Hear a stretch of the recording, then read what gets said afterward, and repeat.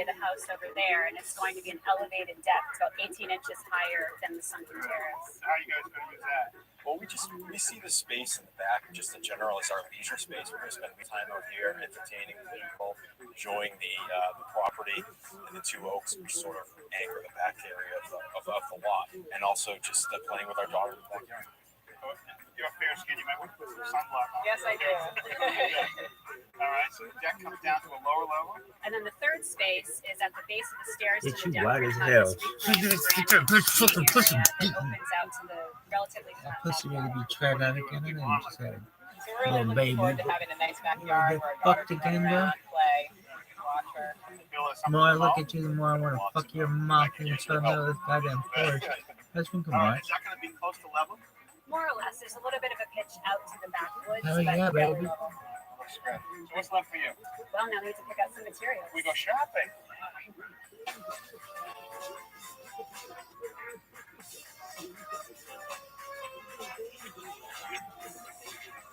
Oh, that's a West Side gangster.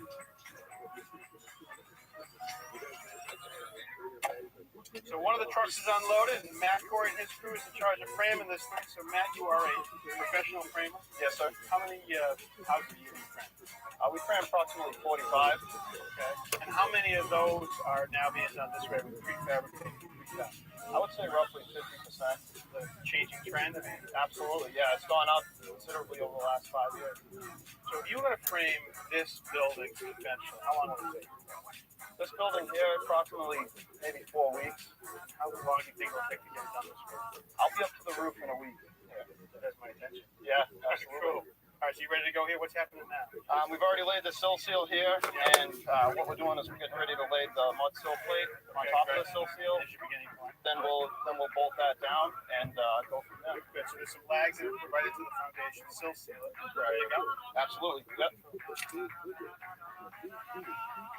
So we'll locate that right over the holes. Make sure it's on its line here. All right, so you snap lines. Good. Yep. We'll keep it on the line. All right, what do you got there? We've got a ramset powder actuated nailer. It works off of loads fed through the feed tray. Give that a shot. There Yep. you go. Keep it on the line. Good. You got another? Yep. Keep it right on the line. All right. But that's just holding it temporarily. This is how you're ultimately going to hold it down, right? Yes, we'll come by and we'll put the nuts on top, cinch it down, and that'll be Good. final application. All right. You got a few, another 80 feet at least. Absolutely. Yep. There you go. Yo, The sill seal is usually a thin, closed-cell foam material that acts as insulation and a water barrier between the cement foundation and the frame. It goes down first. 11 3/4 piece of wood called the mud sill plate is bolted on top. The rest of the house is attached to the frame.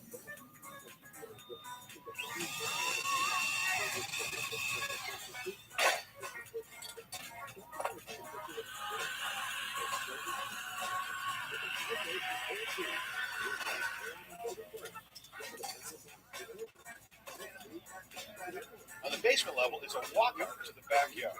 This gets framed up to the first floor level.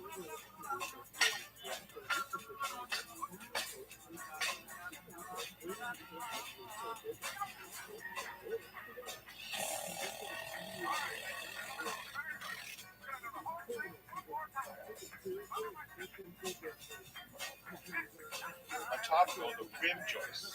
These are placed on edge. A floor joist is nailed into the rim joist every 16 inches.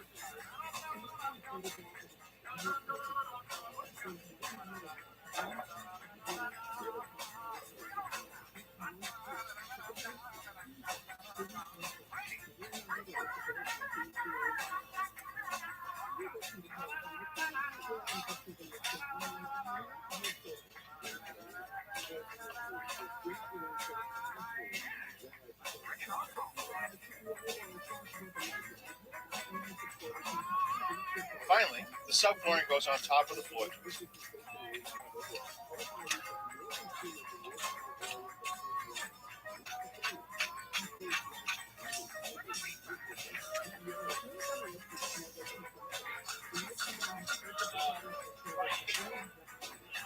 Most of the lumber is already cut to size in the factory. Each piece is numbered and labeled. Eric uses a master set of plans to figure out which piece of lumber goes where.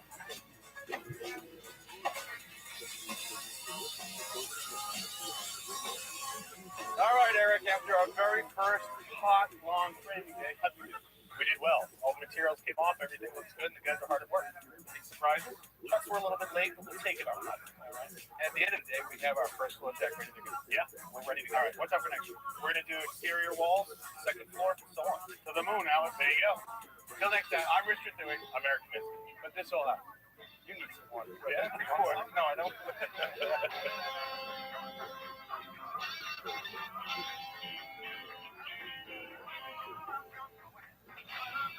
Next time on This Old House, the panels are going up, and they're going up fast on our North Shore reproduction farmhouse. And as you can see, all the panels come plywooded with solid headers. You know, the other thing I noticed is there's no electricity, no saws around here, so you can work in the rain. You don't have to worry about this. Yeah, we're going to get to the second floor and get to the foot before you know it. That's going to be great. And our homeowner picks a color palette for the living room. That's next time on This Old House.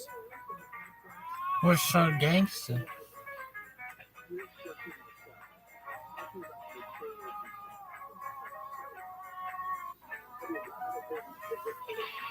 Today on This Old House, the panels are going up, and they're going up fast on our North Shore reproduction farmhouse. Yeah, we're going to get to the second floor and get to the foot before you know it. This will be great. Our homeowner picks a color palette for the living room. Looks pretty bad right here. Are you kidding me? Is this place really worth saving? We can do better than this.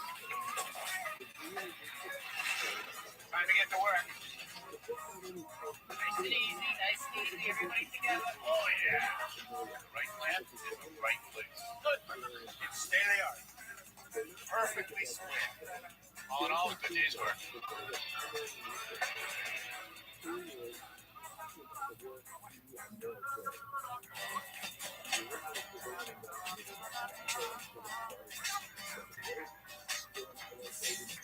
First wall units from the factory going up on the panelized farmhouse up here on the North Shore of Boston.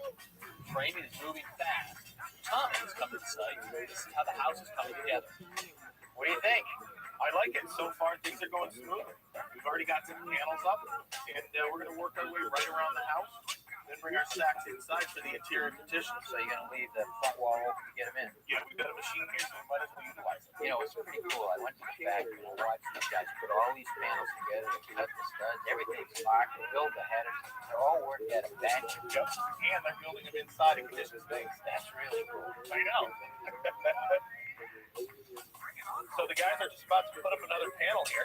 Yeah. Watch them stand it up. It's no different than we do in the field after we build a wall down in the ground. Yeah, after you build it down. After we build it down in the ground, but you'll see that these panels, we're butting studs together right here at the end. Oh yeah, so you have a belt with studs, so you can put each panel Yeah, together. so the guys are going to butt those tight, get a nail down here, follow their chalk line. Yeah, yeah. We really need to make sure that those studs are correct. What we don't want to have is a gap and have that wall grow. Yeah, you don't want to have it over. Nope. And as you can see, all the panels come plywooded with solid headers. You know, the other thing I noticed is there's no electricity, no saws around here, so you can work in the rain. You don't have to worry about getting zapped. No, you can work through some good inclement weather. You can see they're pretty smart there at the factory to do what we do. They actually have that piece of plywood hang out past the outside Yeah, corner. that way we can tie the outside corners in together. Exactly. Makes a good, strong connection out there. Certainly does. So now we're going to see them put this, they're going to slide this wall down, Yeah. and you're going to see them tie that right in to the outside corner. Well, you know, the panels are a nice size, too. You guys can handle them pretty good. Yeah, two guys can handle these panels pretty well. Some of the bigger ones you need three, but it's not like doing a 40-foot wall where we need 4 guys and wall jacks to put it up. Exactly. Yeah, this is cool. So once this goes in, we're going to tie that corner in. We'll straighten this wall before we put the top plate in and anchor everything in. It's definitely a time saver. Yes, it certainly is. It certainly I like is. this. I know.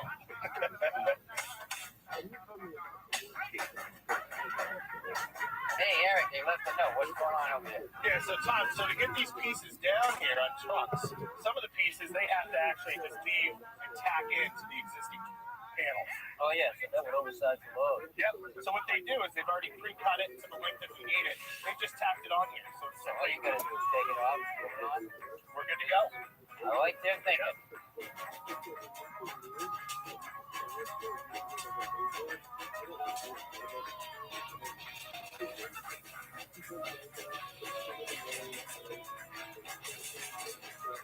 Wow, the first floor is really coming together Yeah, quick. the growth tails up pretty quick here.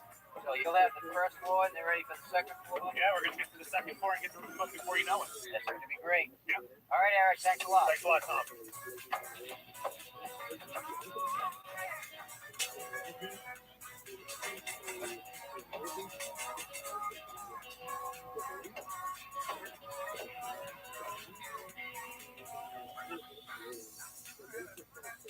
The framing going up back at the job site, the layout of this house is literally popping up right in front of us. And that means that the interior design plans are underway. So I've come here to meet April and our new interior designer. Hey, April. Hey, Kevin. Well, how are you? Yes, I'm here. This is Christina Preston, our interior designer. Christina, nice to meet Nice you. to meet you too. Thank you. So, designer, homeowner, same place. Yep. Let's get to work. What rooms you start? We're doing the living room and dining room today. Okay, so 2 adjacent rooms, 2 big rooms, key rooms in the house. Yep. You guys can start. The rug. We always start with the rug. Why? Always start with the rug. The rug is the hardest thing to find, and it's always the least options. So the rug is the first thing you pick, then you pick your color, and your fabrics from there. There are a lot of paint colors out there, so I guess those are easy. All right, I see lots of rugs on this table. So we started with a bunch of rug samples that we got in the mail earlier on. What do you think? So these were a little too bright for our taste. We were looking for something a little more neutral, a little more subdued. So this was the winner for us. So designers always go bold. Are you bold? Are you conservative? You go right down the middle? Bill and I are fairly conservative. Okay, so no bold, more conservative. More conservative and more in line with the color palette that they started with. So we're keeping it a neutral on the first floor, fairly analogous. So what do you love about this rug as a designer? As a board? I think this is a huge building block. Like there's a lot of variation of tones in here, but it's not too bold. We can bring other colors in later and forms that can be changed. And I love that it directly relates to the kitchen cabinet color they already chose. So there'll be some continuity. Okay, so this is the living room right here. Obviously, that's the carpet. I see a couple pieces of furniture. Is that what we're off to next? Yeah, we already picked out our sectional. So we're putting a core sectional in the corner. That's going to take care of most of our seating of the space, but not fill up too much space. So it's fairly shallow, so it's not going to take over the room. We'll just keep it sectional. It's a big piece of furniture. That works Very comfortable too. Is it? Yeah. Oh, you've tried it out? I have, yeah. Nice. Christina actually happens to have it in her own house. So it's test driven. Nice. Yeah. Are you trying to pick fabrics for it as well? Yeah, just today we narrowed it down to 3. So these are our 3 that we're looking at, and some of it's price point driven. And I'm just going to bring them to Bill tonight and see what his thoughts are. So the sectional obviously goes right here. Piece of furniture. What's this? So we have actually a leather chair that is this exact color. It's a leather chair that we have right now at our house. Oh, So we're gonna bring it. use it. Yep. That is terrific. And so this is close enough color to help. And what do you think about leather? It really warm up the palette. 'Cause it's beautiful that it's blue. It's all these colors work together. They're already decided on some black window sashes, so there's a lot of dimension. Oh, black window sash is very nice. I wasn't even thinking of that. So we've got Crazy rug, fucking we've got people. wall color, we've got These people just, I love their design. I love their eye. I want to put So the another next room, we have our which dining is room oven. right next to it. There is. So Which two I rooms are love this adjacent. stuff. I It's put a little a bit button separate, and but stuff. for the most part, the eye travels right It through. is? Yep, exactly. Straight from the kitchen. Yeah. Do we keep it all the same? Is it the same wood in the second room? You know, we were just talking about that today about the idea of trying to kind of break the palette a little bit, maybe bring in a darker wall in there, maybe ground the room with a different rug. So we actually got some rug samples into the dining room as well. Just start with the rug. Yeah, start with that rug. Yeah. So these guys just came in. What was it? Well, the sample on top, I had actually seen a picture of it and I loved it, but the sample in person is much different. Yeah, we don't like it so much in person. The image didn't think it. Yeah. What about the guy below it? Is that the backup? It becomes the front runner? Yep, so that's the one we're leaning towards. And as a result, we would probably do more of a gray wall instead of a blue wall. So we have some contrast there. So different carpet, different color on the wall. So we're 2 distinct spaces. Yeah, but I think it'll have a nice balance because we're using the same color palette. We're looking at a mid-tone gray. I think So that's think gonna it'll look like perfectly dog balance vomit, the to be living room. honest with you. You're not gonna have But not just normal vomit. Dog vomit that the dog just then So we're vomits having and an doesn't wood eat that it we're up. still working on, but Yeah, we yeah. were really trying to bring something kind of artful and interesting So we were talking about the idea of using some sort of reclaimed wood in the dining room, maybe doing a focal point like a full barn door. When I first met them, they brought up the idea of barn doors. So, maybe we could have a massive barn door anchoring that wall. And you're cool with that? Yeah, we like the idea of having one of those sliding barn doors, and you can close it to cover the door. Just leave it open. Okay, I can see that. Now, do our guys up at the shop in Vermont make this, or do we have to find a craftsman to do one off? We have to buy some. We usually do, don't we? All right, well, it looks like we've got some really good choices. Some pallets all figured out here. 2 room. You guys make a decision. Yeah. The building is going up fast. So you keep at it. Get back to work. We'll see you nice to meet you. Camera, always a pleasure. Take care.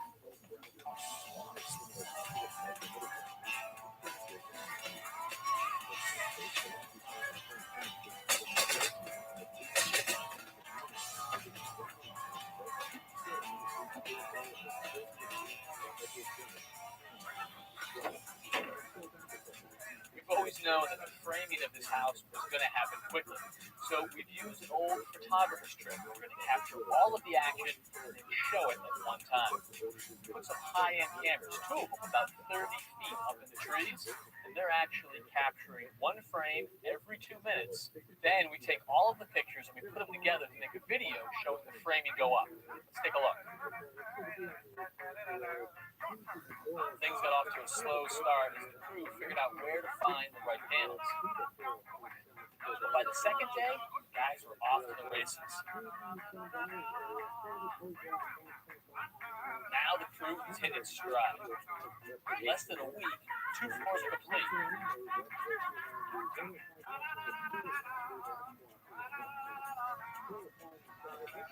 Hey, how you doing? Good, how are you? All right, well, you're really moving along, huh? Yeah, we are. We're just about to get the roof up. So I get a sense of sort of the house and its massing now that it's sort of framed and sheeted. What about the floor plan? Can you before? Yeah, I can certainly give you Center staircase, obviously. What do we got going in We here? got a study going over on this hand side. Nice. Down through this back way, we're going to have powder room, butler's pantry, and then onto the kitchen. Size room here. How's this one laid out? So we've got cabinets all around with the center island. We've got the sink facing the backyard. Okay. Then you give them a deck or a patio? What are you thinking? Yeah, so we've got a deck down to a patio, access through this doorway here. Wow, this is a big room. Yeah, this is the living room and dining room. As you can see, we've got lots of glass facing out to the backyard. We've got windows, French door that goes out to the back that spans this entire room. Another window, and a 2-sided fireplace is going to be over here. That's great. And beyond this room, towards the garage, Beyond this room, we've got the mudroom, powder room, and then onto the garage. anything a family needs. Yes. All right, let's second floor. Let's go take a look.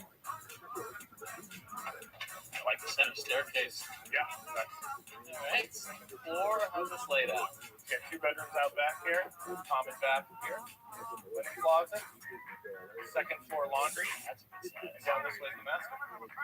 We got the master suite. We've got a walk-in closet here on the left, and the master bath is here on the right. And then obviously master bedroom, which is a nice decent size. Yeah, we've got a lot of windows. There's not going to be this much light when the roof goes on. No, I guess not. But you'll always have these views. Yep.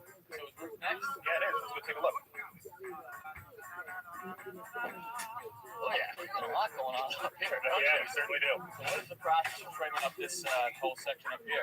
So we have these gables come up in 3 separate sections. Right. So once we got them up here on the deck, we stood them up individually. Put them together. And so if you were doing it conventionally, if you were building this stick built on site, how's that thing? Well, we build this whole gable as one single unit. We lay it down, we build it on the deck, trim it out, and then we stand it up. Okay, so this one went up pretty fast. So that end go up, and both ends end go up. And then from this second gable, where'd you move to? Your guys are installing the rafters right now. Yeah.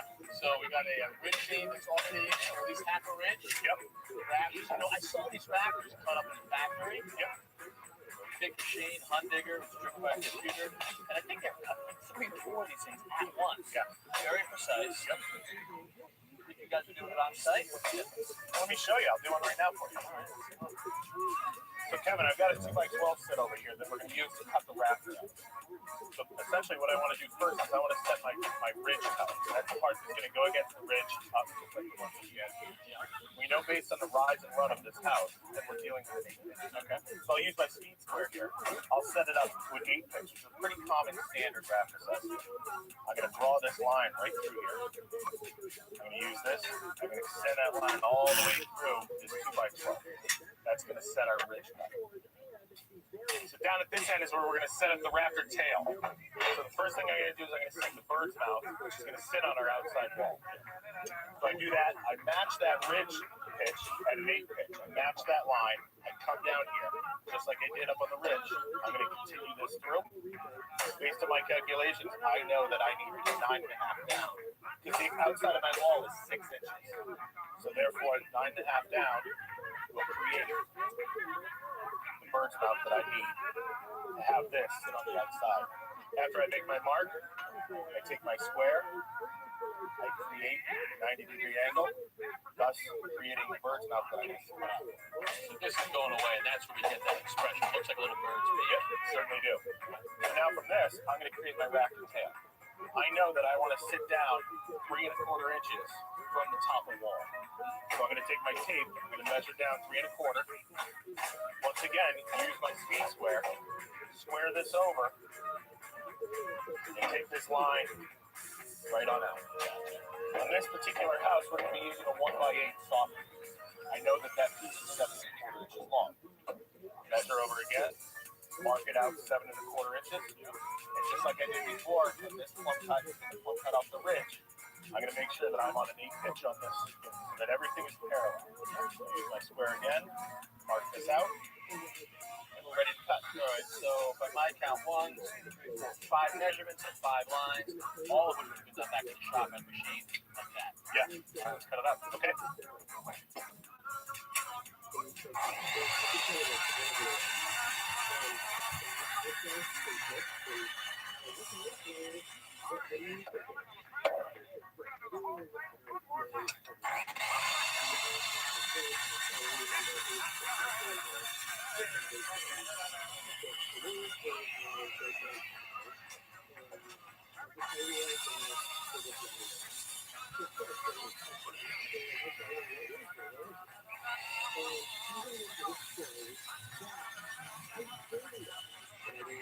Oh, they're pretty good. About, I don't know, maybe minute 30 or so. Of course, you got 3 more to do to beat the 100. Not bad. But a lot faster by the machine. Well, let's go set these. All right. Bring it out to me. Going up. We get this bird's mouth tight to the outside here. I'm going to put a nail in mine. Okay. You look good to go.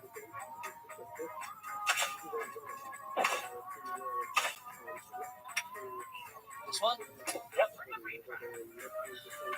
This one on the single here? Yep, going on that single right in there. Set my nail in here. You look good there. Two. All right, we're going to get a couple more rafters out, get this ridge completed, and then go on the sheathing. That's good.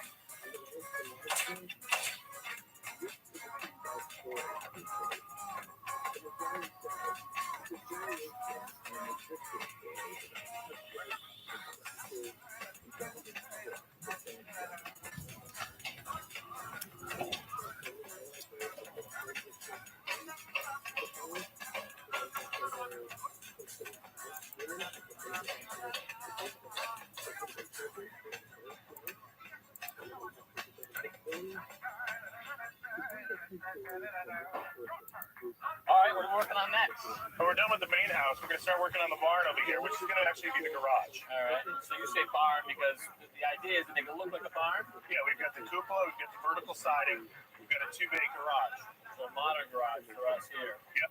Anything up top? Yeah, there's an extra 4th bedroom or bonus room up top. Okay, so what? You want a clear span down here and you want finished space up top? Yeah, so the guys are going to set these transoms now.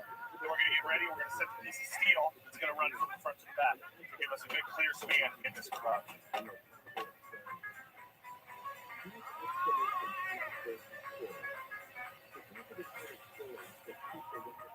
Good. That steel I-beam we were talking about. It's 22 feet long by 14 inches in depth.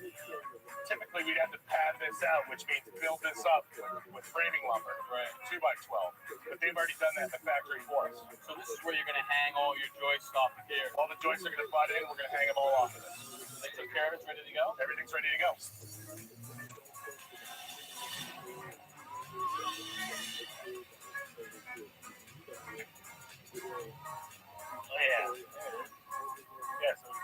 beam in its temporary support. I'm going to be putting these outside walls in the second floor joists, and then go on up with the roof above this. Moving along. Here we are. Big wide open span thanks to that beam. Plenty of clearance. The main house is ready for trim, so that's what we're going to get going on next. Trim already? Yep. While this crew spent the past week framing our house, an entirely different crew was up in Vermont getting ready for the next phase of the project, exterior trim. Corner boards, soffits, fascia, gable, and return crown, all of them milled, cut to length, and delivered at one time. And that trim is arriving today.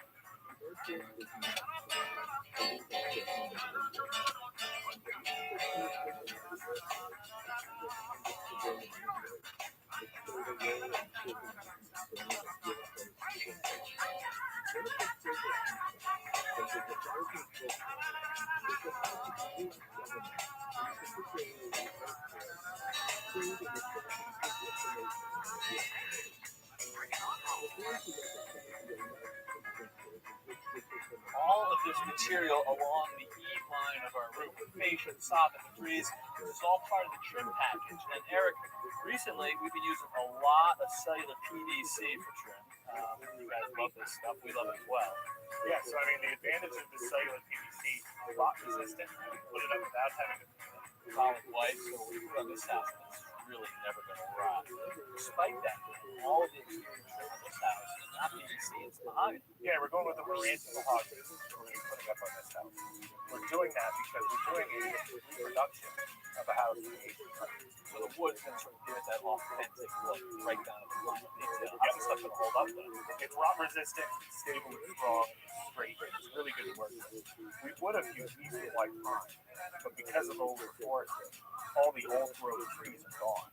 So the new growth eastern white pine isn't quite as stable as it used to be. Therefore, we're going to go with mahogany product. So pre-primed, all painted up, this is going to last a good long time too. It's going to last as long as this house is here. All right, so what are we working on? Putting up first? We're going to put the soffit up and the fascia, but we're going to start with the soffit. All right.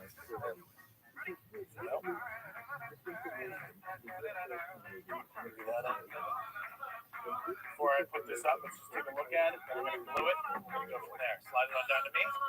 Looks good. Looks good. Let's glue it up.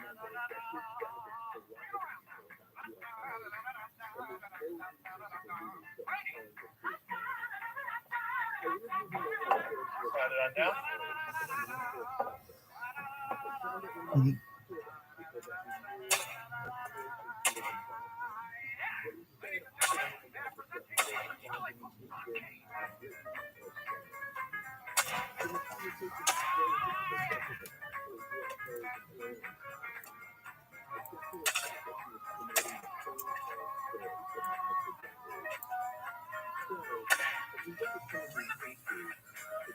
I really like the way they cut this fascia. See, they created a nail. It's like you actually have an interior stair up. You know what I mean? That's good. We're good? Yep.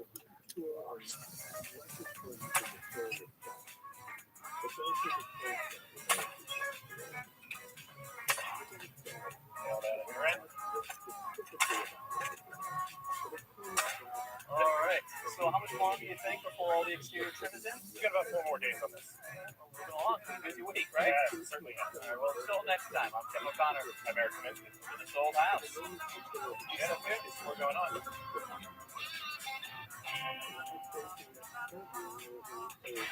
Next time on This Old House, we get a roofing lesson that takes us back all the way to the Middle Ages. Well, not just over the last 100 years. There's examples in Europe that's 600-700 years old, maybe older. And our homeowners find reproduction lighting for their reproduction home. To say it's really impressive to see how much work and craftsmanship. And we'll search for doors at a giant box store for antique house parts. That's next time on This Old House.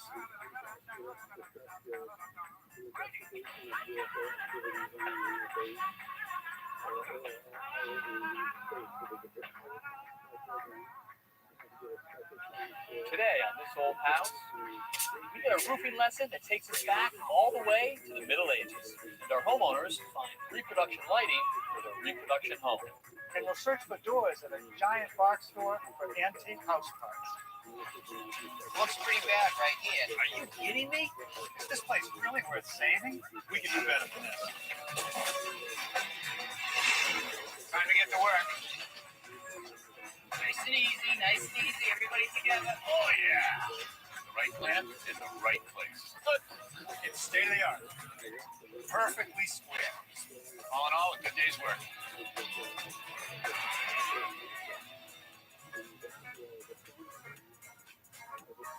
Hi there, Kevin O'Connor, and welcome back to this old house.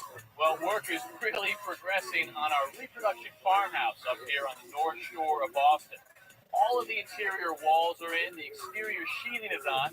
We even got our cupola up on the garage installed. The garage made it look like a barn, and the roof sheathing is down. So that means that Eric and his crew are ready to start laying down the shingles. Put that in for me, Eric. Thank you. All right, so we are actually shingling the roof, and this is something that we don't put down at all, but a bit of a surprise. Yeah, so it's a Western red cedar shingle. So it's definitely going to last you at least 25, but most red cedar shingles that we put down will go at least 40. Wow, so 25 to 40 years in asphalt by comparison? Probably 10 to 15, depending on where you're living. All right, and in the cost comparison? It's a lot more, but you'll get the beauty that you won't get on a typical asphalt roof. All right, so we've got to treat this differently than we treat the asphalt when we put it down. What is the actual recipe? What are your layers? So we've got a self-adhering membrane that's attached 3 feet up on both the bottom and the sides of the roof. Okay, so that's going to actually prevent any leaks, any ice dams. We're going to really get a good seal there. Yep, and then we've got this attached membrane that's going to keep the water off. Okay, and then on top of that, we got a mesh. Yeah, so we've got this mesh vapor barrier. We need air both below and above the shingle. Right, I mean, we know what's going to happen to these if these shingles get wet, saturated, and stay saturated, right? It's going to accelerate the rot. We're going to get cupping, so we really want them to dry out. Yeah, you need them to dry out. It's a natural product. Yeah. So that gets you the air underneath it to dry from all different sides. Yeah, so when we attach this down here, we're going to be attaching coiled stainless nails. If you're doing cedar, you definitely want to use stainless nails. The oils that are in the cedar, just use a regular nail or anything like that, it's going to rot that nail out. Yep. So you definitely want to make sure you're using the right product to attach. Okay, so see the drip edge, which means that you get the starter course ready to go in? Yeah, we got the starter course, then we're going to run another course right on top. The guys have already got this laid out. We want to make sure we maintain our proper 1/4 inch to 3/8 spacing on this. Yep. We definitely want to stagger the seams. You don't need to have a line that's continually up the house where water's going to get in underneath this. It's going to create a water problem. Terrific, let's go. Yep.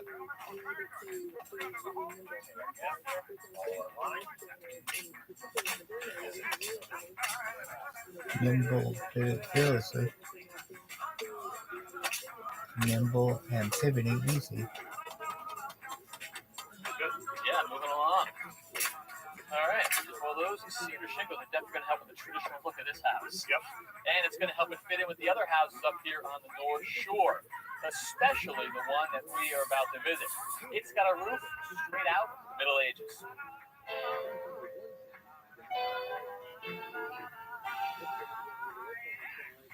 The architect on this project was Matt Cummington, who was also the architect for us on our Belmont project, which just wrapped up recently. Matt, good to see you again. You too, Kevin. So what is the story of this little house?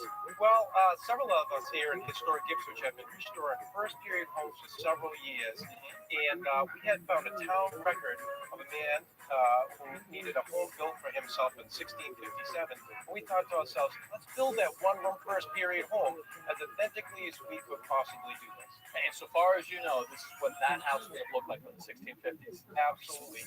Thatched roof with chimney, wattle and daub with clay. Absolutely. And small. It is. It's very small, 12 by 16. Can we have a look inside? Absolutely.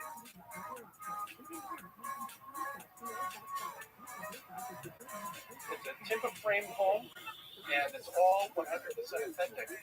They were basically built with two different types of parts. One are hewn timbers. This is a gunstock post, or more properly called is an English tying joint. And then all the main joints of the major timbers are all wood pegged, and just like you would maybe a piece of furniture, fine furniture. Would you guys have done that by hand yourselves? Oh yeah, everything with an English product, just like they would have done in 1657. Wow. This is made from an up and down water saw. There's a few left in the country, including the sheathing boards. and the floorboards as well, and you can see the cuts on them. I mean, they're huge. They're going to be, these are 18, some of these like 20 inches These are wide. cut from trees that are a couple 100 feet high. Absolutely, yeah. Very authentic. Yep. And over here, we've got ourselves a wooden chimney. The people of less wealth might have had a wooden chimney rather than a brick chimney. Well, I wouldn't think a wooden chimney would last that long before it burned down. Well, it takes some practice to not do that, but this is covered with clay, and clay would bake on with the fire just like you would have a clay pot. Yep, and it's waterlogged down below to hold the clay in. So you just pack this in sort of by hand on top of It's an enormous amount of work, and it's all done by hand. And it's wide open, so I guess in a rainstorm, you're gonna get some rain down through this chimney. Yeah, it would take maintenance every single year to keep up with it. Yep. The last thing I'd like to show you in the house is the root cellar. Okay, what do we get down here? Well, in the cellar, they would use that to keep their vegetables and dairy. It's cool in the summer and it's warm in the winter. So you guys built the house by hand, you dig this by hand? 100%, everything's authentic. And the roof, which I really want to see, you did that by hand too? Absolutely. Let's check that out. So Kevin, this is Matt Diana. He's the man who made the new post for our Belmont project. Good to see you, Ken Matt, too. So you're thatching for us this project, huh? That's right, that's right. So answer this for me. Why thatch? Why thatch? Well, this part of the state, you know, the settlers came from England, and that was their primary root farming in England. Another reason is we're about a mile from the ocean, and Pragmite is abundant. So it's kind of primary source for getting material. So makes sense, right? Yeah, gotta use it. Exactly. It seems kind of a complicated process. Walk me through sort of where you start. I'm seeing a little bit of a roof frame there. That's right. That's right. So what we have here, here's your traditional rafters, and your lath work. And what you'll do is lay out this first layer of thin thatch, but that's going to act as a barrier for this filler material. And what this filler material is either hay, grass clippings, whatever they have. Usually it's a little more dry than this. But what it does is it gives her a little bit of depth. And what we're going to do is cinch all the thatch down, and it creates a little bit of a spring effect to help hold everything in place. Okay. And then after that, you put your finished thatch. So let's see this bundle go on. I'd love to see this process in terms of, got a real bundle tied up. Yep, it's tightened up, straightened out. So when you're ready to put it on, kind of lay it in place where you want to go. Yeah. Take these items. Call them crook. Just cover right in there, and the depth of the thatch will hold it in place. Nice. What you do, you lay out a certain amount, and what we're going to do is take a maple stick that's been split in half. So where am I going with this? Right across here. Yeah. Right about call it the exposure line. Okay. Take your crook, hook it around, just jam it right down in there. Oh, so that's just kind of pin it in place? Exactly. All right, well, we still got these big gaps here between each one of these bundles. That's right. So what the stick is going to do is create some friction on these bundles. Yeah. And at this point, we take a knife and we break open these bundles. Maybe about 2 at a time. Yeah. You don't want to do too many or you're going to lose everything. And so you can hold those down, take your stick, really cinch that down. And once you get it all spread out nice and even, we're going to take a needle and some thread. You gotta be kidding me. We're gonna stitch this roof together. You're gonna stitch it onto the roof. So where am I stitching to? I'm going through the layers of thatch, right back down to the left. Then go back out the other side, stitch it down. And what you can see, we've done it right here. It creates a good tight stitch point. All right, so explain the benefits of a thatch roof. How long is this gonna last? Well, the thatch itself will last hundreds of years. There's examples in Europe, 600-700 years old. Wow. And the weak point in the system is the twine in the fasteners. Twine will deteriorate. Historically, they might dip them in tar, pine tar. Nowadays, if you want to do this, I'm sure you can use wire. It lasts a lot longer. As long as you have keep on that, pretty good roof.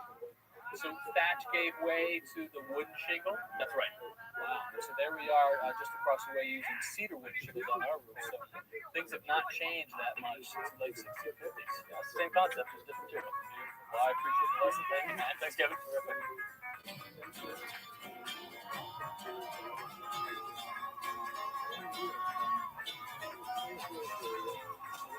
Almost everything about our new house looks old. My next stop is a lighting shop in Vermont to take old designs and make them new. Hey, Michael, Bill, hi. See you guys. Good to see you. We found each other, right? Yes. This is quite a show you have. shortage of lights. So what's your story? My story. My dad began this shop years ago in New York. He bought an old house. He couldn't find lighting he liked. He decided to do his own reproductions. People enjoyed them. He got into a business starting from his basement. He was in Manhattan for years and then moved up to Vermont in 1979. This had been an old toothpick factory. It burned. We bought the burned out shell. We actually used to ice skate in this room, the water room we're in. And then we, over time, renovated and converted much of the building into a variety of wood shops, wiring shop, paint shop, sheet metal studio, and shop, and so forth. Terrific. And so you've got the whole thing here, including the whole selection. What is the inspiration? All these old historic lights. 90% of these lights have been bought to us by clients who have found an original, wanted it converted to wiring. We encourage them, as we always do. Don't mar this old original. Let's make a copy of it for you, intended for electricity.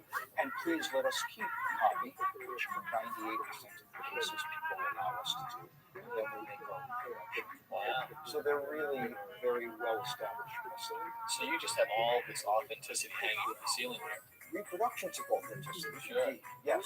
I mean, and that's exactly what you're looking for, Bill, right? That sort of truthful reproduction, right? That's exactly what we have is an authentic reproduction colonial farmhouse. And what better way to adorn it with lighting than with authentic reproduction colonial fixtures, which is exactly what Michael did.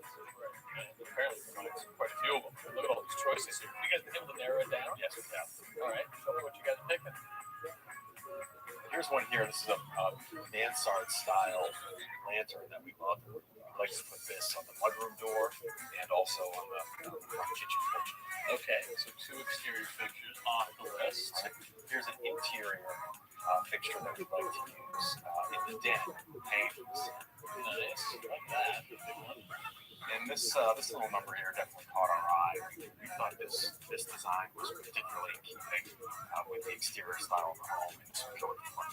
So, is it in fact a Federalist? Absolutely, it's completely in keeping. It's uncanny in that way. It originally was built in the late 18th century in Rhode Island, just down the coast from where Bill's house will be. It's built in a coated copper, so there's never any corrosion. It will withstand any kind of weather. It will be glazed with a reproduction glass and hang by the front door. We're actually building a couple in the back. Oh, absolutely, I'd love to. I'll show you.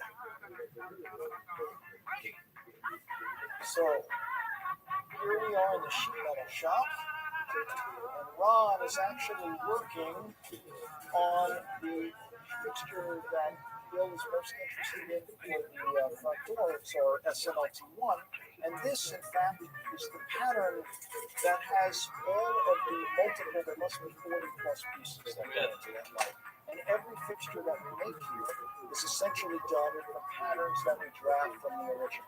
So in this case, what's the material here? That is the coated copper. That is it there. Yep, and he has cut the pattern out for the roof. He's filing it now.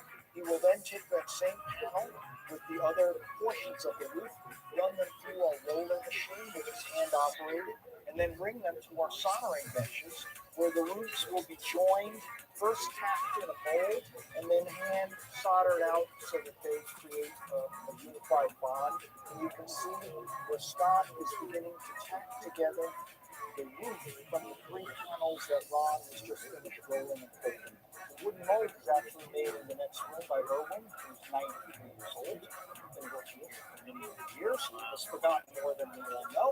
So every fixture that we make, we're generally building on a form or some kind of a frame that will allow us to repeat the measurements and dimensionally essentially wind up accurate on each fixture. They'll then invert it and solder out the interior seam. He's taking the flux now. Without flux, the solder won't adhere to the material. That cleans and preps it. Much of what we use these days is non-toxic. It specifically shows it as such. So he picks up a small piece of the solder there, and you can see how he is tacking it down to the material to create a very strong seam where those 2 panels abut. And he will essentially, with the solder, unify them, make the roof completely watertight, and then it will go to the body of the lantern. once that operation is completed. But everything that we make, we're building on molds like this, particularly if there's curves or radiuses involved, because it gives us a consistent and repeatable measurement. Awesome. So, Scott has finished soldering roof panels together. Ron will complete joining the top, put the roof on it. Then from here, it will go to the plating department, be submerged and darkened, wired into the packing room, mounted. Piece right here, but what do you think of that? To say it's really impressive to see how much work and craftsmanship goes into each fixture. And looking at it now, it really shines through in the final product. Yeah, it's really beautiful work, Michael. Thank you for showing us around. It's my pleasure.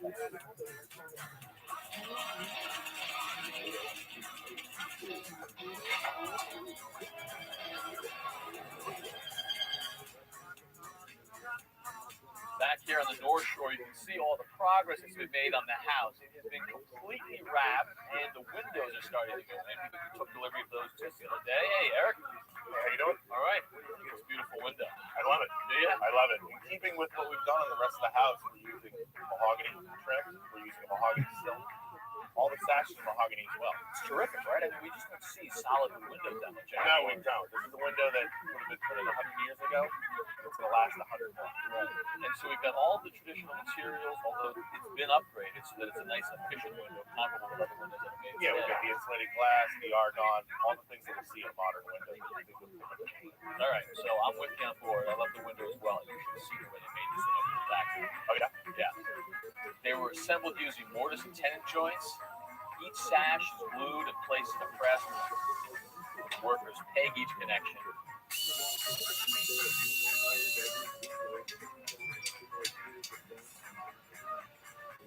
Then the high-tech machines take over. A computer-controlled router takes the in-house specs for each sash, then squares it, cuts grooves for the weather stripping, cuts a mortise for the spring balance. Finally, profiles the check rail. It took about 9 minutes for this machine. In the old days, one worker would spend about 2 hours. Next, the sash gets sanded, painted, assembled, and shipped to our job site. This is actually one of the bigger windows going in, huh? Yeah, it is. We're down here at the end of the house where the kitchen's going to be going in. We've got a porch out here with an overhang. Nice. Okay, so this will let a lot of light into this space. Yeah, definitely will.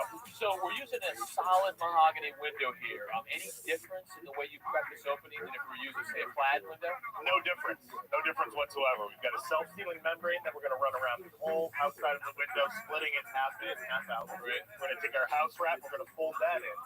And then another thing I like to do is I like to put felt paper on here.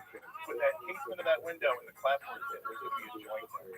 No matter how tight we get it, I want to make sure that if water does get in there, that it's going to run down and run out. Sounds good to me. All right, so let's get that stapled off, and I'll help you lift this in. Sounds great.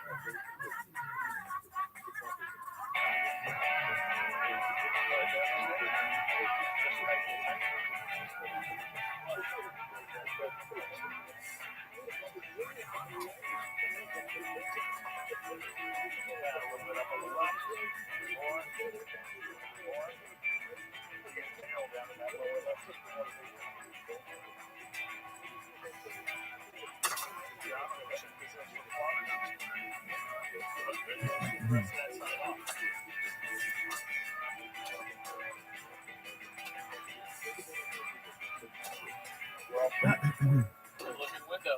It is. And when they come pre-case, it takes no time to install.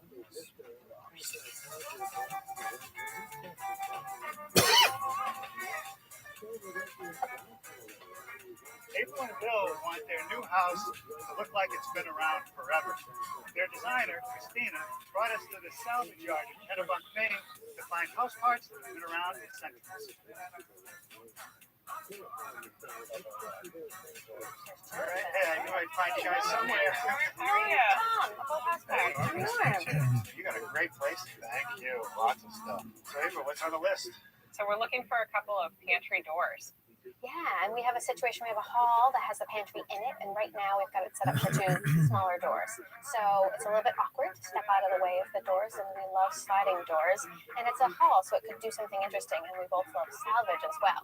And I've been working with Tom for years, so I need some help. Give him a call, and hopefully he came to the rescue. Just so happened last weekend I purchased these doors from Picker, and they're just incredible with the cutouts in each corner and the early cast iron double swing from the general store.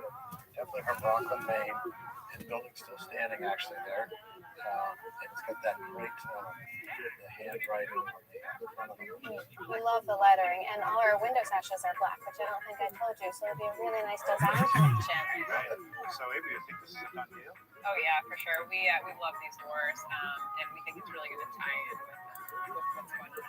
I think it's going to be a good choice. I have a couple of questions, though. Are you going to refurbish it, or are you just going to pretty much let it have its own character? So we really want to keep them in their original state. We want to retain the character. We may just clean them up a little bit, but certainly we don't want to change too much. So. And I really love the idea that you use the screen doors. I would expect that entry to be closed off. Right. But now with the screens, you're going to see through it even when the doors are closed. So it'll be like a little country store. Yeah, exactly. So what's next for today?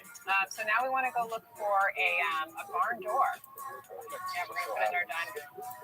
There's several hundred upstairs. And this way. Great. Barn doors open. Oh, the horses. Here where the barn doors are located. Wow, look at all these doors. There's probably a 1940s barn door. It's like a reproduction or something. Right, and that's a Z-brace type of door, which is pretty typical. What do you think of that?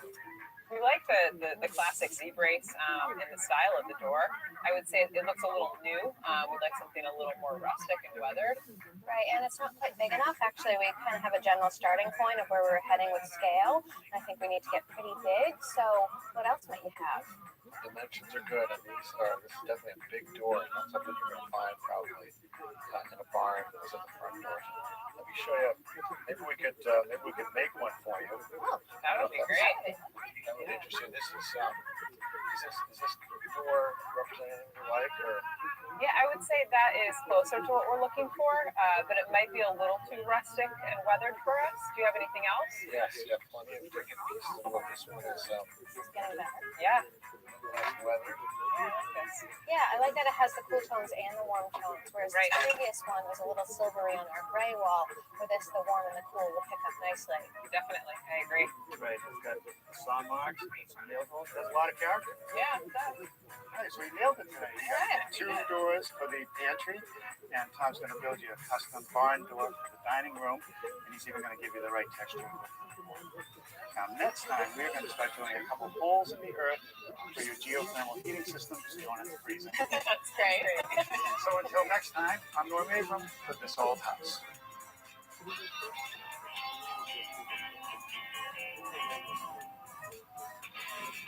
Next time on This Old House. We'll compare our reproduction farmhouse to first period homes built 400 years ago. This board is about 20 inches wide, and it's being used in the attic floor. And we'll use a horse to make a Know staircase. that, Rob. That's right. All right, looks like we got a ways to go here, so why don't we go take a look at some wall paint? All right, sounds good. Dave, thank you very much. That was great. Thank you. That's next time on This Old House.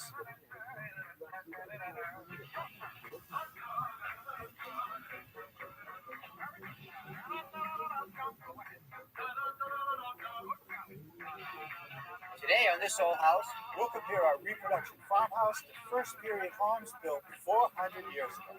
This board is about 20 inches wide, and it's being used in the attic floor. And we'll use a horse to make a staircase. Looks pretty bad right here. Are you kidding me? Is this place really worth saving? We can do better than this. Time to get to work. Nice and easy, nice and easy. Everybody together. Oh, yeah. The right plan in the right place. Look, it's state-of-the-art. Perfectly square. All in all, a good day's work.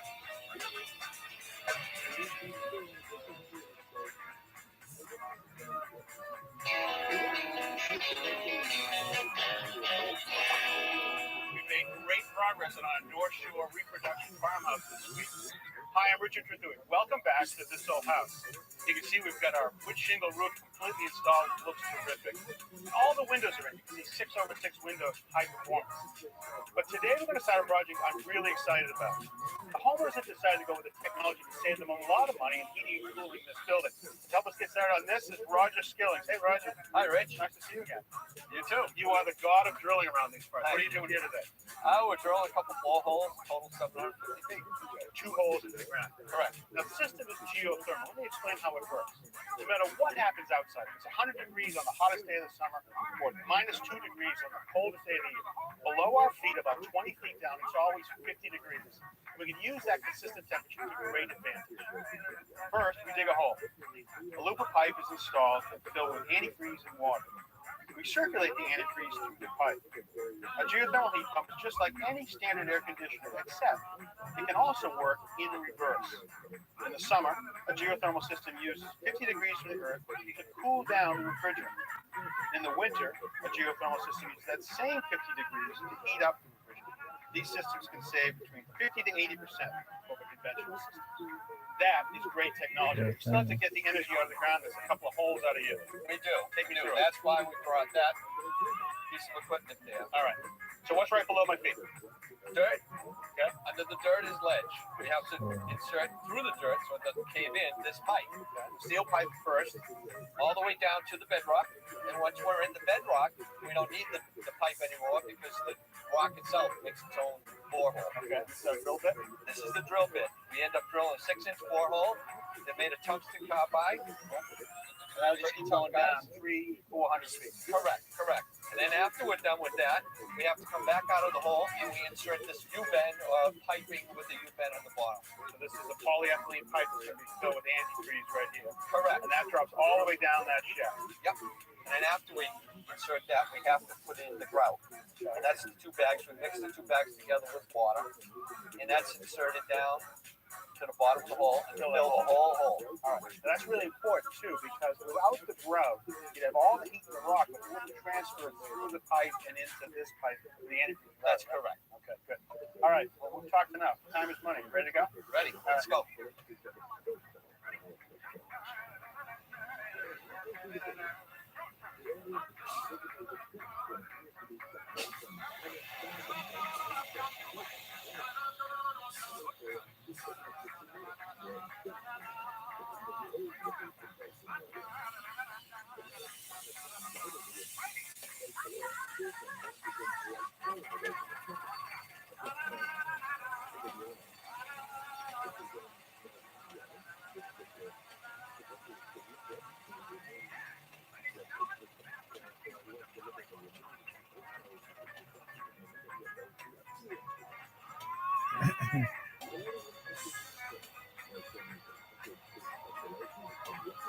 The heart of the drilling machine is that bit attached to the end of a long Right pipe. there.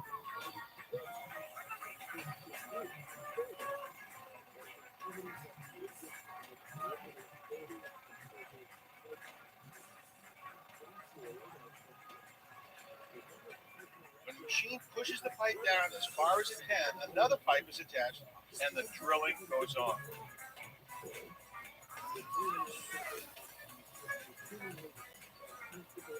This continues until the desired depth is achieved.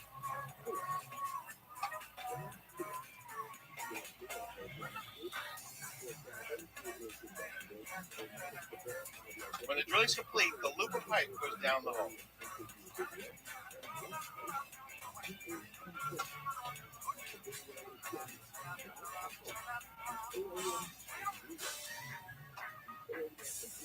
All right, so that's our first one completed. How far do you end up going on this?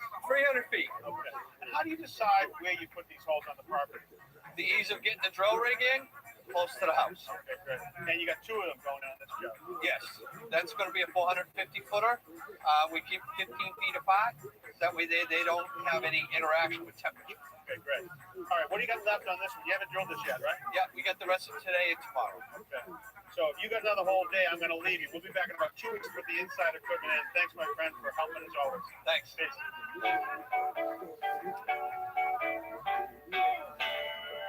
Our project houses reproduction of a 150-year-old farmhouse. But even if it was an original, it would look like the new kid on the block here in nearby Ipswich. This was one of the early English settlements here in New England back in the 1600s. And through some historical luck, many of these homes built by the settlers still remain. Now, Diana has made a career out of fixing them up. Hey, Matt. Hey, North.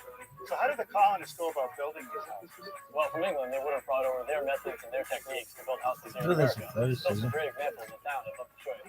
For that. Yep. So, Norm, here we have the John Whipple house, built in 1677. Originally would have been a half house. It means 1 over 1. That's one room over one room with a chimney right next to it. Right. It seems like there's a seam in that chimney. That's right. That's right. Originally, they get the houses up just to have shelter for the winter, and as the years progress, they'd add on to it.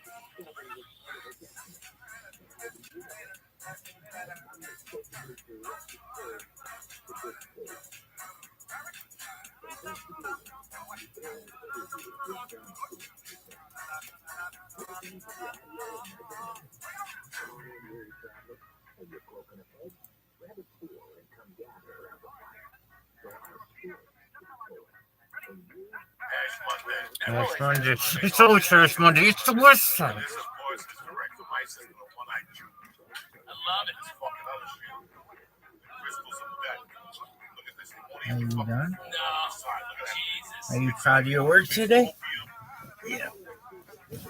Well, can you figure it out? I think. Maybe. Shit. God damn it, son of a bitch. Motherfucker. Son of a slut. God damn it. Little fuck.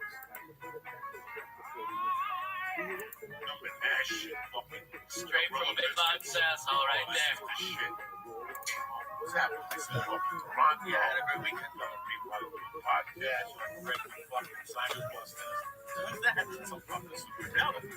I went to the underground the night before after Steve shows, and I met Pop Mama. Before I had a podcast. I've never had my name on anything before. Like I've gone with you to think it's fun. Look at this, Yoshi. I'm sure not follow up before I left. I realized it was happy. And my name was on it. And it couldn't have been more for me to dab. I met the guy David. He works like the biggest pop roller in the neighborhood. He was telling me all about it. The next day we had like 20 people at the podcast seminar. It was great. The cool thing about it was there were people there who didn't know me from the podcast. Like I got like this one guy was there, he was like 80 years old. And the podcast was great. It's kick ass, man. I love Toronto, man. Oh my god, I've never been to Canada. Oh, really? I've always heard everyone was really nice. It was just so much fun. The food was great. And it was Chinese up there. Fuck yeah, man. You came up. They ain't fucking around. I got birds in the fucking windows, man. They were shooting everything. Yeah, that was good because you go one street and it's New York. You turn another street, it's fucking Chicago. You go in one place, it's goddamn Philadelphia. I mean, it's fucking the greatest town to shoot in, and the people are amazing, man. You know, they don't. I think the dollar got weaker against the Canadian dollar. But not anymore. Now it's like 130 of American for every dollar Canadian, so maybe more stuff. I remember being up there at Hollywood. Yeah, Underwood. Yeah. Comedywood. Comedywood. It was 2 weeks before Monday. Yeah. And you lived over the bar, but then the second week you lived in the other club. And you lived in a house with his crazy brother who was a driver of the service. Yeah. And you would wake up and listen to the music. She's waiting for bed. She'll say, next to the smoker. It's crazy. I had to keep the door locked. It was That's US. But I remember being on that block.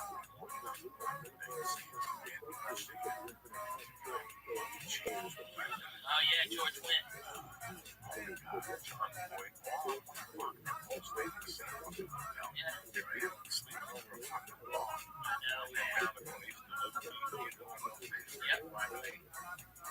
Yeah.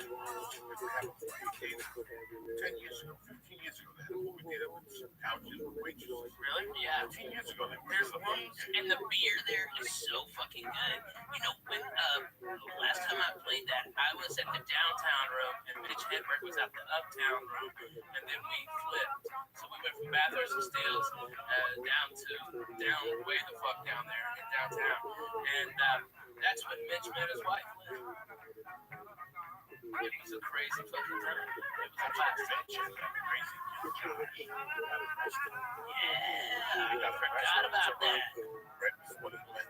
Yeah. That club was okay, but then you got the money. Right. Got the money. It was weird. You know what I think? I think that fucking, I think he got pressure from the Russian mafia. Well, he had a partner. Yeah. They were always there, the Russian Jew. Russian Jew. Jumping guy with glasses. Yeah. But it's funny because it was 2 weeks ago. He said that was the only Yeah, they're dead strip. So, I went to this weed room the night, like the first night I got there, which they have there, which is I think the one thing that LA is kind of missing is that you can go and smoke and hang out. And these 3 girls walked in. They were literally, one was just right there, it was possibly the hottest girl I've ever seen. And right down the street, there was all like grass, rail. Yeah, it's sorry. Yeah, man. You were on Bloor Street. Yeah. You were on Bloor Street. Yeah. You were in. I'm telling you, I used to go up there. This is the great. I used to go to the Improv. At the Improv, it was a nice Irish kid from Manhattan. That was one that you were at. He was working himself in college at night. He had a party. This is how we met at the bar.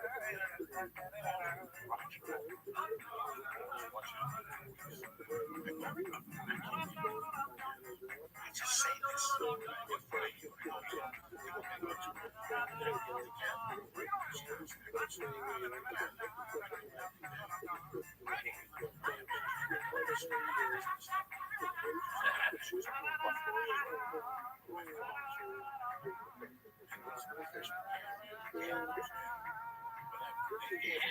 It's right there, right fucking through. So he would drive me to the station, which was better than and I was saying, like, they would fucking look at me, when did you come in here? No, you didn't. Yes, I did. It's too late, fucking now. It's too late, baby. It's too late. Somebody's gonna get fired. You wanna arrest me on the way out? Be my fucking guest. I said I saw you. You fucking fired me. That's it. And they give me my ID. They said, don't come back. They came back 3 more fucking times. Next thing you know, in the same way, once 9/11, they locked that road. Yeah. Yeah, you can't really get over What a that. fun city. And now I'd love to go to Vancouver. I'm telling you, this is how long ago Gavin was still married to his wife, and he lived on Martel. No. Yeah, Martel, because him and Keith lived on Martel. This has to be 2000, so it's 15 fucking years ago.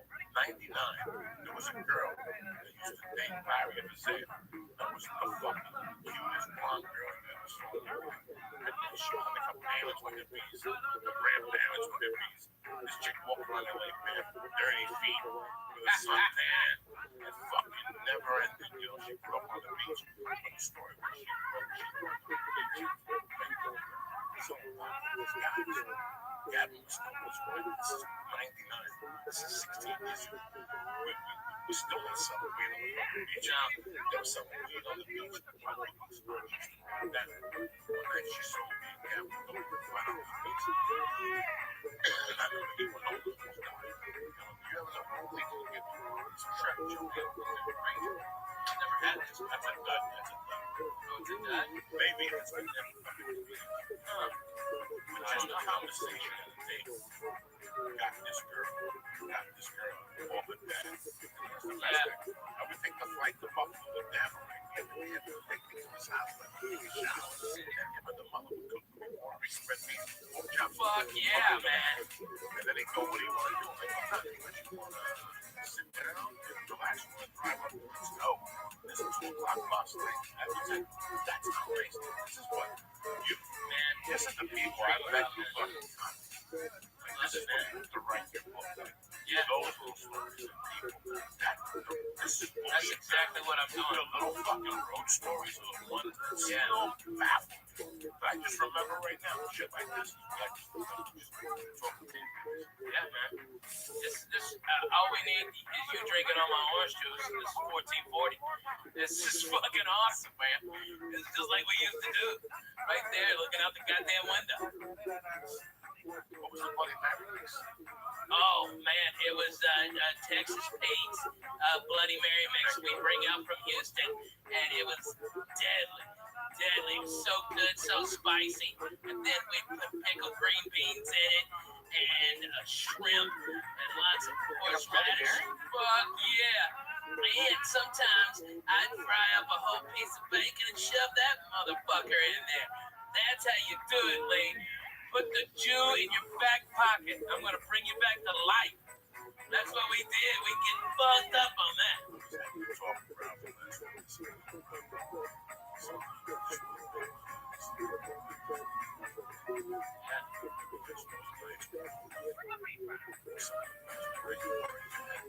Oh my God.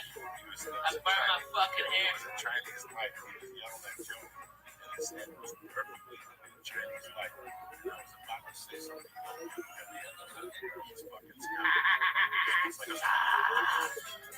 Fucking busted out. I get coked up with Joe. Drinking the vodka, filled it back up with water. I know.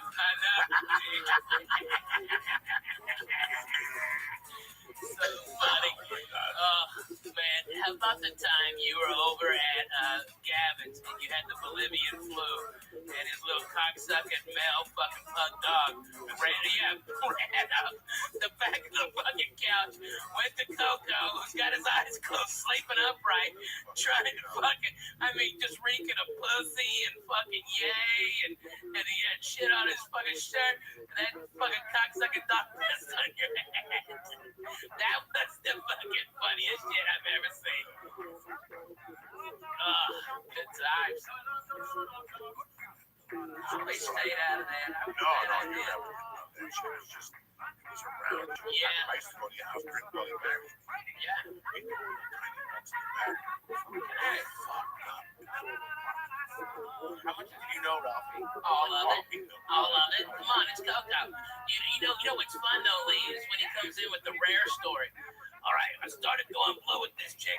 Turns out it wasn't blue, it was heron. We fucked all night. It was crazy. I loved it. It was tremendous. All right, I think that was 2000. Okay, that was a great one. But that's the only time he ever did. Dude, Thanksgiving was fucking epic. That Thanksgiving. Yeah. Oh my God, motherfucker, you did it. He ate an ounce of mushrooms, Lee. An ounce, not a fucking eight. A goddamn ounce. He aged like a pig. He fucking smoked the best reefer. Fuck yeah, big ass jar. Pound jar. Let's do this. And let me tell you what. I've never seen anybody been able to do that many drugs and stand. Coco not only stood, he went down to the fucking OR, got a big old fucking rock and 8-ball, all right, did that shit, and from what I heard, blew the fucking Comedy Store away. I hadn't done the coke yet. I got the coke and took it home. I did the mushrooms and went to the store. It was fucking lit, and nobody showed up. So like, you gotta go up next. I was fucking lit on these mushrooms. I went up there, and just looked straight ahead, and the lights were turning purple. That's all I kept seeing. It was purple. Right? And I heard you got a standing ovation. People were calling me from the store. Yeah, and you stood up. That's way more impressive than 500 people. And if you're a comic and you're hearing this, you understand. Just get a standing ovation from 19 fucking people. Amazing that getting it for 25,000 people. That's easy. Anybody can fucking do that. All right? These people were there on Thanksgiving night. Fucking and blew them away. Fucking tremendous. What a night that was. Maryland was all fucked up. We had a blast. We all ate. It was a great time. You know, we had a friend that called.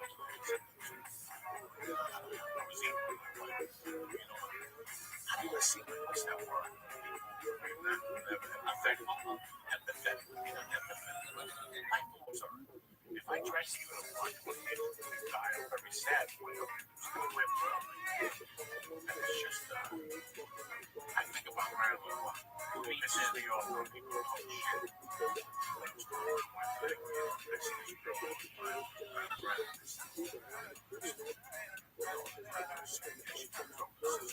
shit. All the time, I man. light a candle for Marilyn on Mondays. She's a page, man. It's weird how for years she used to call me a bitch when they're told us to be fair. It's not fucking bitch. Go out there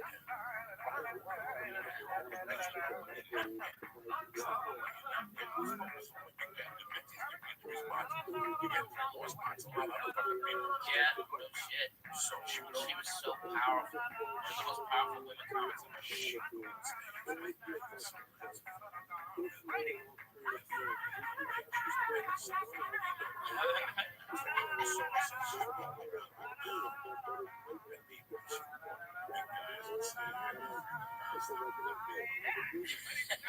Oh shit, you just make you laugh. Wait, what's up with you, Lisa?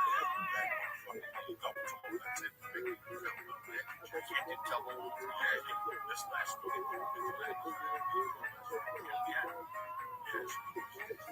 But you've lost a lot of weight since I saw you last. Almost got away. Hey, it's not even the weapon. It's me and the fucking 200, 300 kilograms. Oh, please.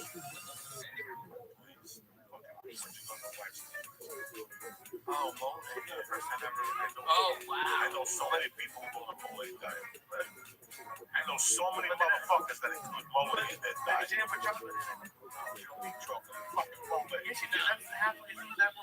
No, that's just one part of Mexico's moment. Right, they don't, her mom and her don't like chocolate. So Good. it's just chicken. What's in the sauce? Fucking amazing. It's a little bit of Jesus. But yeah, but I'm getting used to spice. No, it's not spicy at all. You can be depending on I didn't, but now I do. It's just flavorful.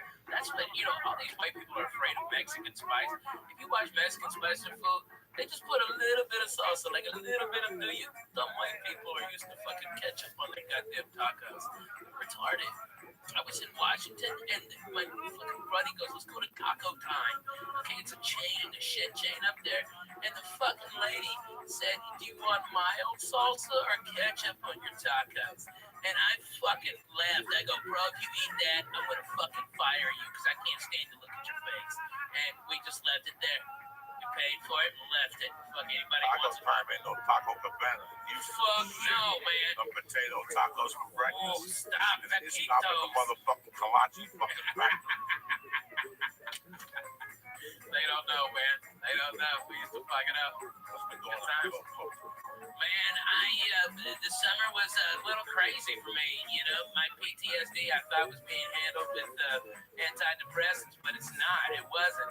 And now it is. And now it's antidepressants and mood stabilizers. And man, I feel fucking like I haven't felt in 5 years, bro. I don't hurt. I am up at 7, doing sidekicks for Jesus. I'm fucking the wife real good. I'm putting her legs up. I'm hugging my babies. I'm playing with my babies more. I'm more focused on it. And it's like, man, you were absolutely right. I didn't like the fucking truth being told to me, but man, it was the goddamn truth, Coco. When you broke it down, hey, pal, you've been slipping a little bit. You were fucking right. You were goddamn right. And I didn't know how bad it was until I fucking went to the goddamn doctor describing all my shit. And he goes, you're under medicated for your PTSD. You were way the fuck under medicated. And now, man, I feel like I haven't felt in years, man. Like the whole world isn't closing in on me. Like LA's not bothering me as much. Traffic doesn't bother me. Fucking nothing bothers me no more, man. I am fucking great with life. It is fantastic to not be pissed off, except for when deadly needed. You know what I mean? It's nice. It's hard. Nice. You're always one of the worst people to get those truth bombs because in the back of your head, you know he's right. Oh, and that's the fucking worst. And he's not right about it. Like, I'm not saying you're right about everything because no one's right about everything. But when we've had a couple of those talks, and during it, you hate him. It's just brutal. I think it's just anybody who you hate, like when Like the most 9 out of 10 men are mad at their dads.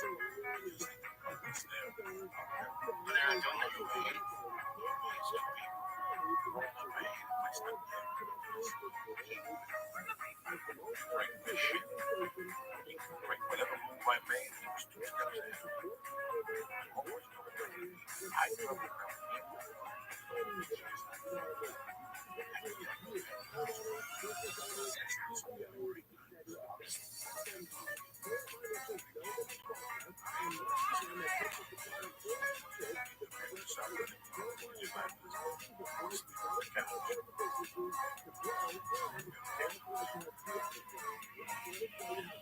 Telling me what to do. Asking me what to do.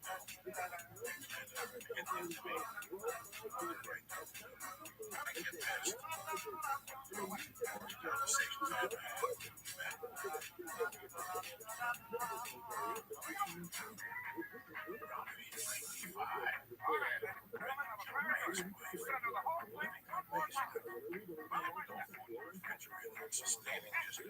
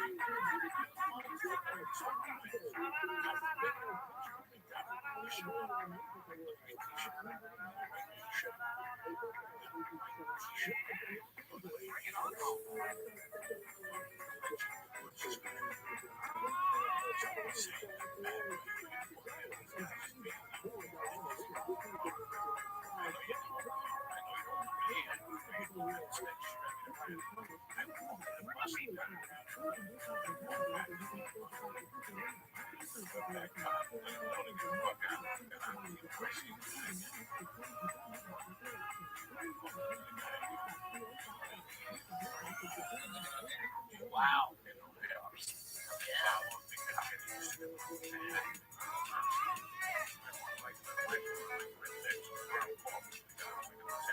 Yeah. White something. Yeah, Dwight Slade. No, White Slade, the guys from Portland. Yeah. White something. And I found Oh. They had just moved to LA to get Man. Those pesos done it more. And I pulled them aside.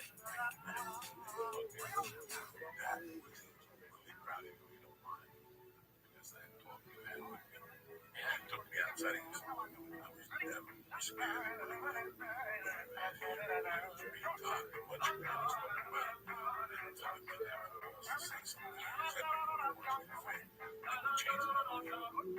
It changed who I am today. I'm in LA because of the fucking words you said. Yeah. As much as I hate them that night, you know, you are, in my eyes, the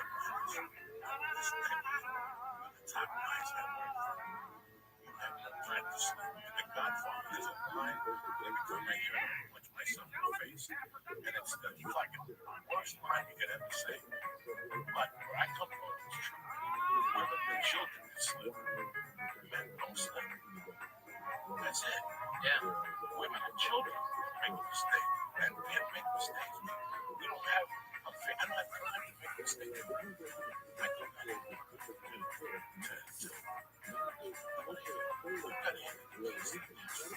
Yeah. Yeah. Without a doubt. I have had a job.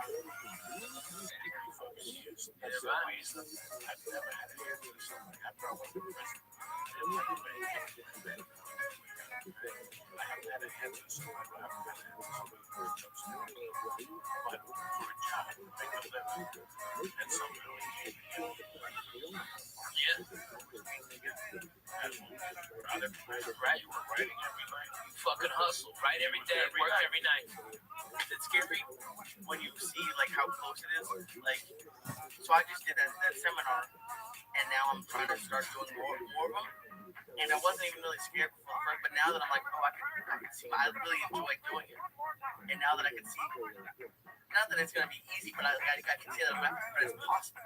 Like after you guys do shows, you see that it's possible, and you know that there's a ton of work to put in. Like at least for me, it got scary. I'll tell you what, you know, Mark, this guy's a genius in business. I think right now, you know, fuck these fucking people and they're gonna start fighting. They're gonna start fighting. Check people really are uncomfortable. They don't know this world. They want to learn from me and they see comics know this world. They have friends that are doing this right now. I'm doing this right now. It's you're going after the pennies. $100. This is a day you strike one of those companies. You're gonna hit. Oh, you can go after companies. Okay. Go after fucking AT&T. AT&T is not doing this. Yeah, that's crazy. Talking about their services, what's going on with fucking technology, and like answering people's problems and shit. Yeah, that's what it goes. That's your that's who's at home right now. This is what's going right. It's at 22%. Yeah, savvy. Yeah. Man, look at fucking Amazon. Amazon today's getting slammed by fucking shit work conditions for people. I mean, they're keeping people working in fucking warehouses over 110 degrees with no breaks. They time everything. They need some fucking counter that shit. I mean, I don't want to buy Amazon now. I mean, but if they would have a podcast, they could explain it and tell me, hey, the air conditioning broke. You know, maybe I don't know the full context. Maybe the full context is not being reported. You know, those fucking news agencies is always a fucking by the way. I'd like to hear the other guy's fucking side of this shit. All right? And that's exactly what they need. I mean, you can fucking kill that shit, dude.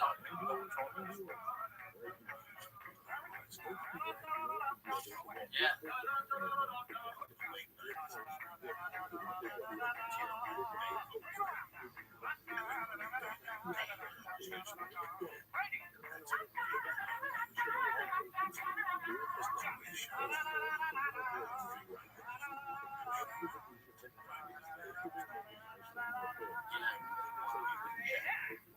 Gotta go.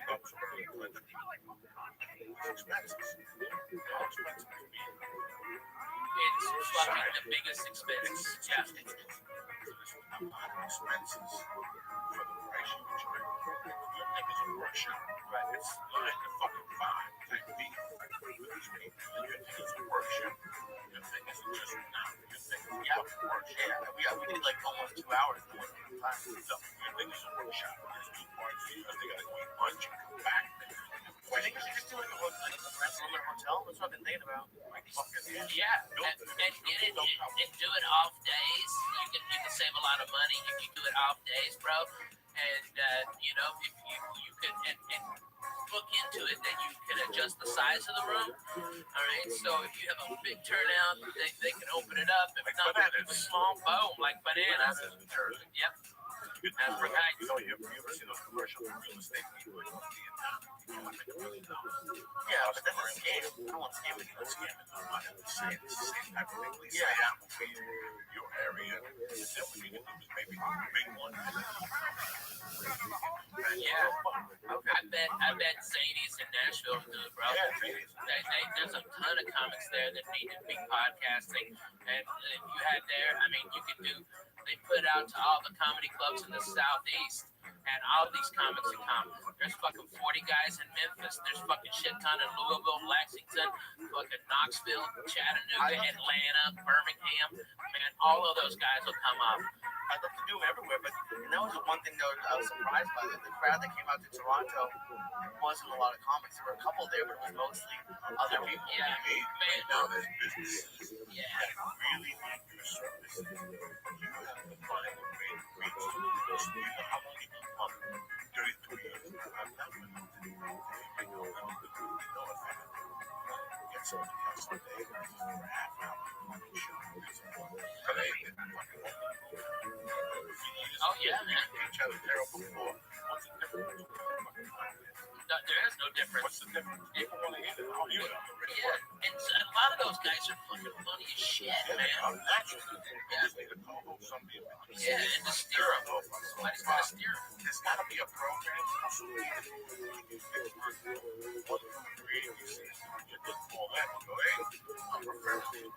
I did that. I know you did that. Yeah.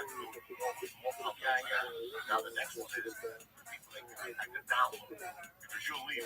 So they don't know how to fucking download. There's got to be a program to do that. They got to do that video. Let's say 18 fucking people download whatever. Right. Man, shit on the go. Lee, you have to point that in the right direction. Yeah. You have a brother. Just come to Nashville, okay? I'll set it up.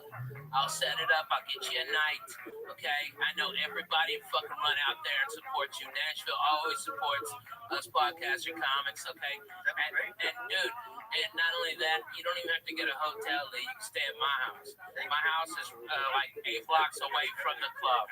And it's empty. It's a big fucking house. It's food. Fuck yeah, man. I got everything in there ready to go. I love to. Yeah, man. Lee, it'd be my pleasure. And I even got my buddy Aaron who'll pick you up from the airport. My car. You can drive my car. Yeah. Just like on the road. I had a dentist. Okay. I got Boston. Yeah, the Boston. We're interested in this. They just don't know this story. His name's Yeah, right. Well, that's the issue I found when I was filming it. It's just there's 8,000 people telling you 20,000 different ways to film a podcast. So, like that's what I said at the beginning. This is just the way I do it. So here's the fucking thing. This is me. This is fucking me. Okay? Yes. I bought the fucking Julia Brown work. Right. Read about comics like every other comic. But I learned that I should learn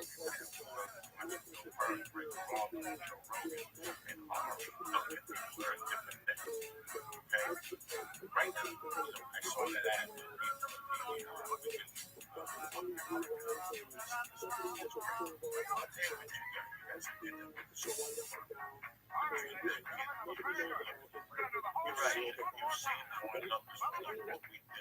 What works and what different than someone. And this guy is a celebrity. This got no head. This guy's a popular. This guy's a thousand hits. And what the fuck happened? We learned not to release a podcast on a Friday. Right? That's a dead fucking thing. We learned not to edit a fucking podcast. These are the things we learned by doing. We used to do a podcast. We used to edit it. We stopped editing it. The numbers went through the fucking roof. Right. You know, and you say fucking young and fucking Chinese. They love that shit. They love that shit. You gotta drop a spick and take it a nick. So this is what you got to tell the people. They're gonna sit there and look at you. If I had any type of business, flooring, fucking tiles, if I was a snappy guy, I'd have somebody that have to push me up. Because I want people to say, what the fuck is Ralph Flooring talking about? Right. Fingers up an asshole. I should not continue on my These are the people that push you more. These are the people that you want that company. And that's what you're trying to do. That's what you're trying to do online. That is the social, whatever you put on Facebook, you stick around and show people you had lunch. It's a fuck. You know, it's a fuck. Especially because people follow so many people, you really have to stick out. Yeah, man. Especially if you have a business. You can say, I mean, you'll get a lot of hits if you like took what you had for lunch and it's like Giner. You know, if it's a nice pussy meat, all right, that'll get a lot of hits. All right, but that's the only it, man. If you're taking a picture of your fucking sandwich, go fuck yourself. How don't you take your work? I like all the people. I don't do it for me. I fucking hate that shit. I hate that shit. I'm ready to go to the gym and periscope myself. Just like, periscope my this is only 5 minutes. We're fucking over here for 5 minutes, right or wrong? If you smoke good weed, you smoke the joint, you had your soda, you had your donut. Is there anything else I can do for you? No. All right, see you later, bye. That's the Dina. I'm putting Get the fuck out of here. I'm putting the stereo on. I'm getting fucking That's right, man. I'm fucking music with music. I want to stay here and smoke dope. Look at you, scratch your feet. Yeah, right. You don't have to scratch your feet. meditate on this fucking ash and just smoke. I'm hearing fucking sirens. That's the point. That's the fucking point of this whole thing. This is get away. I love getting high. I love getting high. And trust me.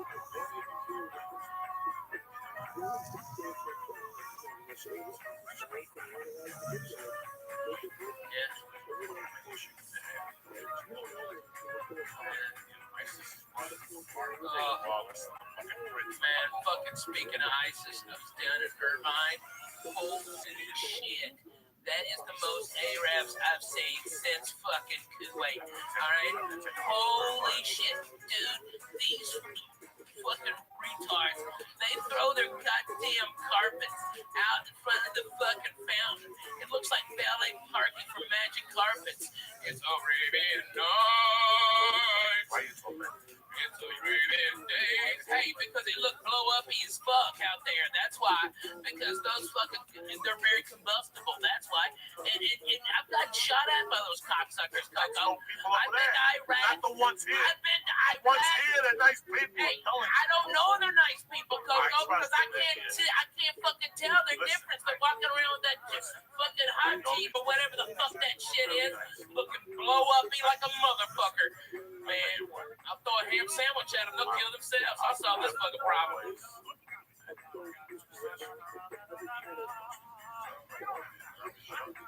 I like some of them. You know who I really dig, and it's fucking crazy? Iranians. I fucking like Iranians more than I do the Arabs. I fucking way more. Oh, I like the Armenians too. They're fucking crazy, and it's like, hey, comb your shoulder, bro. I mean, yeah, right. I hate Russians. I'll tell you that. I fuck Russians. Keep up, Russians. Keep it up. I don't drop a grenade. Good. Russians are fucking Arabs. I hate fucking Russians. I've hated Russians since goddamn '84 when they killed Swayze and Red Dawn. They sucked my dick, and you know what? They killed Apollo Creed too, nigger. Don't forget, you slipping. Hey, go fuck that stuff. All right, those cocksucking Russians. They put baby in the corner. Fuck them motherfuckers. I hate those cocksuckers. Eat his dick, Russians. Yeah, the Russians here, they're the ones who sink in the great American dream and takes over white people, punching them in the face. I'm talking about the cocksucker Russians. Okay, they're in Russian. Okay, I mean, Lee's probably fucking Russian too. Yeah, he's Ashkenazi like a Nick, man. I love that guy. All right, but that's what it is. That's what it is. Lee's down. Okay, I like Lee. Yeah, right. For real, because look at you, Lee. You ain't wearing no sweater in the fucking summer. Okay, you ain't smoking shit, crazy cigarettes. You don't smell like smoked fish. All right, those Jews always smell like fucking fish. Those fucking crazy Russian Jews over there in West Hollywood. That's all they got, bro. Oh man, I wish they were on Fairfax. They're on Sunset. That's a big place. That club by that urban ramen place. That used to be that. I mean, it's been like 1,000 places. It was right across from Green Tea House where we used to go. Remember we used to go over there for fucking.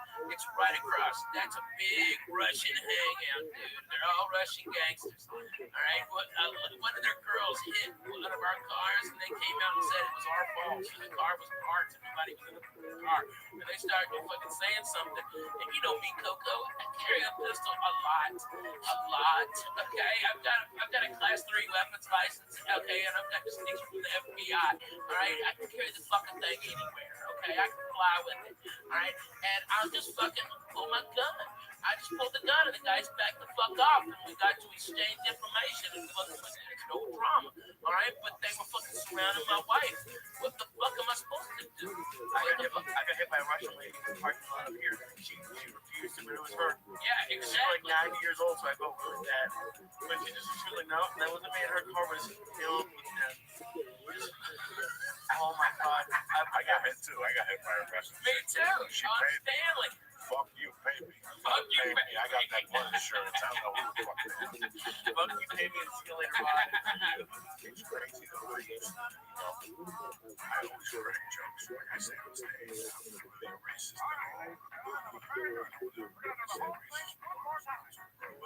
At least to keep me, you know what I'm saying? Because in the back of my mind, I know this ain't shit about Spitz.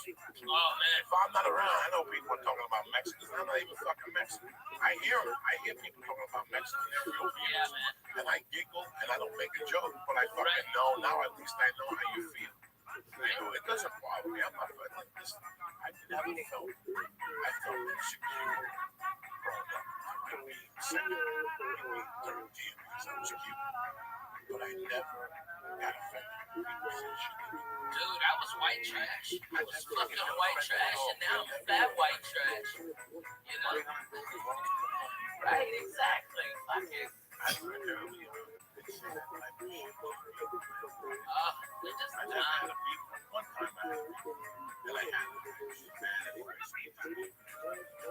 What's up, Lil? Look at you. Back in the corner. All the way. Oh, shit. What you making over there? What's she making for dinner? I don't know. Yeah, I guess.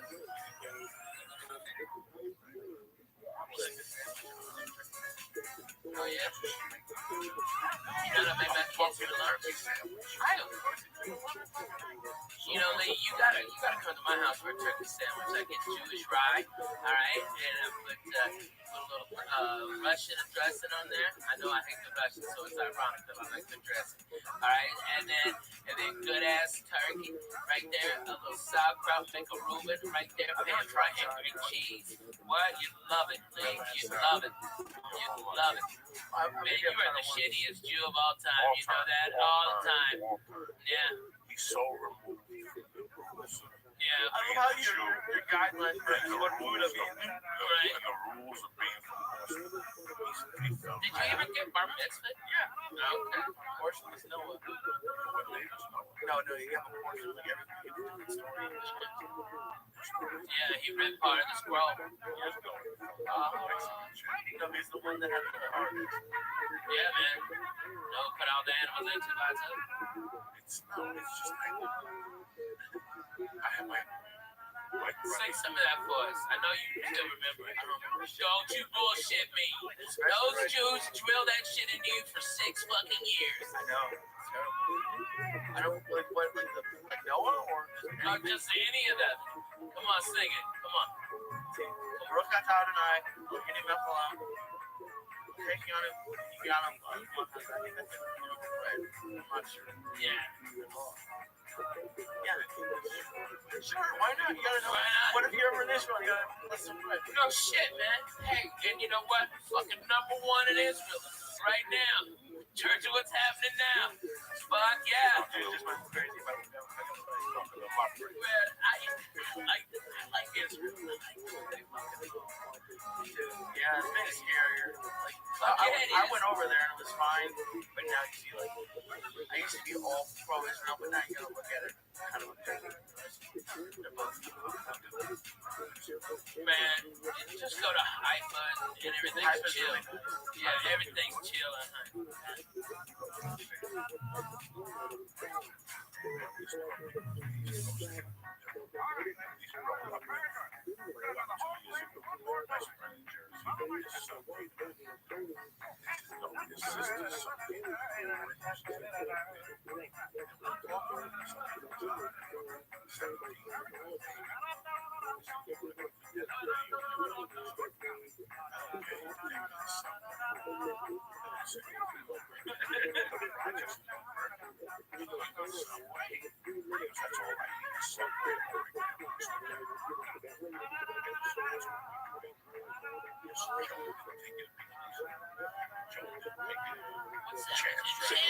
Dragging in.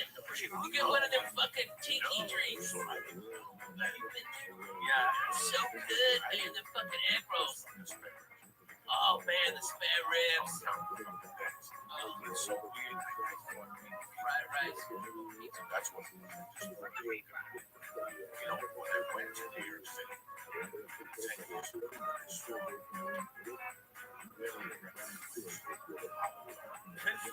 oh, that's disgusting. In the middle of Times Square. I knew it was over. Whoever rented that building should be fucking shut. That's the way I was born. That way. And one time I was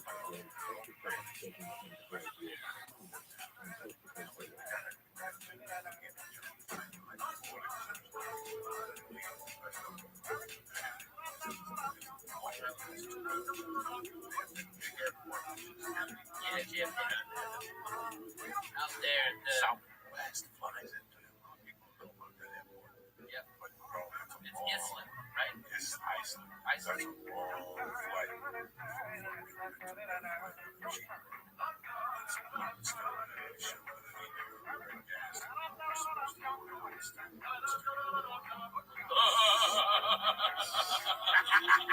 So we only sold 80 tickets. And I got a big song and dance at the end of the show. Oh, about how we didn't sell enough, we can't pay you. Man, there's always those motherfuckers. Usually it's a black guy. All right, I had the black guy. Yeah, in Texas. Oh my God, there was an asshole named Vance Bradford that still owes me for a gig in Texas A&M. Okay, fucking 94, Jack. Okay, yeah, that's the manager, and he still owes me $500 for that. He's a fucking dick. All right, and you know I'm rich. I don't even want. $500 is dinner with us. Okay, all right. But I remember the guys that fucking fucked me when I needed it, man. Around $25 for an MC spot. Vail, Colorado, no nofilter at the bar. Lakewood, Chrysler, Plymouth. That night was so cold that my father was gone.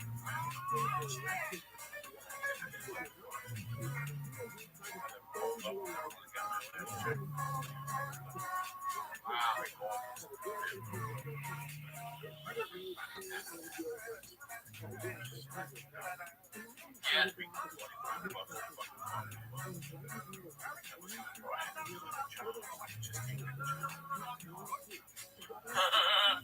Man, tell them about gas station. Okay, in North Jersey.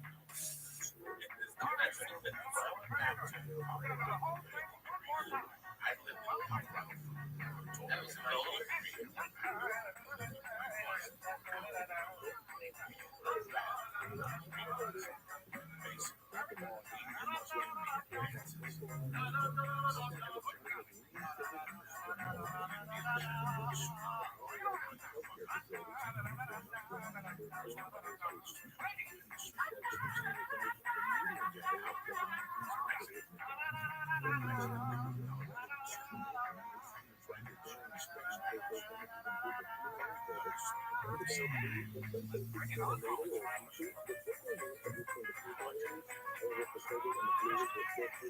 Fuck yeah, man.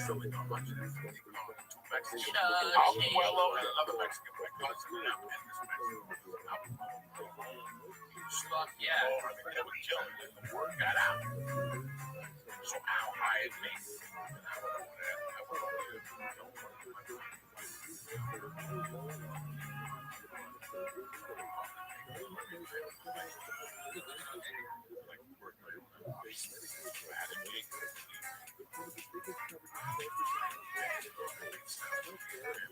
But I was there. Yeah. It's a minor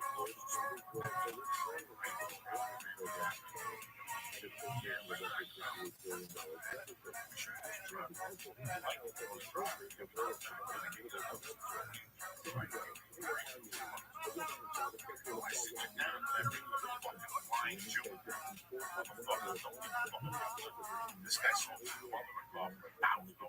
and he comes in and works Ralphie May. And guess what? That's it. I never see Ralphie May again. I saw that car and I decided to. That's right. Those days, one had so many cars I was qualified.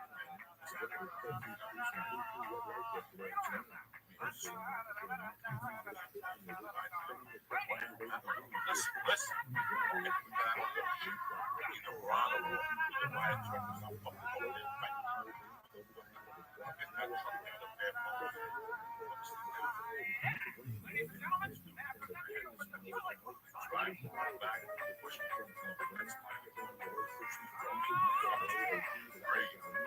Six of them buy.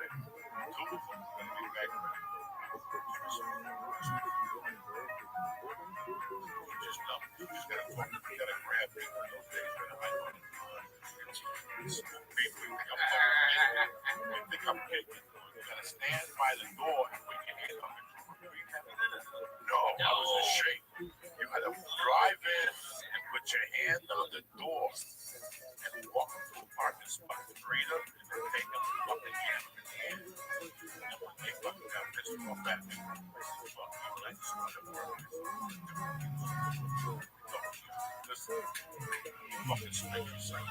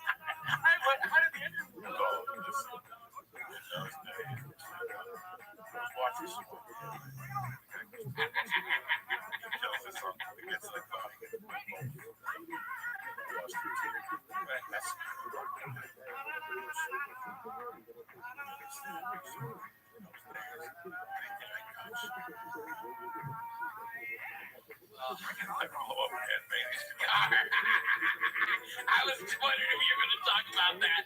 That's the greatest story of all time. Oh my God. She was a dumb broad who was all in love with Josh Wolf. All right, and to get closer to Josh, this big ass girl, she could only get like 500 for a piece of shit car. She got a new car, and so she just gave it to Coco. Oh, she gave it to Josh. Josh gave it to Coco. Okay, so I think over like a bag of weed. Okay, he got a car. All right, so Coco lost. He was dating the tooth, and he fucking got pissed off at her. Oh, I'm going to. Car had air conditioning, it had power windows, it was a Nissan Cruise, but the brakes were a little. Yeah. What happened was he gave me the power to be a month and a half on the tank.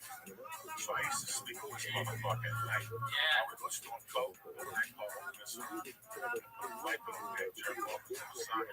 Roll over, listen to air conditioning, then I wake Ralphie up at 9. Yeah. And shower.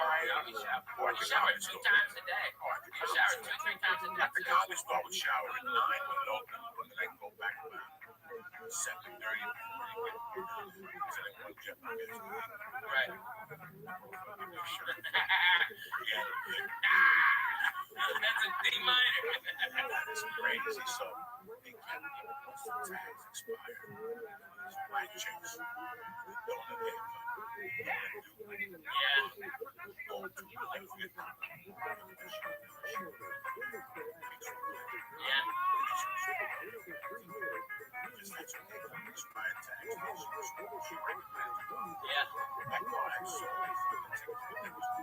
Dude, you had red zone tickets, it was handicap parking tickets.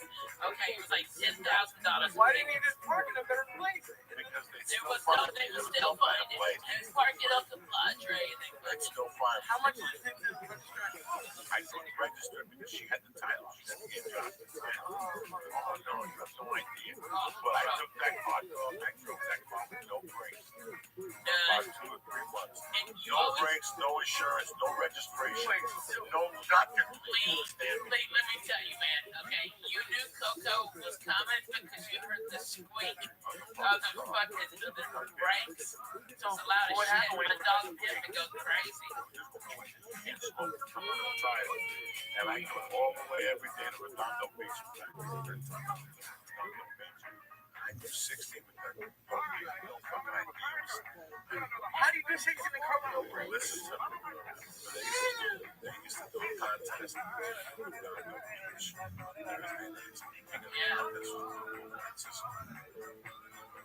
This guy's $100.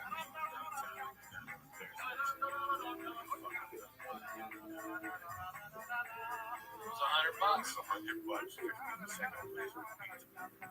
Yeah, and the first place got free food. And No, I just wanted the 100. No, you got both. No, I didn't eat. Oh man, we always did because we bring you ate plenty of time because you fucking eat it in my house on Thursday morning. Yeah.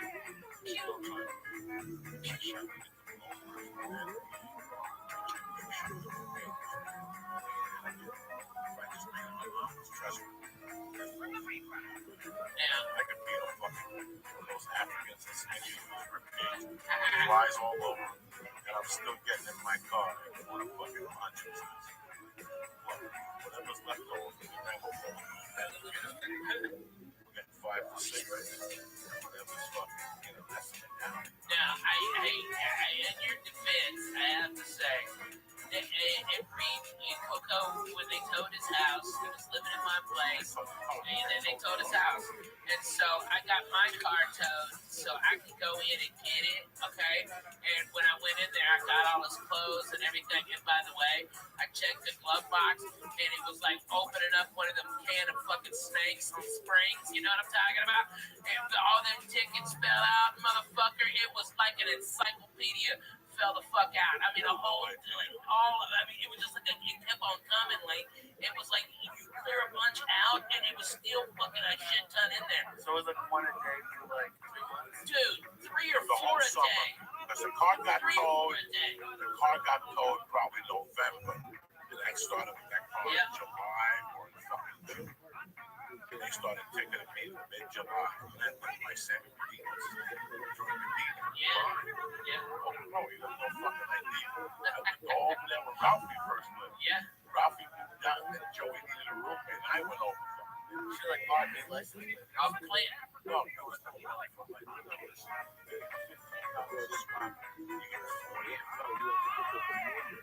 Do a Mexican, roast meat, fucking Alhambra, West Covina, Corona.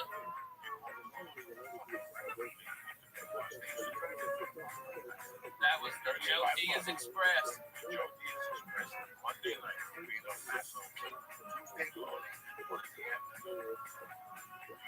right now. $580. Yeah. Fucking 1, 2, 3, 4, 5, 6 fucking shows. Or the Southwest flight. Yeah, there it goes. So for you to score both, on top of the fan, party, I think the fucking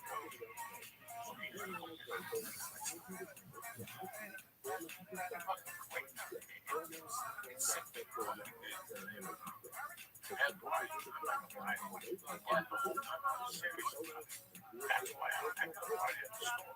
I was still serious. I just had to party. Man, there was, man, it was.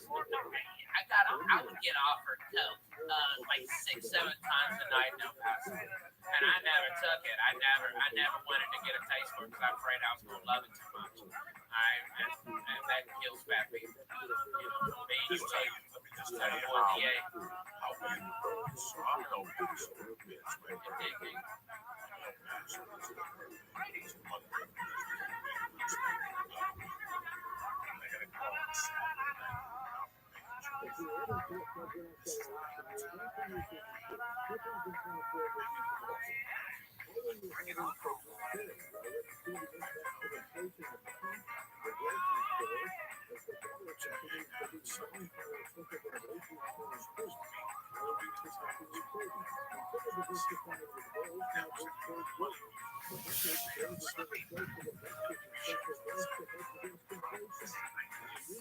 What's his name? Barbie.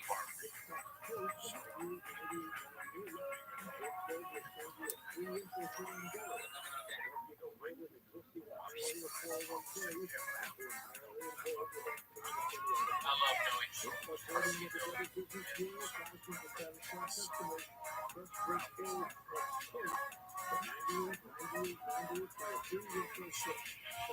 Oh, yeah. Jody had to fight with Carlos. Yes. There you go. Oh, man. Bro, She called him out on shit, bro. She called him out on her shit. I'll give it They to were her. playing Nintendo in our room. Yeah. Why is Carlos, who's got a 5-star hotel across town, in a fucking comedy condo playing fucking Nintendo with nobody? And nobody's And smoking Joe drugs, is drinking. nobody's doing nothing. You're on the floor. Fuck yeah. I'm in the room. I'm on the couch. I gave the bed to Jody. There was 2 bedrooms. And this is the old one. Yeah. Not the Sure was. Yes, the one by the super. Yes, sir. And Carlos got into it with the next one. That was the fucking greatest. Next one. No, we went to a Mexican place and they make these fucking fried tacos that they do in El Paso. Fuck no, Because I met you guys by Arby's. Yeah. I walked down the hill and met you by Arby's. Yeah, 'cause we didn't find them. Right, you brought your Arby's, Jody. Yeah. You guys were coming back from years. Okay. So we go to let's go to fucking Arby's. And pay back. Man, and Lucy Lou had us all boned up. We were all horny looking at Lucy Lou karate chopping niggas. It was awesome. Listen, I love that shit. This is 1990. It's 2000. Damn, Just to show you guys the journey from it's got to be maybe 16.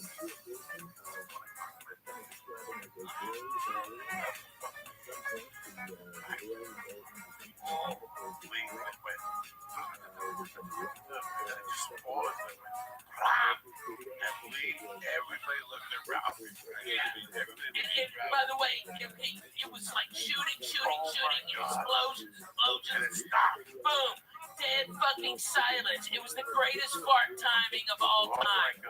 Okay, everybody's looking at me. Okay, and then Coco goes, "God damn it, Ralphie May! Jesus Christ! Jesus the fucking Christ, Ralphie May!" He's yelling it, and everybody's looking at me. You know what I didn't fucking howling. I'm howling inside. Where's Tony Benedict? So funny. And then we went to the movies to get a Bristol City. When I threw the M&M up. Hit that ball guy's head.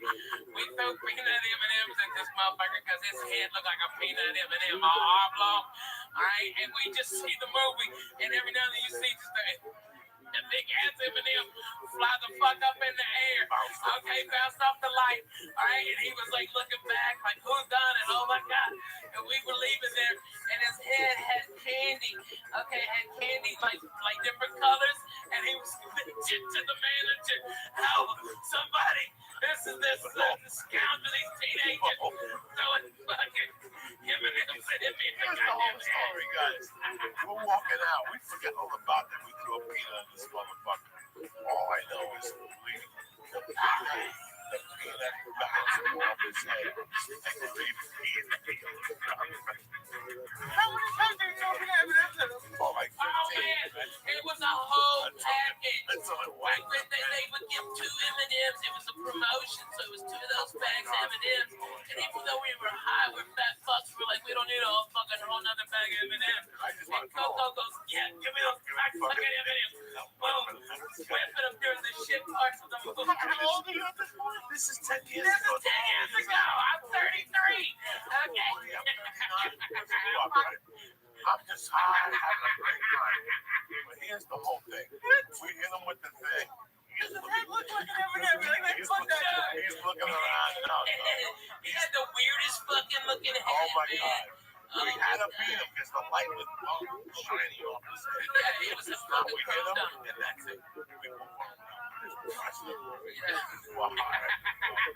2 hours later, we nothing happened. We forgot all about the peanuts. And the guy's got the peanuts in his hand.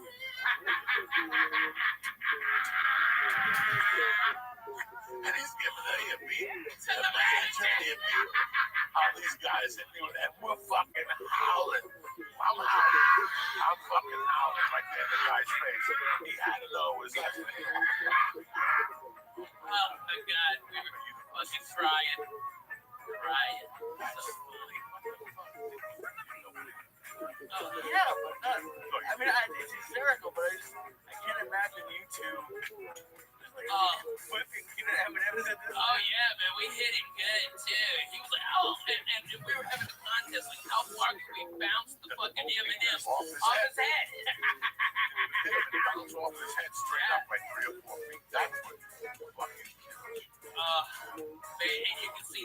flying in the light from the fucking theater.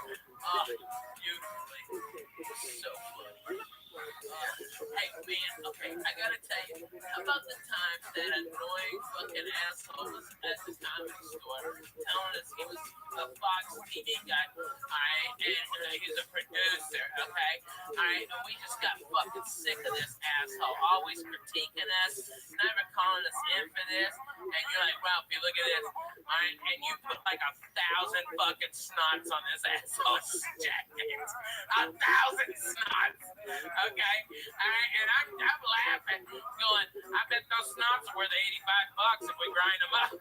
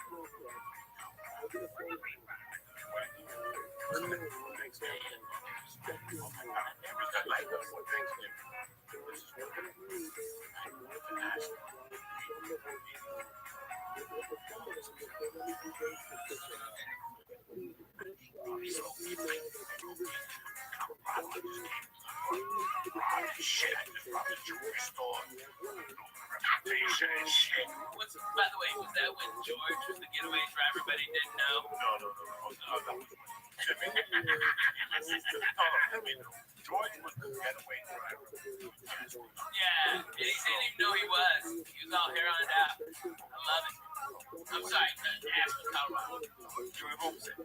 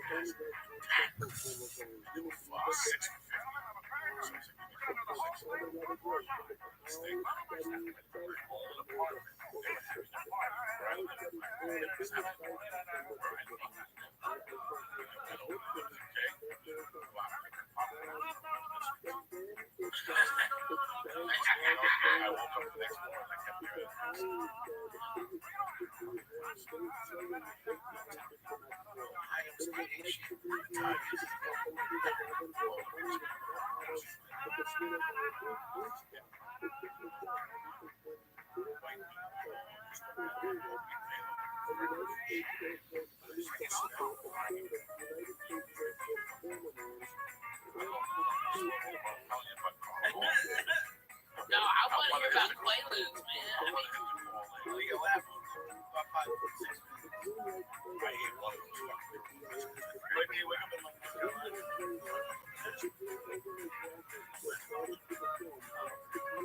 Man, was it good? Was it a good ride? Those things?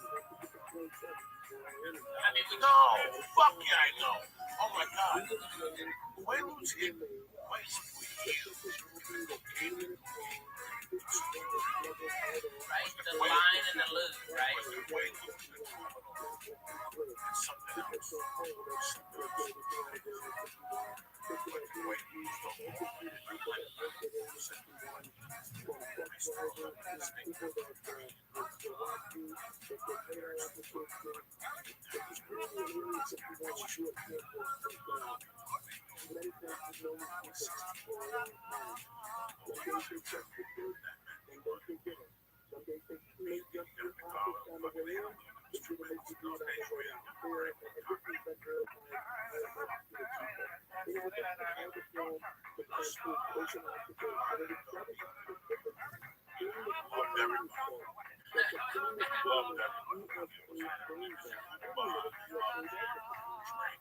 You ever get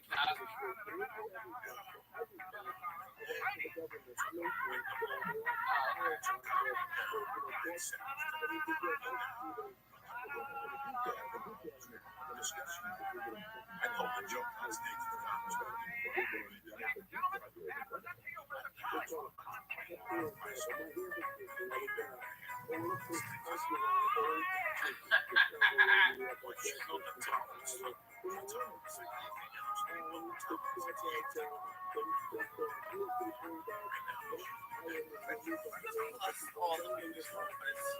And the hash, because it's Hash Monday.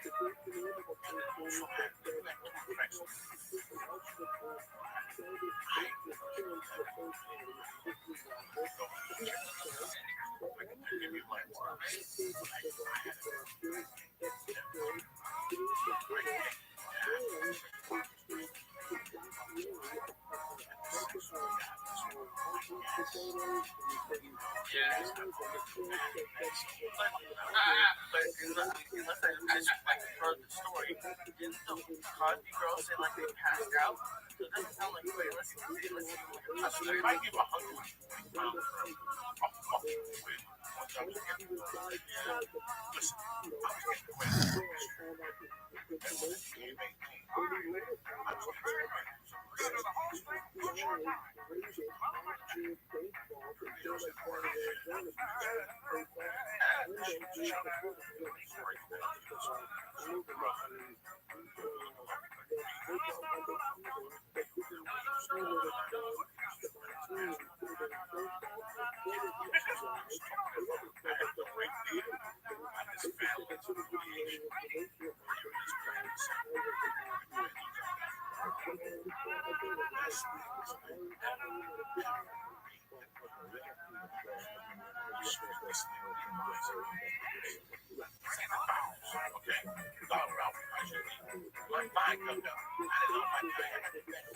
everybody has the best service. This guy worked on Calvin. This guy operated Jesus when he came back. You know, everybody's got the best fucking surgeon. Everybody's got the best dentist, man. And you know, I asked Jim Calvin the way Jim dentist. He sent me to a dentist that I cost him $300. My dentist is in Nashville, and he's helped a bunch of comedians and brothers of mine go in there and get their dental work. And he is fucking the best. He's a black dentist. We call him the unicorn. Because I ain't never fucking met a black dentist before him. But he's a bad motherfucker. Every chick in there is a fucking dime. Alright? His wife looks like Michelle Obama. Alright? I mean, she fine too. Alright? He drives old hot rods. He's a bad motherfucker. Alright? I'll hook you up. You said about dentists. I actually got a guy. When you go to Tennessee,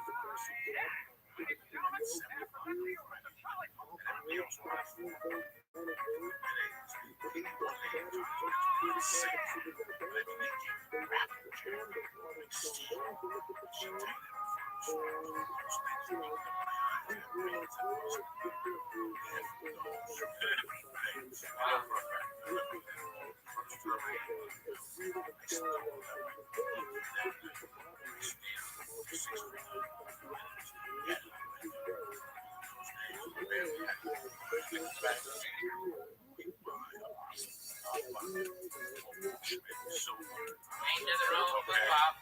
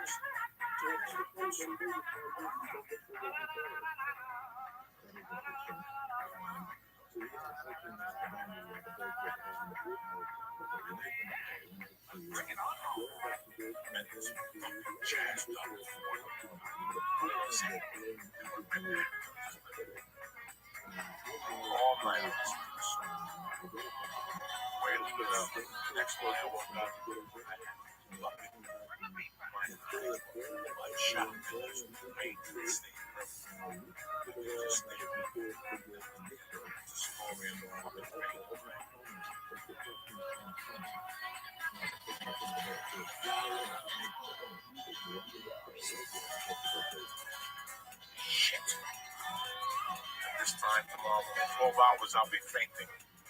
I got a physical and the finger up the ass tomorrow, the chest x-ray, and everything. I'm going to clean my ears. Try the iPod right now. But the hard thing, I want to think about complications. I want to know notification. They stop this for the fucking thing. My heart in the end. I know. Just breathe. My nose camera my ass. Probably be up to me in a second. That time, man. The air conditioning. Tomorrow, they put me in a room with no windows. But they put me in a room with windows. I can see light. What I do is I go there first and they say, fucking I swear to God, I run that fucking bomb hole that I'm sending back to Wax is my fucking main man.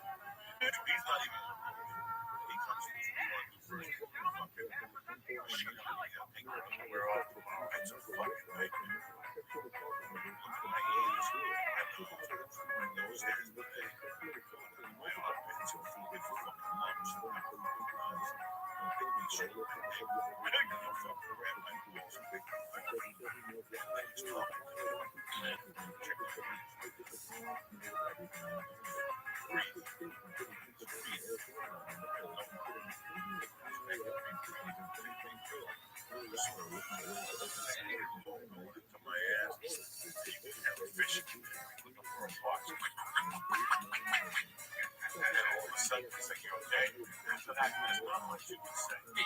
Are you okay? It's gonna be a fucking minute. Am I okay? You just fucking destroyed my hopes and I gotta go down the hill and let this bitch take blood out of me, which is now even more mortifying. Now I gotta breathe and sit down, but I'm gonna sit down. I just had to make up my mind. Yeah, right. I can sit down so fast. Now they take me into another fucking room after that. So I did 2 tests, right? So now they take blood. So now what I do is I go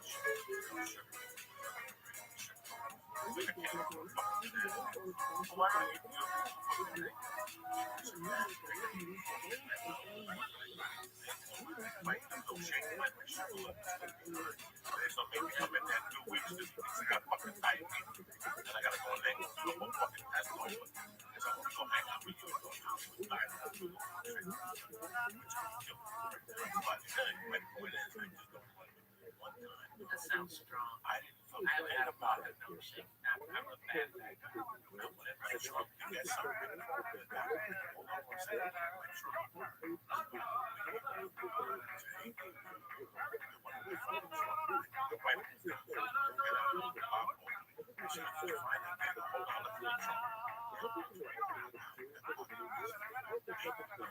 No, please don't. Wait, you know how much of a fucking momo I am without even. I can't have a milkshake. Listen to me, Lee. This is at 8 in the fucking morning. Without realizing it, I take the cookie, open it up, and take a bite on the fucking pie. And I go inside and I sit down and I go, that fucking cookie is crazy. Shut up, 3 years. Jose, and they go to the fucking thing, they think my blood. Days later, it's on the fucking phone, down the back. Listen, you got bad things, no, I don't pay the fucking fuck.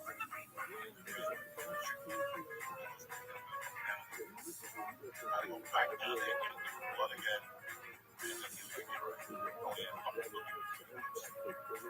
Yeah. So that's why I'm just gonna have a milkshake. Protein shots. I got no carbs. And I'm just going back. My hope is that I sleep till 6 or 7. That's my big fucking focus. I'm gonna sleep till 7. So I get up at 5. So I gotta eat. What's going through your head? Like it was when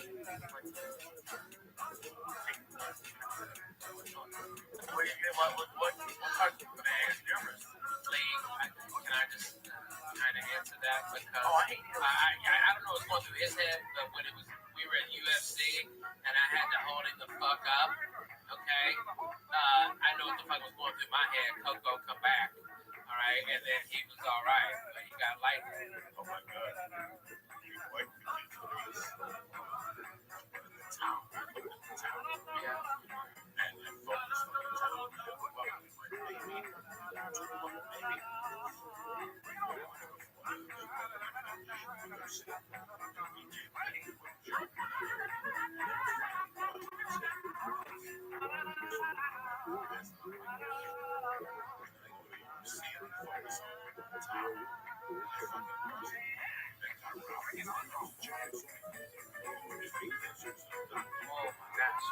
Yeah.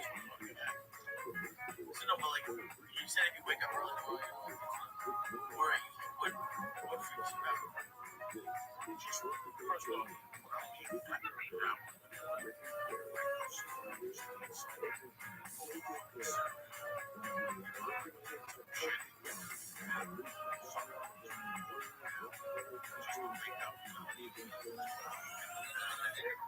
know what I hate the most? Your blood and the finger.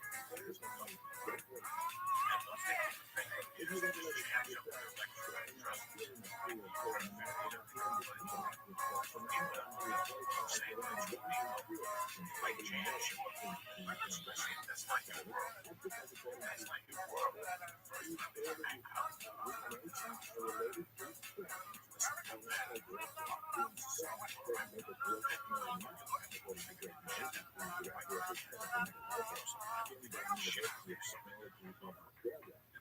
Doctor was like, come in the back, I gotta check you out. You're not trying to play, I gotta check you out.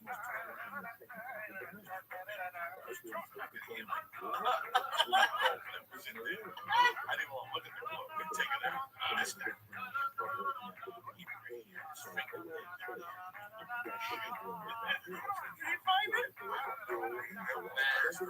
I've had that twice. Man, I've had that twice. And I'm like, you never had a girl do that to you?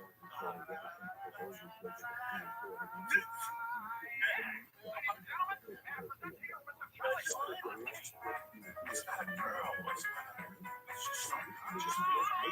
It just feels fucking this feeling I am. Maybe not prepared for it.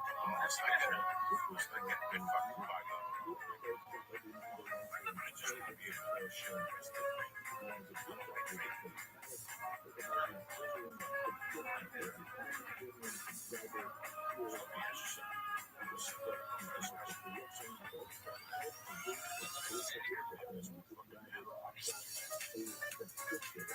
I taped it part of the deal with the production company, and I recorded at the South Point Casino and Spa. Fantastic place. And I put it out, and Netflix, they saw me, and I had it for free. I had it all done. It was part of the deal. I'd host one of their shows, and they would give me this, and I'm like, sure, no problem. And we had it fully done, and then Netflix goes, hey, we saw me at the Wild West Comedy Fest in Nashville, and they gave me a big deal, and they go for 2 specials, and I'll deliver both in November. And they're like, it was like a month and a half later, and they're going, no way. And I go, I guarantee it. And I gave them 2 by the 15th of December. And they put the Unruly out first, and then they did a soft on Imperfectly Yours because they thought it was a smaller venue, but they liked the material. So, I'm just very fortunate. Netflix is sponsoring my fall tour. I've got 80 theaters I'm going across North America, and I'm coming to a place near you. Coco, we start in, it's warming up now with a couple of club dates. Like I'm getting the new show now. That's what I'm working on right now. Up in San Jose this week. It's kind of a mini theater, and so it'll start giving me the feel. And then Utah, I'm there warming up because I want to put in a tough audience. And there's a lot of Mormons. Jack Mormons come out, and I'm controversial, and they don't like that shit. All right, and then I want to work on my Mexican stuff in Phoenix, and then they all start all over the country. I think I've got Mondays off, and then there's like a week in October. Yeah, man. Yeah. Yeah, man. I gotta finance my fucking car. I'm buying I bought the car, but I'm getting it back and I'm redoing a 67 GTO convertible, right? And it's gonna be a rocket ship. That costs a lot. You know what I mean? So it's like, I gotta get my ass out there and tell some goddamn jokes. I gotta do something.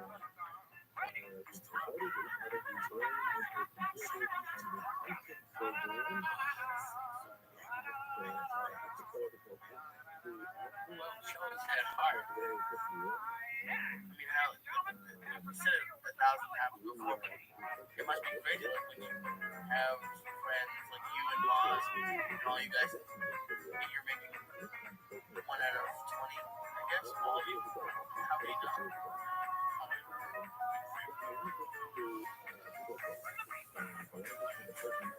Oh my god. That magic shoebox.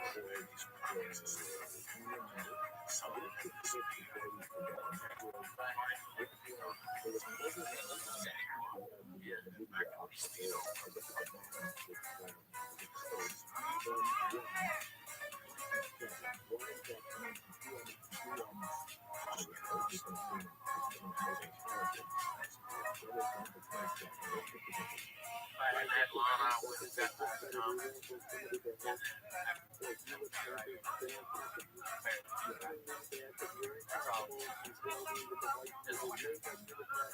You know, I mean, that's why there's no freedom.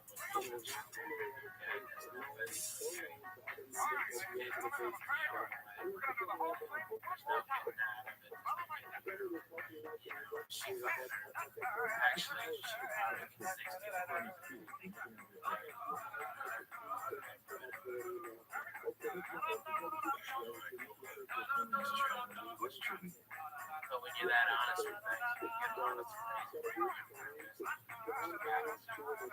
She's not further along. She's right. Yeah, right.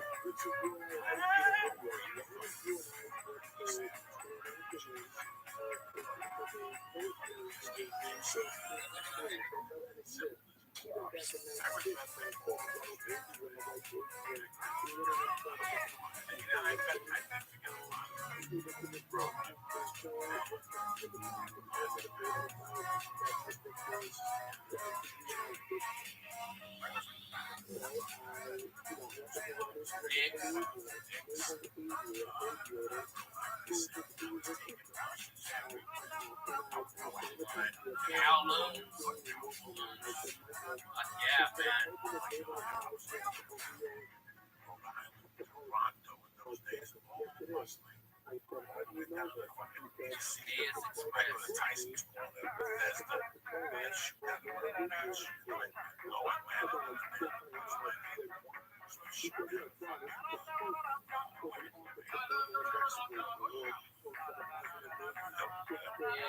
So the Ramada Inn, dude. It's the Ramada Inn, and it's the Comedy Zone, and it's run by Mr. Fred. All right, and every time I go in there, they have a great fucking buffet on Friday. On Friday night. It's fucking tremendous. Okay, man. All right, and I remember he came in, all right, and said that we had to pay for that, and it's like, and I've had fucking 8 sold out shows in 2 days. Okay, and I'm like, hey, go fuck yourself. We're gonna murder this goddamn place. So when they brought me the tab, I just said, give this to Fred. That was it. And I cracked him right there on the spot. Still has it, still rocking. I think it's one of the nicest fucking hotels in Ramada's chain. They're fucking great. Yeah, the Mandarin Inn. Yeah. Yeah, and it is a fucking tremendous. They had a place around the corner after you could imagine it. It was a bar. Yeah. Oh, king of that bar, man. They still have his picture of the long hair when he was a fucking baby, when he had hope for life. Alright? When he had a love for life and wanted to do something inspired to greater things. One or two coconuts to keep your life to get change. I did Davey. Garbage. Oh my god, I did Davey one Wavy time. and Davy was the name of the club. No. It was fucking Wavy and Davy. I did it 3 times.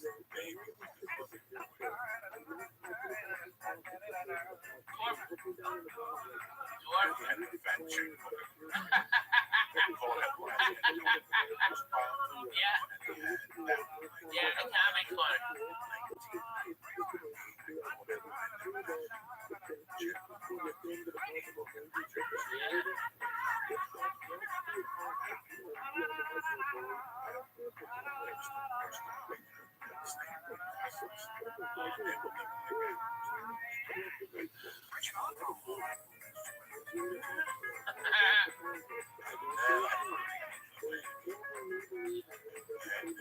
Joel Chadwick.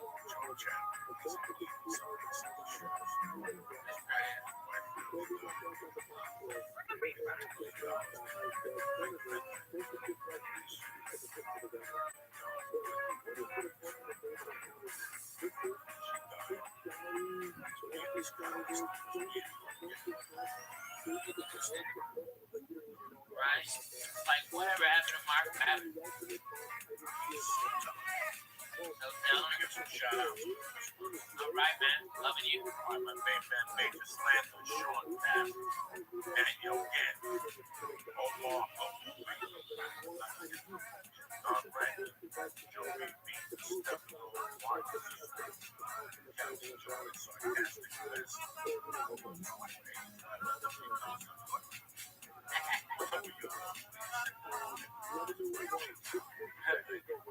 You know, he shot some dude with AIDS blood? Fucking, not big. My whatever shirt. What's the movie? Cat Williams manager.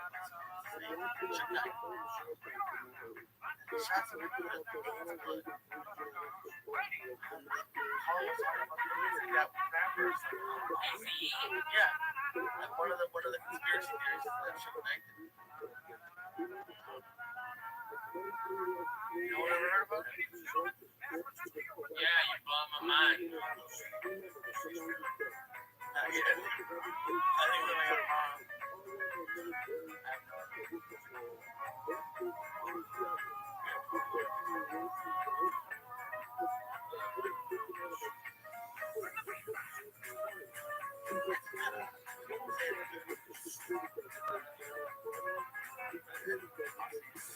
sounds dope. That was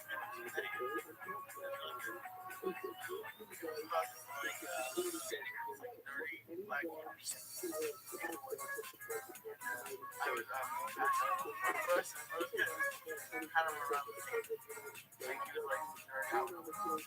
Oh yeah. You got a bag. Yeah. Shit. Question. Good conversation. You give me all this fucking. I asked you about straight out Compton, not fucking. All you gotta say is I haven't seen it. But then you're like, I don't know about straight out Compton, but I know about the movie though.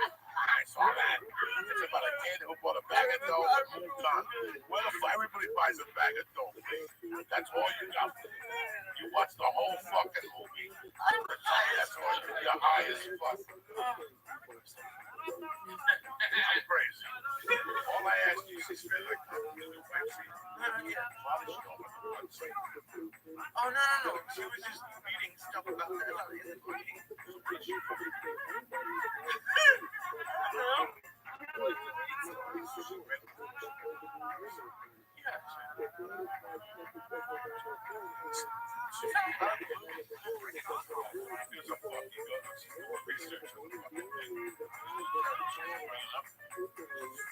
You haven't read it up, you're gonna read for fucking the next 20 years.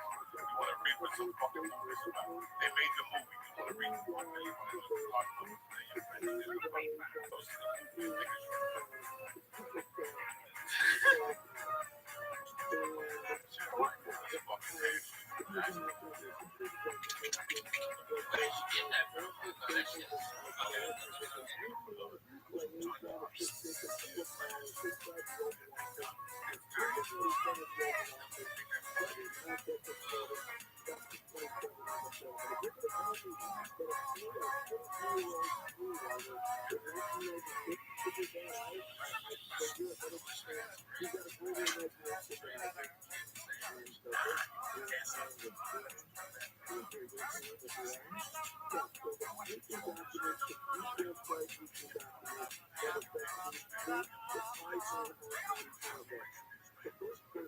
I had doubts explanted, and apparently the meat is better. Saying it gets cooked off, so there's nothing in it. Yeah, it burns so hot. So, yeah, I actually like the just think that shit's strange. Yeah, I can't. Dude, that's what I'm afraid of. People go burn their fucking houses down to do that shit. Oh no, but the guy who was there had one that was battery operated. That was apparently even stronger. So there's ways to do it. That's just Yeah, man. I mean, you gotta have a torch. Fuck it. If I pass out on the hit, the lighter goes down. You know what I mean? It's like, I gotta clean up bongo. Let's see. You know, that's the only problem. And it's like, this shit's dangerous. You gotta put the torch.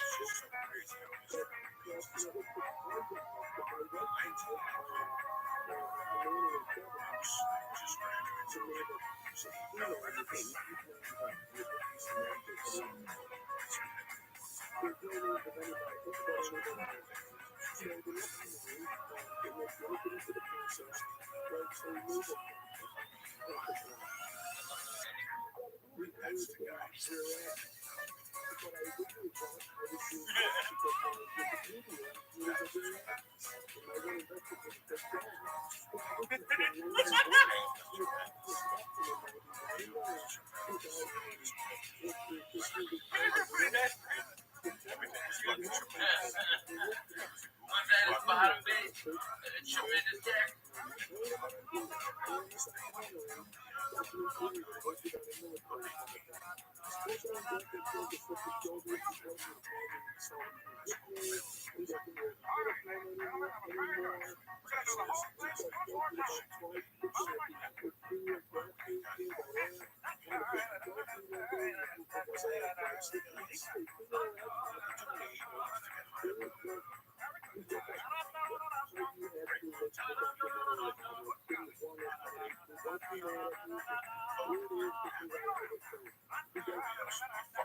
This is great. I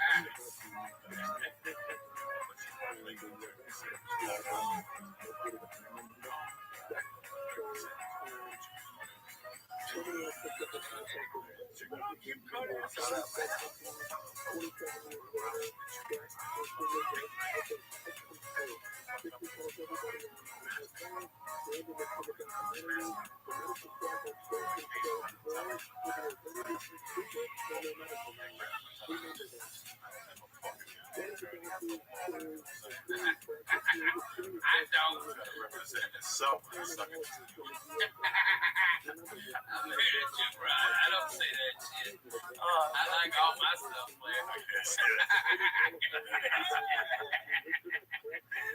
Let's get me in trouble.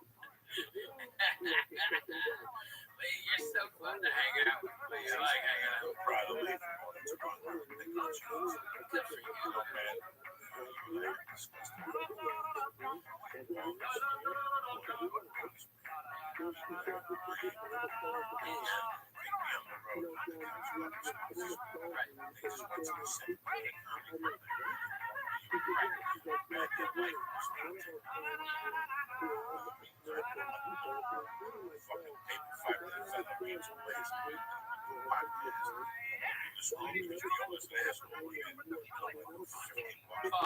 Fucking dying on the vine. Dying on the vine.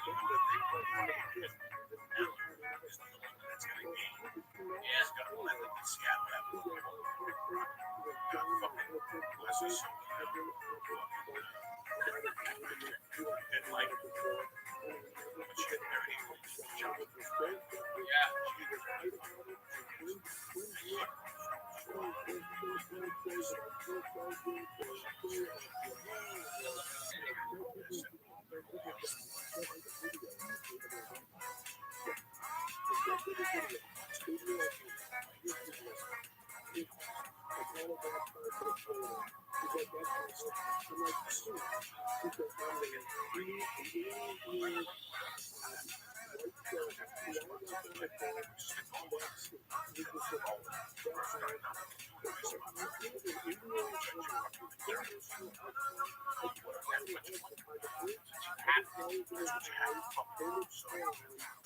There's no getting around it. There's no fucking shortcut to the fucking top of the mountain. You can put out as many goddamn vines as you want. You can fucking tweet all day long and have the fucking night. And guess what? You still have to fucking get behind the microphone in front of live motherfuckers and fucking have new jokes. So many young comics, they write the first 5 minutes and then that they've never done before, and then they never do that again for another 6, 7, 8 years till they start going up with jokes that they've never done before. Here's 5 new minutes, and it's like they don't have balls. They get afraid they're gonna lose something. They're not gonna be funny if they don't. It's fucking bullshit, you know. I mean, these guys, you know that kid, Matt Wright. He's like 19. He's on that show Wild and Out now, and he's a good comic. Okay, he's not fucking great, but he is good. All right, I met that kid when he was 16 in fucking Ohio. He was hitting me up 6, 7 times a day on Twitter, Facebook, everything, asking for a fucking guest spot on my fucking theater show. And I'm like, I don't know about this. And then the motherfucker showed up at my bus at fucking 8 in the morning with breakfast. His mom brought fucking lemonade. I'm like, fuck yeah, kid, you're going up. This is fucking hard. This is some kid that wants to perform. I put him up and he rocked the motherfucker. Blew it up. And now he's doing TV. But it's that hard, that initial fucking nothing can stop me from making my goals happen. Okay? That is something that all these fucking bullshit young comics, they're just waiting for stuff to come to them without a heart. I saw a lot of them. Oh my God, a lot of them. My age, that popped back up. And they're like, listen, can you do this? Listen, there you go, man. Right? Just stop. Keep going. Keep going. Because we understand your age.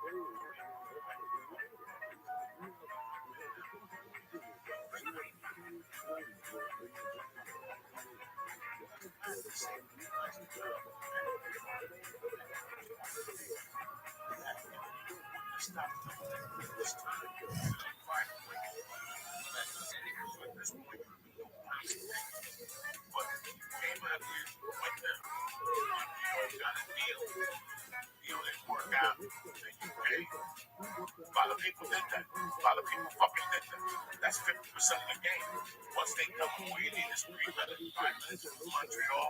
When I first got here with Ralphie Bank guys, they were giving out major fucking deals. You know what it is to sit with somebody leave and we're broken now. The word on the street was down again. They give you articles, bro. They still give you 75 fucking up front. And you're still fucking eating fucking cheese grills, whatever. Real cheese, I'm sorry. Cheese grill. How about the story of fucking chicken? Alright? This kid goes up in Montreal, blows the fucking place apart, gets $750K, okay? Alright, and his management, 3 arts, say he had a bunch more shows. They're like, fucking get out of here. Alright, and they flew him back on private jets in LA and said you can't do any spots. Because they wanted the deal fucking made official. Because they were afraid the motherfucker was a hologram, which he was. It was crazy. Google it. Alright, fucking show up chicken, alright? And then the guy, like 3 or 4 years later, commits suicide.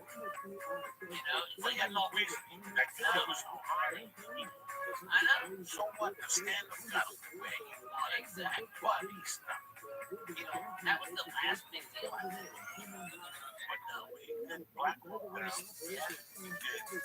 It's crazy. He did a couple fucking movies. Was that director? He got stage time to black. I don't know if he was depressed. I don't know if he was depressed. Now he wasn't the only one. There was a bunch of guys that made himself. That They kind of did. I still never again. Just like Christopher.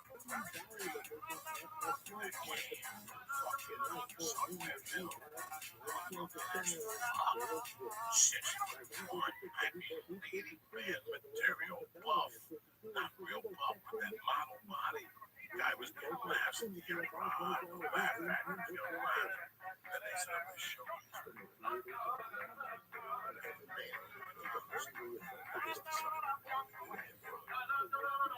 Some guys were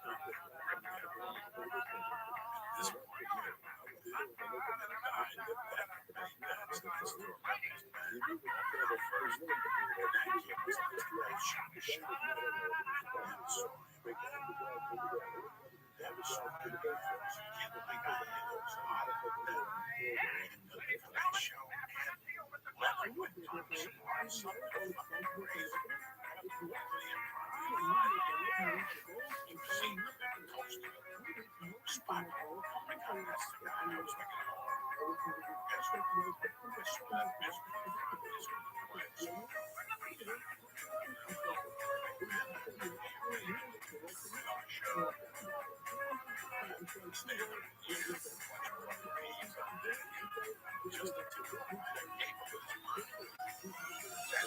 stuck with it today.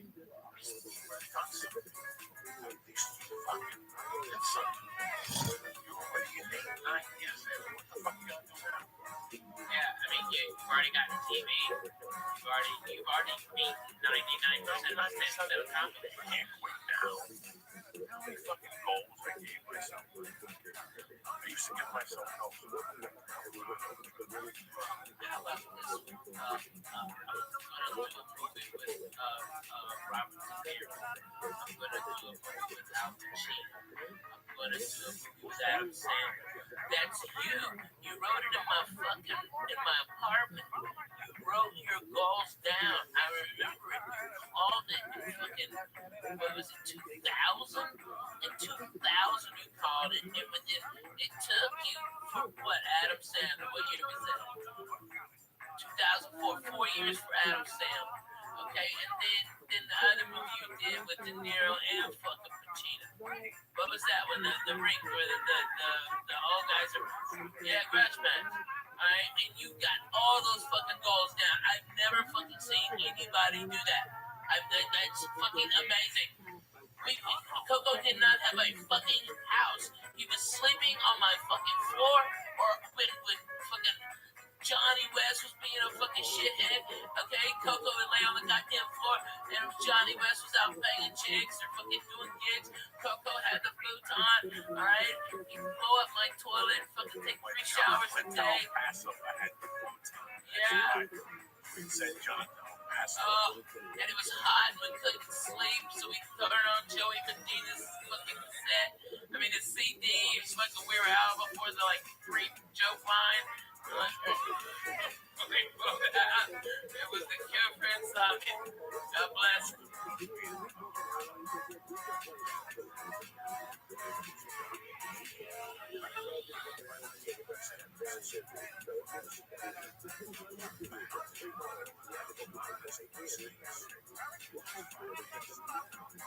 Yeah, man. Magazine called Just Relax, right? Yeah. Wait up.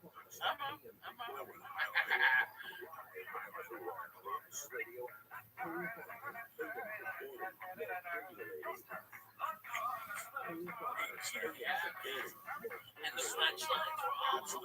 Punchlines. My buddy Ty joined.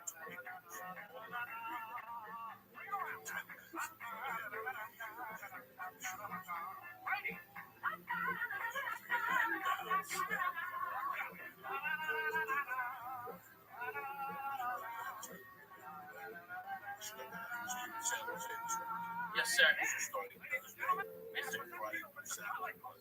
No Sunday.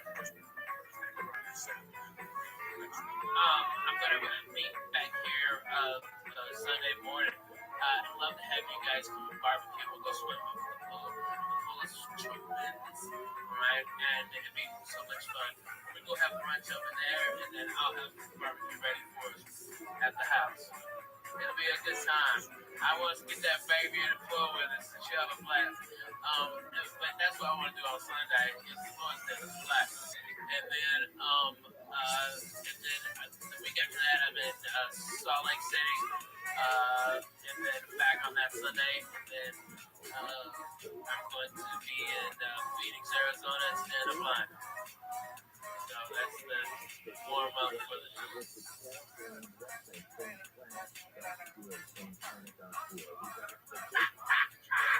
I love her. Let me see her. She's a swimmer. Look at that. That's the real deal. I love it. Oh, I love it. My wife likes it. She's amazing. Isn't that amazing? Look at her.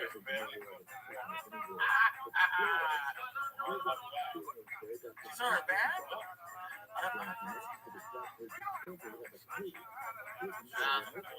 How old is she now?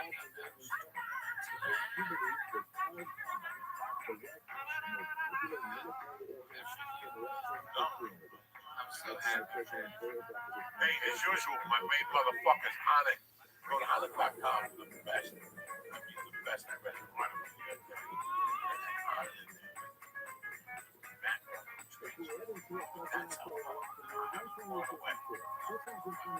Staple, in fact, Daddy, Alpha Brain, 100% guaranteed.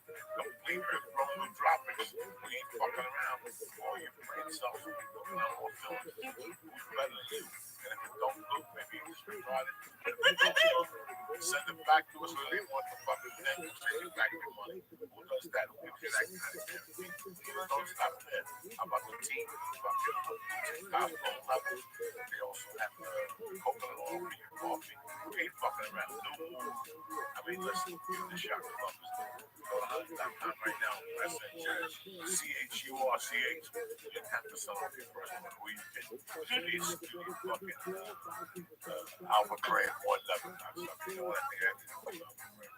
Oh, second but not least, anything.com. These are tremendous. Lee, I hope you have a bunch of these you can slip me, brother. I got a bunch of them. I got some. Fuck yeah. You're a good man, Lee. Tremendous. Tremendous. He sings a tremendous. The best thing about him is, My dad's ordered like 20. Yes, he did. You know why? Because they're like $10 a piece. So 5, you get 5, $50. $56.com per cent. Joey's Church, we get 5, $50. Cheap way, you get 5, E6, get a cigar. Get the 08, 16, 24 cents. Get the win off your fucking cigarette. Number 3, my main motherfuckers, life.com. Always there for you. Whether you want to dab, blow yourself up, whether you want to go use your mono, whether you want the best baby in the business. That's what they do. Beat fucking damn, don't fuck around like a man, baby. Go to naileditlife.com. Look at that great selection of paper pens, 100% guarantee. In fact, they have the paper pen 20% off right now. Press it. Boom! 20% off. It's 50. You get it for fucking 40. You got a problem, you call Dave, your fucking piece of sand. No ifs, ands, buts about it. That's where we work. That's where we're made. Don't forget to go see Rabbi made next to San Jose. And I hate you, brother. We'll be back Wednesday after.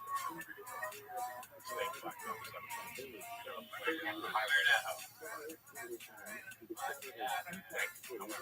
Man, I love you, Coco. Thank you, man. I'm sorry, fans, about I'm kind of hot. love you, man. Hey, it's like I feel like I'm talking to the kid today when we're getting this show. My apologies. No disrespect.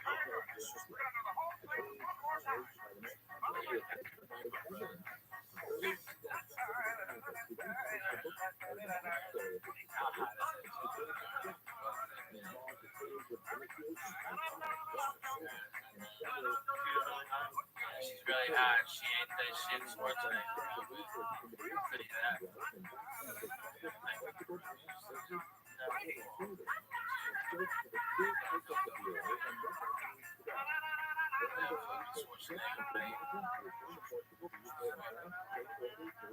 Got my tits. On that note, this show is brought to you by Live.com. Go to Live.com and just go work church.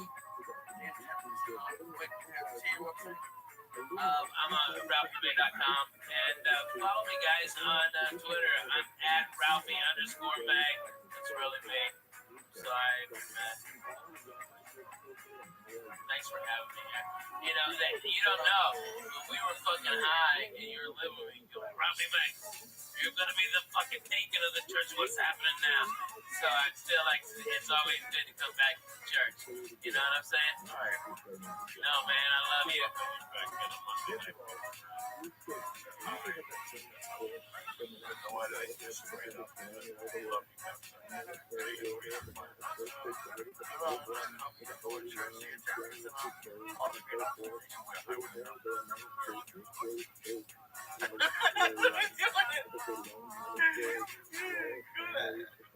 On it.com, use code church, 10% off all the great optimization products. Go to hit86.com, use code Joey's Church. You get 5 hit E6 for $50. Hit E6 13 money less. And go to nailtheline.com, use code Joey Church.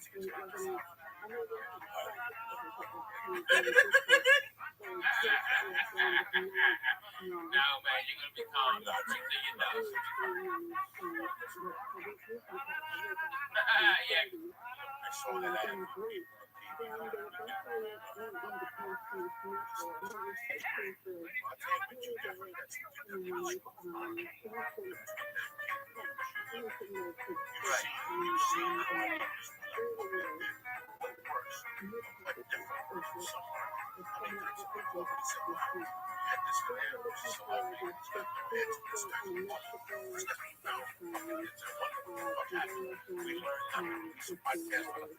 Right. That's a good fucking thing. We learned not to edit a fucking podcast. These are things we learned by doing. We used to do a podcast, we used to edit it. We stopped editing it, the numbers went through the fucking roof. Right. You know, they say fuck and beyond and fucking Chinese. They love that shit. They love that shit. You gotta drop a stick, a cheek, and a nick. So this is what you got to tell the people. They don't sit there and look at you. If I had any type of business, flooring fucking tiles. If I was a snappy guy, I had somebody that would have me pushing the envelope. Because I want people to say, what the fuck is Ralph Greenberg talking about? Right. Fingers up an asshole. And not continue. I'm like, I'm a Christian. I'm a Christian. These are the people that push you more. These are the people that are like, you own that company. And that's what you're trying to do. That's what you're trying to do online. That is the social, whatever you can go on Facebook and look around and show people you do what you There's a fuck. You know, there's a fuck. Especially because people follow us, you really have to stick out. Yeah, man. Especially if you have a business. You can say, I mean, you'll get a lot of hits if you like took what you had for lunch and it's like Giner. You know, it's a nice pussy meat. All right, that'll get a lot of hits. All right, but that's only it, man. If you're taking a picture of your fucking sandwich, go fuck yourself. Why don't you take your work? I like going.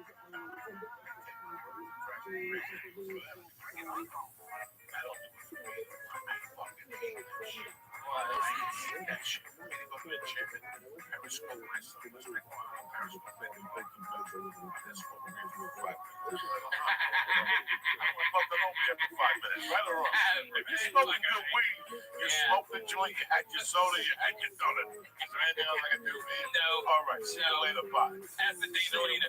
I'm putting Get the fuck out of I'm here. putting the stereo on. I'm getting fucking That's right, man. I'm fucking YouTube with music. I want to say you smoke dope. Look at you, scratch your feet. Yeah, right. You're all not scratching. You meditate on this fucking ass I just smoke. I'm hearing fucking sirens. That's the point. That's the fucking point of this whole thing. Is get away. I love getting high. I love getting high. I don't trust it.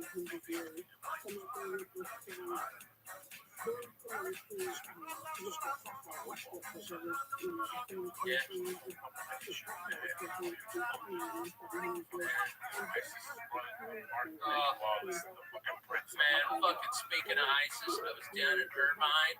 Holy shit. That is the most Arabs I've seen since fucking Kuwait. Alright? Holy shit, dude. These fucking retards. They throw their goddamn carpets out in front of the fucking fountain. It looks like valet parking for Magic Carpets. It's a Arabian night. It's a Arabian day. Hey, because it look blow uppy as fuck out there. That's why. Because those fucking, they're very combustible. That's why.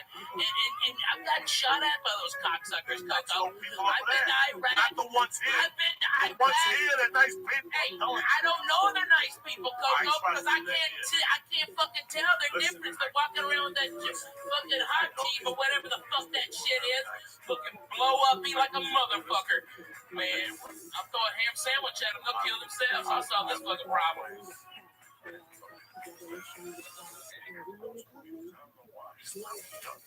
I like some of them. You know who I really dig, and it's fucking crazy? Iranians. I fucking like Iranians more than I do the Arabs. Alright? Fucking way more.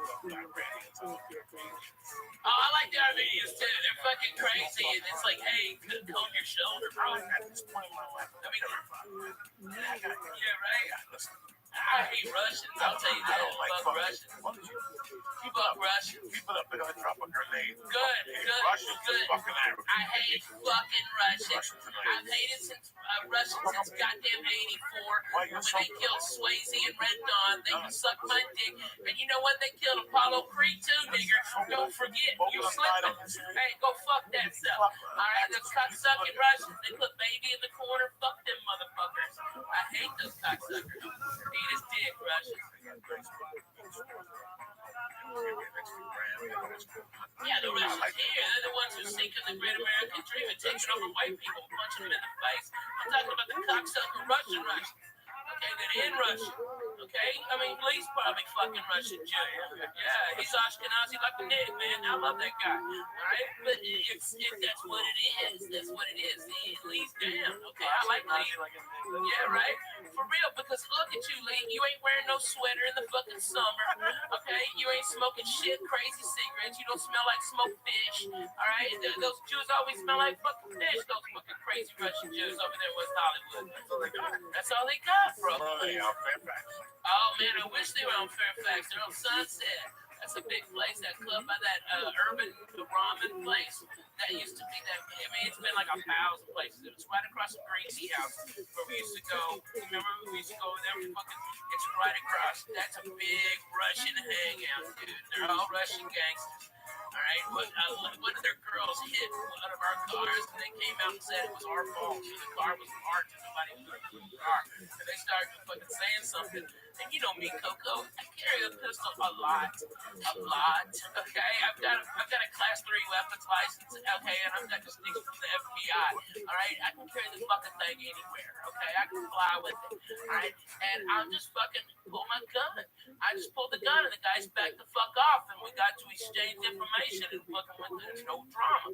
All right, but they were fucking surrounding my wife. What the fuck am I supposed to do? I got hit by a Russian lady in the parking lot up here. She used to, but it was her. Yeah, exactly. She was like 90 years old, so I felt really bad. But she was like, no, that wasn't me. And her car was filled with dents. Oh my God. I got hit too. I got hit by a Russian. Me too. Sean Stanley. Fuck you, baby. Fuck you, baby. I got that one insurance. I know what the fuck. Fuck you, baby, and see you later. Bye. It's crazy though. I used to, I always crack jokes That's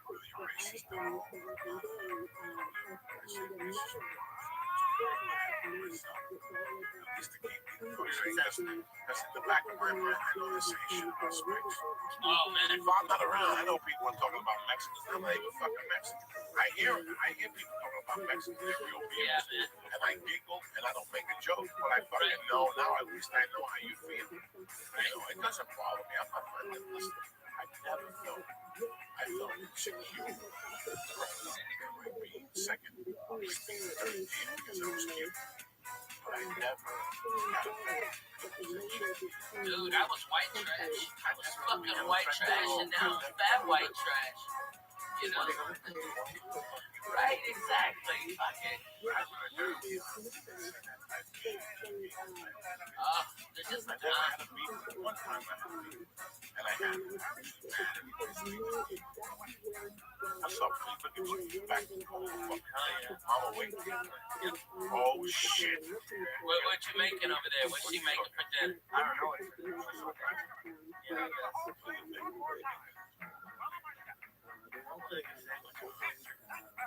Oh yeah. You know what I make my kids for lunch? You know, Lee, you gotta come to my house for a turkey sandwich. I get Jewish rye, all right, and I put a little Russian dressing on there. I know I hate the Russians, so it's ironic that I like their dressing. All right, and then good ass turkey right there, a little sauerkraut, make a Reuben right there, pan fried egg and cheese. What? You love it, Lee. You love it.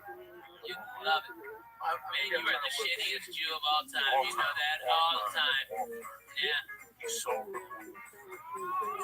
Yeah. How about your guidelines for what food I'm eating? Right. And the rules of being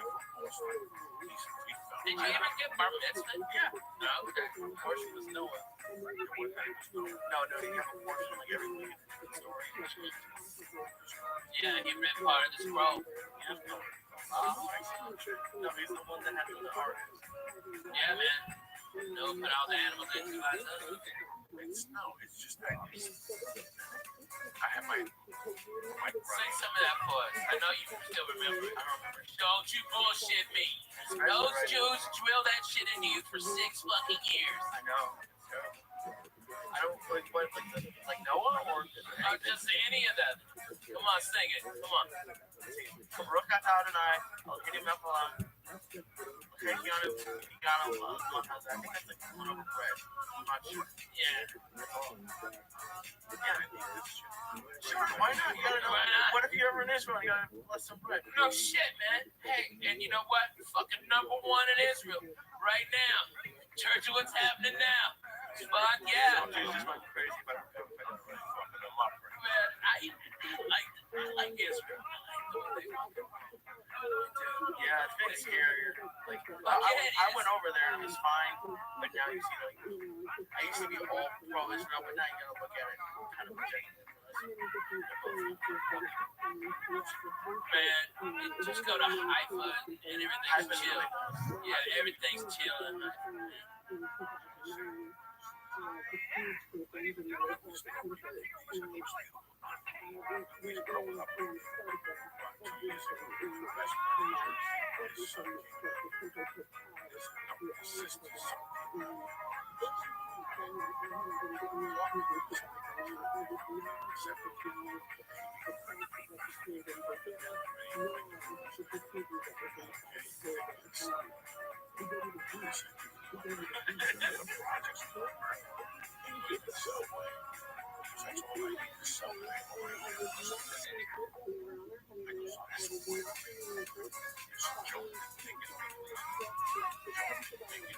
What's that? It's Jams Jack Dragon in. You get one of them fucking tiki drinks.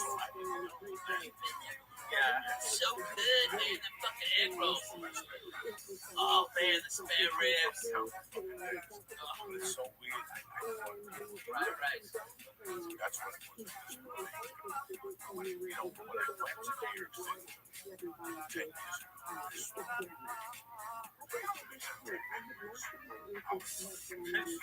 oh, that's disgusting. In the middle of Times Square. I was old. There was a lack of whoever rented that building. Got the shot. Man, man. That's the way I was born.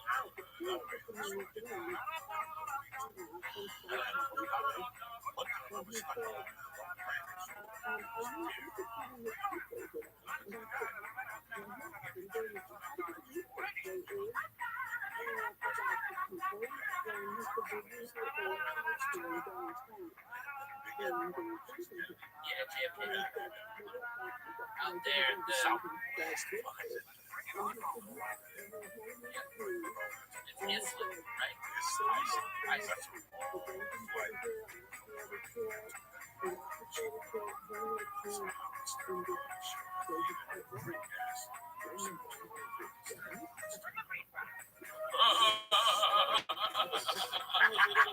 So we only sold 80 tickets. And I got a big song and dance show. Oh, about how we didn't sell enough to get pay you. Man, there's always those motherfuckers. Usually it's a black guy. All right, at least I had the black guy. Yeah, in Texas. Oh my God, there was an asshole named Vance that still owes me for a gig in Texas A&M. Okay, fucking 94, Jack. Okay, yeah, that's the manager, and he still owes me $500 for that. He's a fucking dick. All right, and you know I'm rich. I don't even. 500 is dinner with us. Okay, all right. But I remember the guys that fucked me when I needed it, man. Around $25 for an MC spot in Vail, Colorado. No hotel. I had to call from Lake Price. That man was so cold.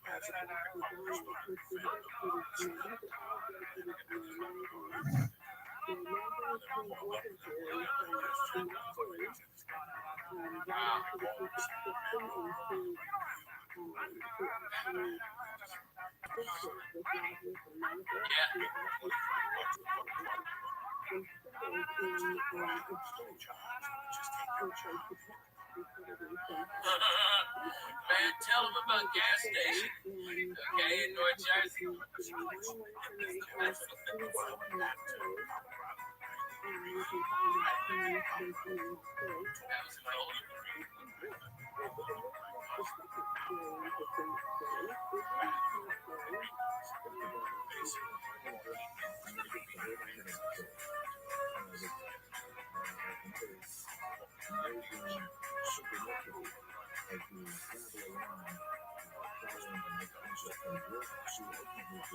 Hey, it's not the what is me and the fucking 200, 300 milligrams. Oh, please. Oh, mole. Yeah, first time ever. Oh, wow. I know so many people who have mole died. I know so many motherfuckers that include mole in their diet. Jam for chocolate. Chocolate, fucking mole. Yes, you know, that's half. Isn't that what? No, that's just one part of Mexico's mole. Right, they don't. Her mom and her don't like chocolate. So it's just chicken. What's in the sauce? It's fucking amazing. It's a little bit of Jesus. But yeah, I'm getting used to spicy. No, it's not spicy at all. I didn't, but now I do. It's just flavorful. That's what, you know, all these white people are afraid of Mexican spice. If you watch Mexican spice and food, they just put a little bit of salsa, like a little bit of dumb white people are used to fucking ketchup on their goddamn tacos. They're retarded. I was in Washington and my fucking buddy goes, let's go to Taco Time. Okay, it's a shit chain up there. And the fucking lady said, do you want mild salsa or ketchup on your tacos? And I fucking laughed. I go, bro, if you eat that, I'm going to fucking fire you because I can't stand to look at your face. And we just left it there. We paid for it and left it. Like anybody wants it. I ain't no Taco Cabana. You fuck no, man. No potato tacos for breakfast. Oh, stop. Stop at the motherfucking kolache fucking back. They don't know, man. They don't know. We used to fuck it up. Man, the summer was a little crazy for me. You know, my PTSD I thought was being handled with antidepressants, but it's not. It wasn't. And now it is. And now it's antidepressants and mood stabilizers. And man, I feel fucking like I haven't felt in 5 years, bro. I don't hurt. I I am up at 7, throwing sidekicks for Jesus. I'm fucking the wife real good. I'm putting her legs up. I'm hugging my babies. I'm playing with my babies more. I'm more focused on it. And it's like, you know, man, you were absolutely right. I didn't like the fucking truth being told to me, but man, it was the goddamn truth, Coco. When you broke it down, hey, Val, you've been slipping a little bit. You were fucking right. You were goddamn right. And I didn't know how bad it was until I fucking went to the goddamn doctor, describing all my shit, and he goes, "You're under medicated for your PTSD. You are way the fuck under medicated." And now, man, I feel like I haven't felt in years, man. Like the whole world isn't closing in on me. Like fucking, like LA is not bothering me as much. Traffic doesn't bother me. Fucking nothing bothers me no more, man. I am fucking great with life. It is fantastic to not be pissed off, except for when deadly needed. You know what I mean? It's nice. It's hard. Nice. You're always one of the worst people to get those two bumps because in the back of your head, you know he's right. Oh, and that's the fucking worst. And he's not right about it. Like, I'm not saying you're right about everything. No one's right about everything. But we've had a couple of those talks, and during it, you hate him. It's just brutal. And I think it's just anybody who you hate. It's so. Like the most 9 out of 10 men are mad at their dads. He's not a fucking step. But they're not doing that.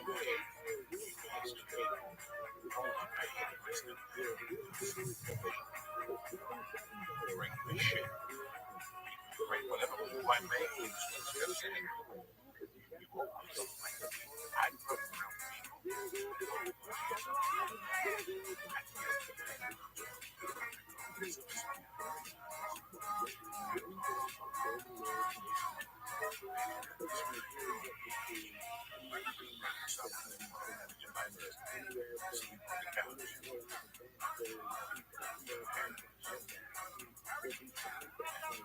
Tell me what to do.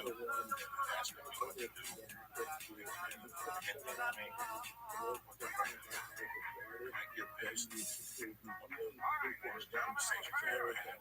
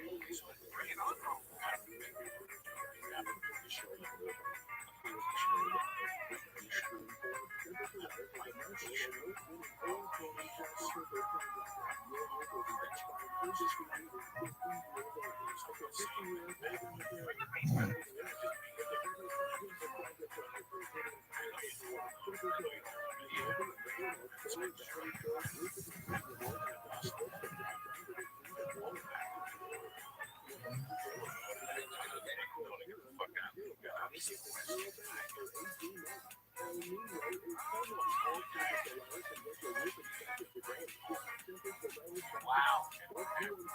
Yeah.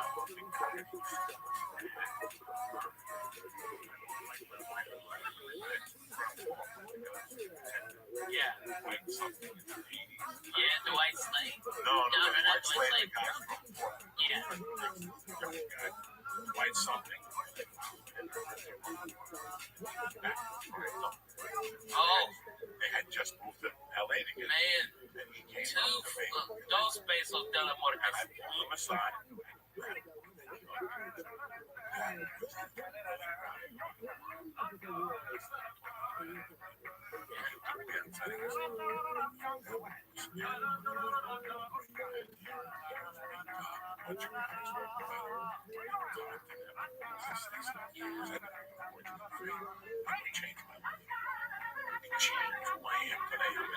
Because of the fucking words you said, yeah, as much as I hate you that night, you know, you are, in my eyes, one of the headliners of this decade, one of the top guys ever. I've practiced in the Godfather, let me come here and punch myself in the face, and It's the fucking worst line you could ever say. But where I come from, women and children sleep. Men don't sleep. That's it. Yeah. Women and children make a mistake and can make mistakes. We don't have I'm not trying to make a mistake.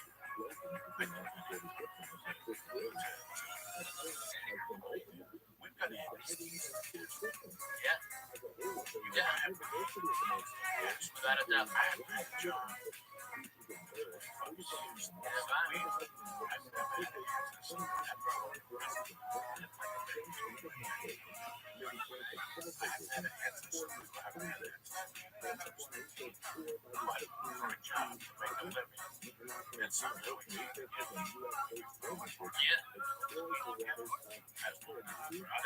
Right. Fucking hustle. Right every day. Work every night.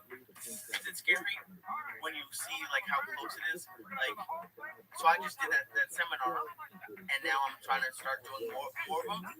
And I wasn't even really scared for the first, but now that I'm like, oh, I can see, I really enjoy doing it.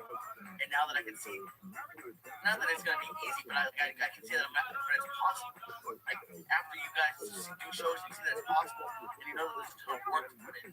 Like, at least for me, it got scary. I'll tell you what, you don't market hatred. This guy's a genius. I think right now, fuck these little comedians. They don't start podcasts, they don't start podcasts. I think you're people really are uncomfortable. They don't know this world. They don't know this college knows. They have friends who do this right now. We're going after pennies. This is a day you strike one of those companies. You can hit. Oh, you can go after companies. Okay, go after fucking AT&T. Yeah, that's crazy. Talking about their services and what's going on with phone. Yeah, and like answering people's problems and shit. Yeah, they love it. What you know. That's who's at home right now.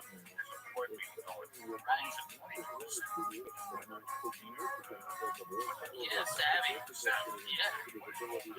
Man, look at fucking Amazon. Amazon today's getting slammed by fucking shit work conditions for people. I mean, they're keeping people working in fucking warehouses over 110 degrees with no breaks. They time everything. They need some fucking counter that shit. I mean, I don't want to buy Amazon now. I mean, but if they would have a podcast, they could explain it and tell me, hey, the air conditioning broke. You know, maybe I don't know the full context.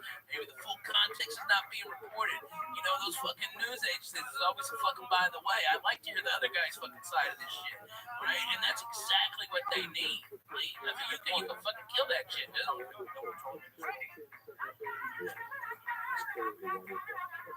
Yeah.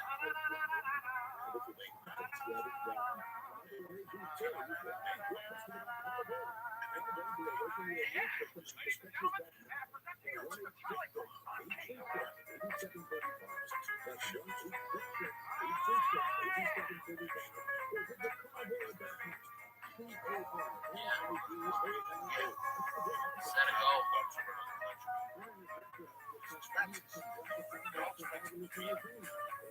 It's fucking the biggest expense. Yeah.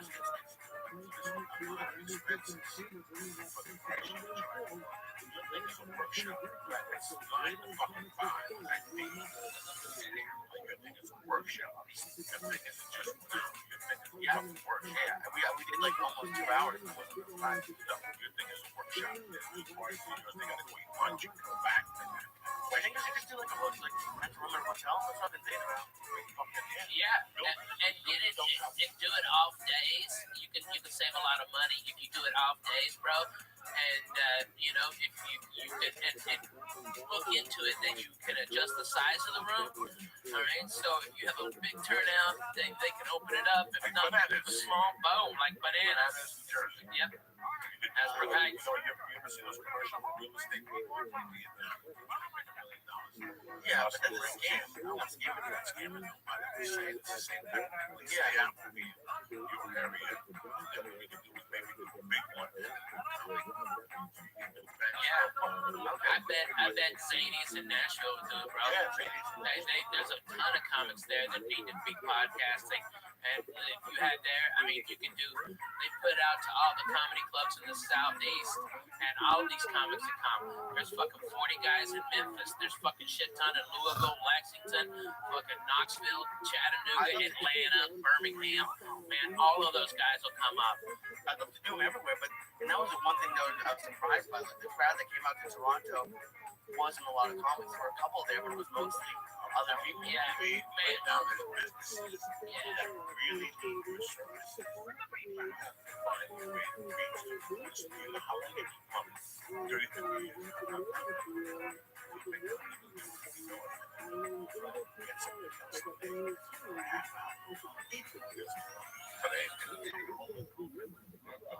Oh yeah, man. Each other terrible floor. What's the difference? No, there is no difference. What's the difference? People want to hear it. I'll hear it on the radio. Yeah, and so a lot of those guys are fucking funny as shit, man. Yeah, and to steer them. There's got to be a program. Also, one create, you see on Twitch and all that. Go, hey, I'm prepared. I did that. You know, I know you did that. We have to do it forward. Yeah. Now the next one is people that contact the download because you'll leave. So they don't know how to fucking download. So there's got to be a company that teaches them how to do that. They got to go back to yo. Let's say 18 fucking people download things every week. Whatever. I'm just saying. Right. You're just sitting on the go. Lee, That's just you have to point it at the right person. brother, just come to Nashville, okay? I'll set it up. I'll get you a night, okay? I know everybody fucking run out there and support you. Nashville always supports us podcaster comics, okay? And dude, and not only that, you don't even have to get a hotel. You can stay at my house. My house is like 8 blocks away from the club. And it's empty. It's a big fucking house. Food. Fuck yeah, man. I got everything in there ready to go. I'd love to. Yeah, man. Believe me, my pleasure. And I even got my buddy Aaron who'll pick you up from the airport. My car. You can drive my car. Yeah. Just live on the road. Oh, okay. Oh, yeah, in Boston, yeah.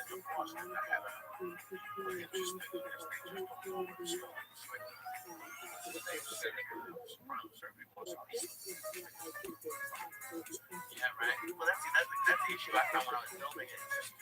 You Google it, there's 8,000 people talking 20,000 different ways to build a podcast. So, like, that's what I said at the beginning. This is just the way I do it. But here's the fucking thing. This is fucking me, okay? Yes. I want the fucking Judy Brown work. Right. I read about comedy like every other comedy. But I learned much about it.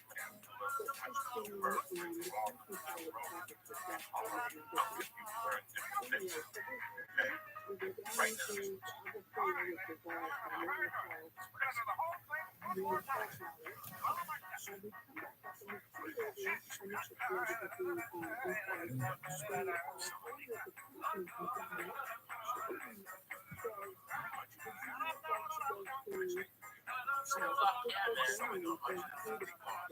Abuelo and another Mexican, my cousin, and this Mexican. Fuck yeah. They were killing me. The word got out. So Al hired me. And I went over there.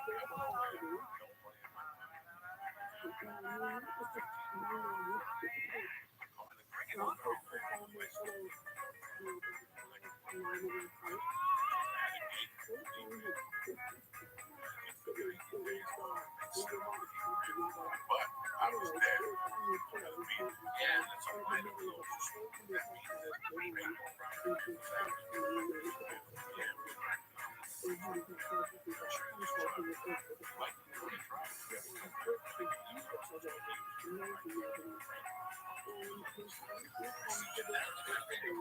Flying Jupiters. This guy sold me he comes in and works around the thing. And guess what? That's it. I never see Rabbi again. I saw that car. You got to study. Guess what? And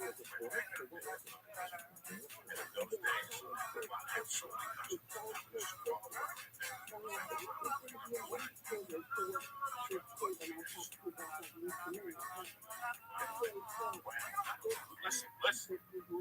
I don't know shit. Either Ron or Roy. You would buy a truck, I'll fucking go in there and fight. I'll get that truck out of there.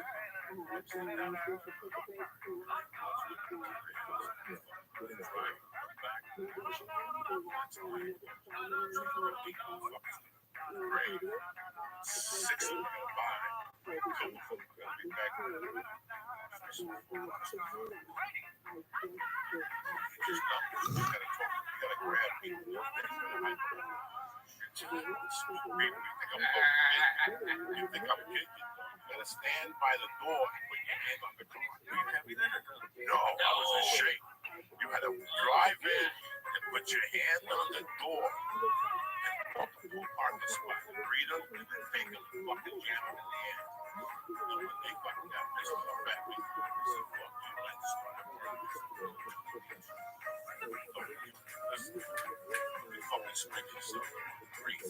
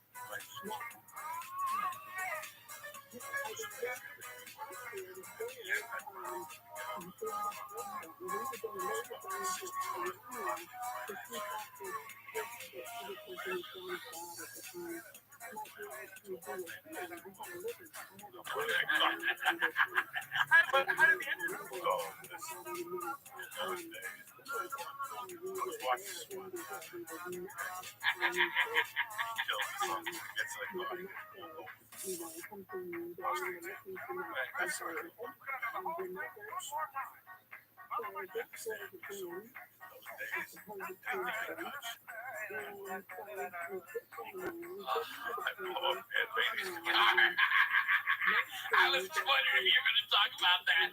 That's the greatest story of all time. Oh my God. She was a dumb broad who was all in love with Josh Wolf. All right. And to get closer to Josh, this big ass girl, she could only get like 500 for a piece of shit car. She got a new car. And so she just gave it to Coco. Oh, she gave it to Josh. Josh gave it to Coco.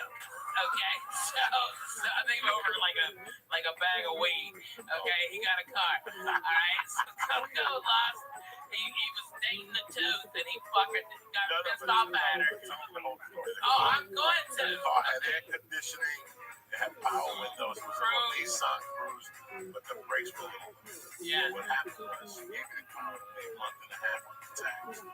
So I used to sleep in this motherfucker at night. Yeah. I would store coke on that car over the sun. Michael and jerk off in the sun. Roll over, listen to air conditioning that wake around the other night. Yeah.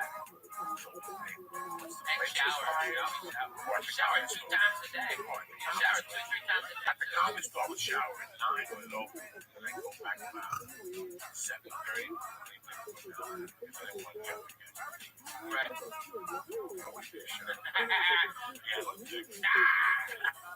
D minor.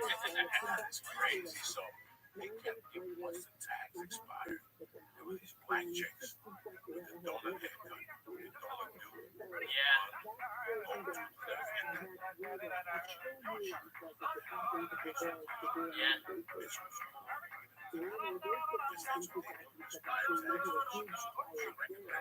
Yeah. Dude, you had red zone tickets. Oh, it was handicap parking tickets. Okay, it was like $10,000. Why didn't you just park in a better place? Because they were still finding it. Just park it up to Padre. That's still fine. How much did it take to register?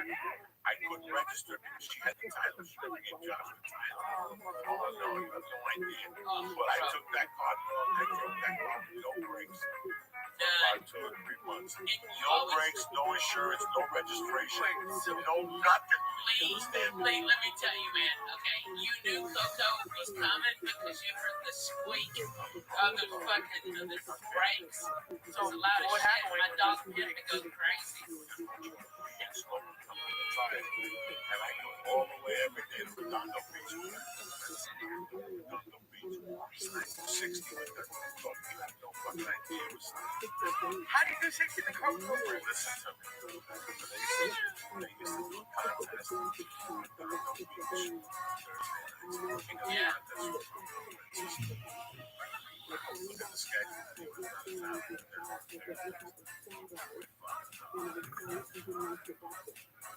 It was $100. $100, 50 for second place. Yeah, and the first place got free food. And No, I just wanted the 100. I had to come back. No, you got both. No, I didn't leave. Oh man, we always did because we bring you ate plenty of time because you fucking eat it at my house on Thursday morning.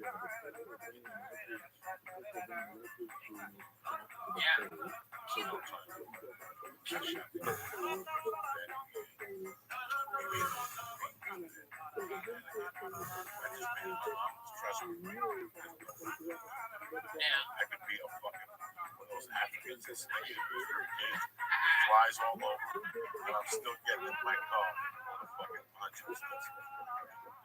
Whatever's left over from the railroad lower, and 5 for cigarettes. That was fucking.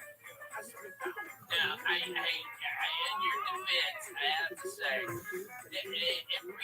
Coco, when they towed his house, he was living in my place, and then they towed his house, and so I got my car towed, so I could go in and get it, okay? And when I went in there, I got all his clothes and everything, and by the way, I checked the glove box, and it was like opening up one of them can of fucking snakes on springs, you know what I'm talking about?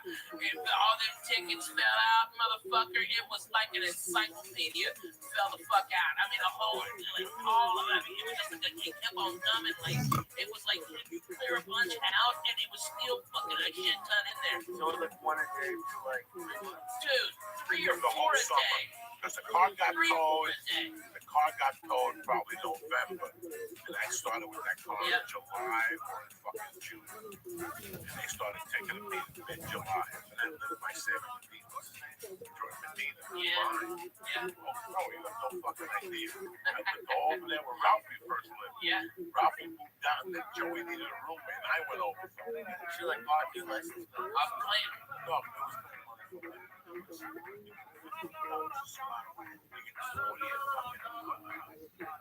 Dude, Mexican, roast beef, fucking Alhambra, was Covina, Corona.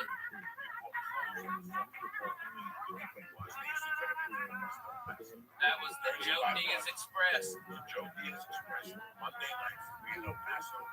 Tuesday morning and Monday afternoon. You understand? Right now. Remember this for $550. Yeah. Fucking 1, 2, 3, 4, 5, 6 fucking shows. You paid $75 fucking. You bought a Southwest flight. Yeah, there it goes. So for you to smoke coke, go talk to the man and party, so you used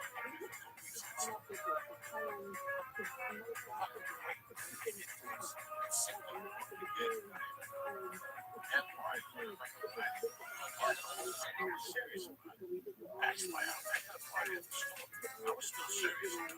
I just had to party.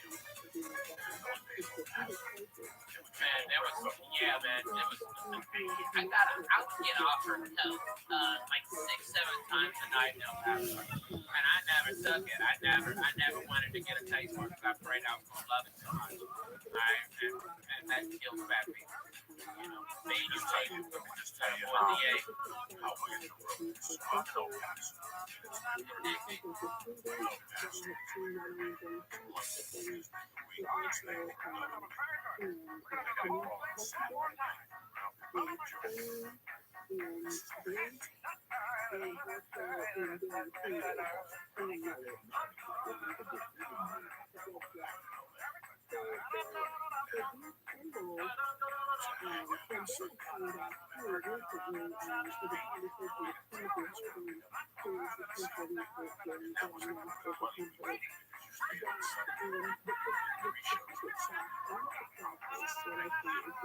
What's his name? RB. I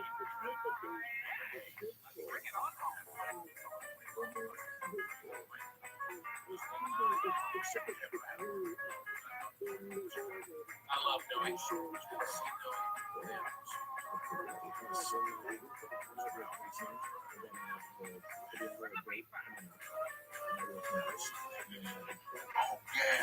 Jody's gonna go play with Carlos. Yes, yes. There you go. Oh man, Bro, I she got a called him memory like out a on fucking shit, hawk. bro. She called him out on her shit. I'll give it They to were her. playing Nintendo in our room. Yeah. Why is Carlos, who's got a 5-star hotel across town, in my fucking zombie condo, playing fucking Nintendo with no? Yeah, nobody's And smoking Jody's drugs. Nobody's drinking. doing nothing. You're on the floor. I'm in the room. I'm on the couch. I get to bed to Jody. There was 2 bedrooms. And this is the only condo. Yeah. Not the Sure was. Yes, the one by the supermarket. Yes, sir. And her and Carlos got into it. But the next one, That was the fucking greatest. the next one, we had much money. No, we went to a Mexican place and they make these fucking fried tacos that they do in El Paso. Fuck no, Because I man. met you guys by Arby's. Yeah. I walked down the hill and met you by Arby's. Yeah, because we couldn't find the Right, you brought your car and Jody brought her. Yep. You had you guys were coming back years. Okay. So Well, and payback. man, and Lucy Lou had us all boned up. We were all horny looking at Lucy Lou karate chopping. It was awesome. Listen, I love that shit. This is 1998. It's 2000. Damn. Just to show you guys the comedy journey. Broke down this morning. This got to be maybe 16 people. That's what about whatever the fuck. Lead and it went. And then it just paused and went. And lead, everybody looked at Ralphie. Yeah. And by the way, it was like shooting, explosions. And it stopped. Boom. Dead fucking silence. It was the greatest fart timing of all time. Oh my God. Okay? Everybody's looking at me. Okay? And then Coco goes, God damn it, Ralphie, man. Jesus Christ. Jesus The fucking Christ, Ralphie, man. He's yelling it. And everybody's looking at me. I didn't fucking howling. I'm howling inside. We're talking better that guy. And then we went to the movies at Universal City. When I threw the M&M up. And the ball guy, man. We threw peanut M&Ms at this motherfucker because his head looked like a peanut M&M all oblong. Alright? And we just see the movie.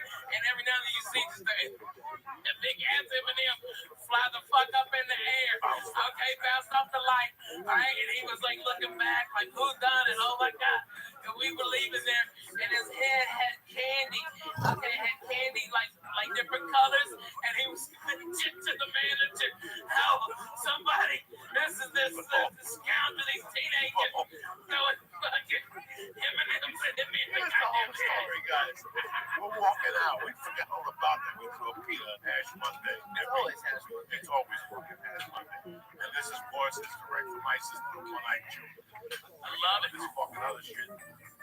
Crystals of death. Look at this. It don't even fucking fall off the side. Look at that. Jesus. It's like mixed opium and ash and fucking. Straight from Big Lodge's asshole right there. This shit. What's happening? They see you up in Toronto. Yeah, I had a great weekend. Couple people like podcast, like regular fucking Simon Busters. Who's that? Some fucking security. No. It was great. I went to the underground the night before after Steve shows, and I met Mama, who you from before. I had a podcast. I've never had my name on anything before. Like I've gone with you, I think it's fun. But like I started getting really nervous after I dropped Paula off the night before I left. I realized I was packing, and my name was on it. And it was just, it couldn't have been more fun. We did dabs. I met this great guy, David, who works for like the biggest pop grower in Canada. He was telling me all about it. And then the next day, we had like 20 people on the podcast seminar. It was great. The cool thing about it was there were people that didn't know me from the podcast. And like I got, like this one guy was there, he was like 80 years old, like wanted to start a podcast. It was great. That's kick ass, man. I love Toronto, man. Oh my god, I've never been to Canada. Oh, really? I've always heard everyone was really nice, but it was just so much fun and the food was great. And it was Chinese are good. Fuck yeah, man. He came up. They ain't fucking around. I got birds in the fucking windows, man. Yeah, that was good because you go one street and it's New York. You turn another street, it's fucking Chicago. You go in one place, it's goddamn Philadelphia. I mean, it's fucking the greatest town to shoot in, and the people are amazing, man.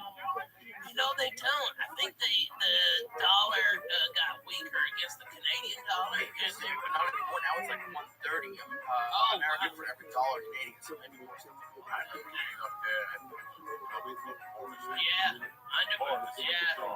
Yeah, Comedy Wood. Yeah. Brutal. You live over the bar, and then the second week you live in the other club. Lived in the house with his crazy brother, driver. Yeah. Wake up and listen to some speed up shit. Some ridiculous smoke.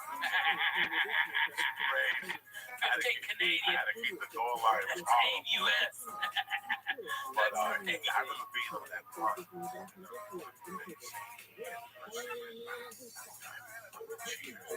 Oh yeah, George Wendt.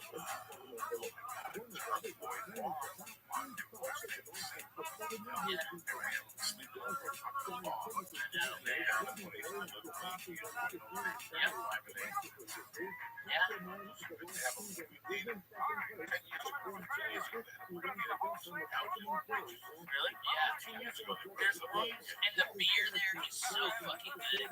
You know, when last time I played that, I was at the downtown room and Mitch Hedberg was at the uptown room, and then we flipped. So we went from Bathurst and Steeles down way the fuck down there in downtown, and that's when Mitch met his wife. It was a crazy fucking time. It was a blast. Yeah, I forgot about that. Right before you let Yeah. that club was okay.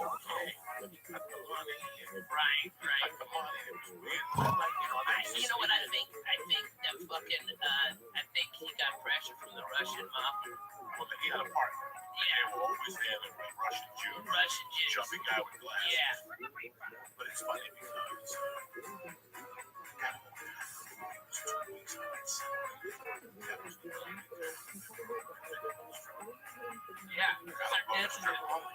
So, we were ready for this weed room the night, like the first night I got there, which they have there, which is I think the one thing that LA kind of missing is that you can go and smoke and hang out.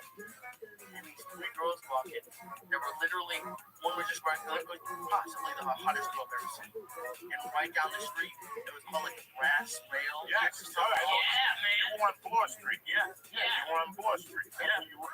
I'm telling you, I used to go up there. I used to go to the at the Improv. Some nice Irish kid with my dad. That was going to the U of M. He was working himself in college and then he was working at the U. He had this is how we live.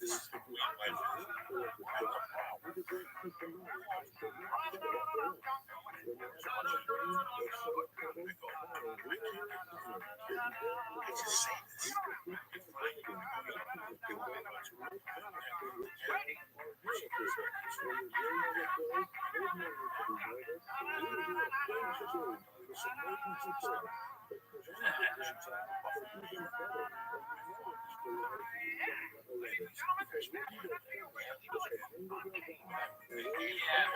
Right there. Right fucking through. So he was driving to the station.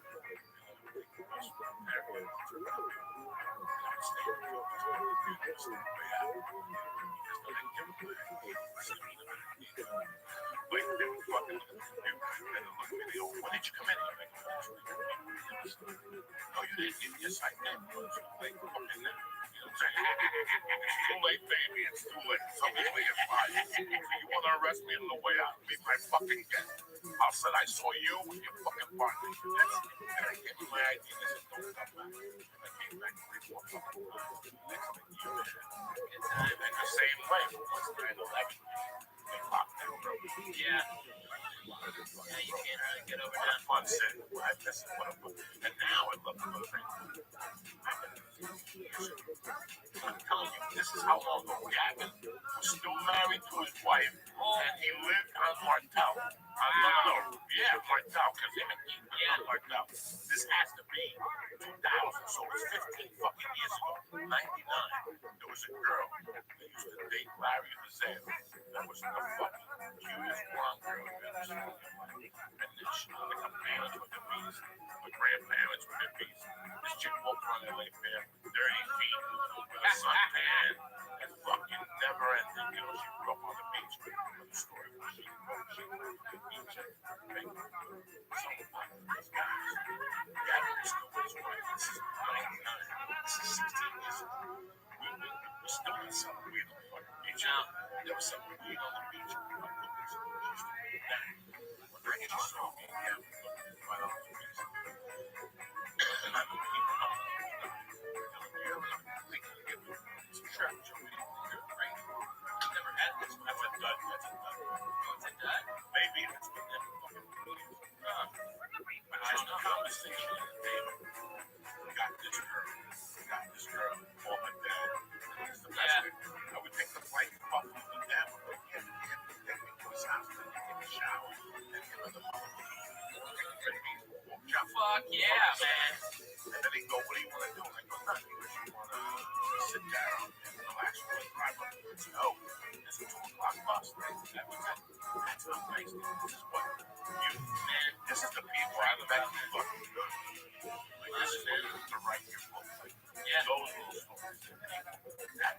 That's exactly what I'm doing. The little fucking road stories are the ones that still baffle me. But I just remember right now, shit like this. Yeah, man. This, all we need is you drinking all my orange juice, and this is 1440. This is fucking awesome, man. This is just like we used to do. Right there, looking out the goddamn window. What was the Bloody Mary mix?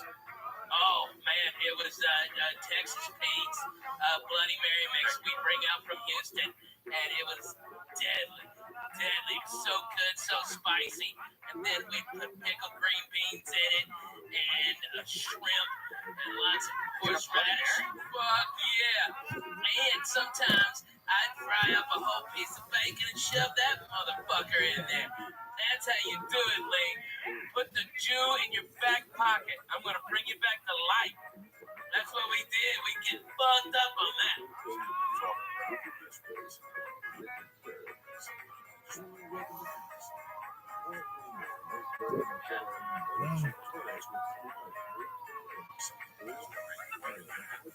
Oh, my God. I burned my fucking hair.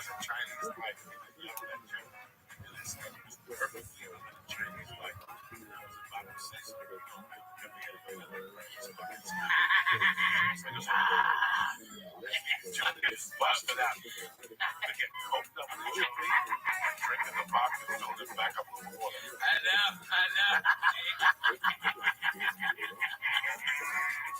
So funny. Oh, man, how about the time you were over at Gavin's and you had the Bolivian flu and his little cocksucking male fucking punk dog ran up the back of the fucking couch, went to Coco, who's got his eyes closed, sleeping upright, trying to fucking, just reeking of pussy and fucking yay, and he had shit on his fucking shirt. That fucking cocksucking dog pissed on your head. That was the fucking funniest shit I've ever seen. Oh, good times. They stay out of there. No. Just around you. Yeah. I used to go to the house, drink Bloody Mary. Yeah. Hey. How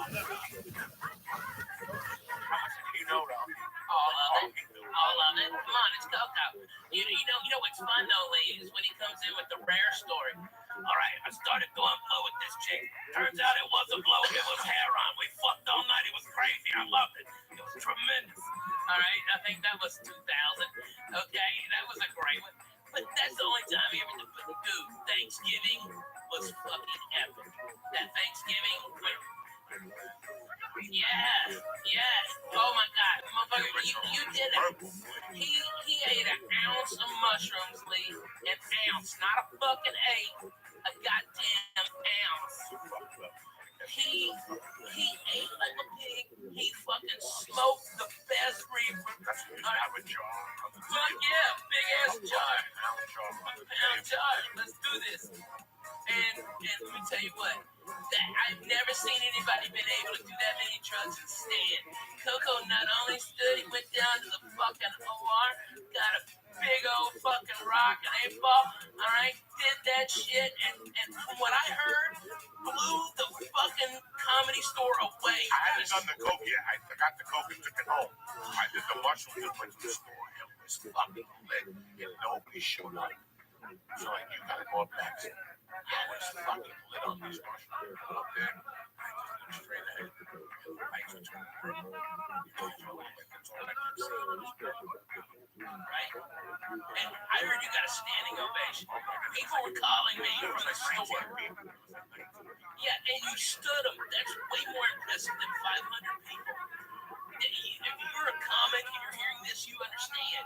To get a standing ovation from 19 fucking people is more amazing than getting it for 25,000 people. That's easy. Anybody can fucking do that. All right? These people were there on Thanksgiving night. Fucking Diaz blew them away. Fucking tremendous.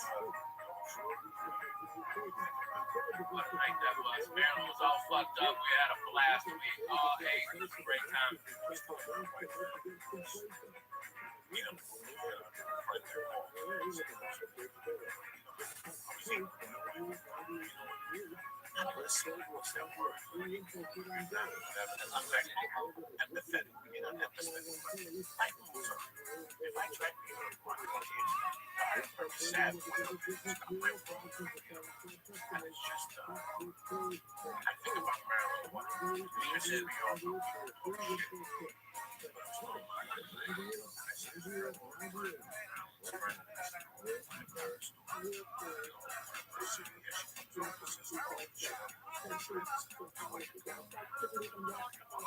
All the time, man. She's a peach, man.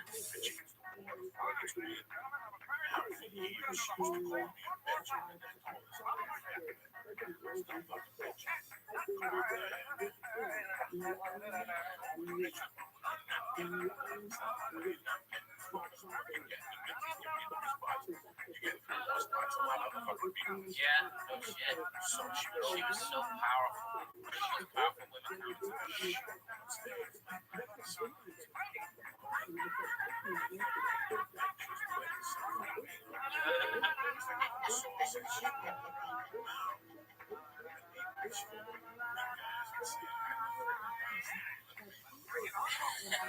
Oh shit, just make you laugh. What's up with you? This bad motherfucker.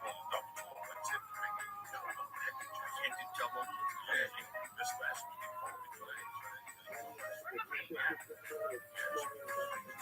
Wait, you lost a lot of weight since I saw you last. Almost. I don't know.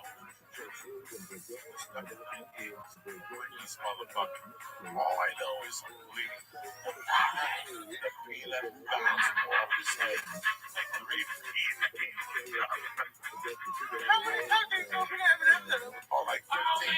it was a whole package. Like when they would give 2 M&Ms, it was a promotion, so it was 2 of those bags of M&Ms. And even though we were high, we're fat fucks, we're like, we don't need a whole nother bag of M&Ms. And Coco goes, yeah, give me those fucking M&Ms. Boom. Whipping up during the shit parts of the movie. How old are you at this point? this is 10 years This ago. is 10 years ago. I'm 33. Okay. I'm just having a great time. But here's the whole thing. We hit him with the thing. He's looking around now. He had the weirdest fucking looking head. Oh my God. We had to beat him because the light was shiny off his head. Yeah, it was a Now fucking we hit him, cool. and that's it. We move on. Well, 2 hours later, we walked in. Nothing happened. We forgot all about it. And the guy's got the meter in his hand.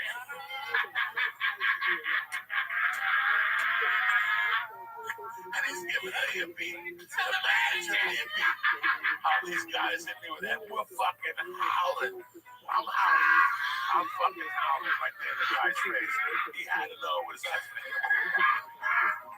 Oh my God, we were fucking crying. Crying. So funny. Oh, yeah, but not. I mean, it's hysterical, but I can't imagine you two Oh.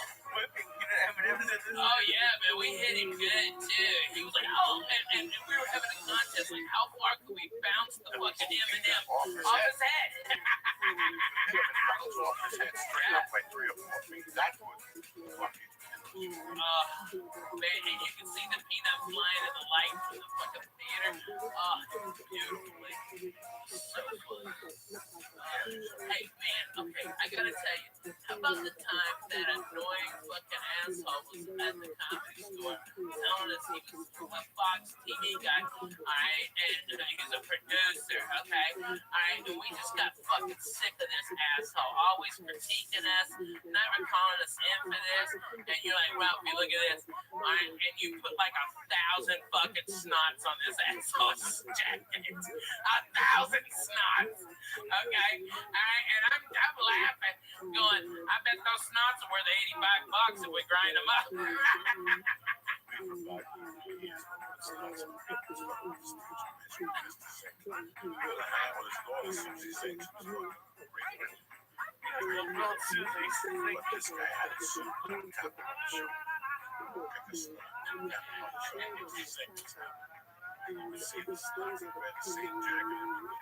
That's the first guy I bought.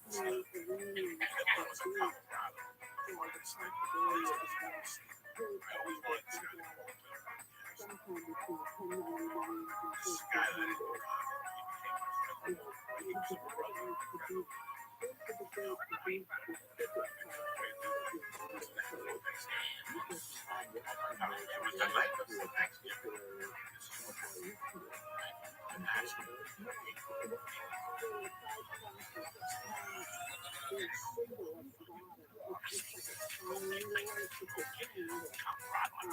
a Colorado. Shit, I just bought the jewelry store. Reputation and shit. By the way, was that when George was the getaway driver, but he didn't know? No. That was George was the getaway driver. Yeah, he didn't even know he was. He was all hair on out. I love it. I'm sorry, ask me, Colorado. You were homesick.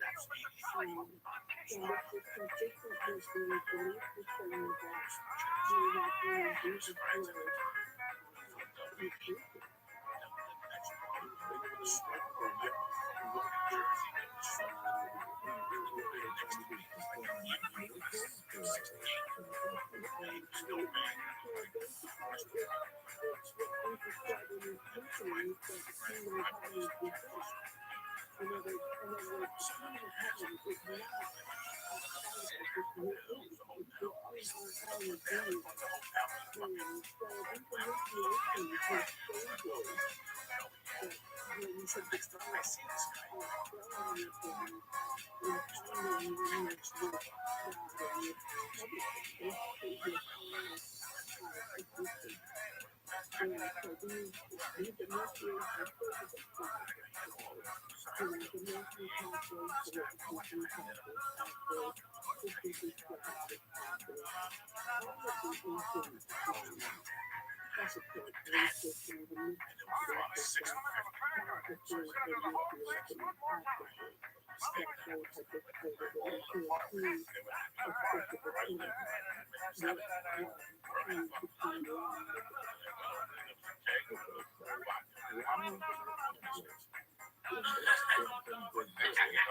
woke up the next morning and kept hearing this.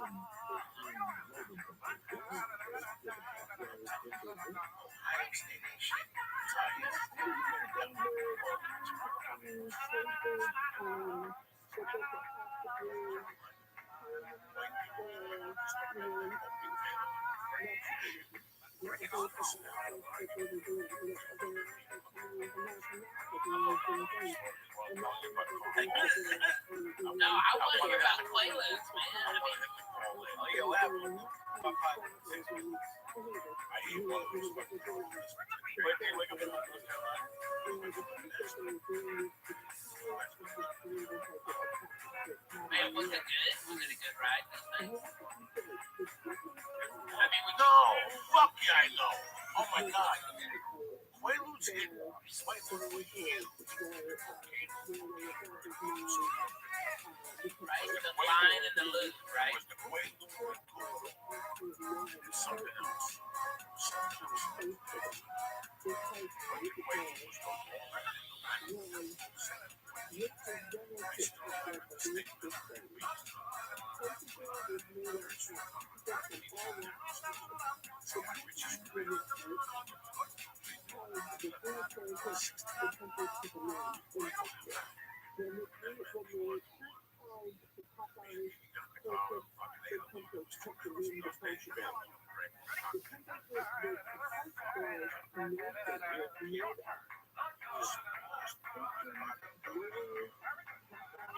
Loved everyone. You ever get coffee?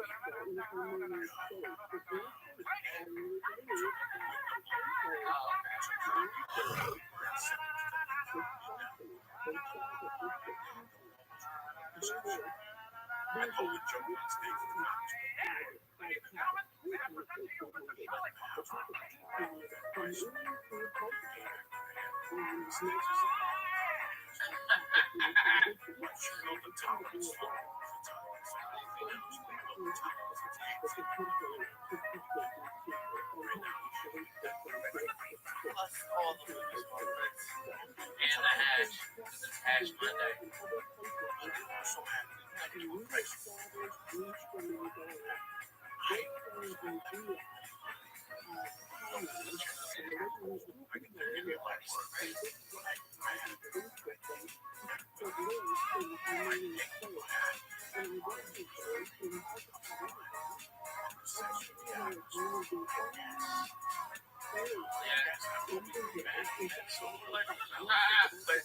But unless I wrote the story, didn't the Cosby girl say like they passed out? So it doesn't sound like wait, let's give him a touch. If I give 100,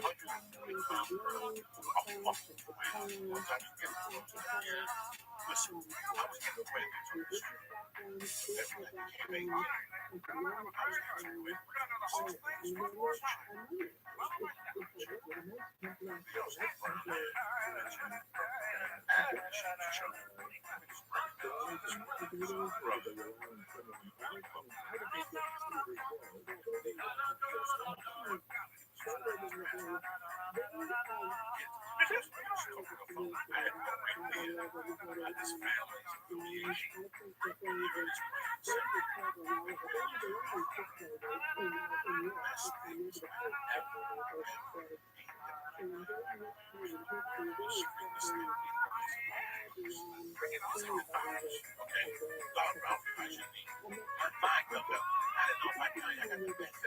Everybody got the best service. This guy worked out down front. This guy operated decent when he came back. You know, everybody's got the best fucking surgeon. Everybody's got the best dentist. And you know, I asked Jim Kelly to win. Jim, We simply do a dentist at a portion of 300 just don't look in the office. My dentist is in Nashville, and he's helped a bunch of comedians, brothers of mine, go in there and get their dental work. And he is fucking the best. He's a black dentist. We call him the unicorn, because I ain't never fucking met a black dentist before him. He's a bad motherfucker. Every chick in there is a fucking dime, all right? His wife looks like Michelle Obama, all right? I mean, she fine too, all right? He drives old hot rods. He's a bad motherfucker, all right? I'll hook you up. You said about dentists. I actually got a guy. When you go to Tennessee, My point is, we show for dentist. We go to Tennessee for dentist. I go down the corner from my house. The Arabian guy that pays for insurance every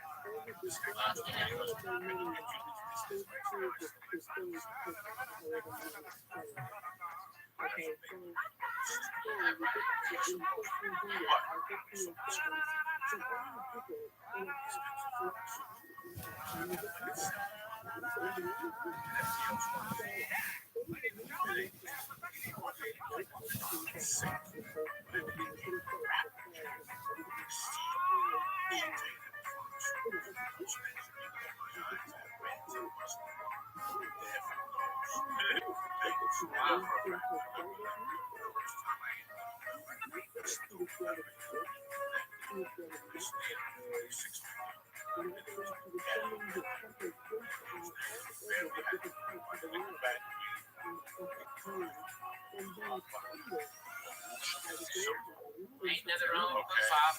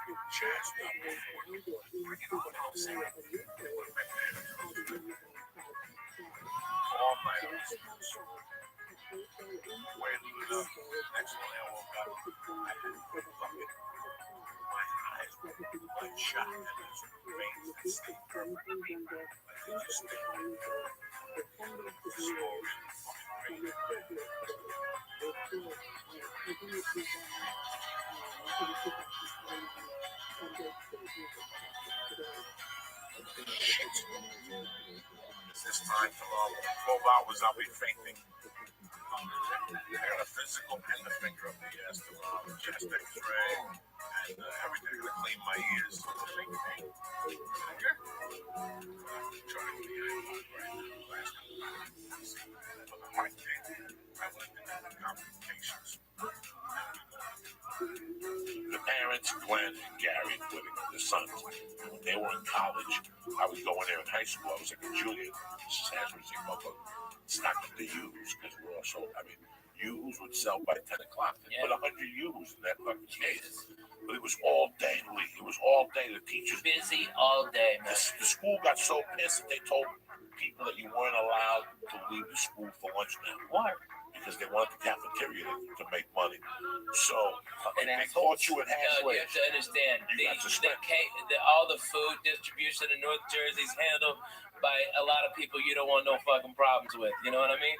All right, so people stay and eat the goddamn food. All right, they got contracts on the ass. They would suspend. So you would suspend us, but Mr. Hansford would go, fuck that, go in the back.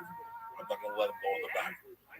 But if I say, hey guys, that means run out the back door. So for a year until they moved that law, we would sit in the back of hashways and delete the fucking thing while the school teachers were in front looking for it in the truant office, the whole thing.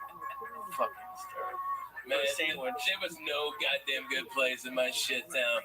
I got no good stories. You know, we had fried bologna sandwiches. Like, oh my god, you hear that? That's your grandma rolling up. When I went back in '93, that's your lady just flipping right in the ground. Oh my god, when I went back in '93, I stayed with my buddy Sequoia, stayed with Mike Ronnie. And down the block from his house was a fucking deli that I'll put it up against any deli ever.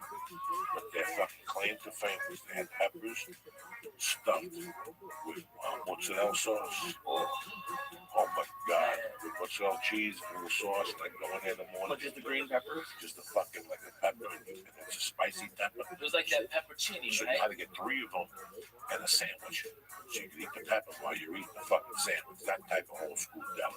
There's different types of delis, but that was right. What the fuck 3 fat guys gotta talk about food for now? Because we're all stoned and it sounds great. But it's crazy what today signifies in the Catholic religion. And a lot of other religions also. Well, I mean, our good friend George, God rest his mama's soul. She's passed this year. And, you know, it's hard, man. My Uncle Jim passed this year. It's hard. You know, you see people at the end of their life, that cancer is a miserable thing, man. I mean, it is a horrible way to pass, you know? I'd rather get slammed into a sign on the 5 and break that bitch. I'd say, God forbid, but hey, I'd rather take that than that stuff, you know what I mean? So it was just fun going to church. It really was. I went by myself, no pressure on my wife, the kid. I didn't want them there. I just wanted to go because we did that church over, St. Bartholomew, that we did it over. So I just went in there at 7:15. I tell you what, man, it just brought back a lot of fucking memories. That's what happens in church for me now. When I go to church, I look at the 12 stations of the cross, and it's like a fucking acid trip, man. I just go back into sections. And I remember I was thinking about my godfather. One of the worst things I ever did in my life was fucking my godfather. After church, I went home and I tried to find him. On Facebook? Yeah, he's no cute. Fuck off Facebook. He lives in the Keys. When I was a kid, my God, it's amazing what has happened. Did you see Mad Max? Yes. Okay. The question that fucked me in that movie is who killed the world? Oh, yeah, man. People ask who killed the world. You know what, man? They killed the fucking world. The world is half dead, Billy. No, it's more than half dead. Trick or treat this week. I saw Trick or Treat. There's no kids out in the daytime. I mean, these are great areas to trick or treat. I didn't get one. At night, I saw kids, but they're confined. The parents put the fear of God into these kids. Yeah. You know, Friday night, I went to this trunk or treat. You know what, man? Did Mercy have a great time? Fucking yeah, she had a great time. You know, did I have a great time? Fuck yeah, watching her and watching the kids and watching my wife. I dressed up. I put fangs in my mouth, and she kept saying, "No, thank you, Daddy." Which means take the fucking fangs out of your mouth. No, thank you, Daddy. Because she would keep tugging my cape. No, thank you, Daddy. It was the cutest fucking thing. I went in there and I had a great time. We got that 5:30. The dinner they made us was, you know, not bad. It was a cheeseburger with macaroni salad. It was a barbecue. I enjoyed it. And then I watched her play ball with other kids. And I could tell that we're halfway there. We're okay. We got an okay kid. The ball hit her in the face 3 times. She didn't cry. Some little boy dressed up as Captain America got hit once. He wouldn't stop crying. But when the kids left to eat, she didn't want to eat. So she stayed with me. She goes, "Daddy, come in." And I started playing ball with her. So when kids came over to play, she was like, "It's being hit now." And she was going fucking nuts. That was the only problem we had all night. Everything was great. But back to Trunk or Treat. It's like cars get together. It's like a beautiful car show. And they back up and they open their trunks and they hand kids and they sit in front of the trunks with disguises. And I tell you what. Is it like a lowrider club or hot rods and stuff like that? No. It was just all these fucking Studio City people. Oh, yeah. You know, whatever they are. I don't know what was. I didn't talk to one. I talked to maybe 2 parents and the principal. Man, you know, I've done that same thing with Mexican car clubs, bro. They are the nicest. That they had a whole goat cooking.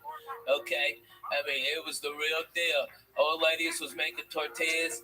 Okay, they was handing out good candies and stuff like that, having a blast. They had a band, a salsa band. It was on, man. I'm telling you. This was for kids. This was for fucking kids. Yeah, that's what it was for kids too. Yeah. There's no fucking salsa band with this kids. This I'm is telling you, white there kids. was. White kids, no. This is white kids. There's no salsa band. There's no Beatles. They're barely Dude, walking you around. want to hear about white people? So these motherfuckers, I mean, the most interesting thing in the world was I looked at my wife at one point and I go, what the fuck is this? I know. Like, I almost had a nervous breakdown. Like, what the fuck is this? This is like Puerto Rican shit. But I go, this is what we have now. The parents scare the kids. And, you know, let's get together. Let's put them all together. When I was a kid, one parent went out, everybody held hands, and you fucking knocked on doors, and you yelled. And, you know, Saturday night, I didn't see people till 8 o'clock at night. How much pot do I smoke on my balcony at night, people? A lot. Tons. I'm standing out there, and I was scared to smoke. And my kids are going to walk up on me. After 30 minutes, nobody said nothing. Every once in a while, I'd see 3 kids and a parent. But the 80, 90 kids, I used to run with 80 fucking kids on Thanksgiving. Yeah. You ran 80 deep on Thanksgiving. 80 bundles of 20. Yeah, bundles of 20. I didn't see that.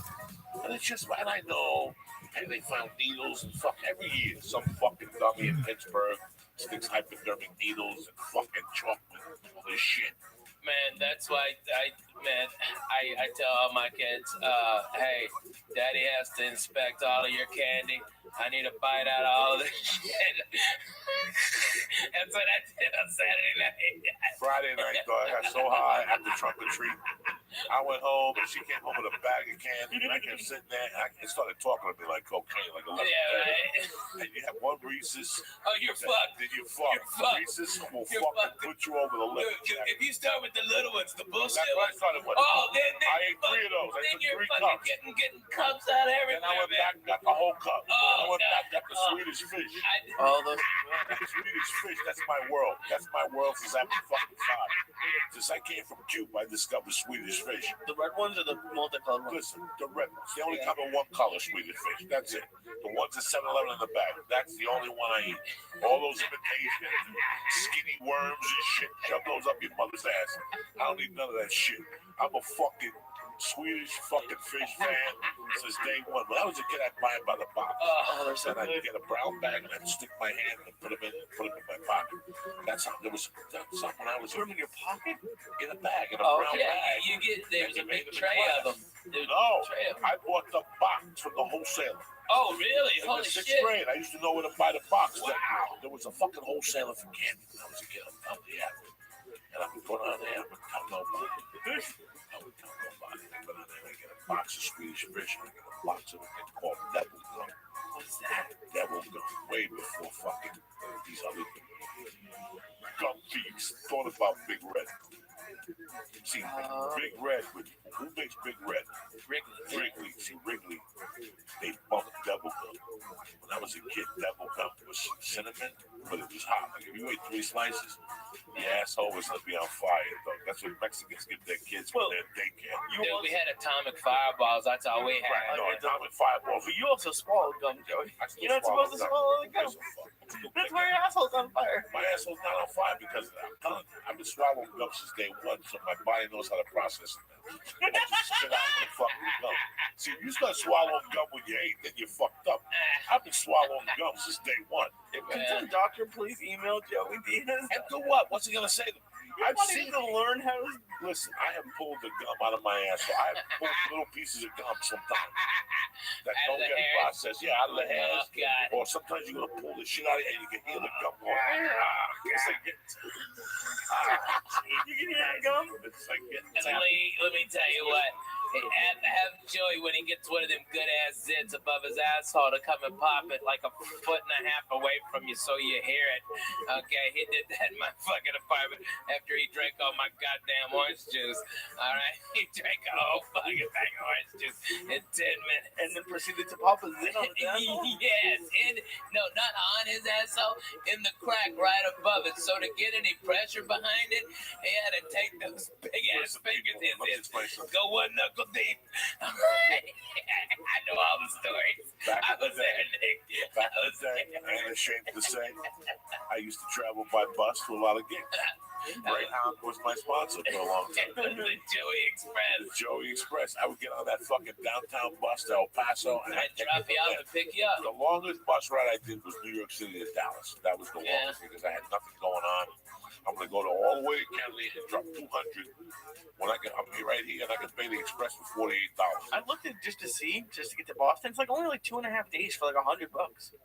So I would never. I mean, if I'm just saying if I had to. Man, I travel by bus because I own one. Get a king size bed. Don't do that. I could never sit up. I could never sit like that. But you guys ought to jump on the bus sometime and we do this church at other parts of the country. Yeah. Where's the bus now? The bus will be here tonight. It'll get in tonight from Tennessee, and then we're here. We're gonna be driving. They're gonna be driving around Wednesday, or Tuesday and Wednesday, and then we go north to do some gig. I don't know where it is, to be honest with you. I don't look at my calendar. Travel, no fucking Foo Fighters. You guys would kill each other. You guys would before you got to the first rest stop. You're retarded. We would hotbox that bus. It would be just look, bro. Yeah, look, Lee, shut the fuck up, okay? Me and Coco have lived in an apartment smaller than this fucking studio, okay? And we laughed our asses off. And when the doors were open and the windows were open because it was so fucking hot and we couldn't hardly go to sleep because it was noisy as shit, we put on Joy Medina. 5 minutes sleeping time. Wake up, go kicks for Jesus. Making biscuits, and I had him on the floor, futon, okay, and John Westling on the floor, and Jody Ferding on the bed. Yeah, it was crazy. We were in it to win it. This was Team Us, 1440. You don't even understand. Kill ourselves, my brothers. Are you kidding me? Well, not literally. I'm just saying, like, you'll put something on the TV that he doesn't want, or he'll start. I got 5 fucking TVs. 5 fucking TVs on that goddamn bus. Pick what channel you want. Player, cool. I got it. How many bedrooms on the bus? I've got a king size back bedroom that pops out, okay, and then the living room pops out, and then there's 3 bunks. It's got a 2 bathrooms and a shower on it, and I think there's like 6 air conditioners on it, so if we go someplace where it's hot, like I went to Bonnaroo this summer, and everybody, all these dirty white people are out there when it's 120 degrees and dirt. Fuck you. I took 3 showers a day. I was the sweetest smelling motherfucker out there. People were like, they thought I was Pharrell or something. I was smelling so good. Okay, I was doing it, Jack. It was awesome. Everybody's boo-hooing. It's hot. Yeah, me too. I'm gonna go make a fucking margarita in my bus, take a shower, and smoke a bone. Fuck you. I hate that band. Okay, it was awesome. It was so great. But that's how we gotta go, dude. We gotta go on the fucking bus. All right? Your babies would go bananas in that bus. Your baby would love that fucking bus. I can't go for that. No, I just had an expired Viking. What do you think will happen? You get stuck in that gum. You know what happened? Man, listen. Yeah, right? Tell you what fucking happened? What happened, Pop? A couple weeks ago, I went swimming in Toledo, and I got on the fucking plane. The next day, I got an ear infection, right? Oh, my God. I was sitting there, and I'll tell you, man, you know, when you work out, you're heavy, you have to take a leave sometimes. Yeah. Aspirin. Tylenol? No, the other one. There's a Advil? leave and Advil. Oh. That's all that works. It's quite great guy. You go to jiu-jitsu? Dude, I'm past that. Yeah, you get slammed on your back. You go home and you eat your lunch. First thing you do is take an Advil, especially at the train the next day. Really? Yeah, you gotta do all that shit because it lowers the inflammation. You gotta eat fucking, like smoking weed. Eat weed. Actually takes away the inflammatory fucking thing. You see the Google today? You see the front page of Yahoo today? What did it say? More people return to medical marijuana. Prescriptions are down. Prescriptions are down. Prescriptions are going down. Yeah, the opiates are going down. The opiates are going down. Yeah, the Because benzos people are going realize, down. Listen, I'm telling you as your brother, you fucking go and you work out with Eddie Bravo and those savages down there at night, and you walk home, you can't move. Okay, I'm sure. I'll do an experiment with you, motherfucker. I will experiment. I will give you an lead one night, and a week later we'll do it again, and I'll give you a chunk of real hash. And you eat that hat, and you call me tomorrow, and you tell me which day makes you feel like. That's what Bruce Lee saw this. Nobody knew why he was eating marijuana 40 years ago. Danny DeSanto said that he did that. That's why he was eating marijuana. Because he knew that a leaf will kill you. Yeah. A leaf and Advil Eat your will eat your fucking liver. You gotta drink gallons of water. You take a leaf, you gotta drink fucking water throughout the daytime. That's why I don't take them at night. I take them when I get home from jiu-jitsu band, so I'm not, or kettlebells. I'm not sore an hour later, whatever the fuck I do when you're sore. Sometimes you get sore from flying. Dude, I get wiped the fuck Oh, out. shit, man. First of all, well, a 6-hour flight, Lee, you're fucking okay, sore. all right, yeah, okay, you fly and your connection, Dallas got bumped, so now you're in fucking Chicago, and you land at B32, and yours is next flight is at H17, and you got 15 fucking minutes, and Chicago, the fucking terminals are so close together that there's no room for a fucking one of them chairs. You give $20 to a black guy with a golf cart. No, you gotta fucking hump it, dude. You gotta fucking rock. And then if you're hungry, you're fuck you. Hungry, you gotta You rock. won't eat. There's no eat. Sometimes I take one night with my ear infection. You know what? Somebody gave me these 2 vitamins. They told me they gave me the best vitamins. I said, I'm fucking cool. Because I know I'll eat them. I'm not like I eat them. That night with the ear infection, I popped that vitamin. I can tell you something. I got fucked up on the couch, dog. I liked it. Man. Fucking smoked the hit. And I fucking went to bed. I got up like brand new the next day. My ear hurt a little bit, but it didn't hurt as much as it hurt. He gave me 2, but I said the other one fell out of the bag.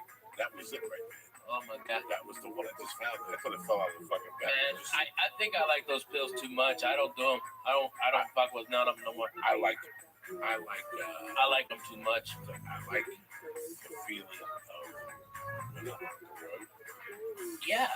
That's where I like something to sleep. I have sleep pills prescribed. Me too, because I can't sleep. You need sleeping pills with weed? Yeah. I could fall asleep right now. You're not us.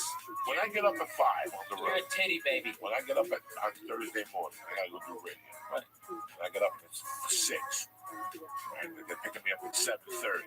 Okay. So I don't want to just get up at 7 and on a rush. I want to get up. I want to relax. I want to read the paper. I want to eat a good breakfast. I want to write a little bit. I want to slow down. Stretch a little. I'll get up. Take a shit. Do all that shit. We talking about? About getting up, time management. Yeah, with hash. With like you still need sleeping pills sometimes. Yeah, you fly the other side of the fucking country for 6-7 hours. Okay, you get in your fucking shit hotel at 1:30 a.m. Those dicks are coming to pick you up at 5.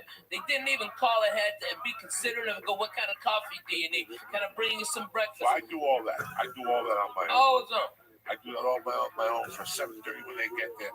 I'm prepared. When I get back to that hotel room and I get high, I'll sleep like a baby. Right. But after 2 shows, the weed. There's too much energy. There's too much energy. Oh, after the show. So I know for a fact that I'm not going to sleep.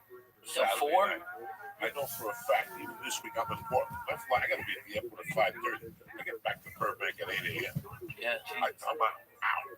So 5:30, if I got to be at the airport at 5:30, that means I'm working at 4:30 in the morning.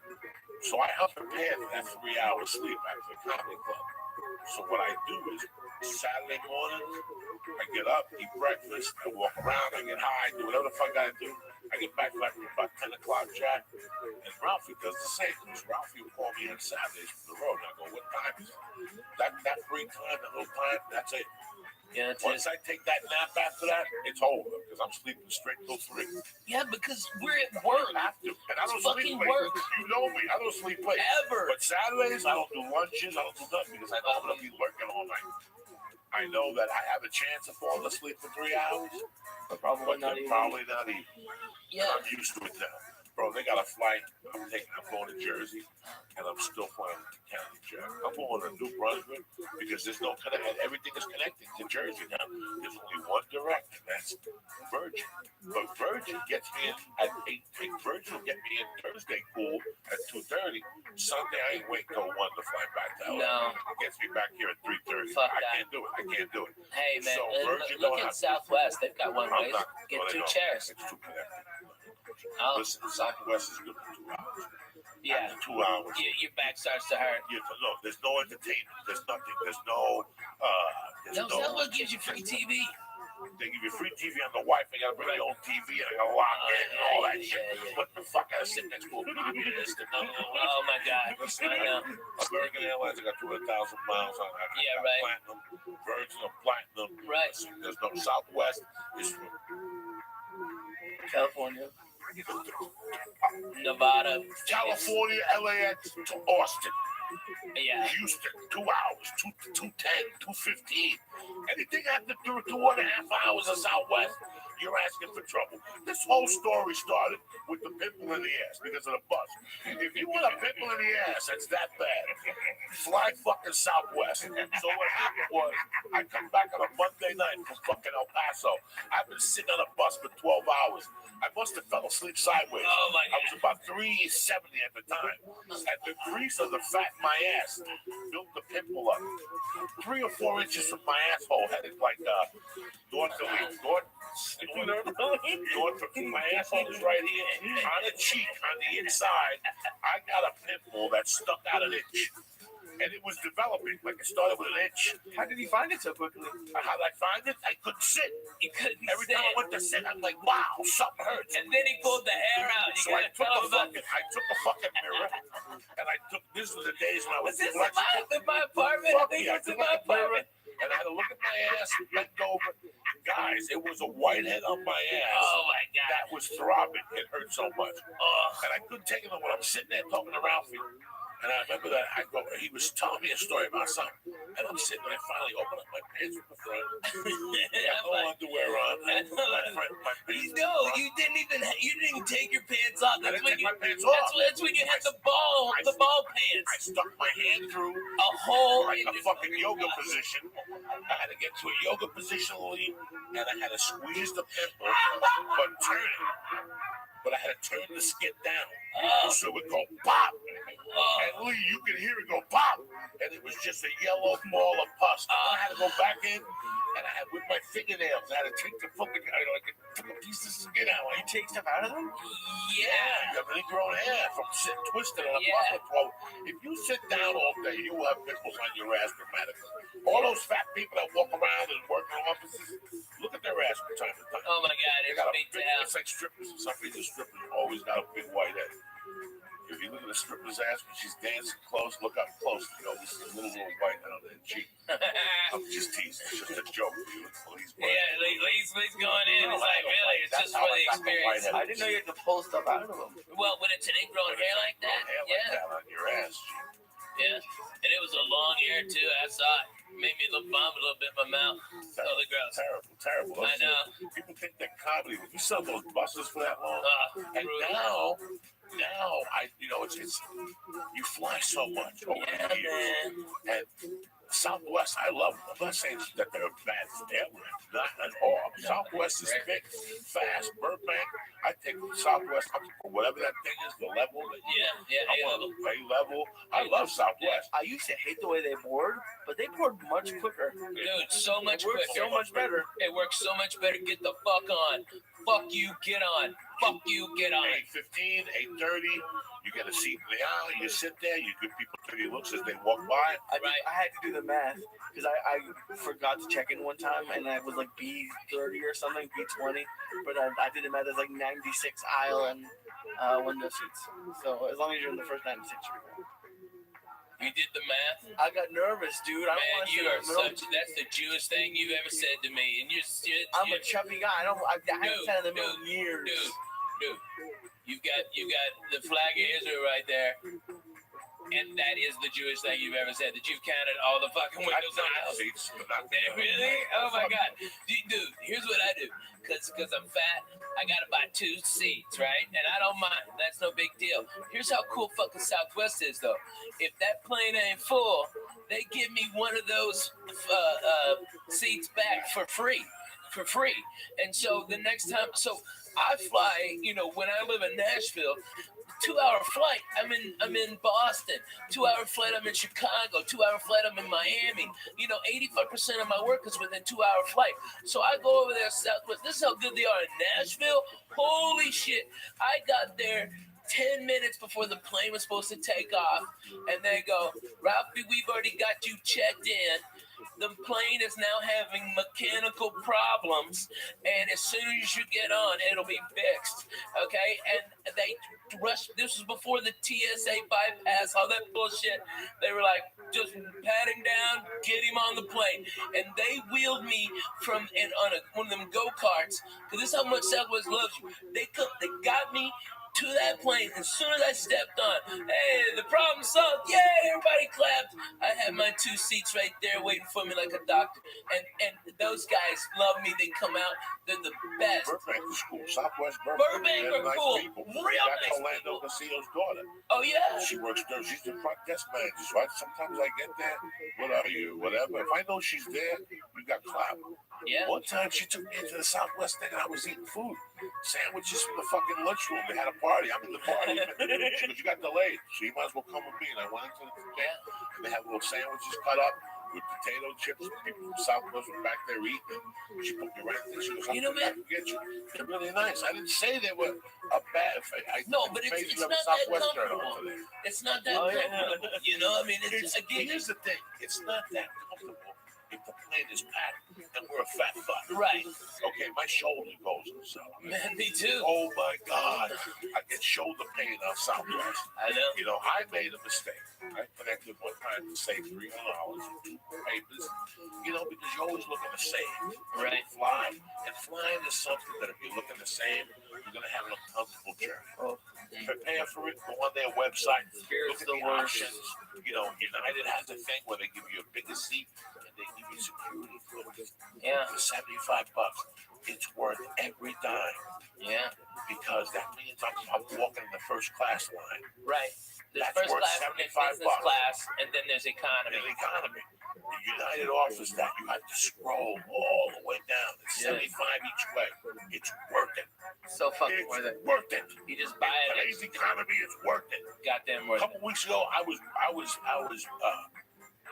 upgraded to first class, and I still didn't almost make the flight because of the security line. Yeah. This is what's going on out there, people. Yeah. So if you're flying over the holidays, I'm telling you right now, if they It's brutal. offer Get a early. fucking earlier thing, Or get it. if you have a passport, by the way, and you travel a lot, just go get TSA pre-approved. It takes about 5 minutes, okay, which utterly scared the living shit out of me, that I just show up with my passport and my ID, and they asked me like 6 questions, like, do you love America? Of course. Are you allied with any of the a terrorist group against the country? And I go, not only do I fucking hate them fucking cocksucking dirty sons of bitches, okay, they shot at me. Fuck you. All right, I hate Russians. I'm bona fide, Jack. Fuck that. And they go, have a nice day, Mr. May. I'd raise my hand, sign a piece of paper. Boom, had it then. And all you do is go up there. You don't have to take anything off. No, I know. No shoes, no fucking. They emailed me. Yeah. They emailed me, and I showed my Is wife. it true that you have to give them like access to your social media, or is that? No, that's bullshit. What are you talking about? I hear stuff. I don't know. That's bullshit. But you know what? You know what though? It would be smart. And let me tell you, every business, I'm doing it. I put on the bus a tower, a mobile cell phone tower, Wi-Fi rather, like the largest one you can get on in a mobile unit. And so it's free Wi-Fi at all my shows. All right, but what happens to log in is I get all your information. So next time I'm in the area, I can hit you up and go, hey, I'm here. All right, and that's how I do it. I provide. It costs me a lot of money to do it, but at least I get something in exchange, and they get free internet. You know what I mean? Right. That's cool. It's really cool, and that's what you got to do for people. But businesses all around are doing that. But you know what they do? It's not like on Southwest, you give them their email, and if you got like an iPad or something, you can watch real TV, and they've got movies on there too. All right, and you can flip channels, and it's real time, and that's for free instead of like, what is it, Boeing or something like that? That's like fucking $22. Goddamn, and it's shit. You can't work Twitters or nothing. But that's garbage. That's way too fucking much. I mean, like a month. So Southwest gives you free Wi-Fi. Yeah. But it's what you want to watch. I don't get it. So you just have to, but they don't want to pay for screens. So you could bring out your tablet and log in, just log in, just hit accept, and then they have like a whole bunch of TV stations. Yeah, but you can get all your Wi-Fi, everything on there, everything. Especially if you're A-list, you get everything. You get all of it for free. I do not fly JetBlue. I'm too wide in the ass, and I don't live in a hub of it. But I do live in a hub. Nashville's a hub for Southwest. And, they've got 3 directs. I took American here, first class like a doctor. I was out of there at 6:15 on Saturday, on Halloween. That was the first one in there, on there. America's got a nice flight today. Dude, it's a fantastic flight, man. They add one during the winter. Yeah. There's a problem. Like in the winter, you have to look. They add an extra one on the way back because usually you have to leave early and they have one at night. Yeah, they get nervous about Dallas and Chicago, so they add extra direct to Nashville because Nashville's such a great hub that you can get all to the south and right there from there. Like that's like their emergency when Dallas has an ice storm and Chicago's fucked up, they add extra flights to other key cities just so like to Miami so they can bring people up to the East Coast. It's crazy, but that's what they do. They're smart, They do it like they do, baby. They do it like they do. A lot of people don't fly. They get dicks. I'm gonna tell you what the best flight. I'm gonna tell you what the best ticket is in business. Virgin main cabin select. Fucking A, man. I tell you what, Virgin first class is bomb, dude. I'm talking about the main cabin select. Oh yeah. The one behind. It's fantastic. Afford first class. Oh my God, it's first class. It's first class. It's first class. It's first class. Like it's first class for half the price. It's first class half the price. Best seat in the business. And then, without a doubt, you've got more leg space actually than you are having first class. I've been more comfortable with main cabin select than I am in first class. Yeah. Because they have a desk. I can put a notebook down. I could actually fucking type something. And you can I got stretch gorilla hands. bro. You can stretch the fuck out. It's got more space than first class does. You have to hit a button. They bring you free food, free booze. Everything's on the house. So it's still first class, only that in first class. And you still stand on the first class line. That fucking Brit. And if you want to fly first class, you call 12 hours before the flight. Yeah, if it ain't full up. 149. Yeah, boom. They buff you. And that's to go across the country. That's going across the country. The only problem is they like, all right, I want to go to fucking Austin from LAX. Right. No. You got to go to San Francisco first. Yeah. That's the problem that I foresee. Chicago, I'd love to take Virgin to Chicago, but you know what? I don't want to get to LAX at 9. Yeah, that's hard. LAX at 9 is rough. That's a rough flight. You know what? American will get me anywhere at 5 a.m. if I call them and ask them. That's one thing about American. That's true. That's one thing about American Airlines. That's they why. have flights. That is why I fucking fly American. They are 24 hours. 10. They got a vampire flight. They are 24 hours. They got a 5 a.m. to Chicago. That means you have to be at LAX at 4 a.m. What type of human being are you that you're lurking at 4 a.m. without drugs? You? Yeah. Me? It would be more effective, like if they ran, like Southwest is almost a 24-hour-a-day airline, and especially with all its international flights now. But I'm telling you, man, American is the smartest in the business. They lower the rates of what they could, but they run them all the fucking time, and they lower the rates in that so they have more people go to the off times who are bargain hunting like the rest of us used to, and then main consumers can pay at an accelerated rate for the last immediate good flights that aren't as full because the cheap people got diverted to the other flights. It's a goddamn beautiful business model. That's how you fucking make money. It's amazing how much these companies treat the customers like crap. Like especially, well, there's no fucking reason why they. I mean, all right, if you are the worst person in the fucking world, go work at the airport. Because no one will bitch about you because they don't have time to fill out a form. They don't have time to fucking talk to your manager. They just don't. They got a plane to catch. So they go, oh, that guy was a dick. And they watch your next plane. You get it. It's free. It's awesome. If you're an asshole, go work at that airport. About a year ago, I made a really bad mistake. This is the type of person I am because I know it's a corporation. I know it's a company. And I know chat with somebody about agents. And I said, listen, I know people who are shit agents. But the agents are killing me. Yeah. Doesn't matter. Just because I was looking at it right now. Here's the funniest thing ever. IMDb, they've got rating for agencies and management and all that shit. CAA is obviously number 1. William Morris is number 2. Innovative is like 8. And then the agent top with like 200, it's like 300. You know, I mean, it's a fucking nightmare. There's some management companies I looked at, and this was fucked up. You look at Jeff's Hustle's management, they're 4,300. A regular person looking at it, I wouldn't even talk to that. Yeah. But what do you mean 4,000? That's how much they cost. That's how, like, that's the rating. That was the rating. That was as far down the list. But they've got 3 clients. They're 3 millionaires. The millionaires. So it doesn't matter. It doesn't fucking matter. It doesn't matter. You understand me? So it's all bullshit. What are the rankings based on? I guess the client's earnings. And the client's earnings.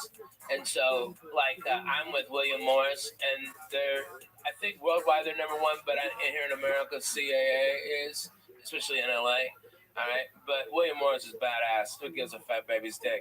But they're at that level. They're. I mean, unless they're worthless or fucking strung out on something. I mean, there's been a lot that have risen and fallen because of what they're snorting and what they're drinking on their fucking expense. But man, if you got one client and you're that guy's manager, and that fucking guy is Kevin Hart. Your rating would be, I mean, that you only have one client and you're so far down. But Kevin will work hard and make a ton of money. But what if he takes 2 years off, you know, just to relax and build up a new act? You know, that's when your rating drops to 5,000 like Sussman's. I mean, but how much TV does even Joe and Kevin do anymore? No more. I mean, is Joe doing? He's still throwing people around at UFCs, right? Right. But that's even theatrical. Some guy called me and they said he would be such a fucking amazing action hero. And I understand. Oh my God, he would be fucking amazing. Okay, with Joe Rogan, okay, with a fucking skull and tats and crazy shit, okay, driving a hot rod through the fucking desert for hot bitches. What the fuck? I'm all for that. That fucking nice ass Corvette of his fucked up. Oh God damn it, run to it. He could throw it. He could change a light bulb with a kick. If you put a show on TV, would you want to be the executive producer? I go, he probably would do it if I asked him. But it's the last thing on his mind. It's the last. And if you understood his life, he does the easiest path of resistance. You know, we were talking about work ethic a couple weeks ago. You know, he got that job at the UFC as a volunteer. He called the guy and said, I'll fly myself out. I just want to do something with my time. You guys have an idea what the UFC pays him? What he's become on that channel? He's like the voice of that shit. Yeah. This didn't come to him because he trained. He went to the ITT Institute of fucking announcing. He stepped up.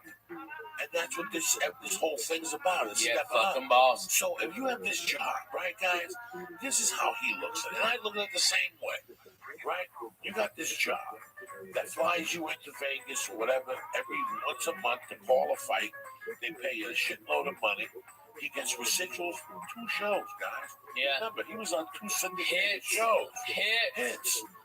Why would you want to drive Warner Brothers and put up with that? Yeah. Why? You know how hard it is to be The Rock? It's fucking. You know how hard it is to be The Rock. See, people in So Kansas, then because he doesn't know what the fuck he's doing. He's gonna wake up one day and go, first of all, how many needles can I stick in my blood? How many needles can I stick in my neck before my kidney blows up? Because that's how the public needs to see you all the time. He went on some show a month ago and said he eats 20 pounds of fish a day. That's all great and dandy. Okay, but you gotta stick needles in your body to be that fucking big. Hey, but me and you going to some sushi spots. We got him on that one. Yeah, we got him on that. So you know how hard it is. You have to train. Right now, Joe Rogan has a family. He's he living doesn't it, man. want to come down the hill. Why would you want He is such a genius. I was He's telling got somebody the that. other day, what do I want? What do I want? Do I want the Joey Diaz show? Not 20 million years. I'm 52. I did blow for 30 fucking years. I'm surprised I didn't foam in the mouth with so much bad pussy I ate, like the Kardashian black guy. Oh yeah. His name? Lamar Odom. Lamar Odom. Let me tell you, I would foam at the mouth. those bitches are the fucking kiss of death, For 20 years, I'm overweight. You gotta look at your fucking weight. You gotta look at your life and go, how long am I gonna fucking last? So do I really want to drive to Paramount every day and put up with this faux pas producer and director on their creative thoughts for a show for 5 more fucking years and my glory to stick away from my kids? Their kids are fucking, he's fine. The UFC pays him great money. He goes on the road when he wants to with the UFC, so it's all in house. So people make me laugh when I go to these clubs. They're like, so what's it gonna take for Joe Rogan to come to my club? I want to say, listen, act of God. He comes in for one fucking night. He doesn't want, I remember in '98 being at the Laugh Factory. And I tell the story constantly. And whether people like him or dislike him or he's not really funny, Dane Cook one night walked out of the Laugh Factory in '99, and he came over and said hello to me. And I looked at him and I go, how was the last time last week? He was such a fucking great club, man. Yeah, that was '92. No, I mean 2000, 2001. He goes, 2000. The only problem is, it's a lot of work. Yeah. Wednesday through Sunday, and I looked at him, and I didn't think about what he was saying, but I got it. Dude, and that guy had a ton of money, and we had $2 to our name, and we would have loved it. But no, he goes, I just want to play bigger places. That's it. Just one show. That's it. One show. He put that out there. He put a plan together. He changed comedy with that move. And I saw it happening. I remember saying, who started it? Dane is the one who started it. You know, everybody before, from Mitch Hedberg, everybody, Wednesday through Sunday, maybe stay until Tuesday if the drugs are good. Every fucking everybody, Dougie Stanhope, everybody did it. Fucking Dane Cook was the first one that broke the fucking model. The clubs had the control the whole time because there wasn't after comedy died after the 80s and the 90s were fucking dead. There were no headliners that were selling tickets. Okay, so when comedy started to come back up, the clubs, there was less clubs, and so these comics, so they could fucking keep the money down. But now the dumb fucks, they got greedy like they always do when they fucking start making money. They start putting all these comedy clubs everywhere, and then they go, oh, I got no fucking headliners. And then that's when we've got the power, and it was fucking Dane Cook that showed the way. You can say, go fuck your Wednesday and eat a dick on Sunday. I'm doing... No, you know what? I'll come in Thursday for Friday morning radio, and that's it. That's it. And I'm back at home in LA early Sunday. He put it together.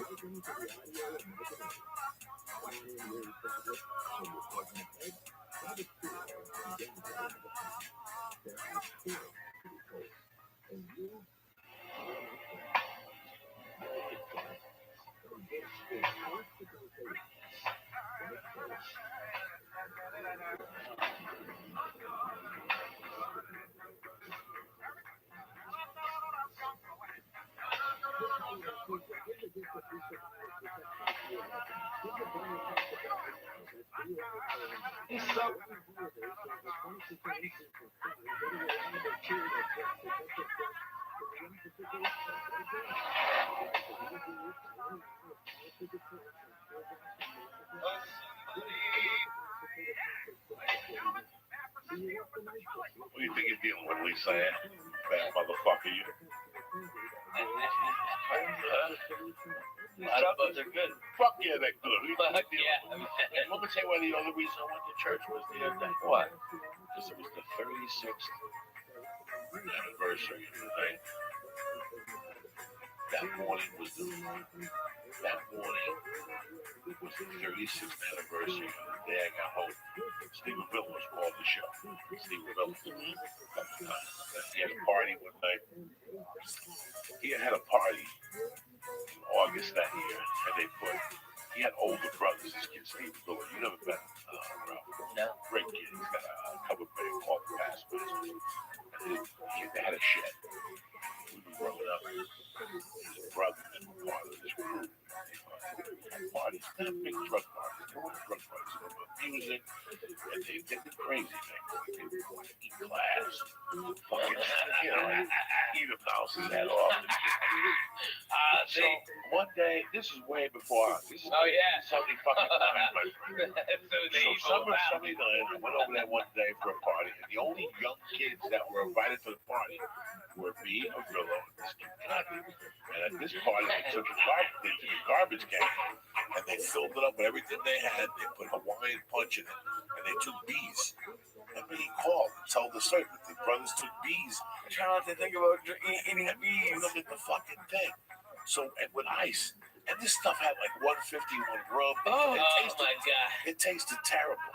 Dude. So fucking, to scoop it out, you had to do this. It was in a garbage can, and it had chunks of fruit in it. And I'm back there smoking pot. The next thing you know, I'm getting woken up in Sulo's front yard. Anthony Sulo, East Dallas, Texas. And I'm getting woken up by Ray Ernesto. Ray Ernesto was a cop in the neighborhood that would come down and play basketball with me on Sundays. But he always wore colored socks that drove me crazy. And at the end of the fight, at the end of the basketball game, that was the argument. Ray, you got to go home with your colored socks. How about I punch you in the mouth? Fuck you, Ray. You're going to punch me in the mouth. You're fucking 40. I'm fucking 10. But go fuck yourself, Ray. But Ray was a cool motherfucker. Ray picked me up. Oh, what happened? I don't know. I blacked out. I got fucked up. He goes, come on, I'll drive you home. And he knocked on the door. My mom answered. She's like, what's going on? I go, Mom, I got fucked up. I fell asleep on this Sulo's thing. She goes, go fucking sleep it off, you idiot. She yelled at me. This was like the end of August. This was the first time. That's when parents were fucking parents and police were goddamn police. Police, and right? police didn't have to be fucking parents too, He was man. in the neighborhood. And Right. I'll never forget that I was fucking hungover. This was the first time ever that I was hungover. So I got in like at 5:30. It was starting to, the light was starting to come on. 5:30, a sophomore, and I'm going to be a sophomore. This is like 2 weeks before they put me in the hospital for a lung infection. I'm fucked up. I'm not doing drugs, though, guys. I didn't do drugs. I was smoking pot then, and I was high. I wasn't a big drinker, but I drank a little much. I'll never forget that. My mom didn't drink early, though. It was a Sunday morning, so I got home like at 5. I passed out. About 10 o'clock in the morning, I could hear like ice cubes and shit. That's what I woke up to. I could hear Cuban music. And I heard her come on the stairs. She goes, oh yeah, welcome to me to wake up. I made her breakfast or lunch. And she had like a glass. In those days, towards the end, she used to drink a Bloody Mary with a Heineken in it. Shit, right? Who the fuck makes a Bloody Mary with a Heineken in it? Walking around your house? And she was such a spick. Like, she was such a spick. She didn't even cut the celery. She'd just fucking break it, put it in a drink, and eat it while she was talking to me. But you have to appreciate this. And you can't write this. You can't write this. You know you're supposed to cut the lettuce off the celery? Yeah. She was such a spick, she just ate it, right? Fuck She just yeah. ate it. Fuck it. She would Eat give me, that she shit. loved tomato juice, that V8. Oh, fuck That's yeah. what she lived I off. still love that, dude. I drink that like twice a week, 3 So times she a week. wouldn't put Tabasco in her Bloody Mary. She Oh, I would got- Frank's red sauce. Oh, not me. So anyway, she looks at me, going, I'm fucking got a headache that's pounding. And she goes, oye, te cocinar, I cook for you. And she goes, she looked at me for like 5 minutes. She took a piece of her celery and she goes, now you know what I feel like in the morning. And she fucking walked out, dog. I'll never. And that was like a prolific thing in my world. Like I never thought about it again. Okay, so it's August of fucking. You got the best of It's August of fucking whatever. But she said it very pate patois. Like now you know what I feel like in the morning, okay? This is how you want to live your life. She just walked out of the room. Okay. Stone cold, So, Jack. That's for real. now this is the end of August. It's September, October, November. I love you, man. I get invited to a Halloween party. It's a Saturday night. Fucking crazy. What did you figure banging chicks yet? 3 days before this fucking party, a girl pulls me aside. That's beautiful. She goes, hey, what do you think of this girl? I go, why are you mad? She goes, she wants to get together with you. You want to know? I go, sure. But she had just broken up with a kid. And even in 1979, I went up to the kid like a man. I The kid was a tough kid. I went up to him and I told people, I said, hey, already. I go, you know, whether we want you mind. He goes, you know what, I like you. What I do mind, I still love it. Just give it some man. Okay, fuck you. I just, you know, but that's how deep I was at 79, guys. At 15, I already knew there's boundaries. You gotta be a man. You gotta be respectful. And then Halloween night, we all dressed up like ghosts. We took a hit of acid, went to the Cameo's garage, and it was tremendous. It was tremendous. And at 11 o'clock, I went to fucking meet her, and some girl came and said, she's not coming. You have to go get her. And I was like, what? And the girl was hot. And on the way walked, in fact, Timmy Holloway is her cousin. He's listening to this podcast. Robin Thompson, who was me and her, Robin Thompson started walking. Her boyfriend, Clint Zemnick, who was a man already. Me and Robin were 15. Her boyfriend was a man. That's how hot this bitch was. He was a fucking man. This bitch didn't even date high school kids. He got out of the car and thought we were leaving together and started yelling at her, but I stuck up for her. You know, he was like, you know, I'll deal with you some other time. And he, you know, was very nice to me that night. And all this shit went down. I forgot the whole thing. I forgot to call home. That was the rule of the house. You gotta fucking call home. So Saturday night was this night. It was a Halloween party. But it was in those days, that year, if you look at 1979 map, Halloween was on a weekend. Me and Ghetto Boys and Trick or Treat. No, Halloween was like on a Wednesday. So, but the party was Saturday. Yeah. So it was like maybe, or Halloween was like Monday, and this party was on a Saturday. So it was like October 28th. You like trick or treat like 3 times. So what happened was I stayed there, and all of a sudden I realized it's 3 in the morning. And I call home, and my mom answers. She goes, what the fuck?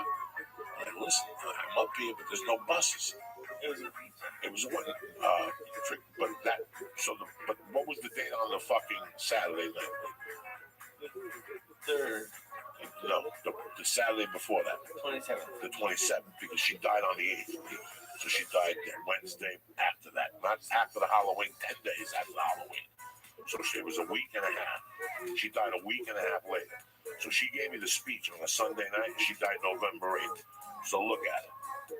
You follow me? You see how it was the top? Wow. So that Sunday, she goes, I'm on the couch. What are we going to do? And I go, I don't know. She goes, we'll take a taxi home. I go, I'm not going to take a taxi home. I got other buddies with me. We're all going to walk home together. And I had done the acid and stuff. And the acid was coming down. I was getting like the little jingles and shit. So something happened. Somebody took a ride downtown. But by this time, we were talking. It's 5 a.m. I'm not going to call her back. She was already sleeping. And I'll never forget that my friends dropped me off. I had a ghost costume on. And I walked up the fucking stairs. And as I was putting the fucking key into the door, she opened it, grabbed me with one fucking hand, and just smacked me across the face. She hadn't smacked me in 4 years, 5 years before that. I was a big boy, you know, and that just wasn't her MO, you know, to hit me. She would say, I'm gonna fucking kill you. 2 years before that, she didn't light me on fire. In a bounty roll, she told me how to climb my Balzano's backyard. So, but she was pissed. And she slammed the door and she goes, let me tell you something. She goes, someday you're gonna be fucking married. You're gonna have a fucking wife. And you better fucking call her every hour on the hour. That's the deal in this house. You can stay out all fucking night. I don't give a fuck what you do. Drinking with your stupid buddy. She went off. But she goes, all I want. And I'm standing there going, you just smacked me in the fucking face hard. Like it was a hard smack to the face. Like it was still stinging. And she's like, you know, you fucking idiot. You know, what the fuck is wrong with you staying out till 7 in the morning? Get upstairs to your room. I don't even want to look at you. And I was pissed. I'm like, I might even move out. Like that's it. I might even move the fuck out of this bitch. Fuck this place. Fuck this place. Fuck you. No wonder your husband left you and the other one died. Fuck you. So Holy shit, that was fucking real as it gets. That's real. My father died at 37. And then one who was a killer left her because he hit him in the head with a fucking saint. A fucking Catholic saint or something. Which one? Guadalupe? Maria? No, Santa Barbara. The man that with the sword, he flicked the cigarette and she fucking waited for him to fall asleep. And She broke it over his head. Nobody could deal with that. He didn't even know what to do. He was lost. He was in a deep sleep. So that night, I went to bed thinking, What was that after she got home from closing the bar? Yeah, they came home together and they were talking and they were sitting like this. He was sitting on a chair and something happened when she wanted a cigarette and he took it and instead of handing it to her. We were old school Cubans, bro. Right. You don't throw nothing in that house. No, that's rude. That's fucking rude. He threw it at him. I don't give a fuck. What if somebody flipped to say, "Hey, can I have a cigarette?" Like you say, if I'm thirsty, hey, Pugler, can I have a sip of your water? Sure, and you fucking threw it in me. It's the same fucking thing. It's rude. It wasn't even lit. It's fucking rude. But my mom's demented drunk head. It was a disrespect thing, so she waited for him to go to bed. She hit him with the head. And he fucking left the next day. But so I'm walking up the stairs thinking, I'm walking up the stairs. Oh yeah. I'm walking up the stairs thinking, you know what? I ain't tolerating this shit no more. You know, I'm 15 and a half. I get a job. I can live with the Balzanos. That was my plan. I don't need this shit. People hit me. I met one of the Balzanos when I was working at Hasbrook Heights one time. Yeah, Pete. Political Pete. So the next morning she woke me up again. She's like, "Yeah, I cooked something." She goes, "But let me tell you something." She goes, "Get up." And she got up. She got out. I was like, "Oh fuck." She goes, "First off, I'm sorry to put my hand on you. You're too old for me to be in you." But number two, she goes, "I just want you to understand something. All I want on this deal is for you to grow up and be a man. That's it. I don't give a fuck how you do it. I want you to grow up to be a man. Okay? When you tell somebody you're gonna call her, you call her. And she kissed me on the cheek and she walked out. And I didn't think much of it. I just sat there. And I was like, you know what? Whatever. I'm a man. What the fuck is that? I am a fucking man. I was just Teddy's behind the high school last night. I'm a fucking man. I worked last summer. I made $75 a day, you know, in my head. In the morning, you know, whatever. So 10 days later, when I found her dead on the floor, the first thought was like, she's never gonna find that I got left back. But the second thought is what she was saying. She gave me a heads up. That's all she wanted on this, for me to be a man. Whatever I knew in her world what that meant. But I just wanted to celebrate that. I know that she liked churches. Yeah. My mom loved going to fucking pretty. There was a church down the block in St. Patrick's Cathedral. This is in the 70s and 60s. And every year, on February 26th, my mom would give the guy 100 and bring him a bottle of shivers, whatever, flowers, and they would set the casket up like a faith casket. And my mom would do a fucking thing for my dad. And she used to say, I love her. We used to go to churches just to fucking look at churches. Even though she was demented, she would go to churches. And in the fifth grade, I was 10. That's 1973. And that year, something happened. The New York Mets went to the playoffs, the NLCS playoffs. Look it up, Lisa. I guess it's an happy. What am I looking at? Look up the New York Mets against the Cincinnati Reds, 1973. Oh, poor Mets. This is the how Royals whipped the shit out of them. they beat them with 17 picks, and they did it right there. And fucking, who's that black guy? Spike Lee took his hat back off. Okay, Jerry Seinfeld was boo-hooing back to his $1 billion. Okay. And the little team from nowhere, fucking no money Royals. I'm so proud of them. God bless. It's an American dream. It's an American dream. Fucking American dream. Good for them. Whipped them to death. At their house. What year was it? 73? 1973. New York Mets and the Cincinnati Reds. Tremendous. October 6th to 10th. And New York won the series 3-2.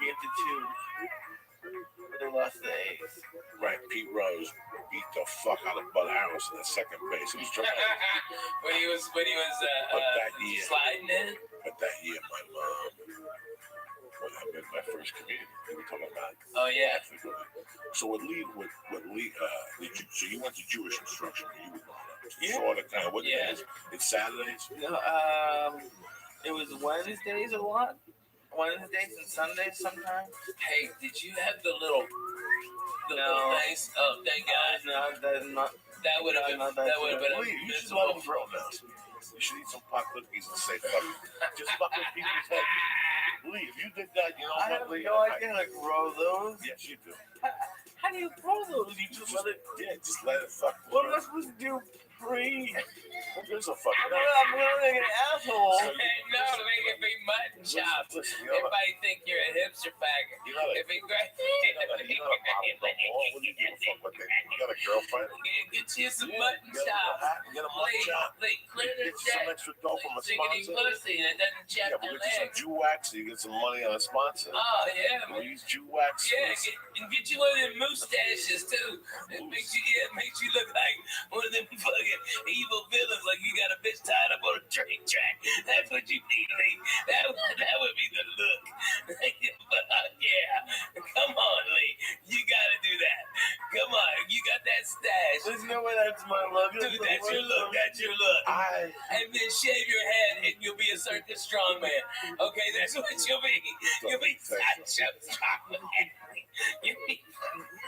I'm sorry, it's just cracking me up. My fucking mom. That hash was fantastic. I used to go to this fucking Sacred Heart School for Boys, and how they did. What they did was you had a lineup: 8th grade, 7th grade, 6th grade. So to go to church, there was this bell, and you had to ring the bell. So Sister Anna would go, all right, 8th grade, and she'd ring the bell, and you go in. And my mom used to eyeball that bell. This was basically popping had a wooden head. And a Cuban, big saint in Cuba, which is October 6th. I got another quote. You're supposed to have a copper bell. And if you want money, you have to ring that bell. So my mom one day on the way home, she's like, just get close to me. My mom shoplifted the fucking bell. And she would take it to the Met games. That fucking bell. So in the back of her mind, that bell was everything. That bell was what was bringing her luck. Every time I'd see her, she'd give me a kiss and go, "You're a genius. That church is bringing me good luck." And the fucking bell. The Mets keep winning. What you stole from the church is bringing me the Lord. That's amazing. So every time the Mets would play at home, she'd ring the bell. And if she went to a Met game, she'd take the bell and put it in her purse. And she'd ring the bell at the Met game. This is true fucking story. This is how crazy. This is where I came from. Oh, man. I know you don't have all this time, but have you thought about like trying to go back to 1973 Met game like video and see if you can hear the bell? That'd be Holy crazy. shit, you're blowing my fucking mind. My fuck, I couldn't. Dude. No, I couldn't. You would hear it too. You would hear it going Rusty Staub. She would throw chicken wings when he'd run back. She hated Rusty Staub. So she was like, "It's silent. No me ponga para el lado ese compadre." Yeah, I mean, she hated him. She hated him.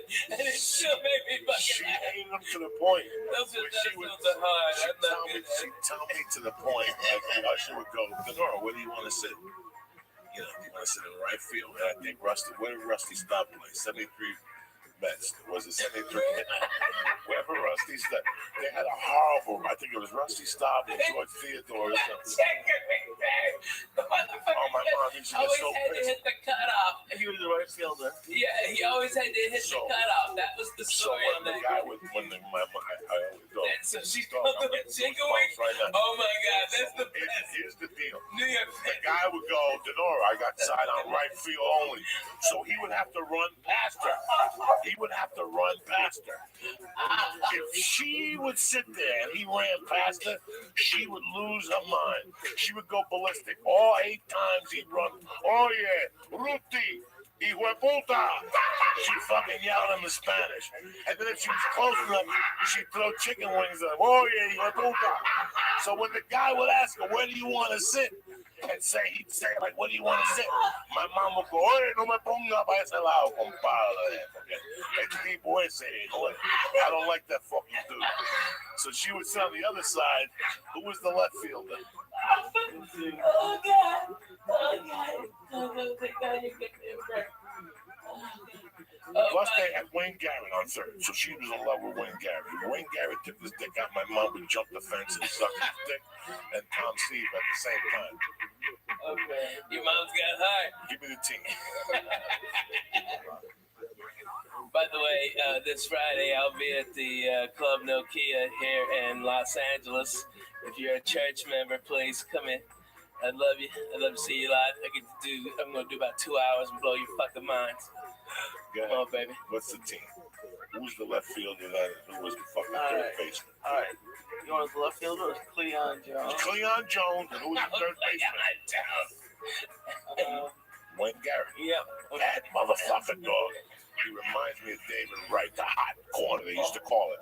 And my mother loved Wayne Garrett, so she could tolerate Cleon. And my mother used to call Cleon Jones La Cleon. Vamos para la Cleon. Vamos a hablar con el negro. Because he was black. So my mom would clap. And Wayne Garrett, she liked Wayne Garrett. But if you put her on the other side, she'd be to a method the whole game with Rusty Stop. She'd turn and look at me at the deep. I don't want to look at this motherfucker. I gotta sit there and look at this motherfucker. So, Why did you like him? What did he do? He did an error. She lost like $10,000 one time because he dropped the ball, and that was it. That's it. My mother's world. Or was it because I heard? No, he did something stupid. He couldn't hit. He couldn't throw it to first base. He had to hit the cutoff. I don't know what he did to my mother. My mom just didn't like him. So my mom, if she sat on the right side, not only would she ring the bell for the Mets, but then she put voodoo on Rusty Stop with the same thing. So that year, bro, listen to me. The fucking Mets beat the Reds, right? Sure. No, fucking look. I'm looking. Jesus Christ. Yeah, they won three. Right. games. Reds won the three. Do you understand what that was for the fucking Mets to beat the Reds? The Reds were beginning a dynasty. That was the big red machine. That was the big red machine. Now, you know what happened, Holy Lee? shit, You know what happened? My mother, when they went to the World Series, my mother still going to Sacred Heart School for boys. I still remember that plain as day because my mom had that belt. And listen, this is even going to get creepy. This is even going to get creepy. Not only do you, the school, you go in on Sundays. And you come home on Thursdays. Here's where it really gets creepy. Wait, go even deeper. See what day the World Series was on. The game what was the series when the Oakland A's beat the Mets? 1973 World Series. 1973 World Series. Look at the day they clinched. So this is really gonna knock your motherfuckers out. See if it was a Sunday. The day they won that game, the Oakland A's beat the Mets. Game 6 was on a Sunday. Was it 6 games? 7 games. Okay. Sunday, October 24th. Who the fuck do you think you're dealing with, gentlemen? You ain't So listen to me. Listen to me. I don't know Listen what to me. you're saying. I still remember. What's his name catching the ball, and my mother looking over at me and going, "Let's go. We're going back to that fucking school." And on the way, her like playing, she wouldn't even look at that fucking bell. So for the last 3 months, all she does is she loves this bell. She put the bell down at night and light a candle next to it. She cut the chicken heads and cut it. She did the whole thing. Sangria, shit. She gives the blessings. The day the Mets lost, she personally got in the car because usually she'd go to the bar and my stepdad or one of my mom's friends would drive me. We'd all go out to dinner as a family, and then my mom would go to the bar because you'd have to be there till 5. No, 3 if you were working the bingo on Sunday. Yeah, man, that Catholic church is a beating. My mom personally drove me to the fucking school, got me out. I could see she was agitated the whole time. And the little agitation she gave me a hug. She goes, "Do me a favor. Get this fucking kiss of death bell away from me, right?" Like, why ain't touching that fucking thing? They've been looking for that bell for 3 months. They've been doing searches with dogs for that fucking bell. Oh my God. And I go, "You put the fucking belt back. You robbed it." Here we are in front of the church. The nuns are 10 feet. 10! I'm fucking 10. And my mom's telling me, "Go put this." I don't ever want to see that fucking bell again. I don't want to see that. I don't want to see that bell. And I don't want to see Rusty Stop. As long as I live, I swear to God, I don't know what I hit. My mom used to get superstitious against certain things. Okay, so now the bell had carried her throughout the whole baseball. Not only that, the bell helped the Mets beat the Cincinnati Reds, which at that time were royalty. Yeah. Okay? Now, because they lost in Game 6 or in Game 7, the bell was bad luck. She didn't want it to fucking happen. Take this fucking bell out of here. Like I said, she personally drove. How much you think she lost on that bet? Because you know she bet the shit out of the Mets. 50,000. Jesus. I'd hate that motherfucker too. My mother, I'd burn that bell. my mother had a gambling problem. What women they think with those slot machines. That My ain't mom made you look like a fucking. My mom was a bet. all sports. No, just baseball and horses. And the horses will kill you. It's every day. You can't do anything every day in life.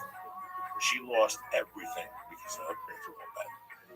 Everything. And her teams were betting baseball were the Red Sox. At that time, which and they were hot then. Those were one of the. So this whole last week was really more. You know, I watched the fucking Met games. I watched it. Did I cheer for them? I gotta tell you something. I was cheering for them up to when they went to Shea Stadium the first night. And when I saw them singing "Ring Me a Song," "You're a Shadow Man," whatever that Billy Joel thing, that was it for me. I was disgusted. I've never been that. That's not the New York I left. They were all hugging each other and they were singing, "Sing me a song, you're a piano man." And Billy Joel was in the top acting like a jerk. That stuff drives me crazy, bro. That's a baseball field. You're supposed to go and throw things, ring bells, and yell obscenities and shit. They've created it into something else. That's what pissed me off. That's why I got so mad. I'm like, so you sang for 2 nights. Also, when they're getting beat up in shade. No, that's why I kept tweeting last night. Didn't you see what I was tweeting last night? Where's fucking Billy Joel? Get him singing. That's the night they won. The night that he fucking sang that song. Now they're losing. Where's Billy fucking Joel when you need him? Where the fuck is that cocksucker? Fuck yourself, Billy Joel. That's what I was That's pissed off. fucking man. No, Kansas City. Let me tell you what song what Kansas City played. Kansas City played with my man Brad Pitt was trying to sell Moneyball. Moneyball is, and you know why? Did you watch the series? Fuck yeah, Fucko man. didn't watch it, and I was disgusted with him. Are you serious? Did you I watch even that watched piece of it. shit Monday night game? Did you watch that fucking football game? That was hot garbage. What was you watching?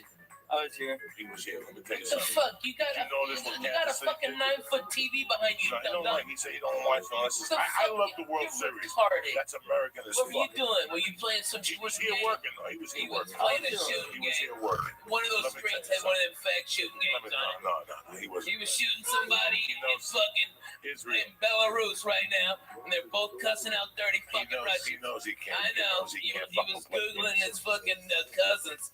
All right. Whoa, listen. Yeah. Did you notice what Kansas City did? And I love that. I hate when people forget about the game. Small ball.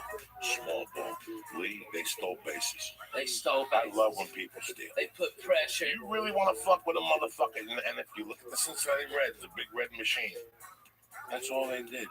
Their job, next time classic baseball, the Cincinnati Reds play, you sit there and you watch that whole game, and you're going to go, oh my God, nobody had more than 15 home runs. Yeah. Eric Foster. Small ball. The main job they did Hit was steal. single. Get a single and steal. Stealing singles is something that's forgotten about. Yeah, man. You know that's why Ricky Henderson played baseball so long and for so many teams. Because think about it. He played for the Red Sox. He played for everybody. Ricky Henny played for everybody. Listen, Ricky was goofball dumb, but he was one of the greatest baseball players to ever get behind. All right?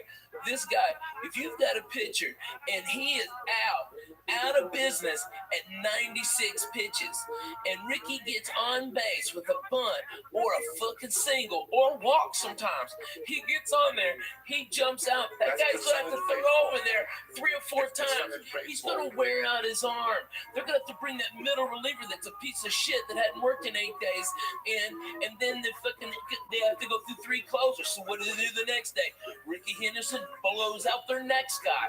That's what genius small ball is, and that's what they did, man. They played fucking great baseball, man. They played great baseball. Beautiful like college ball. All Cincinnati Red games, their leadoff was always Joe Morgan. He always stole. And once Geronimo came on, those fucking Indians, those Geronimos, they go crazy. And they had like 3 people who would steal. Pete Rose would would steal in your ass. You know, and Pete Rose wasn't a thief, but he just, you know, they just guerrilla you. And if you watch, there was a game I watched on Classic Baseball maybe 8 years ago that they actually showed the fucking pitcher just going like, I don't want to deal with this ever again. This was not baseball. This was torture. Because it's small ball, it's slow torture. Every pitch, something happens. There's always something happening. Every time you let that ball go, it's either a single, a bunt, or this motherfucker's stealing. That's torture on a pitch. You can't You focus. gotta duck. You lose your concentration. It's fucking crazy. I used to love baseball. I used to know everything about the Red Sox. There's 162 games before the postseason. I don't have time to watch all those games. I don't know. Well, not every one of them, but watch one of each series and feel like a fan. You know. You know what I mean? I like the Houston Astros. I started stand up there in '90. I loved them. Me and John Wesley, we went for a foul ball, and little kid was going for a foul ball. We were stoned out of our balls, and instead of me squashing that kid for that fucking foul ball, I broke the seat.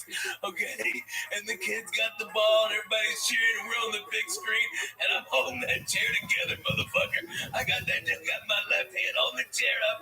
Okay, and John's laughing. He goes, "You broke that chair." I go, "This motherfucking chair is done. I broke that ass and dumb and been there 30 fucking years. And I fucked that chair up." We got up, it fell to 4 pieces. I swear to God, get Johnny West on the phone. That is so fucking funny. Oh my God. You broke a couple of things, I broke a lot of shit. I used to break lawn chairs. Lawn chairs could not hold it. Remember the Pittsburgh Funny Bone? Yeah. The home with Creepo that used to have naked women pictures all around the bar. Yeah, right. I hated that. I always used to hate those. Man, I hate lawn chairs, though. Yeah, the chair you have on your balcony. I never knew why you had that goddamn chair. I broke one and you broke one. Well, I was like pushing the jar and you came and just tormented it. Well, for a back guy, this is the worst chairs. Some of you shot your pilot for VH1. Didn't I break a chair? Yes. Something yes, happened. you broke a chair. It was awesome. For a long time, I was breaking fucking Oh my God, it was so fucking I love funny. when a chair broke. One time with sleep apnea, a chair broke in Miami. Dude, you broke Gavin's toilet. Remember, you went in there and you just sat down too hard and you broke that fucking toilet. And then you made the slow creep. And water came out and flooded Gavin. And Gavin got out of his, because you were sleeping in my house. And you were like, fuck him, I'm going in here. I broke Gavin's fucking futon. That was classic, dog. I heard that thing snap in 8 ways. When you're a fat fuck, you break shit sometimes without even knowing. It's the most embarrassing thing. Living like a fat fuck, so you break a ton of shit. Clothes, I ripped clothes. I remember one time I got one time in somebody's car in a Jeep they had. I went to get the handle and I went to pull up and have the fucking roof came down. Oh man. It's tough being a fat motherfucker. Man, it ain't nothing easy. Let me do some shout outs and get the fuck out of here. I'd like to thank Mike and Mary Johnson at Unique Bows. Thank you very much for the bows. We put them on a little hair for Halloween. Thank you for listening. Rusty Shackelford, Dead Squad Dallas, and the rest of you crazy I love motherfuckers. those guys, man. Sandman, Benito Munoz, Sean Cappuccino, Jimmy Carroll, and Girk Brooks. You know who I know is watching? It's my man D in Colorado, who's a cool motherfucker. Yeah, I know D in Colorado, that motherfucker has got weed 15 foot tall. 15, the biggest ass buds. Dude, he's a great guy, man. That guy's cut from rare. I just talked to him on Twitter a couple of days ago. He's a good dude. Yeah, he's a good dude, man. He's a good dude. I like that guy. You have to do it. What's up with you, Tarzan? We're going to kettlebells tomorrow? Hell yeah. You staying for jiu-jitsu? We're going to bust it. We're going. That sounds gonna kill us. Let's do it. Let's fucking go. I got shit on. I got to take headshots on Wednesdays. Yeah, I'm going in and out. All right, you fucking gonna get real. Okay, we're 3 fat guys. You're gonna talk about workout sessions now. We were talking about fucking asshole. That's why. Breaking I just thought about it. I'm like, just like buy better beds, motherfucker. That's what I did. Fuck it. Fuck breaking them. Buy the best. Well, he wants wants me to flip over my back. I can't do it. I've never in my life been able to do it. He's like, oh, just do it. I'm like, yeah, it's not gonna happen. Go ahead and you do the best you can. Don't worry about doing that. Oh, You can't do oh something, my you can't God. do something. No, I know. I'm just saying you Okay, tough. I can't believe I can join this conversation, but I can actually and be relevant. Holy shit. Okay, I've been trying to limber up and like, because traveling so much it hurts. And so my doctor, as part of, I broke my wrist, said, you know, as part of my physical therapy, go to yoga, okay? So I'm having this one-on-one with this yoga instructor, okay? I'm going down and I got my legs spread as far as I can. And the fucking yoga mat split in the middle. And my balls hit the fucking floor, and I almost passed the fuck out. My fucking thighs have been killing me for 3 weeks. Dude, I swear to God, I did the full splits like I was trying to block a goal. It was the worst. Oh, you ripped it. Oh my God, dude. I think I ripped my groin muscles, all the shit. I ripped that yoga mat right down the fucking middle. You're the first person I've said that to, because it's so embarrassing. But those fuckers will rip if you get fucking 450 splitting it. Oh, Jack, I busted my ass. It took me so long to be able to get up. I didn't even know what to do. The instructor just pushed me back on my back. And it eased up. But oh my God. But one of the worst things that ever happened to me was when I drowned at the YMCA that time. That's the tell me, bro. That's the tell me, bro. Oh my God. As a fat guy, I was never more embarrassed in my fucking life, man. I've done some fucked up shit as a fat guy. And I don't, you know, you get embarrassed about being fat. You can't fat shame me. But the time I almost drowned at the Wiley fucked me up. I didn't say nothing for like 2 months. I didn't say nothing. I just snorted coke and tried to hide it and shit. That was embarrassing. I was just starting to lose weight. Things were going great for me. I lost like 8 pounds. I was still snorting blow. I was doing big blow. And I fucking got up one morning and Terry went to work and I overslept. And I said, fuck it, I gotta swim. And I went over to the Y and the Y is packed. I used to go to the Fat Man pool. It's a Russian pool. Right, it was like 4 feet, but it was 96 degrees. So it was like a therapeutic pool. And I would walk around and if there was nobody in there, I would do laps. And then it's short laps and nobody would see you. If you go to the big pool and there's kids and people see you and there's lifeguards, I was still too embarrassed. I'm not gonna be a fat guy who wears a t-shirt in the pool. No, but I am. I'm a hot mess. You don't want to see so me. I said, fuck I keep all this here. I'm gonna go in there without a t-shirt. Lee, I was 400 pounds. There was fat everywhere. And I'd sit in the sauna and I'd make me like I was losing weight in the sauna. Then I go in the steam bath. Then I jump in the pool. And I do this every morning at 5 a.m. I did this to start off, but I was still snorting blow. So in my mind, if I ate sushi and I went to the steam room, I would sweat the cocaine and I wasn't a fiend no more. So now it's 2 in the afternoon. They go across the street for a while. I'm still a little hungover on the floor. And the fucking steam pool is packed with kids jumping up and down. And I'm like, I can't do my fucking laps. But the adult pool, the lap pool, was wide open. I go fuck this. I remember I lived in Bolden. I've been swimming for 3 weeks. I'm ready for the big fucking pool. Why am I swimming with this fucking fat fucking pool? I wonder where I put my name on the blackboard, guys. I put my goggles on. And the deep end, I jump. Just the cold water hit me. It just shocked my body. Just shocked my fat little body. And then I'm trying to swim. I'm swimming. I'm putting everything I can. I'm turning my head. I'm remembering my form. And I look up, Lee, and I haven't even moved like 5 feet. I'm fucking sideways. But by this time, I'm out of air. Like I was smoking 2 or 3 packs of cigarettes a day. I'm dying. I'm 10 feet out, but I can't swim back. And my feet can't take it. So I'm just holding on to the rope. And people are swimming by me. They're going, come on, let go of the rope. Come on, swim. And I'm like, guys, I'm dying. I'm trying to get the shortest distance was this way. If I swam vertically, to the fucking wall, I'd never make it. So I had to swim this way. So I pulled myself like Spider-Man. So off the rope. And I get to the wall and I'm huffing and puffing, guys. I mean, guys, I was fucked up. Seriously. That's when I realized this has to end. And I'm holding on to this and I can't kick no more. And I'm out of oxygen and I'm holding on. And I got my fucking chin on the thing, just holding me. And some kids are like, Mister, are you okay? And I'm like, no, I'm not okay. Help me. They're like, come on, pull them out. And all these little kids get together, these little Mexican kids. And they're trying to pull me out and they can't pull me out. They're like, 1, 2, 3, pull. And they're pulling. I'm like, and I'm turning purple with I'm not breathing. I don't even know about breathing through my nose. I'm starting to panic. People are starting to circle and look around. And these little kids can't pull me out. They're like, fuck it, ring the buzzer. Ring this buzzer. And it's going, this chick gets on the thing and she turns this thing around.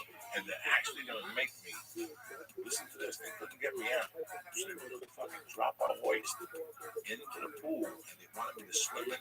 And they were going to pull me out like a fucking whale, like orca. And by this time, there's 50 people watching me. You have any idea, Lee, how embarrassing that is? I got tits, they're by my side. Lee, I'm purple. And they're like, swim to the middle.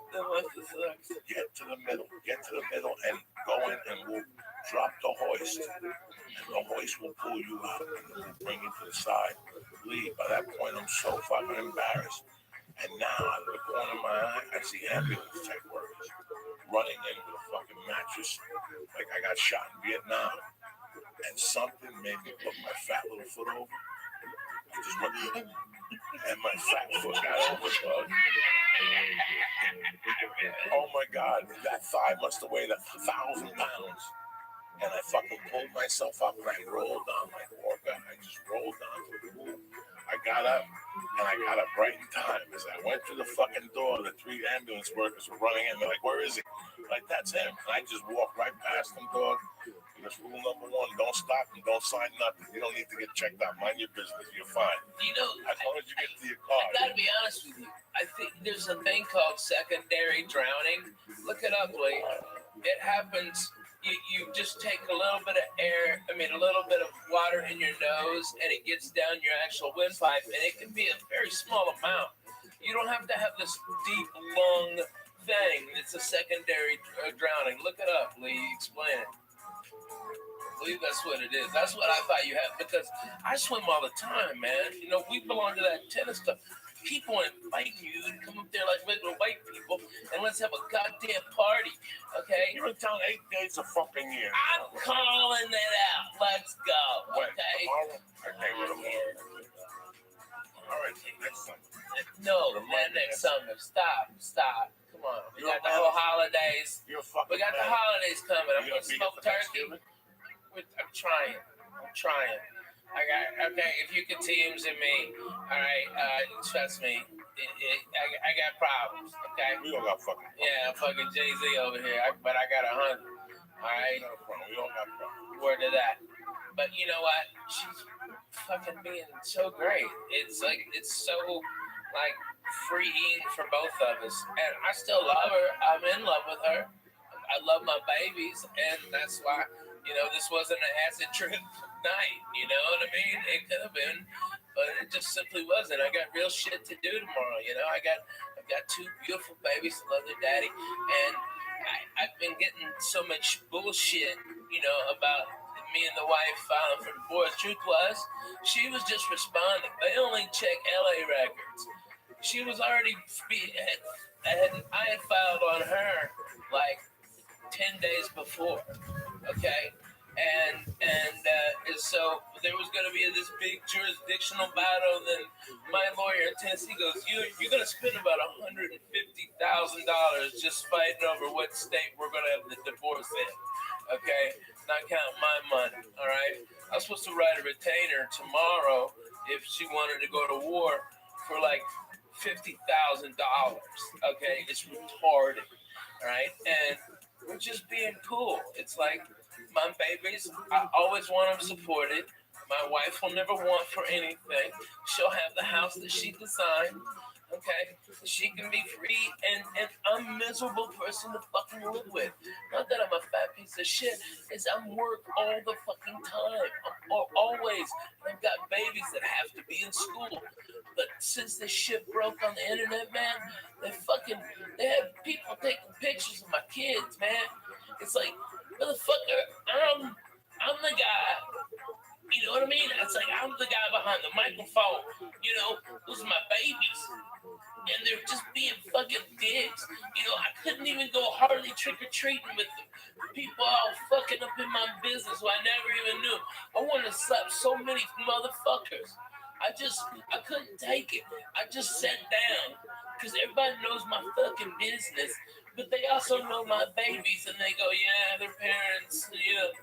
And everybody up there is either swinging, fucking divorced, fucking somebody else, or doing coke. You know, there ain't no innocent ones over there, but they're throwing stones. But man, they're coming at. Let me ask you a question. Yeah. You told me a story that was fucking hysterical. I didn't understand it. Because you're a funny fucking dude. Whatever's going on in your life right now, Ralph, your children, people in the church, we love you. I know. I got your back. You want you to know one thing. Divorce ain't easy. There's two ways you can do this. You want to do this with shotguns and Jews? No. Or you want to do this with, and that's the way you got to do it. Because you have a career. Yeah. And you want peace of mind. You want peace of mind. I'm in love with her. Listen, man, sometimes people try. I'm thinking about this with Rosalind, but I don't know anything. Guys, I don't know anything. I just found out that these people broke up. She's dating a new dude. When does this happen? How does this happen? The singer from No Doubt. She's dating she's dating the judge from fucking the show or something. He broke up with his wife and she broke up with her husband after 14 fucking years. And they had like a thing today, like that Blake Shelton guy. Yeah. You know, listen, man. People in life sometimes don't get. I pray every day that Larry stays in love with me, and I keep it together with her. I pray every day because I know how quick it can go. And the longer you're with a person, the harder it fucking is. And when you have children, it's even fucking harder. So hard. There's two ways to do a divorce. You could either A, go to war, or B, take a fucking few lumps in the head, which you're gonna take anyway. Okay, that's all. You're gonna take anyway. I've taken that my whole life. It ain't no big deal. Either 10 people could hold you down and put a big black dick in your ass, or you could just take a fucking white flag, get naked, put it on your back, turn around, loop your own asshole, and let them do what the fuck you gotta do, okay? You know what? A dick in the ass hurts both ways, but I'll tell you what, it hurts more if you clench it up. She didn't do anything wrong. She didn't do nothing wrong. And you know what? She did help me in my career. You know, the truth is, when I got Last Comic Standing, okay, Jay Moore, dickhead, called me on Thursday, go, hey, I need you for an audition. I was in Hawaii working at the Laugh Factory, and he said, come back. I need you here on Saturday. And I looked online, the cheapest ticket for round trip because I still had to finish in Hawaii. There's nobody on that fucking island who could have done it, right? And so I had to come back, and the ticket was like $1,100, you know, and that was 2 months rent, man. That's real fucking shit. Like for a maybe, for a big fucking maybe, and I rolled the dice, and I couldn't afford it. Lana had a credit card that her mama gave her for insurance, and she put it all on there, and that's what launched my whole career. So does she get half? Yes, motherfucker, she gets half. Okay, she should get more than half. She's gonna be drawing a salary from my place. She's gonna be getting alimony like the regular white people, because we're Jews. You gotta respect. All right, my babies already have big things set up for them. They'll never want for anything. They'll never have what I went through. You know, and it's like that's what you want. But now they're coming. It's just so irritating. It's like, you know, they're just dumb. These motherfuckers. You know, the internet is a good thing and a bad thing. Yeah, right. The internet is a good thing and a bad thing. You know, I use the internet for certain things. I see people use it for other things, and that's fine. That's what the internet is. It's your expression. But sometimes if you open up your life on the internet, the result isn't going to be good. It's happened to me. It's backfired. Yeah. But in this situation with divorce and stuff, who knows? You know, all you Nothing's happened yet. keep doing what you're doing. Yeah. Try to put the pieces together. Trying. Be a father. Listen, the divorce in my life had to be tougher than a prison sentence. I lost a child in a divorce. I lost dignity in a divorce. And to this day, I have animosity. I know that I'm like Michael Douglas in the movie where he just snapped on the 405. Walking tall, standing tall, when he started shooting people. Yeah. Last straw. When I saw that movie really scared me. Why? You ever see that movie? When he goes nuts on the 405. Yeah, he's lost his job. The drug dealer goes to mug him, and all of a sudden he shoots him. He goes, "You want my briefcase?" He's pretty funny in that. And now Duval is looking for him.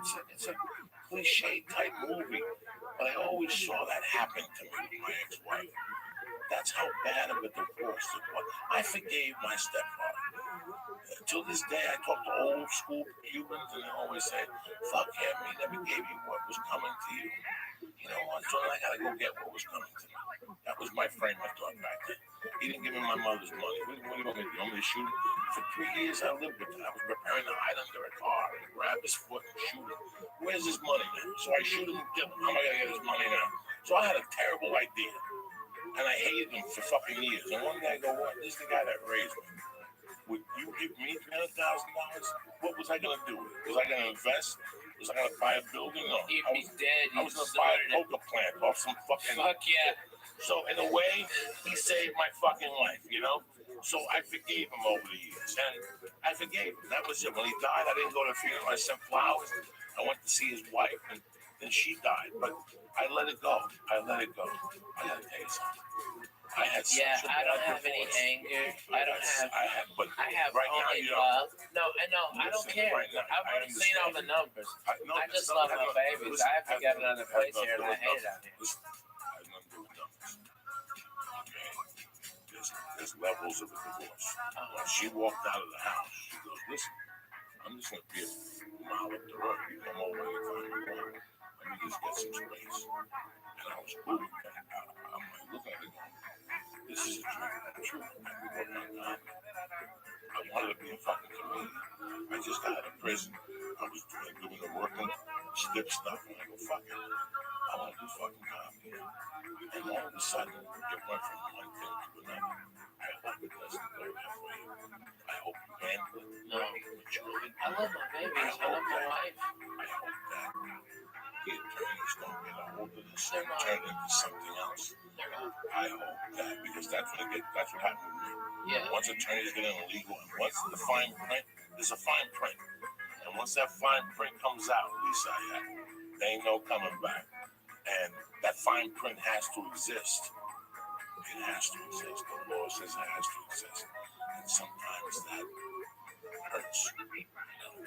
So, my love always. I call you every day. Hang up. I know. I send you videos of a little Spanish guy. You gotta knock it out with that, man. It's like, I'm the real deal. I've been through a divorce. I've been through a separation. Guys, it is brutal. I always advise people to keep it together. Keep it together. Well, no, I disagree. But if there's no love, there's no love. If there's no love, there's no love. You have love. No. So we both have so much love for each other, but it's like, here's the real deal, okay? I have really fucking bad PTSD, and now I'm properly medicated by probably the best. He's the head of psychiatry at Vanderbilt. He's fucking amazing. He's got me chemically dialed in. I sleep 8 hours. I'm up. I don't take naps. I walk. I feel great. He's done it all. He's fucking amazing. All right? But before I got properly medicated, I was a fucking nut and a complete asshole. Okay? You know what you do after 2 years of denying? What question did you have over there? It's not a question, but it was just my parents got divorced when I was in high school, and I actually had wished they got divorced earlier. Like they said, like we stayed together because of the kids. Even back then, I thought it would be better just to have like You're just a tough dude. This is listen, man. I was Ralphie, numb, but I feel great now. let's get something. I got a lot of Let's get something out of here. As Comic Standing is a great show. And it shows a lot of comics in the country and vice versa. I don't know what the fuck I'm saying. And Ralphie was on Last Comic Standing. He was already a brilliant headliner. Ralphie was already had a lot of people paying tickets to go see him. This just accelerated the program where now these kids become somebody. Ralphie May was already somebody. You follow me? Ralphie May was already somebody. It went from one thing to one thing. I judged it. I was there. I was there when you were, cooking for us with no money. And also the next thing you know, we're sitting on Wilshire Boulevard with a jar of weed in the living room. People just sticking their hands in taking weed to go. And nobody didn't give a fuck. Take it. That's what Sean Rouse smoked the fucking whole thing. Yeah. I mean, every time you'd see me, give me $200. To do what you do, it's hard on a person, never mind on a marriage. Yeah. This has been a journey for you. You've learned, and now I hope that you together. Man, I've got so much more peace in my life. I've got so much less stress and less anxiety. I don't have nightmares every night. You have the PTSD from Spellbound? No, that's hilarious. You see the bottle of the Hey, that was 12K. Shut your mouth, cocksucker. That was a good angle. All right. I broke my fucking ball, but hey, I fucking got 12K out of it. Word to the mother. No, it's when I had bilateral double pneumonia and a pulmonary embolism, and I had to stay awake for 9 days because they said if I couldn't help my lungs expand, I would die. And I had the blood clot was so big that because I had pneumonia and I broken 2 ribs from coughing, and that's what caused the blood clot to go right here. And they said that a radiologist was going to come in at 7 a.m.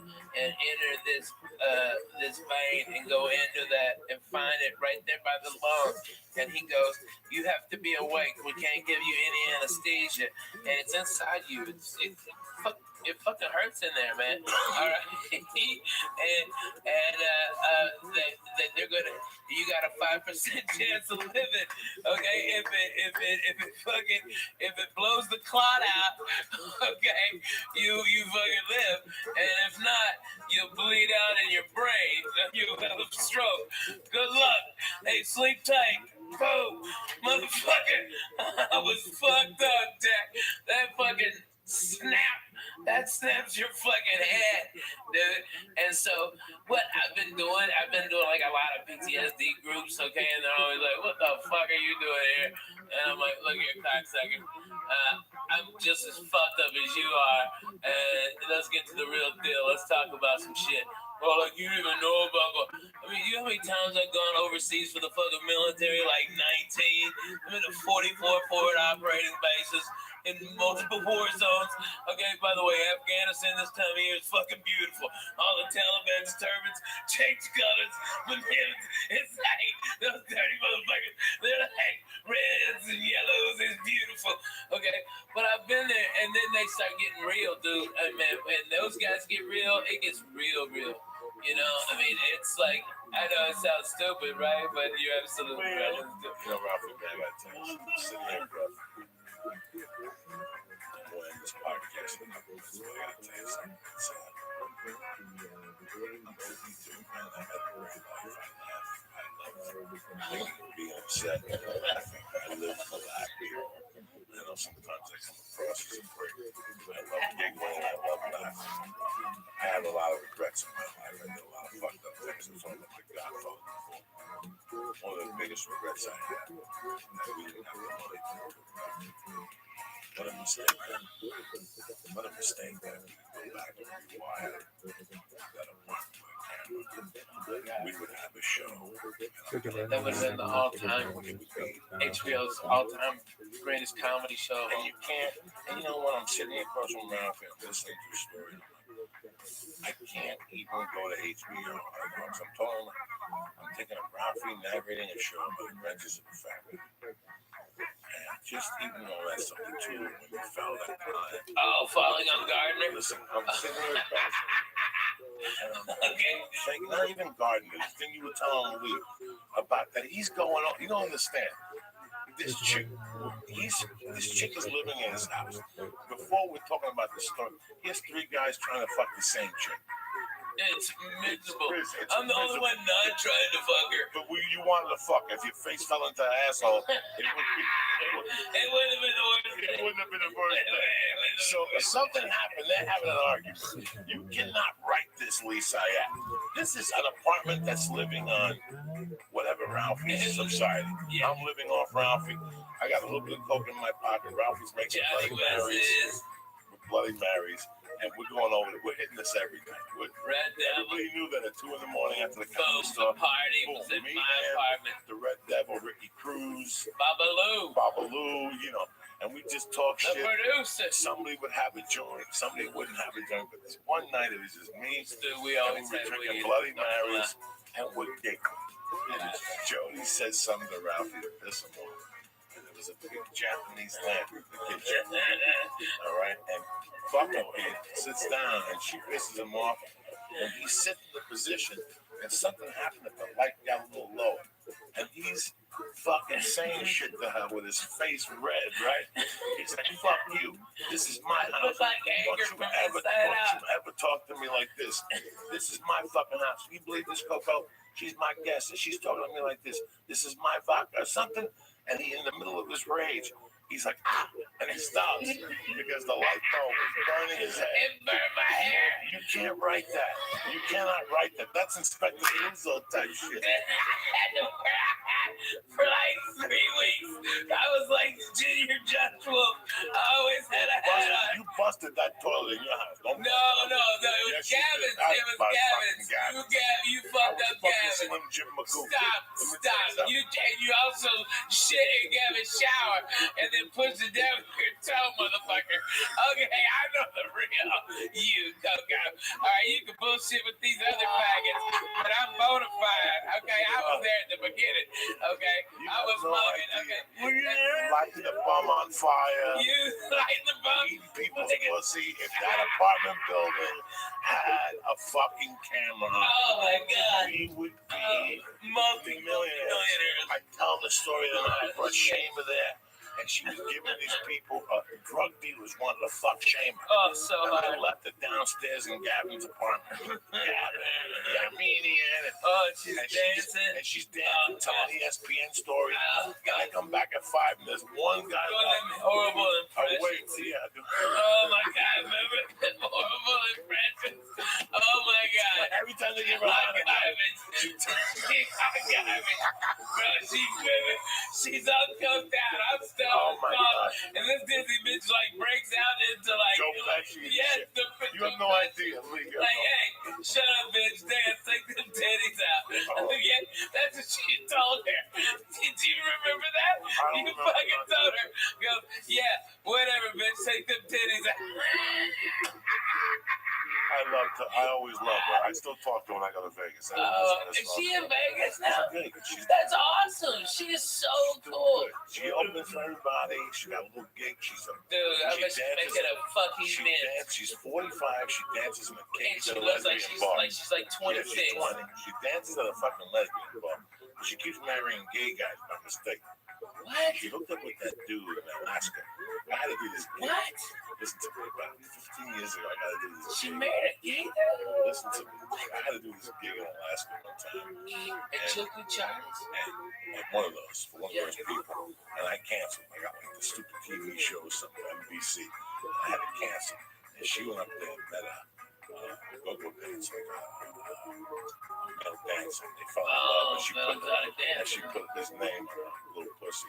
Oh, and then whoa. they moved back to LA shit. and they were in love. Man, that's he was fucking he was like unemployed, but he always came up with a little bit of money. And she was dating him for like 2 years. They were in love. And then one day, she went in his email. She saw an email from old dudes that he would go to their house in the afternoon and put like a bikini on. He would dance for old dudes and shit. He would get like $50 and do that. So she threw him out and she was heartbroken because she always makes fucked up choices. I've told this story before. This is hilarious. Somebody tells me this is the name of the guy that she's got on her pussy. This guy is a go-go dancer for old dudes. and he's smoking meth. So she throws him.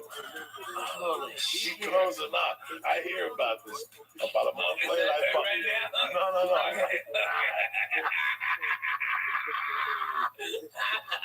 I bump into her, and she says to me, "How you doing?" Blah blah blah. We're going back and forth. Hey. I knew I don't know what the guy's name is. Beat on me. I said, "How's Mark doing?" And she was kind of sad. She goes, "I'm not with Mark anymore." That's a shame. I go, "Listen, I know this whole thing."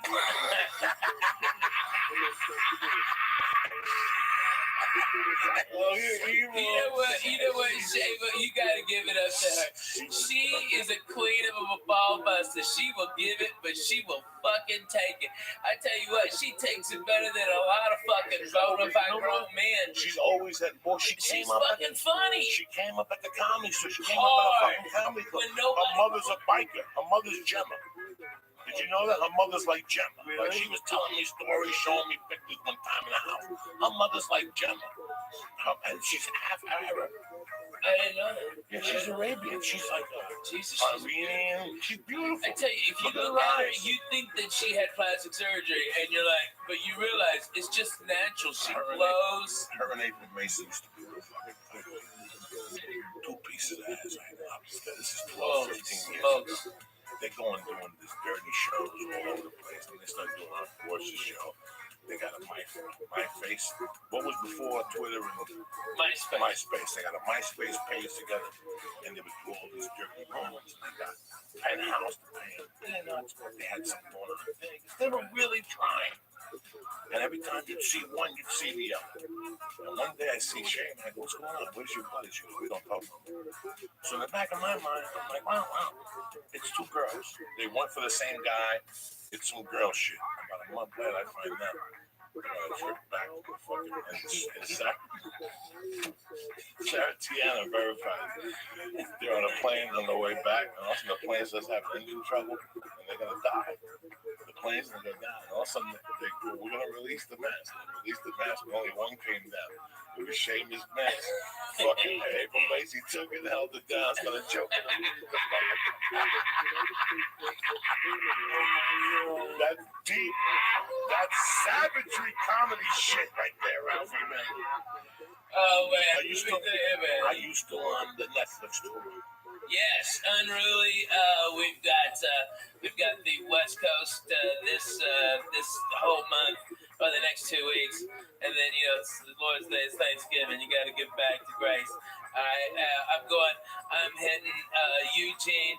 I got Santa Cruz, Fresno.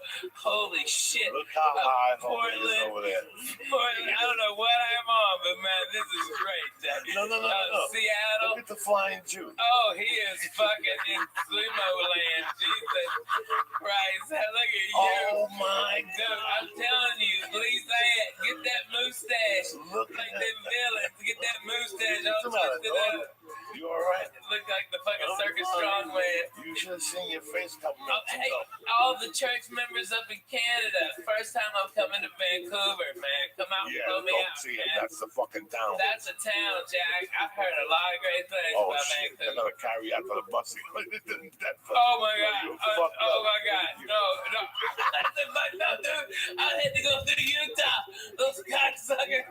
The cops searched me. Those motherfuckers asked me if I did cocaine. I'm like, the fact that I'm this fat and can talk to you proves I cannot do cocaine. I've never done it. Okay? And then the guy asked me if I want some Quaaludes. He wanted my own Quaaludes. And I'm like, what the fuck year is this? 77?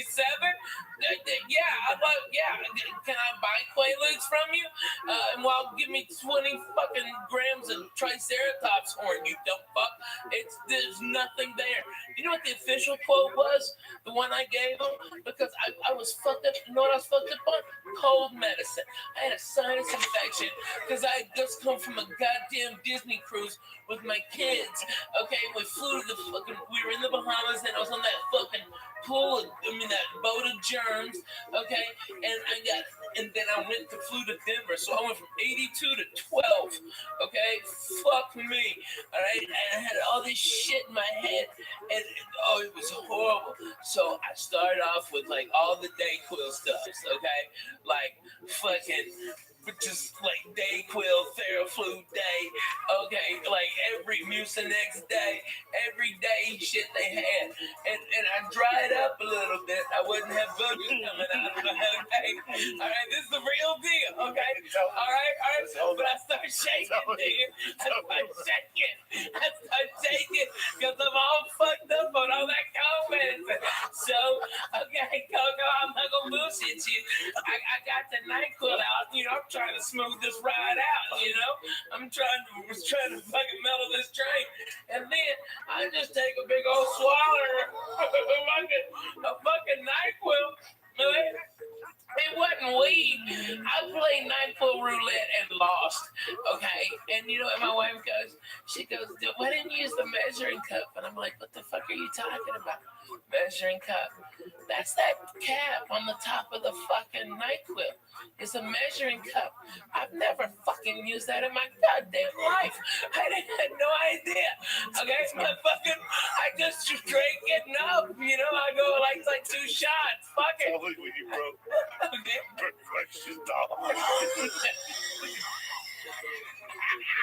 Hey, that was your fault. That's good ass fucking drugs you gave me. Alright? Okay. That was you and gravity, motherfucker. You own that. Okay, you're a dick. And I wasn't the only one. You fucked up some shit on getting out of there. Okay, so you suck a dick. And by the way, we went to that Jack in the Box right behind his house because we were smelling all that fucking jalapeno poppers. Bullshit, fuck you. No, I didn't know that, Jack. I had to pull over. I couldn't stop laughing.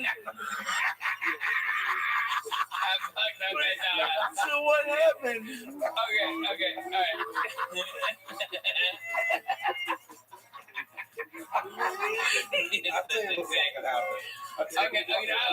Denver, listen to this. You get your balls in, motherfucker. All right, nobody want to see them. All right, I've seen him play my life. All right. Well, Christ is out. No, man, fuck you. And let me finish this, you cocksucker. All right, because I know you don't believe me, but my wife goes, "That's a measuring cup," and I'm like, "Well, I might be dumb, but you're a dirty bitch. I ain't never seen one in a dishwasher. That's just gross. You like the same cap? That's disgusting." All right, and so I was just, I fucking hit it. But you know what? I quoted them because they were just making lies up about me. I was like, last thing I said before I head on stage, I heard was, all I said was, "Yes, Mr. Cosby, I'd love another cocktail." That's all I remember. And that's just like, go fuck yourself. You get fucked up on NyQuil? Dude, I was so fucked up on NyQuil. You get a bottle of NyQuil, give you a start, then we'll smoke a joint, it's all over. Dude, in 92, I played the hip-hop comedy stop. Steve Harvey's and Michonne McDonald's, all black, at a comedy club at a hotel. Okay, and I was sitting back there with these crazy ass, like, I met this guy and he goes, "Yeah, my name's Willie D." All right, and he's Willie D from the Ghetto Boys, okay? And then this little ass midget walks over, Bushwick Bill, okay? And he's a gangster, okay? I mean, Bushwick Bill was no bullshit. He had knives on him and shit. That little motherfucker cut your balls off. That was eye level to him. Okay, no, codeine syrup. Codeine, and we listened to fucking slow records that this guy named DJ Screw would do. All right, but we drink that with 7-Up, okay, or Mountain Dew. Boom, they do a Mountain Dew so they wouldn't pass out, so they just drink that syrup. All right, and we was fucked up. How much would you pour in? Because I only, like, every time I get bronchitis, dude, they poured a lot in mine. Okay, they poured a lot, and they shitload, and a lot of them was putting that. What's that? The raspberry liqueur, like Chambord or something. They pour Chambord in it too, so you'd have like grape soda with some Chambord and syrup. Okay, and all those fools were doing that. All of them. It was, and it was like, I didn't even know what hit me, okay, because it didn't taste like Kool-Aid. And I was like, what? And they called me up on, and for whatever reason, it was the greatest biggest set of the 4 years I've ever done comedy. And I relax. Yeah, but I was, I've been smoking weed in the back with this little crazy midget passing it because it was so funny to look at a midget when you're on codeine and smoking weed, and like the midget takes the joint out of your hand, but it looks so much infinitely bigger in his hand than it ever did in yours. It's crazy. Like what? Okay, it's amazing, but. I came in and blew the place up. I got a standing ovation, all right? But a comic came on stage who hated my fucking guts. That he was trying to be like the number one guy, and he'd try to do everything, and I blew the guy out of the fucking water. Steve Harvey told me I did. Okay, it was fucking unanimous, and he starts talking shit about me being fat. Like making all these fat shit jokes, and the audience turns on the guy, and then out of nowhere, you see this nickel 45, 1911, 45 caliber come up and go, and it is Bushwick Bill, and he goes, "Bring the fat white boy back! Shut the fuck up, nigga!" All right, and he was about to shoot that man, okay? Because that's how gangster and fucked up this guy was. And they was like, okay, well, fuck it. Okay, well, Rabbi, I had nothing fucking left. What the fuck? How can you follow what you just did? I had nothing at all. I'm like, man, I love those midgets, they've always got your back up to here. All right, and I got the fuck out. I was so scared. I'm like, he's already pulled a gun once. He's gonna shoot me for making a midget joke at him. But he loved it because he was all fucked up and falling over and shit. It was crazy, man. Midgets, when they pass out, they just kind of like, weeble wobbles, and then they go, okay? Things like big ass, okay? You never hung out with no midgets like that? Fuck no, Dude, not me. I like them. They're good people. Shit happens. Get the fuck out of here. Word to that. Great church, by the way. Thank you for having me come. Midgets getting fucked up on car. I want to drink what black people are drinking now. I saw it on Drugs Inc. What is it? That shit they drink in Memphis and the South. What is it? It's like a liquid codeine and they mix it with Kool-Aid. Oh, yeah. Where's That's the exact same thing they were doing. It's just you mix codeine with a drink. No, what you do is it's cough syrup. It's cough syrup. And from I never got prescription. fucked up on that stuff. Well, I drank NyQuil as a kid. As a kid, I discovered NyQuil when I was like 9. I remember it would help you fall asleep. Oh, so I liked it, but I didn't like the feeling in the morning. I've never chugged codeine, but it's great just to have. It's like a joint. It's like a joint. Codeine pills get my. Dude, I get so fucking. I can't eat that shit. My stomach. My fucking little pooper gets worn out. I can't shit and it's miserable. Fuck that. I don't do none of that shit no more, man. Get some of that cough medicine and shit. Dude, you don't want to. Oh man, that's what we used to do. Play slow Bring records. the horse in this motherfucker one time. Bring it back. Bring the horse in this motherfucker one time. Hey Lee, put this song on. Okay, this is a great song. Washing my big old pussy. Word to that. Let's do this real quick. For 9,000 years, that's how long humans been making wine. That's also how long they've been confused about which wine to drink. Some people get a headache after they drink wine. I used to get a headache. One time I shoplifted a bottle of wine from Albertsons across Hudson County Park, and I drank it with Diddy Contero and Louis Cassidy, and I had a headache for 2 fucking days. But for many of us, it's the shopping part that causes a real headache. You got too many choices. You don't know what to do. People are coming over. They're serving chicken. They're serving lobster. And sometimes you go down there and wine's expensive. You went in there to buy a 20. Next thing you know, you're dropping 60. And you got no guarantee of what you're going to buy, right? Let me tell you something. It's overwhelming to pick out a good bottle of wine sometimes, especially with people who don't know. Your own personal experience learning about wine and why haven't you bothered to learn about wine, that type of stuff. This is what we're going to do. I joined a new wine club. It's called Club W. They changed the whole game.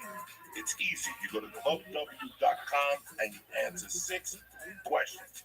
The algorithm, whatever you say, algorithm creates a palette profile just for you. I don't know where the card is right now. It's pretty cool, man. If you've ever seen anything like this, Club W is leading the great glass wine revolution. What means is they cut out the middleman. They work directly for the vineyards, and they cut the guy out which in turn saves you some do-re mi.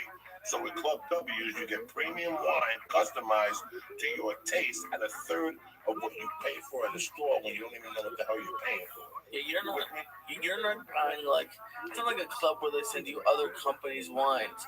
These are their wines. Like, you're not gonna see these wines anywhere else. But the most interesting thing is going to their webpage. When you go to clubw.com, you go on their page and have all these videos, informative videos. They tell you what wines you drink, you take the test, and next thing you know, you're involved. Which, when you don't know about that, listen, man, I grew up in a bar. I don't know nothing about wine. So when I went to Club W, I was blown away by how much interaction you have. They'll put it down to the exact thing. I mean, the nut, the grape, where it came from, the vineyard. Anyway, what they do is they save you money. It comes down to maybe $15 a bottle of wine or something like that. And there's even a no-risk 100% guarantee that you'll love when they send you. So do me a favor right now. What they're doing is, all the listeners, is they're offering 50% off your first order when you go to clubw.com/Joey. So do you understand me? 50% off your first order when you go to clubw.com/Joey. And this is not like fucking Columbia House, where they send you records every month, even if you don't want them. No, you order what you want. Right. So if you think you need 3 bottles, you order 3 bottles. It's $13 a bottle. They get delivered to your door, and it's exactly what you like, what you guaranteed to love, or you get 100% money back guarantee. So again, do me a favor. You get 50% off your first order. Go to clubw.com/Joey. Stop wasting time and stop losing money at these retail stores and start drinking wine you know you're going to love. So go to clubw.com/Joey to get your 50% off, right? I'm doing it just to get the spot to bring to Thanksgiving parties. You no, but I'm just saying, like, let's say you have to bring stuff to a party. Yeah, man. Just get 3 bottles of wine, and then you're gonna have to go to at least. This town takes the whole week off. There's parties every night. We're off until the start of the new year now, when I used to work in TV. A little bit of work, not really. Yeah, until Thanksgiving, it's gonna be busy. But then after that, they're out. Everybody's skiing. Yeah, it's good to know. Anyway, let me tell you something. I tell you once, I'm going into a heavy season now. I'm going for like 6 weeks of flying. So the whole thing, dog, I got my on it. I always slam it on me. What's the one I take? The Immune, the Shroom Tech Immune. Let me tell you something. Those planes are filthy. Those planes are filthy. If you think you get off a plane, they steam it with chemicals and they wipe down nothing. In my bag, there's a fucking deodorizer. I got a hand sanitizer to wipe everything. That's the first thing I do when I sit down now. I don't want somebody else's ass on my ass, and I'm stinking like their fucking ass. You gotta wipe those fucking seats down. So do me a favor. It's just bad. When you fly, there's a lot of human contact this time of the year. Do yourself a favor. Go to onit.com. Get the Shroom Tech Immune. You boost up your immune system when you have a lot of human contact. When you're flying, we're out, we're smoking dope with different people. You hit a vapor pen. You know, you get sick this time of the year, you lose fucking thousands of dollars, especially you, Ralphie, man. I can't afford to fucking get sick. I can't. So I don't take a chance. I up my vitamin C when I fly, and I also take Shroom Tech Immune. But that's not only the only thing fucking on it's got. They got Shroom Tech Sport, which gives you more endurance when you roll, lift weights, walk, whatever the fuck you want to do. Even when you fly, it opens you up. They have Strong Bone, they have the hemp protein powder, and they got Alpha Brain. You know, it's with 100% money back guarantee. The nootropics, it's off the fucking chart. So do yourself a favor. Go to onit.com right now and press in church and get 10% off your first order. And if you get it sent right to your fucking door, you don't have to leave the house, you have to go to Whole Foods, you have to do nothing. Will you press in, Lee? Church. Beautiful. Number 2, hitty6.com. What did Dad say? He loves them. He says that because we say it's 5 for $50, it's half off. They're usually 20. You know, because it's usually like $20. They're 20 a piece. You get right now, hitty6, tremendous, 1,200 guaranteed puffs right here. I'm smoking the reefer right here, my little fucking cigar here. I'm looking like a doctor. I'm like Pacino and Godfather too. You just don't even fucking know. You broke my heart, Fred. hitty6.com right now. They got the tobacco, they got the cigar. All right. Then they have the tobacco line, the cigarette line. It's 24, 16, 8, and 0 milligrams of nicotine. You quit smoking with it, whatever the fuck you want to do. My dad likes the I'm flavors. telling you. And the flavors, you can switch it up. Go to Hindi6.com and press in. Joey's Church. Boom! And get 5 for 50, which is 50% off. NailedItLife.com. The Vapor Kings. You want a vapor pen, you like smoking, you like doing this, you want to see the devil, go to NailedItLife.com right now. What are they running? Double. When you use code Joey Diaz, you're gonna get 20% off the premier vapor pen on the market for all the oil and wax smokers out there.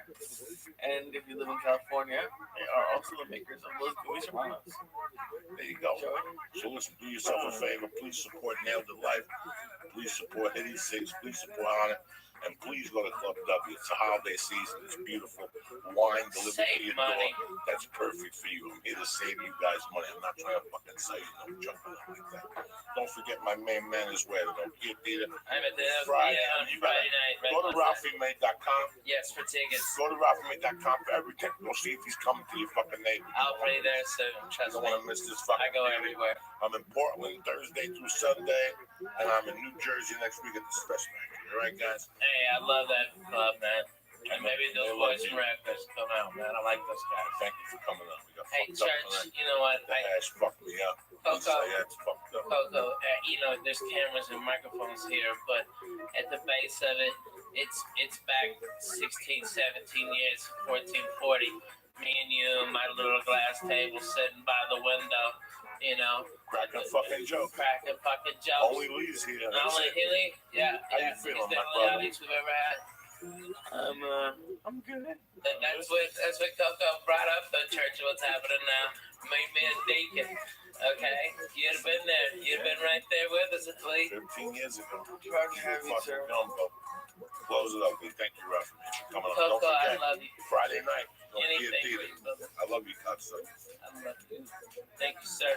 Thank y'all for having me on. I really appreciate it. You stuck around. And I know I get long-winded and I'm annoying when I laugh, so I apologize if I laugh. But I love him and he makes me cry laughing, so I'm sorry. 1440 Gardner. So people love you on the. This show was brought to you by Club W. Go to clubw.com/Joey to get 50% off of your first order. That's right, you go to clubw.com to get 50% off your first order.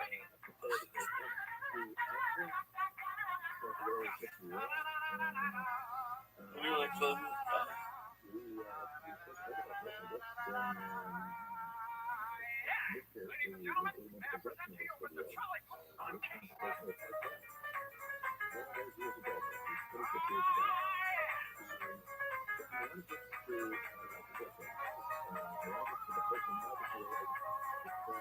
This show, The Church of What's Happening Now, Dropping knowledge. would like to introduce you to PetNet.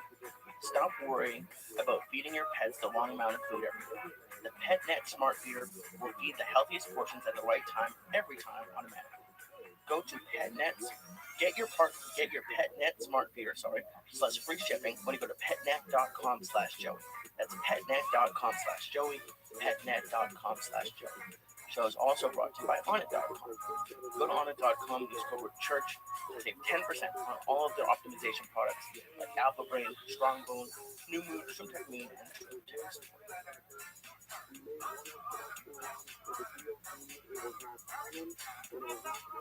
Oh shit. The Church of What's Happening Now, bitches. Kick that mule, Lee. Monday, October 17th, the day the devil was buried at sea. Lee Syed, Ralphie May,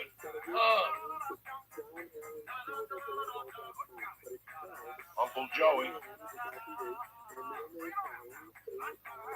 little Michael Schenker,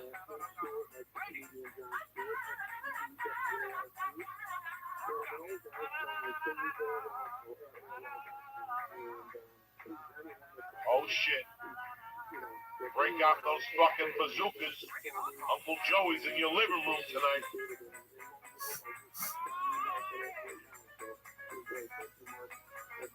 What's happening, beautiful people? I missed you, cocksuckers. Rabbi May here. Hey, everybody. How are you? You know, Hello. same old fucked up crew. It's a Monday night, October 17th. I hope your weekend was fucking tremendous. We had a great weekend. I want to thank Chicago for letting me take my special in their beautiful fucking city, which I've always loved to death. I finally got Lee over there. I turned them on to a hot beef fucking combo with sausage, with the fucking green peppers and the onions. And forget about it. See, that's what fucking. It's not like the hot beef with sausage combo. Right. It's beef Combo. That's it. The Oh combo. my god, they're crazy. Which one did y'all go to? They got out. House. Strong. It was close to the thing. There was a World Series. Yeah, right. You don't want to go up there. We didn't want to go all the way down. We was not like fucking around. We were taping. I had to do shit in the afternoon both days. So we just kept it light, but Lee and myself. And I gotta tell you, it all worked out. No, we didn't. It was just great. It was a great. This is the reason why I picked that city. That's amazing. It's such a great town. They're great audiences. They're like blue collar but smart. It's a rare thing. They're not shocked by shit. Chicago. Fuck you. All right, I lost my phone in the hotel, and they turned it in. They turned it into the front desk. Fuck yeah, that's Chicago, man. Where'd you lose at the restaurant? I don't know. We were at the restaurant. You got up. If you saw me, you got up. Because you did not have it at the restaurant. You got up. You left. You were sitting there playing with the phone. Yeah, I must have put it next to you. You got up and you saw me. You left it there. Somebody, I felt terrible because I dropped the album. When I got there, somebody gave me a great fucking album. Rainbow, Long Live Rock and Roll. Right. They went to eat Cuban sandwiches. I left it downstairs. That night they called me. That's amazing. That's great. Great little city, Chicago. You know, I mean, Chicago's one of those places. Yeah, right. I hate that the whole city is being painted as like the whole Wild West, you know? I mean, everybody's dying and shot and shit like that. There's only certain parts of Chicago. Nobody gets it. Yeah, right. Oh my God, so bad. Yeah. Those areas where we used to go probably yeah, now no way. Fucked up. You know, this is going on across the country anyway. You just can't say Chicago. Chicago's a great Chicago's a scary place. Look what happened yesterday in St. Louis. Oh my God, yeah. Tensions is still like on the verge. You know, and that's so crazy because I used to go to St. Louis as a kid, and man, I remember in like '84. They had this whole 4th of July down there, okay? I mean, for every white guy, there was 2 black guys, okay? We're all listening to Kool and the Gang, eating fucking hot dogs like Americans, all right? Fireworks, everybody was having a blast. I can't believe that town went to what shit is today. You know what I mean? I mean, it's like, I've never seen more people having more fun and no racial BS bullshit anywhere than at that fucking 4th of July. It was fucking outstanding. Kool and the Gang, shit. Let me ask you this. Where were you growing up when you were in St. Louis? Clarksville, Arkansas. That's funny because that was the big city from my way. Yeah. That's the team you watched. Oh, yeah. Paducah, right? No, in between. No, that's Kentucky. She grew up in by Maryland. Oh my God, that's like Jackson. That's like Jackson, yeah. A couple of hours. Yeah. We'd go to St. Louis to watch the games, and then we'd go to Memphis to watch wrestling. And we go to Hot Springs to go to the horse races. My grandfather would get a place. I'm back up the type of wrestling. Oh shit! Was it the guy you saw on TV? Fuck no! We saw him on local TV. I mean, that's where I first met Spittin' Dick Murdoch, fucking the Funk Brothers. Okay, man, Jerry Lawler. I saw Jerry Lawler and Kaufman fucking wrestle. And then like 2 weeks later, I saw Kaufman get beat by a woman. One of these big bitches from Tennessee. I mean, she's Mississippi. Probably Mississippi, North Mississippi. Okay, this big bitch whipped his ass. Okay, I saw that. Like WWE wrestling.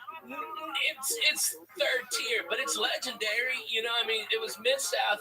and something else. I forget the name of the other one, but I mean, dude, I went to so much wrestling. I saw Ric Flair win the heavy metal belt from Harley Race, and it was his second world championship.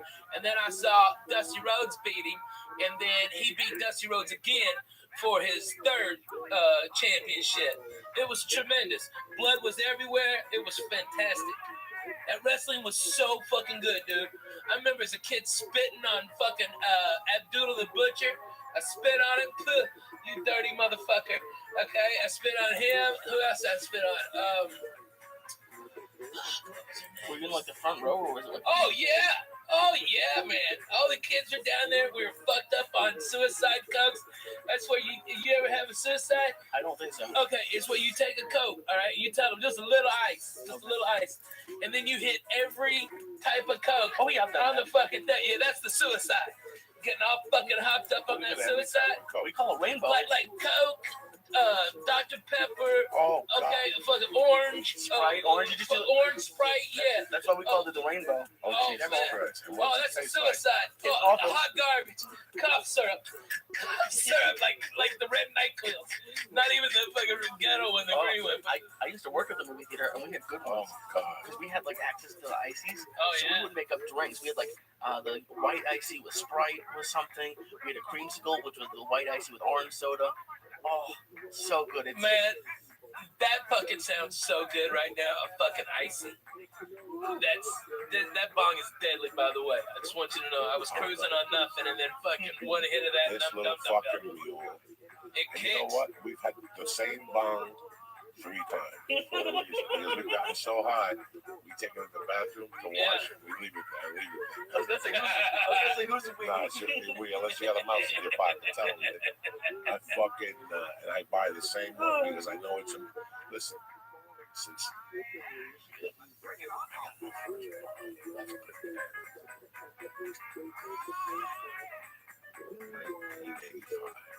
Yeah. I went for the mid-level. Yeah, right. I like the plastic with the fucking pistol grip on the car. I like that. There was glass. There was plastic. Yeah. Then some jerk off. Decides to make a mom. It's purple. Got purple edges. And had like a car on the bottom was flat. It was like this. She got black surface there. What's that called? That's holding the turn. Not plexiglass? Plexiglass. Was that plexiglass? Okay, so I get this fucking, and I use it when she gives it to me for Christmas. I use it from like Christmas to like March. The bong doesn't suit my needs. It's maybe up to here. This bong is, what is it, maybe a foot, guys? Of 12 inches high, this bong. Maybe. Yeah. Maybe. Put your dick out, measured against it. No. This bong had to be maybe 18 inches. Okay. So I used the bong until about March. She gave it to me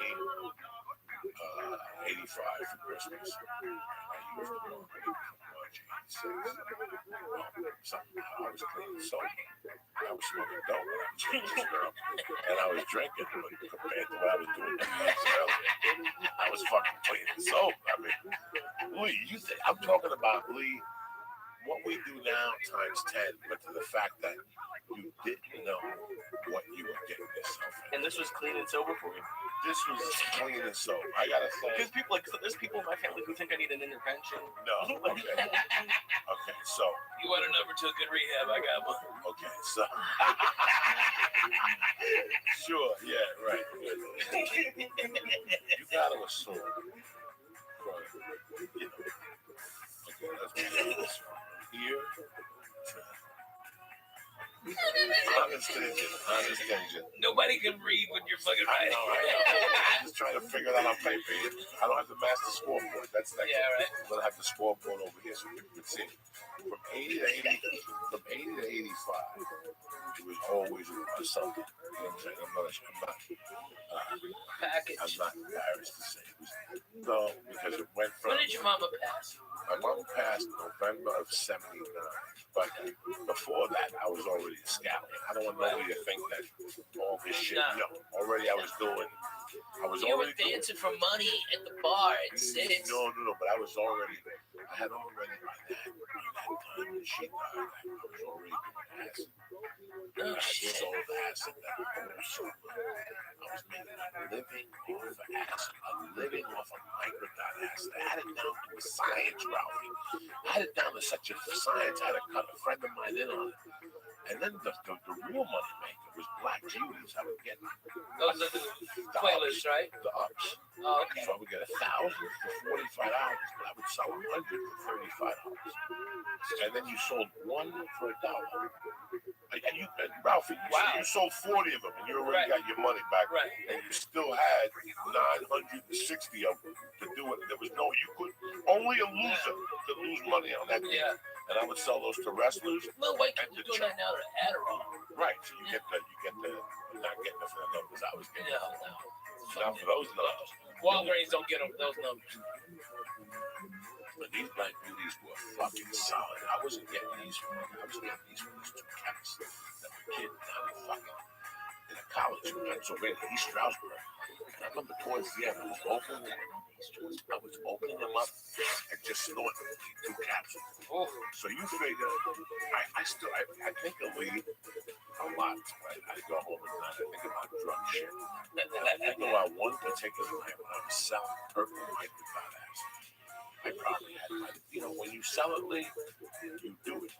So remember, you build your resistance. Yeah. So I might sell you one, and you might do one and get fucked up. I got 4.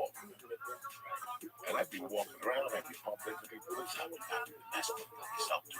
Sell me 2 hits, $4 a piece. They cost me $1.80. Not even. They were $90 for 100 hits investment. So when you walk into a place fucked up, you be like, give me what he has? No, you couldn't walk in the bars. I was kids. We would walk in the streets. We'd be walking on side streets, so we'd avoid the cops on Kennedy Boulevard. And I'll never forget what I saw. I told him we bumped into this kid, just roaming the streets of your town? With another kid. This was Bergen. You bump into people from West New York. You bump into people from fucking Guttenberg. Northburg. Hoboken. No, Hoboken was farther away, but the people locally, that would be on those streets. Yeah. But we bumped into a kid from St. Joe's, West New York. And I'm talking to him. He's loaded on his bike.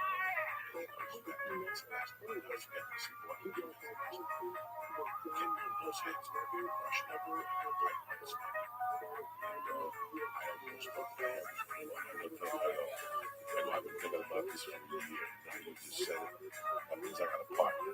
And we smoked that fucking acid. I got a headache. Did it get you off? Did it get you freaked out? I was freaking out on the fucking acid already. But to make a long story short, I'm sorry I wanted to take it. When I go out those days, you really didn't know what was going to happen. Like, all you knew was that you had $42. Ralphie had 64, and I had 80. Maybe a package would show up, and maybe a Quaalude would show up, maybe a what was that would like? show up.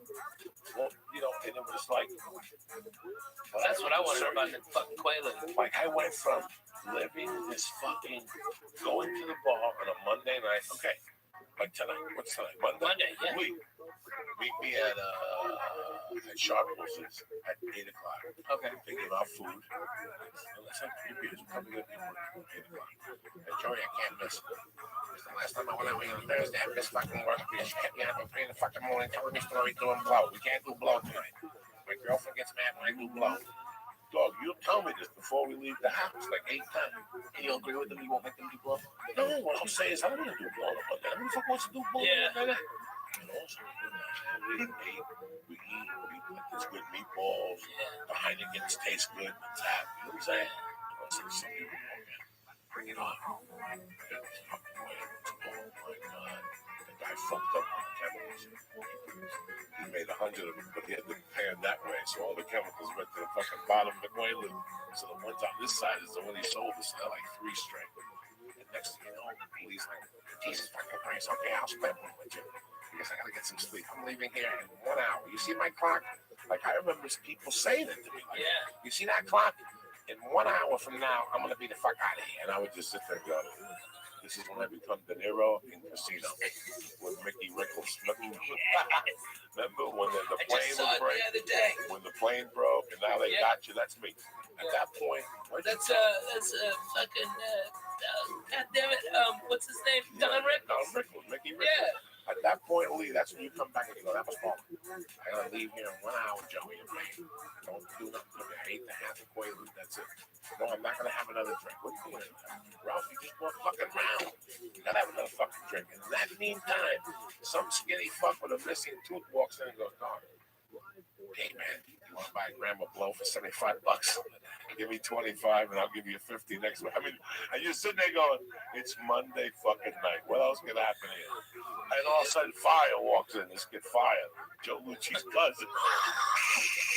And he did he hit a light bulb and set his hair on fire like I did? And all of a sudden, he walks in with fucking values, the visa. You know, this was a constant. And now never had anyone come up to ask me that. They don't even ask you. They just get a drink. And also they wave. And next thing you go to the back with the pee. And then bam, they got you in the bathroom. Dog, you want to buy these? They're $10 a piece. I'm going to do for $7. I need the money. I'm going to like this. What are you going to do? I'm going to pass on this. I'm going to pass on the bills, dude. Oh, you're crazy. Give me fucking 20. Never pass. Give me fucking 20. Let's get the 6 bills, all right? Cut this shit. And that's it. That's it. You went out thinking you were going to have orange juice and a hamburger and watch the game. And you're going jacked to the gills at 5 with a gram of blow in your pocket and 6 Quaaludes you want. And your dick's mysteriously wet. But because I owe you $20, I gave you 3 of the Quaaludes to hold. You know what I'm saying? Yeah. I don't want to hold. Yeah, because I don't want to make that. I don't want to. Oh, man. George would be holding and didn't even know it. He didn't check the inside pocket. So that was. You count off your drugs, essentially? No, not like some people carry it sometimes. Listen, not the Coke. The Coke always went home with pop. Okay, don't get me wrong. The package, there was no putting away. There was people that said, "Oh yeah, a gram lasts me a year." I do 2 lines and put it away. That's great. That's great. Once I stop, it ain't stopping. It's like M&Ms. It's like cigarettes. It's like anything else you put in front of me. I think that honestly, okay, for the people at home, okay, Coco is the head preach man over the church. What's happening now? I've been a member of the church. I might have been the first member. It was just the first member of the church. It was us. And okay, the last time I saw Coco do exactly what because he's talking about the 80s like he was a demon then. 10 years ago, Christmas. Thanksgiving, pardon me. Coco did a 1/4 ounce of mushrooms. He smoked nearly an ounce of my weed, drank beers all day long, and then went down and did the Comedy Store and copped. Okay, and that was the last night of evil. Oh, and acid. Acid too. He had 4 hits of acid. What? He ate a 1/4 ounce of mushrooms. I swear to God. Okay? A 1/4 ounce. Okay. All right. And then 4 hits of acid. Smoked at least an ounce of my weed. Drank all my fucking orange juice. Okay? I had to call the Canyon store twice to come up and bring more orange Tell juice. them about those sandwiches, though. Oh, dude. Are they still there? Yeah. Tell them about the sandwiches you used to buy. Okay, I get them to set up fucking chicken salad on toast. Nice. Stop. The chicken salad, avocado and tomato. Jesus, Lee. Damn, Lee, that was fucking straight juke food. Tell them about the time we went to that place. You took me to that place and there was ants. The sandwich. You sent it back, and she still gave you a bill for half the sandwich. Oh yeah. Because she said that there was only ants on the one. On one side. Tell me oh my God, where the fuck is that spot? The place next to the Laugh Factory. Oh my God, yeah. Fuck yeah. Take me there every other month. Greenblatt's. Greenblatt's. The fucking bitch charged me for having the sandwich because I had ants on it. Listen, I saw it with my own eyes. Oh my God. An ant on his arm. And I go, Ralphie, why do you have ants? And he looked at the sandwich. What the fuck? He lifted the sandwich. It was like 3 ants. Yeah. Also, he put the sandwich down. Called the waitress over. He killed like 3 ants. That was in that position. Which side was it? Which side was it? She fucking picked it up and came back with a half of the bill and billed me for $100. most Yeah. ridiculous fucking thing. They must hire the dumbest fucking people too. I went there at the time before that, and I got a fucking salami and egg sandwich. Okay, that's a strong move. Okay, late at night, boom, had a couple of pops, I'm stoned as a bone, boom, that's great. And they fucking fried up the salami, and the goddamn, they left the plastic on the outside so it burned. It's all toxic. And I'm like, what the fuck? Okay, just send this back. Fuck it, I don't want to eat anything here. And I got high with you. We fucking went back to that fucking place. Oh my god, nobody gives a shit. No, you always used to make fun of me because I would get pepperoni. The reason I haven't got pepperoni in a few months is because they would always leave the plastic on. I'd be eating it and plastic would come off with every bite. Oh my god. Wraps. No. I would make sandwiches. Oh my god, really? And it would, every bite would have the ring around it, so I'd have to tell them, like the third time it happened, at different rounds. Oh, let's get back to something. Yes, I make pepperoni sandwiches. No, pepperoni. No. So as you read it, the string is still on. Yeah, like you have to take that off. I know. They got no. I think LA's problem is it's like an airport. You know, they cut it this way, right? Yeah, they slice it like so it's like a wrapper. Yeah, you can but take not it the off. fucking plastic. No, it was the plastic. It's the plastic. No, there's a difference between the wrapper of the casing. I'm used to that. Oh, it's the casing. It was right? We know the casing. Yeah. Okay. No, but it was like you can't take casing like around it. It is like I've had pepperoni. Trust me, I've had pepperoni before. There's not that. And I told them, and when you tell them, you can see a difference. But that's why I don't go to the like. I did something really weird today. What did you do? I left my cart at Ralph's. I got pissed off. They didn't have what I wanted. Like the deli counter was full, like way full. And I was looking down my cart. Cold water? No, Magnolia. Magnolia cross from the barbecue. More of the DX, you know, how it's up in Sorry, past my well, you go that hellhole. What a West Side. That's my boy. It's right near where I got it. Yeah, West Side Gang. Still gang. Yeah. West Side. They don't? No. Gang. The Rouse up by fucking cold water and any other Rouse but that one. They don't have a slicer. They give it to you. No. They have a slicer. Yeah, but they give you the shit. They give most of the time they do that. No, they don't have the good coconut. You can't go there. No, you gotta go to Vineland. Vineland. Oh, that's where I go. That's where I go. Magnolia Vineland. Yeah. No, Vineland and you should have crossed the street to the barbecue place. Yeah. No, not that. No, not that. No. That dump is a dump. Okay. That's a dump. That's where that Jack in the Box is. The Sunday. Yeah, there's a cross. Yeah, that's why you go there. It's a Subway too. That's why you know why that is. That's why cocksucker. You don't think I know, but I know. Okay, I've been there. No, you can't go to that. Such a baby. Maybe just being a baby. Very nice. She's been snoring. Yeah. What the fuck is going to get? You go to the worst. You pick the worst. No, there's a worse one. There's one on Laurel Canyon and Victory where they don't have a deli counter. That one's scary. I went there once. This is the scariest place you go to. used to be John's. I live near that too. John's, scary, all Russian-y. Food for less? Oh, yeah. I know. I wanted to go in there with fucking, like, get a bunch of newspapers, like I'm about to get shanked in the yard. You know? Oh, my God. Right. The parking was scary. Everything was scary. The funniest jokes about that thing is leaving those food for less. It's the only place you go in this drug dealers. Like this fucking, it is a fucking How are the spoons? I'm missing. He just shot a CD in San Jose. DVD in San Jose, whatever, special. You know, it's fucking funny, man. Felipe's a great guy, doing great podcasts. I gotta get in on. With my brother Solid Bob, who we have to get in here to do this podcast. Oh, fuck yeah. Huh? Rodrigo Torres. Yeah, Rodrigo Torres. We have to do this podcast. It's been so busy last week.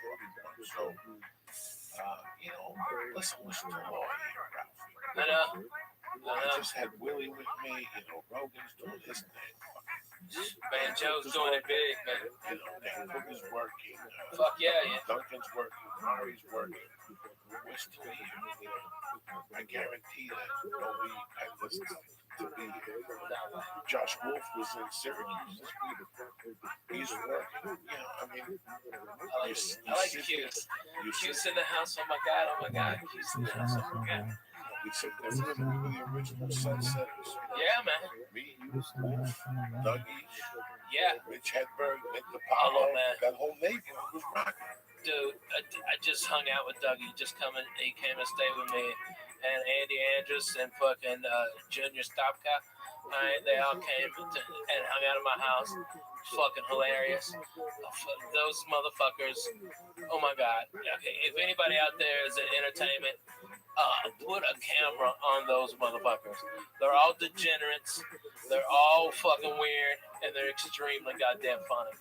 And they brought over these singers, Bird Cloud, which are fucking hilarious. Google "Washing My Big Old Pussy." Okay, yeah, that's a real song.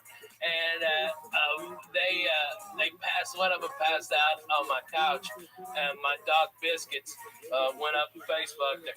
Like, hey, something's wrong with your lipstick. Let me touch it up.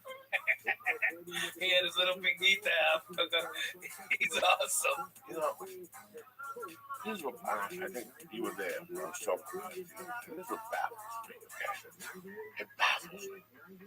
You know, when you go on the road, when you watch TV, when you're on the road, yeah, you come back to two sides, the city, you go to Go Box, you know, you put the fucking ESPN on the channels, and there's the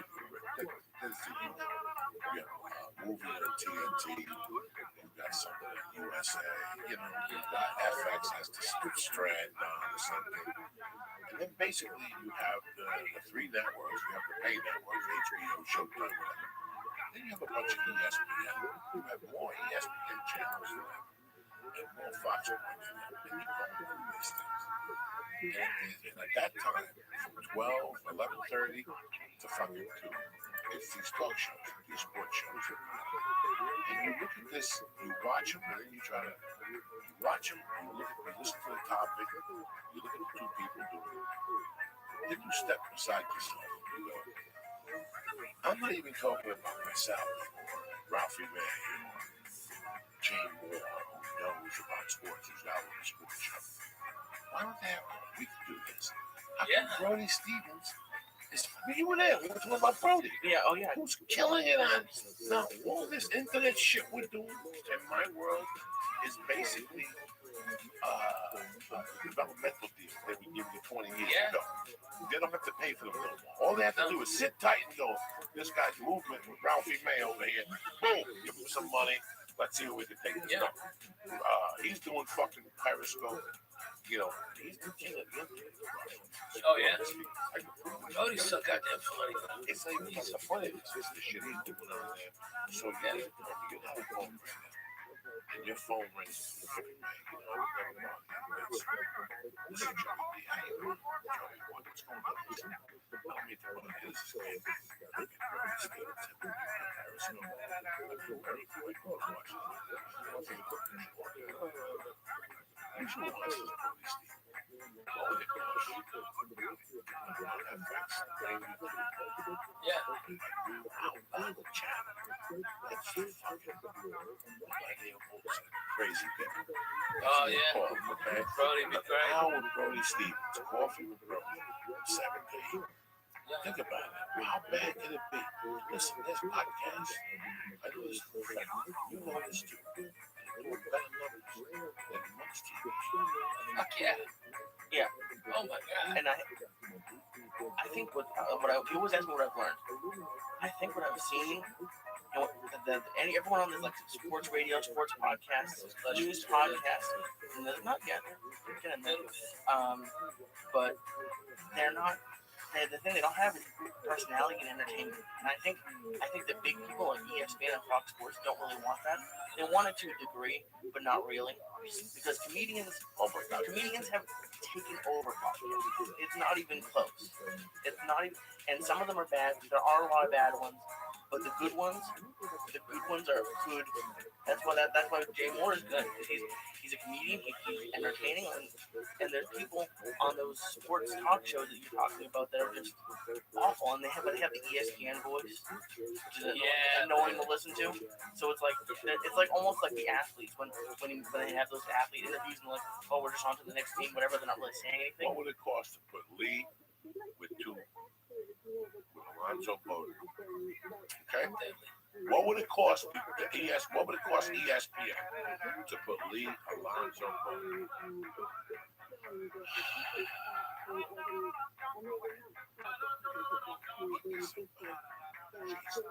Tebow, you could have Ian Edwards for soccer. Like there's a lot of comedians who have. It's just my mind. It's incredible. It's just a waste of talent. I'm not talking about Joe. I'm talking about I'm watching something that's unfucking watching. There was one the other day with Derrick Rose, the white guy. Yeah, horrible. Oh my God, the white guy is terrible. Derrick Rose, I thought he was hanging out with Doc Good. He's fucked up. Something happened to him. I don't know what. And I love all that shit at night. I watch that shit and cheer. There's one show with three black guys and dreads. Unwatchable. But they're horrible for Tony Hinchcliffe. They don't have nothing for the Smash Brothers. Put the Smash Brothers on the show with a video show behind them, with a video camera doing morning. This is the shit I want to see. Yeah. This is why these channels are starting to open up. Watch, somebody's going to go, you know what, what's it like to start to fucking pay? I can put 3 fucking shows on it. I can stream them on YouTube. Brody Stevens, 24/7. You wake up with Brody and you go, it's 7 to 8 with Brody in the morning, and then like 12 to 1. The last 2 stops of the night for Brody. The Comedy Store main room or the original room, the way he goes. He's deadly. He's deadly. He's deadly because he knows so many fucking people, man. I mean, I don't think people really understand. I was at Fox, and Tom Brady walked up to Brody Stevens and was like, "Hey, Brody, how are you?" And that's fucking Tom Brady, man. Okay, and he was like, "Oh my God," and Brady's like, "Doing good, man. Feeling good, doing good, positive." He didn't say positive. That was hilarious. It just kills I saw it. They don't see it. I see it, and I'm not even sitting there like. I'm not even close to Brody, but he's just fucking funny, man. I wouldn't be like one of those guys that go, "Oh, look at this guy can go away," but no, I mean, listen, I'm old. I'm talking about Brody Stevens and what he does on Periscope. What he does on Periscope, it just, and this is what kills me sometimes. You don't want to be that guy. Fuck yeah, in the mornings he lifts weights, he goes to baseball games. He plays the drums for no reason. He's in the middle of traffic, just beating the shit out of his steering wheel with drumsticks. Listen, I get on there and smoke dope. I'm just a fat fuck in the morning, talking shit behind the bush. You know what I'm saying? I don't have the balls. Where's the cats? I don't have a ball, but I can't smoke in the house. If I could smoke in the house, I'd have the cats in there every day. I'd have pure fucking entertainment every day. But I can't. I know. You believe in Jesus. That shot, that cocaine, Finny never came back. He lost that fang and shit. Once you lose a flag, you're like, shit, this shit's real, John. Hey, this is hilarious. I remember, I was reading Doug Stanhope's new book, okay? And I remembered all the crazy shit we did around fucking Hollywood. I mean, everything from Doug, there was this guy, Blackjack something, okay, that Doug would just be annoyed by, like so fucking annoyed, and I'd be over there and we'd be playing Scrabble or something, or just fucking, just being, I'd bring over coffee, we'd fucking go over jokes and shit, and Blackjack would just show up because he knew where Doug was, and Doug had his door, the screen door open on the Curson apartment, and every time you come in, Doug would just nonchalantly slide a videotape of outdoor anal fucking gangbang. Okay, this girl had 2 dicks. Okay, all right, all these cums and shit in there. Oh my God, it's horrible. It's like a blizzard. You can turn it upside down, like. All right, and You know, Frankie, you want what up, West Side Gangster? What up, West Side Gangster? It's disgusting. All right, a fucking What up, baby? fly fucking came in. All right, and that fly was there on the inside of her asshole when the next dick came in, and you could see it going in and out with the fly and the puddle of cums on the end of that guy's dick. All right, and we just be drinking our coffee, and Doug would tell me, whatever you do, don't look over there, don't look nothing. All right, I don't care what he asks When you. did you get here? When did you get here? Exactly. 98. Okay, so I get here January 29th of 1997. Coco. Okay. I'm here a year before you. That's A year. But bro, okay, you gotta understand. All right. We were all disciples of Stanley. We're all disciples. All disciples of Stanley. Everybody who's really been on the road fucking knows Doug Stanhope is fucking the best rocker today. So when I get here, he's a big shot. Yeah. He's got a guy from Vegas living with him that's a part-time bodyguard. That's a dunce. He only does it part-time? Like, he's just a retard. He wasn't even a bodyguard. That's a big fat guy, right? Yeah. Yeah. He died. God rest his soul. He was a dunce, though. You know, he was a fucking dumb. He was like, dunce didn't make it big enough to be his bodyguard. He had a big jacket. I was like, bullshit. So I get here with the broad, living in school, and it's real easy, right? She goes, man, I'm living with Doug in the bunk bed. No, I'm living on the couch somewhere. I don't know where the fuck I am. Doug's dating the redhead. Oh yeah, from fucking the TV show. God damn it, what was that show? Head of the Class. Head of the Class. God damn, she was with the girl with Tyson's wife. Yeah. Yeah, she was fucking hot, though. You gotta give it to her. That fucking redhead was a hot piece of ass. Alright, and Dougie was deep into that, okay? He was like all in. So he used to hang out at Coach Horses.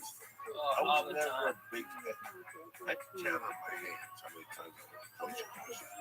Coaching horses was one of those bars that was just real. You felt it. And I had to go to bars like that growing up where there's bars, where there's people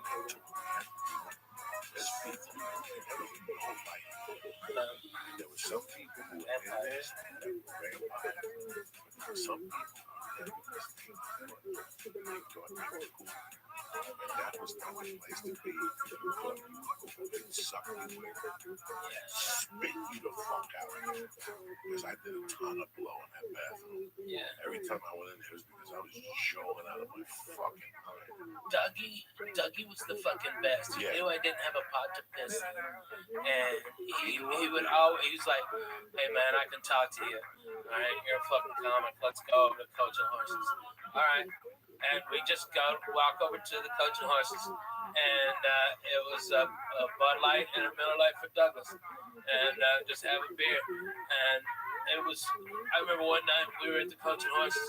And this guy beside us was talking all this shit about faggots. We've got to kill all the faggots. Goddamn fucking motherfucking faggots. All right.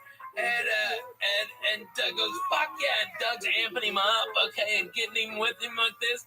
And then Doug fucking grabs my head and makes out with me, okay, at the fucking bar, all right. And this guy's, oh my God, what the fuck? All right. And Doug goes, all right, another beer and a shot. All right, a shot. It was Weird Maniacs. Nobody's like that now. That's so backed up that I walked right back to Josh Wolves.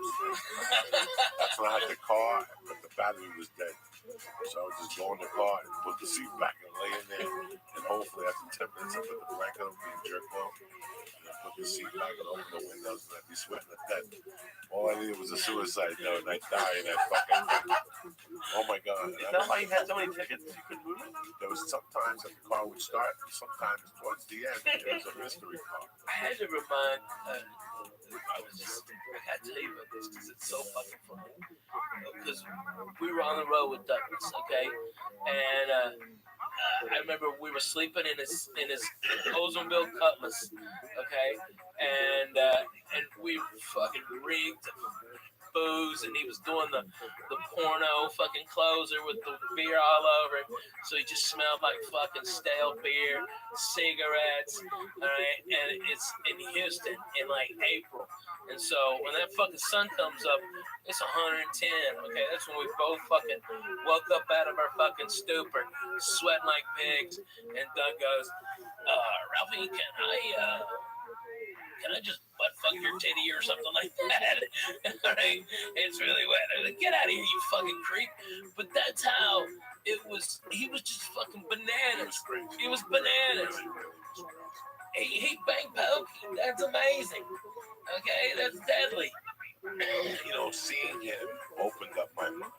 Like seeing guys on tape that New Year's got me on stage. But the night in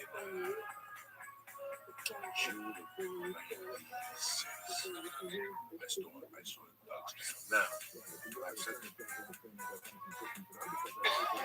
I was a host at the program. The first time Doug came to East Haven, I just got the second. Doug stayed in the house in Seattle. This is 1992. Wow. And he came back. Yeah, he came back 6 months later. He did a team.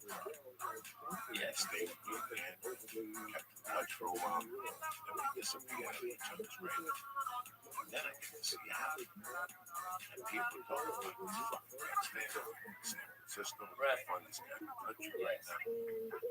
This is a little guy with hair. He's crazy. And by the way, this guy stayed. Hold on, man. You gotta give him his dues, because the guy who came in second place when Dougie won the San Francisco comedy competition was Dane Cook. Okay? And Dane was a motherfucker on stage. You think he's something now? Holy fuck, that kid lit it up. And I mean, every time standing oaks, I've seen Mencia get him like that. I've seen Chappelle get him like that. Sam Kinison get him like that. But fucking, I'm telling you, man, that kid's deadly, dude. Okay, Dane Cook and Dougie still beat him. And it was murderous. It was something that Lee. It was completely different. At that time, comedy for me was MTV. It was on every channel. VH1 had comedy on Sundays. Yeah. MTV had 2 different comedy shows. Evening at the Improv was out. The 3 shows with comics on before Jimmy Kimmel, Letterman, Carson, you know, all that stuff. So we had all this comedy. The first 2 times I saw stand-up, it was just a local, racy type comic. I thought he was funny, but how funny he got. That time I saw him in June of 96, it blew me fucking off. It blew me off. I didn't go back on stage for 2 or 3 fucking months. It made me think about it. Do I even want to keep doing comedy? Or do I want to get a day job? Because I don't know if I can be that good. That being that good is something completely fucking. Dude, I had that feeling when I saw Hicks for the first time. When I heard Kinnison, and when I heard Dougie, and when I heard Mitch, I got the same thing. Yeah, what are you doing? That's when you know you're like, what is it? He's that good. Do you think it's like work, or do you think some people just are born with a certain level? I think there's both. I think there's Dougie was seasoned. He had a certain thing in his personality that gave humanity to that I hadn't seen before. Brian was great. Colin was great. At that time, Nick DiPaolo, I knew from Young Comic Specials, Judd Apatow. Bill Hicks. Bill Hicks, I didn't really know. Let me just think of my hands. Oh, yeah, please. Yeah, by 96, I loved Hicks and Kennison. And Hicks was great for me. But when I listened to his stuff, it was a little preachy. It was a little preachy towards the end. Yeah. And that's when there was one particular tape when, anyway, it doesn't really matter. Once I saw stand-up, it took me 3 days to realize what my friends were doing. It took me 2 days to decide I'm going to get a day job. I got to go for this and work harder, but I got to be that guy. I got to be that loose. I got to be that free. You got to be that dangerous. You have to be that, out there. If not, you're gonna be like the rest of the fucking dudes. That's why when he came here, he was getting banned from the improv. The time he went to the festival and Vern victim and he told the guy had moved or some shit. You know, he fucked a chick in Bill Maher's bed and he had to write an apology. It was non-stop. They had never met anything like them at that time. He just walked into the improv. And the improv, you know, they're not the comedy store. They're not gangsters. They're writers and they, you know, oh my God. They're witty. Yeah, they're witty and shit. He walked in there and changed it. There were rumors that he was walking people on Sunday nights, like walking the improv and shit already. That's what, you know, he fucking created.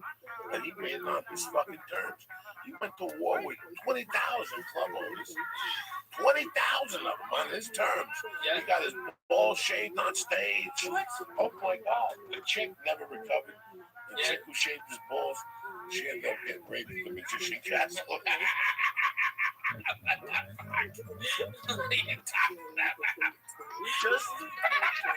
She lost it just from. We're not laughing about her getting raped. No. If you know this girl, it's a fucking nightmare. It's a nightmare. That was like the 30th one, right? No, something's not right there. But yes, everybody who shakes his balls and like was the kiss of that somebody got into a car accident. You guys will stop. You always, whenever I go on the road with you, you know it's not always like this for comedians. Sometimes they stay in bad hotels. Like, right, they stay in bad hotels every night, and they actually sell stolen hotel Bibles for merch. Who does that? Doug Stanhope. He went to a Periscope one day, and he was like taking. And when he runs out of merch, he sells the hotel Bibles. And they love him, man. His fans love him. He's the real deal. He's the real deal, man. From his head, and you really have to appreciate that, especially when you're here and you see all this bullshit. You see people pull up with a nice car and the ripped jeans. They got the agent with them and the whole thing. Doug Stanhope has a fucking manager that 2 weeks ago was an assistant manager at Burger King. And he just met him. Nah, he's good, dude. What's his name? Charlie. No, I don't know which one is that. You never know with Doug. The one time the guy had rolling papers and beers. He just met him. No, this is a different dude. He's professional. Yeah. It cracks me up. This guy's actually got Doug fucking organized and fucking handled. It's incredible. The guy is great. He busts his ass. Immediately when he came in, he got Doug all settled in and fucking found out the ticket counts exactly. Fucking went, did merge, checked in 4 hours before, came back, make sure Doug was all right, had a suit pressed for him, ready to fucking rock and roll. That's how a tour manager should be. The guy's in good hands. He doesn't drink. If you gotta go anywhere, he doesn't drink. He always makes sure food's fucking awesome, everything's safe. He's the cleaner. Okay, he's the fucking wolf. Okay, of the Doug fucking circus. Okay, this guy's wrangling it up. Right? He used to leave bitches in his wake and with boo and he used to. Okay, and then boom, he just pop up like once every 3 weeks or some shit. He disrupted a lot of comedians. He disrupted their thinking. Yeah, man. Even at the Comedy Store, where that shit is born, right? He disrupted a lot of lineups. Yeah. They put him in cheaper. Because he looked like a nice guy. He looked like a nice guy. That's what made it so deadly. He would destroy anything. He would destroy so deep. They would ruin the show. He destroyed. How does it ruin the show? It's over. It's over. It's Even the fucking over. comedians know it's over. Everybody Once the knows. comedians, the comedians are back there going, how can Doug Stanhope be going up at 8:45 a fucking day? Yeah, it was deadly. I lived with him, and it was great. I gotta be honest with you. I used to get up early. He slept late, so I'd get up and leave. He had an extra car for the comedians. Yeah. You gotta put gas in it because the gas meter was broken. So you never know where you stand. So as soon as you get in the And car, you know that was a total scam, right? was it? Yeah, total scam. That's how the only way you get comedians to put gas in his car. Yeah, man. So what did you do? Was the needle busted or not? No, the fucking needle worked perfectly. Okay, you just tell everybody to put extra gas in. Nah, it It's was not. broken. That It's broken for motherfucker was not somebody. needed. Dude, I'm telling you. I'm telling you. I'm telling you. Okay, it was a total scam. No, I It ran was out a of gas fucking that dude. fucking thing one time. Well, that's on you, B. No, You should put gas that in it. motherfucker was on E is disco. I go in there, I put $10, but it's one of those Buicks that you go to Santa Monica and back. It was the same. It was the Oldsmobile. Yeah, the Oldsmobile Supreme. Yeah, Fuck yes. No, that thing was busted, Jack. Fucking beat the shit. I put like $30 in that motherfucker one time and it didn't move, Jack. That thing stayed on the heat like a... I think that car was at like fucking. When he got rid of, I think it's like 400 something thousand miles on that car. It's fucking incredible. Yeah, I think I even slept in it one night. Dude! One night he locked me out. I slept in that motherfucker. That's how tough that car was. I slept in it many times. Oh my God. Doing CW Kindle gigs. Shirley Bonner, she had some good gigs. Holy shit. Oh yeah. Somebody else. I'd have like $32 worth of cocaine in my pocket. Yeah. We drink vodka, smoke fucking weed. Yeah, I never did blow. No, it's just... Many respect.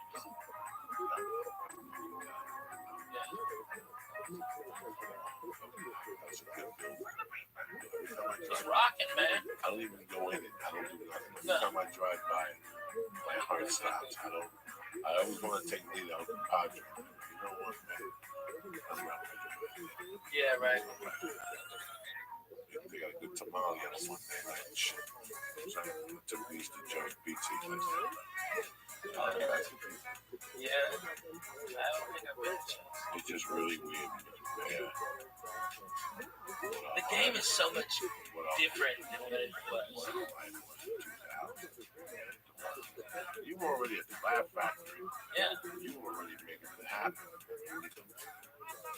I was over at the store slumming spots. You were giving me spots. I was about to leave the friend home. Yeah. But I was there, that fucking building, Ricky Cruz, Gavin, you. I'm working with him in December. Yeah, a lot. Oh my God, there were so many people that had to. Celine, yeah. The other one, Gentry, you just be able to fucking come here and make you sleep. Yeah. Thank God that was the way it was. I had the food time for you, man. That's why until I busted. Didn't I bust that food time? I busted. Nah, I think I busted it, man. I think you rebusted it. But at least you didn't, push a turd down my bathroom. Okay, drain. That was always for Gavin. I appreciate that. I still remember being out there. I was telling Lita, I'm out there. I was telling Lita ever since I've been here. I still remember a fucking story. Horrible. I love matches. When I was a young kid, I was 5, 6. I would be getting the fucking match kid. All these faces. I would lock myself in there. And I would take my mother's 45s from the bar. Yeah, the singles. Kids playing on the niggas out of this shit, catch him with the head. So when that got bored, I said, let me try this. I tried to light them on fire. They wouldn't burn. So I put like glue onto the center. I'll go like throw some Indian shit at motherfuckers. I was crazy. So when I was about 6, I was in 205 West 8. We were in 2 West 205 West 8. And we should park the car. Go to the end of the building. Then on the Amsterdam side, we were going towards Broadway. It's a parking structure. We were kids, that wasn't a parking structure. It was a garage that was closed down. And on the wall was a sign that said no parking. And that was the basketball. We had to hit that with the ball and score. We went deep down into that. It was just looks and prayers. It was a paperwork. Time to time, the Rabbi come out there and we beat him up with a stick. It was just a parking. It was just a parking. What the fuck? Oh, this is Wow, man. It was just a parking spot, a huge parking spot that was empty. But you could get them behind the other building. Okay, so keep going. You could get them behind the other building. And in those days, I would get all that paper back there. I can't even say this shit. I just talk about this shit. I would get all that paper and stuff and like walk down people's stairs. And I would make fucking fires. I'd be 6 or 7 on no fucking fire. And I kept doing it. People kept fucking me. You know, it was Joey Diaz. Even then, people kept saying, what the fuck is going on? He was lighting these fires. They couldn't put together whatever I got there. That's when the fire would start. You still smoke. Yeah, it's fine back there. And people would look like, holy shit, it's a fire. I kept doing this shit. I would do it in different spots on 88th Street, 89th Street. I was fucking crazy, Ralph. What did you like about it? Do you remember? I lit some stuff on fire too. I just liked that. I think a lot of kids do. I just went through this phase where I just liked shit on fucking fire, and I would buy cigarettes. I would get cigarettes. That was a smart way. I wouldn't smoke it. I would just light it. I would breathe on it or something. Try to keep them alive. I would fucking burn them. It was a newspaper or fan. I was just crazy. But one time I burned it. Stupid. And there was something going on that fucking stupid. I would find it. And I stayed in for a lot of witnesses and that witnesses and shit. And so I came right away. I took that jacket. I hit my fucking bed. That's what stopped me from lighting those fires. But I lit more fires as I got older. I used to light the woods on fire in Jersey. Oh yeah, we were crazy. That shit got popular. I was the king of that shit. I loved all that shit. Just get a bunch of sticks, light fires and stuff there. I wouldn't light fires like the California people. These woods, this is woods in Jersey.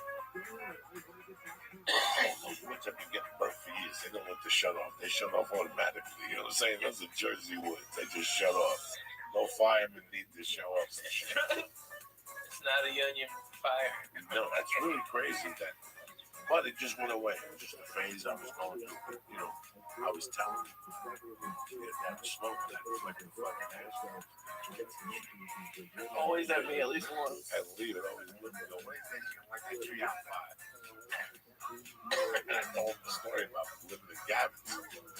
Gavin's at work. I'm on the phone. Go fuck yourself. I'm arguing with this guy trying to get from this city, trying to get from that city. And you know, sometimes you get somebody on the phone, you're on the road, you know, and you're smoking a cigarette, you're smoking a joint. It all enhances you. You're on the road, you're smoking, and also I'm smoking a cigarette in the back alley of 1440. Okay. I love this. Okay. Across the hall. But this is across the hall. Okay. So the window's open. I'm smoking cigarettes like a motherfucker. I'm smoking cigarettes. I'm chasing joints with cigarettes. You know me, though. It's 9:30 in the morning.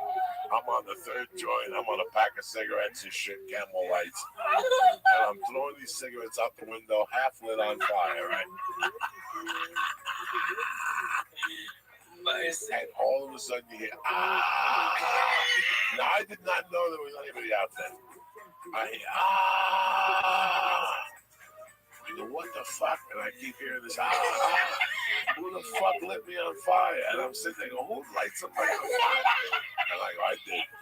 And I look at the window, and there's the guy fucking smoking his shirt or something. His clothes are smoking, the poor fucking guy. I go home. The cops don't come. Nobody knows nothing. I'm at El Compadre that night getting a package. It's about 10 o'clock at night. I walk back, and there's the same homeless guy with a blanket on. You see the whole blanket with a cigarette burnt that just caught on fire and went. You said on fire.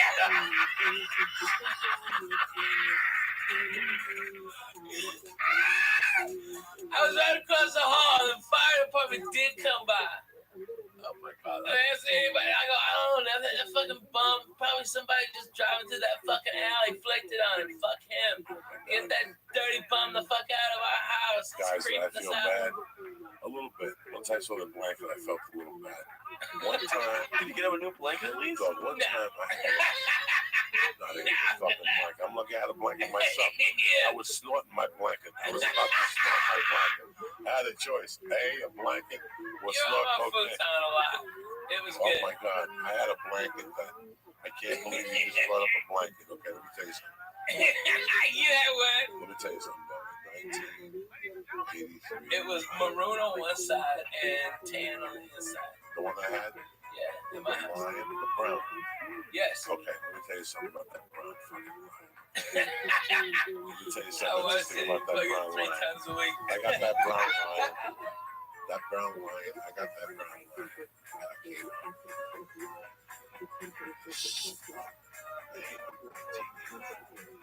That's it.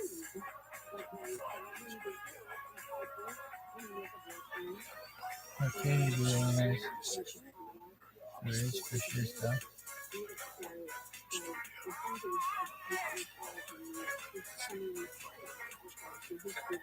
I was there for about 4 months, but I went from the victim. But right before I moved in there, I went to go straight to what? No, $9.99. Yes. Fucking $9.99. I washed that blanket. I got evicted from that place. I was homeless. I went to California, came back. I caused wars that summer. Miami came back the whole time. That blanket was in the bottom of my travel bag. I had an army bag. And that fucking thing was in the bottom. Some places I went, they had a blanket. I didn't use it. They always had a blanket. Like a biker, you ever see a biker? Yeah, man, they always got a blanket. I had that fucking blanket. I had that blanket when I was living in the fucking rocket ship. I would take it back to the Ruggies and put it on a little board and leave it in that blanket and take the fucking blanket. When I moved into the hotel in '84, I was homeless. I got to the hotel and I got that blanket. I beat you off for the 1,500. I had that blanket. That blanket was with me. Desolate time of my life in that rocket ship. To 1990 fucking 9. That car, that blanket was even with me when I went to prison. I left it in that room and nobody fucking touched that blanket. That blanket was $9.95 in 1984. And I had that blanket for what, 15 fucking years. And that blanket was one of the warmest blankets I ever had. It was a bear. Okay, and on the inside was the bear with brown and yellow, and on the outside was the bear with yellow and brown.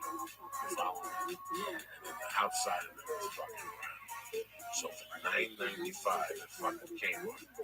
I bought a blanket that went to fucking hell with me back, Jack. A marriage, a divorce.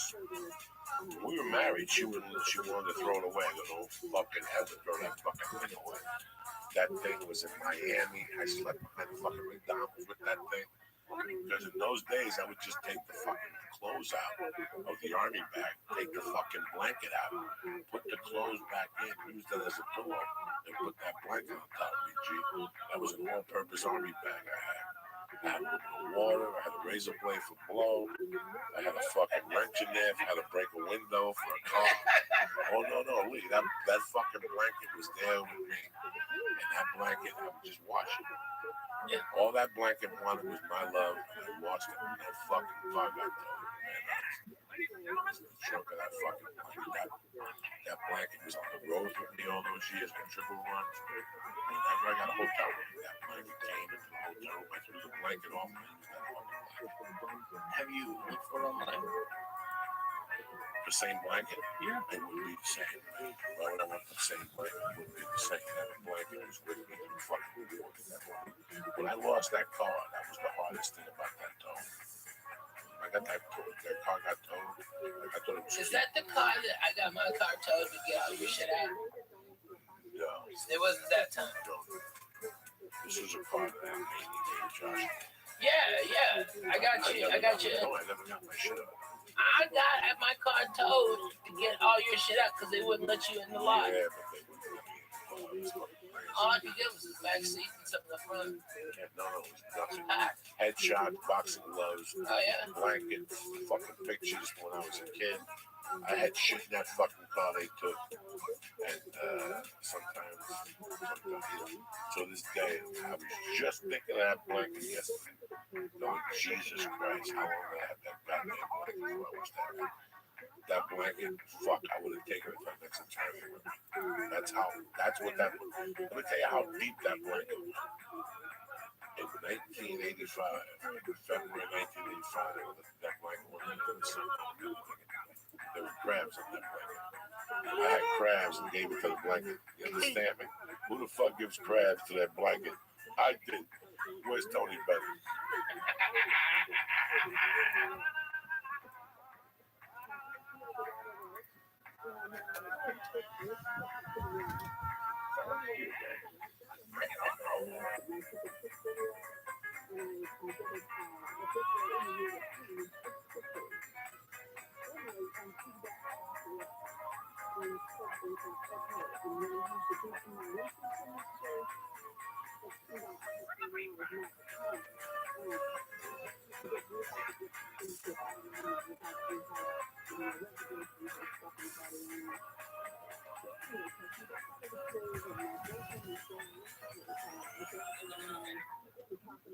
After 400 episodes, this song's still fucking hits me the same way it did when I was fucking 6 years old. For 1 minute, I go.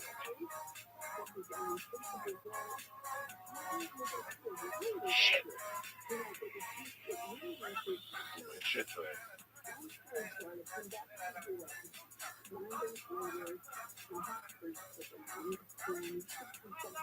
My mom would always be at the bar. Always.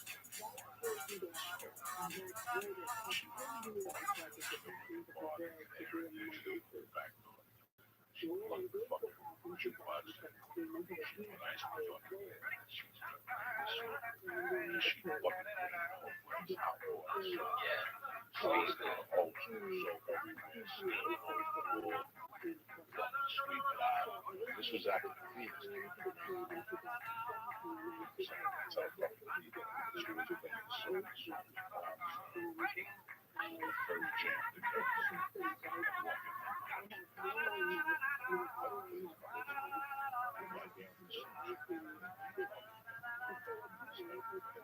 Mondays, out of respect, sometimes you gotta have respect. Fucking like something.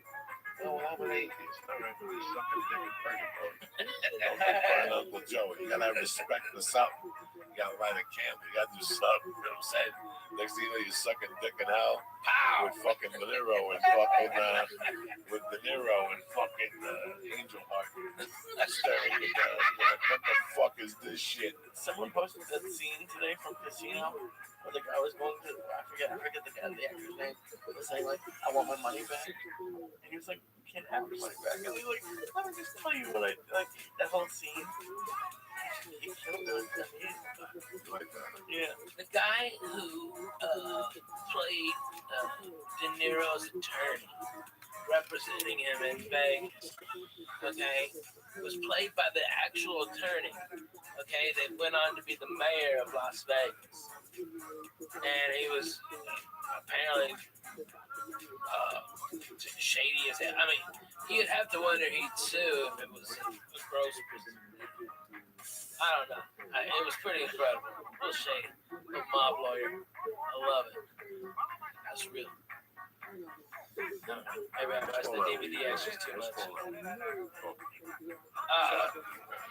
Well, I'm in town doing a benefit tomorrow. Doing actually two of them. Doing that Wounded Warriors one at the Comedy Store and early, and then my show at 10 o'clock on Tuesday is called Rockin' the Rest and 100%, all the comedians are donating their time.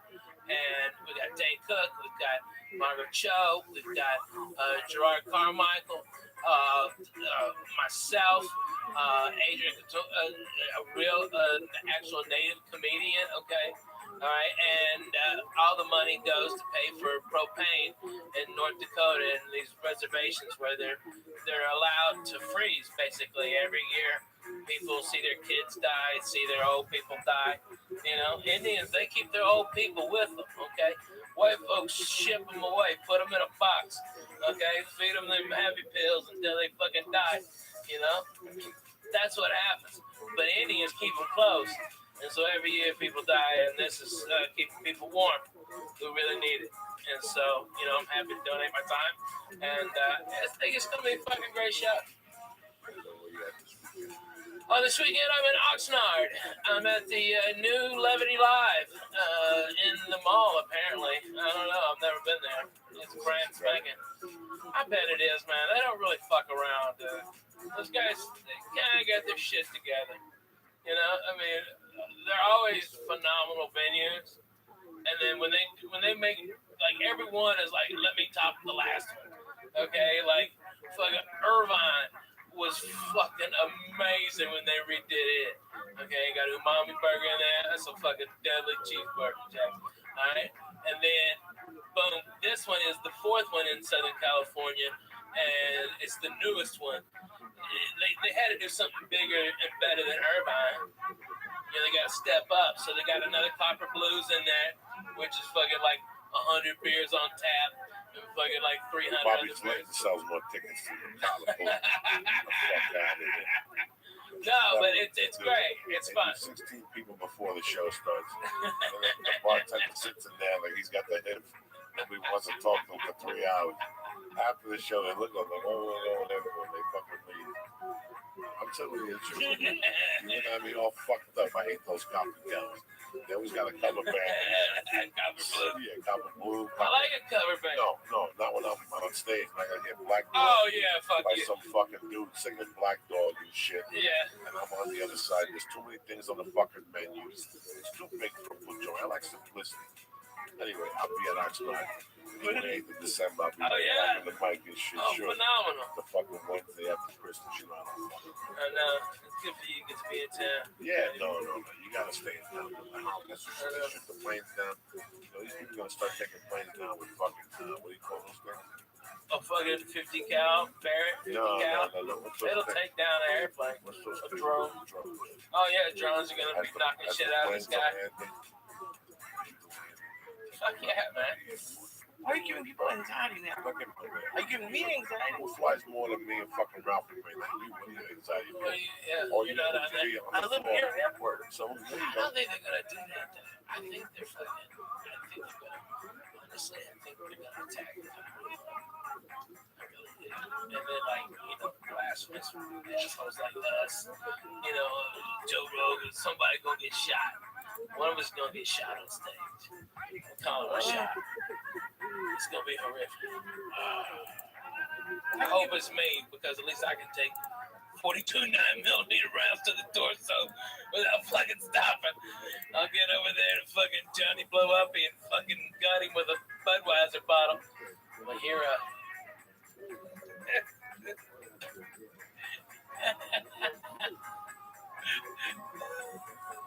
That's what it is. Important people get shot on stage and shoot. More people are coming to show. It's gonna happen. I'm telling you, man. God forbid, exactly. No, never. It's horrible. Man, when are the people gonna start loving their babies? I watched this shit a couple weeks ago in New York City, Central Park. How much security? Like a little place to have a good time. I see 10 machine guns. You know, I was telling somebody tonight I was supposed to be here. You see, so I had a bunch of things to do. I had one today. And I couldn't do it. But I was kind of really good to do it. I can't lie to you. But last time I went to New York, gosh, man, it was a great time. So my family, so my friends, and flowers, everything was great. But I gotta tell you something. Maybe it's my age, maybe it's what I've become. I'm kind of a pussy to all that stuff. used to go to the stadium. You know, what's Alex Jones, crazy man. He said something, and I saw him at the UFC 5 years ago. He said that 10 years is TSA parks. Shit. I can't see it not happening, especially people that just shut the fucking comedy club. They're harming people now in movie theaters. In a lot of states, in Tennessee, though, I'm sure there are. When I was working at them, they had guards, like hired security or cops during the Yeah, but weekends. we were in the movie theaters when that kid shot the kid in fucking death. Yeah. So it's the start of it. Yeah. That was so horrible. You know, so what I'm trying to say, I mean, there's a bunch of realities involved here with life. Every time I see the fucking pilot, every time I see the fucking plane, right when I put my luggage up to the top, I see my baby. Stop right now. So I just want to be there. I think that was too much to prepare. Yeah, I always want to do well, Joey, how can you compare? Like covering my eyeballs. Anything is better than just surprise cocksucker. I know people like to shit on the TSA. Maybe I have a weird thing up me, but I got felt both ways. When I had to stand at an angle, and they had to run the things up my legs. It was terrible, but it happened both times. You get a boner? No. Listen, man.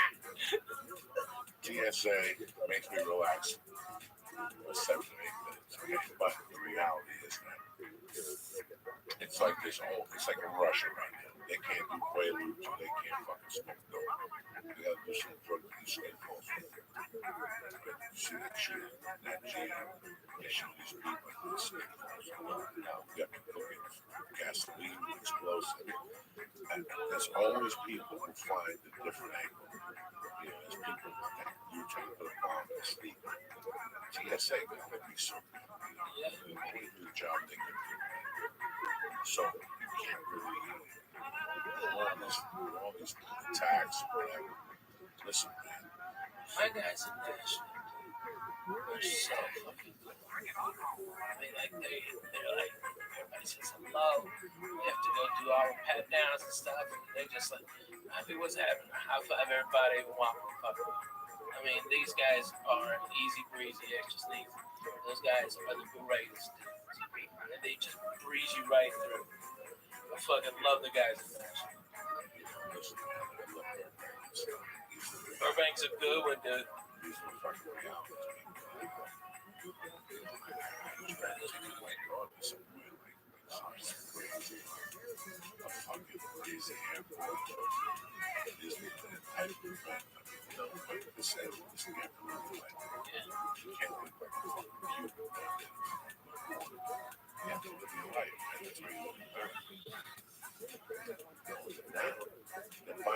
Bombing the shit out of them. That's how they retaliate. Blowing up planes and shit. Once you start fucking with them over there right now, that shit. So now we're on this today. Now we're dying, so it's probably what's the other good one? You like Stephanopoulos? No, he's not on. He only substitutes one time to time. I'll watch him. I'll watch Stephanopoulos. He's on. He don't bother. I like that guy. Yeah, me too. He's down. George Stephanopoulos. Yeah, I'll watch him. He was like some White House. Yeah, he was good. Let me give some fucking quick shout out to my man. It was great seeing the Lalingus family in Chicago. Oh, amazing. I love you motherfuckers. The old man came out. He knows I love him. It was great seeing Pete the Greek. It was great seeing Josh. 10th motherfucking planet. He took us over to Owls and stuff. You know, I want to really thank the club, the management, the staff. They were great all week. I want to thank my man Ramir Shaman, Fred Nasser, Coach Lacrosco, Raymond Mann, Garrett LaHunca, Nikolai Zeppa, Sean Charles, Jason Jackson. I want to thank you boys down there in Austin, Crystal, my man. Bobby. And I'm excited to see my boy in motherfucking Las Vegas next week, Larry, a.k.a. the Toking motherfucking Lab, all next week at the South Point Casino with my man Larry. He'll be there Friday night, fucking lurking, or even or something.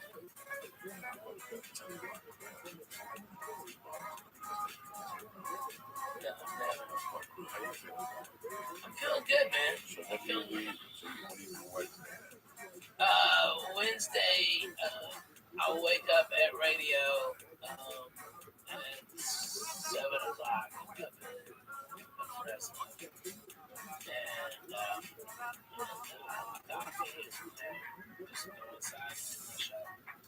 I really don't like the morning because I got that LASIK eye surgery and I have to wear sunglasses in the morning.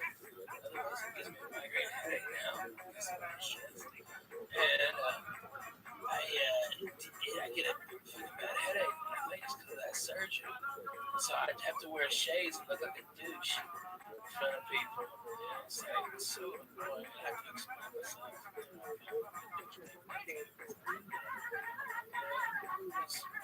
Did the LASIK work? Did it take? Yeah, man. You know, I've got great vision. I'm a 2010. When I got it done, I was 2020. The next day, I was 2015. The day after that, everything was healed up, and it was 2010. I figured that out like 40 something. I'm terrible. I can't see for shit. Yeah. I can't see Dickie, so you know, I don't know what happened. I can see little things. This is low.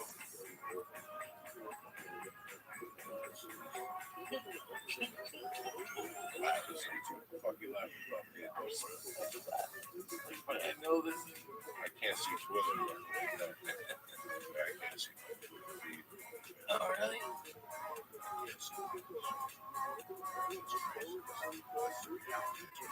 You really post fun shit, man. I mean, you got a very eclectic taste in music, but they're always jams, like across genres. You know, it's really fucking, you put out good vibes. I love it. So when I get up in the morning, man, I get up like everybody. Get up on certain. Like I went to bed last night, maybe 10 o'clock, because I had it. I slept all the afternoon. I got those playing, 2 hours. I got up, started with this stuff. I got up at 3 a.m. Just got up. I laid there for like 7 minutes. I started back again. Robot. In the office. Compartments. Fuck me. Computer. So I was trying to lie with it. I on my notebooks. I wrote my agenda for the day. I got my week ready. Right with it. It's fucking amazing. Oh my God. There's a couple more. I didn't even Like make the army, dude. I didn't even make coffee. I looked for one month. It's the new week. You're better than me. I just went back to bed. I have a question. About 5 o'clock.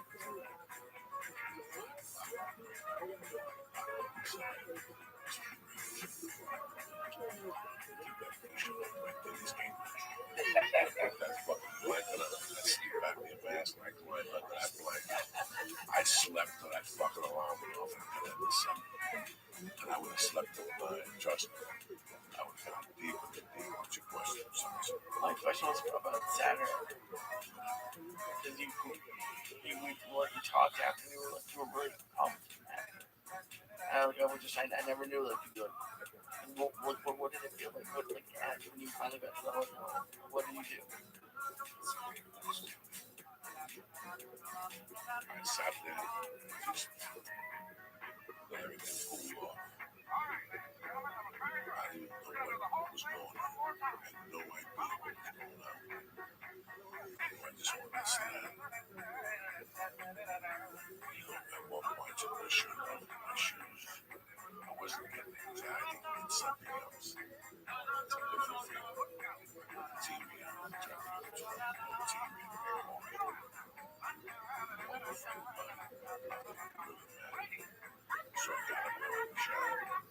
The shower was as hot as I could. I just sat there and let the fucking water hit me. You could take me. Like a little cool off and I stretched my back. I put shorts on and went right there like that. You just passed out. Whenever I'm confused and shit, I go to the shower. Just go in the shower and I run up my head. Let that hot water fucking rejuvenate my brain fucking cells and shit. That's it. A lot of you've done a lot of specials. And even your early ones were, all of them were amazing, are great, but like, this is Joey's first. So like, going back to your first, we think about like what that like was.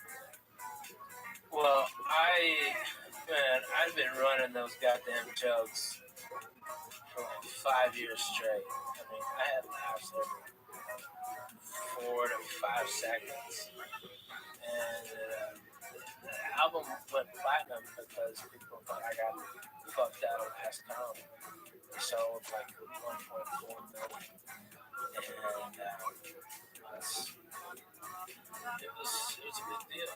And it was just out of the Laugh Factory. And but the feeling afterwards, like you're like, oh god, there's like, oh my god, there's like you get to exhale, all right, and then you really take it in, and then it'll come if it hasn't already. The panic that you can't do those jokes no more because people are gonna see all that shit coming, and you're not the type, because Joey's a real comedian. He won't allow himself, and he'll beat himself up to dig deeper and go realer. Okay, and that's what this is gonna do. It's gonna act as a catalyst to spur his writing. And in a fucking year, he'll have an hour and a half, and that's how it is. But for like the next month, it's gonna be a little bit of panic. And don't panic at all. Good. Let it Don't breathe. panic at all. I'm in the state of. Yeah. Because I know the whole fucking thing. No, I'm in the state of. It all came down to this. I enjoyed doing it. I definitely want to do it. I know exactly what I want to do. I know exactly where I want to do it. I know what it's in. I know I'm going to do it now. So you're ready with a whole nother special? I'm ready with a whole nother special. No. Not even close. I have minus 10 minutes of the special. You know what I'm saying? You know what I'm saying? Like, you're at that point. I'm not worried about that. I'm going to take this week off and then start next Tuesday night. And then go to Vegas, take a week off, go to Boston, and I'm still going to I'll get some old material put together for these tours until you start to, I'm like Janet Jackson. When Janet Jackson starts a tour, she lip syncs. She got no cardio. It's tough to move and sing at the same time. So you start at 90% fucking lip syncing. By the end of the tour, you're down to 10% lip syncing because you built your fucking cardio. You don't need somebody singing behind you the same shit. Yeah, that's how I'm gonna try. That's how I'm gonna try it for right now. I'm in no rush, you know. Most of the tours before there's a lot of things that people always say that you think you're in a rush. No. We're in no rush. Not at our level. I mean, it's like I did my special when I was 11 years in. Okay, and I had my first special. And no, 12 years in. And so when I hit, I knew what I was doing. You know, I've been headlining all over the South for years. You were already.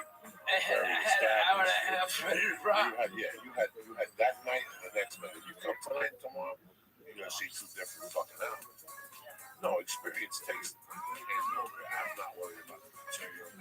Any of this shit. This experience taught me you might not have anything in vain. But if you keep getting those things and you keep taking your sets, keep pushing yourself better. Really?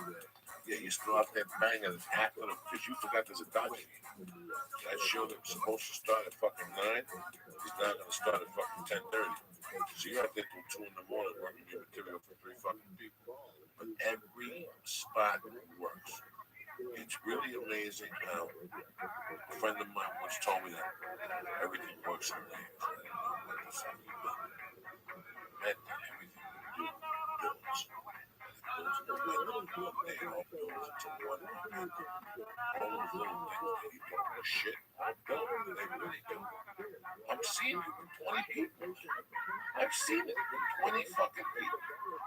From Ralphie May to fucking Ari to Ali Wong, I've seen momentum build over fucking night like nothing happened. So stand up is real. I can't imagine being Captain. I can't imagine being Amy Schumer.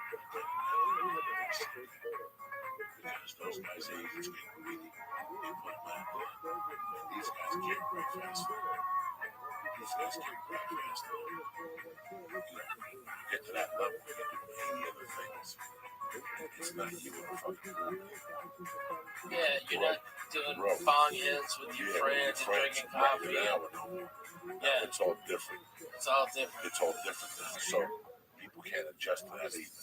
I was telling Lee that was the most important thing is around.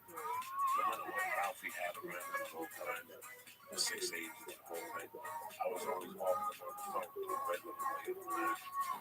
Keep them around so you don't buy into fucking bullshit. You don't buy into it. They're gonna hate you with bullshit. That's it. That's it. There's a ton of bullshit that comes. Keep your friends around. Keep your around. You know what? That joke ain't funny.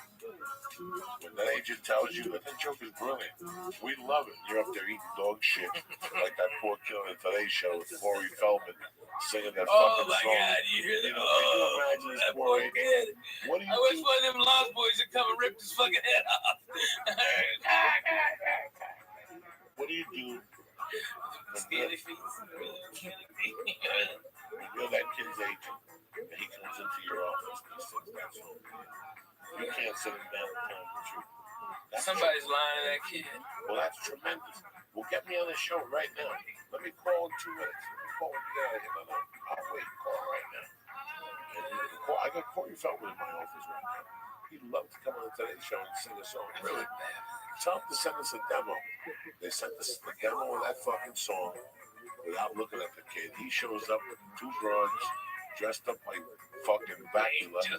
Yeah, dressed up like fucking white Dracula. What about them? What about auditioning for that role? For what role? The 2 women. I know one of them probably his girlfriend, but the other one. Those poor girls didn't know what they were getting involved with. Trust me. Oh my God.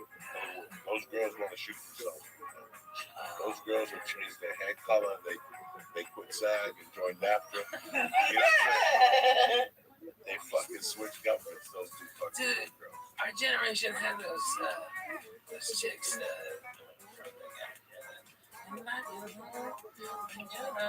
Yeah. Those chicks were so fucking hot, okay? It was a good song, good singer. Basic same formula, minus good singer, good song. Okay? If they just had a good singer and a good song, it would have been great. You know, that was music at that time was like MTV. The better your video was on MTV, the more tickets you sold. It really wasn't about the music, and the music was good. The visual effects to the fucking videos in '83 and '84 were fucking brilliant. From Sledgehammer, Thriller, those videos, and that's what sold tickets at those times. No, that video, the lights are. You know what he's talking about, Lee? Really? Yeah. No. You know what he's talking about? Put on YouTube. I'll give you a lesson. TV music. What's your show? Put on Robert Palmer. Yes, well, goddamn it. Lee, is it time for another mushroom cap? No, it's not. You know about those mushrooms? Lee, no, you're not, because I'm only getting off a little bit. It's time for another mushroom. Let's do another. I'm not doing mushrooms. Not you, brother. Just me and Lee. We're training. Oh, it's a training. What from You never saw this movie? Oh, this is tremendous. And you know what they've done? 10 videos, 10 different things to copy this. But I think this guy was the first guy. I don't know if that's why I don't want to say for sure. This is the first guy I saw do it that really made an impact on me. Plus, you never saw this movie. Unless you showed me. Oh my God, seriously? Watch this. I wish This is I what was I'm you. talking about. Thank God. Watch this. Hit it, Lee.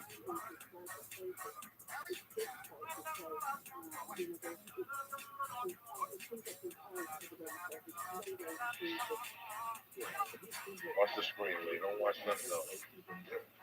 Oh, shit. Look at this motherfucker. Holy moly. Look at this shit, Lisa. Wow. That motherfucker. Bam.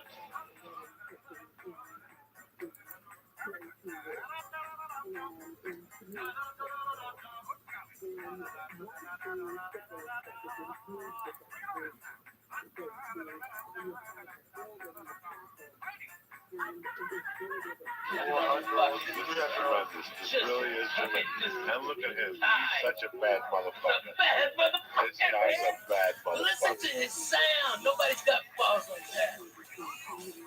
Nobody's got a sound like that.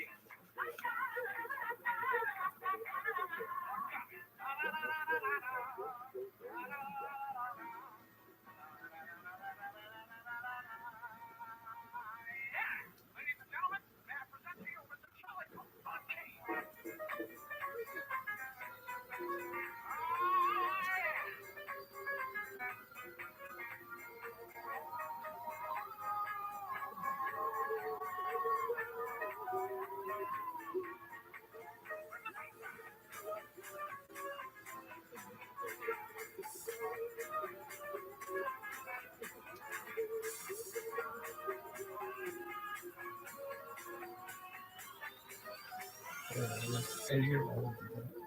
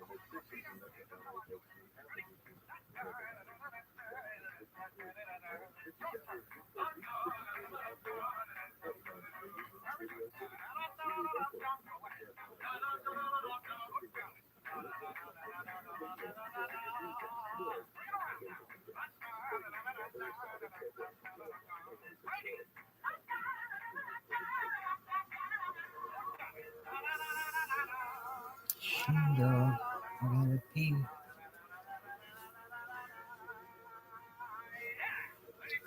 Hold on.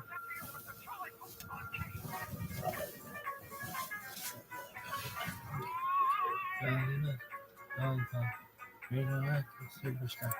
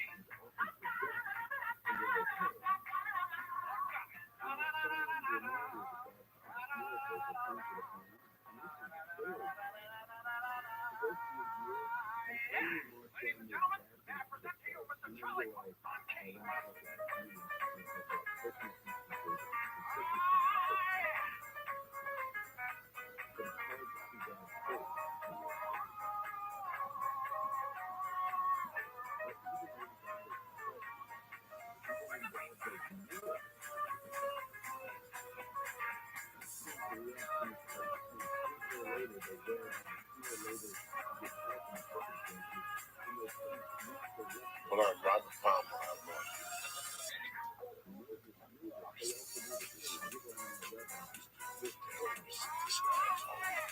Don't get old about this guy. Nobody realizes this guy is nobody thought he was popular. This guy was popular, but he went deep with some shit. Right there.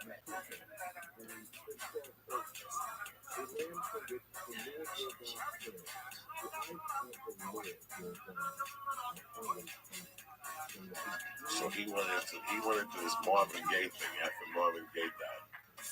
Right. And this guy was fucking pulling it off. A white dude took Marvin Gaye's music and flipped it.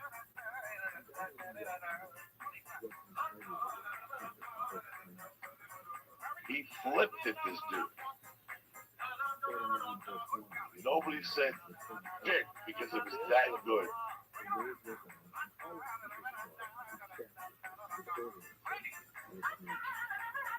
Is this the real music video?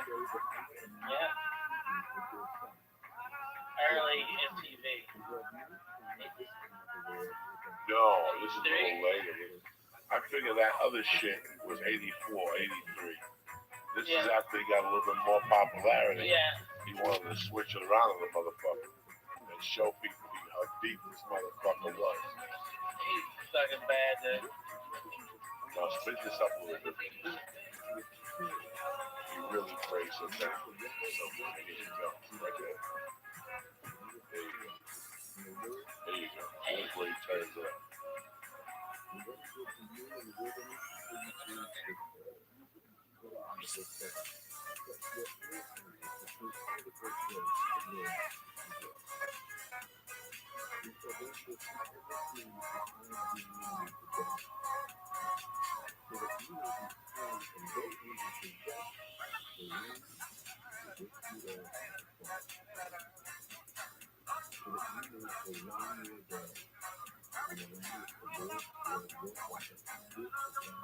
Kill that lady.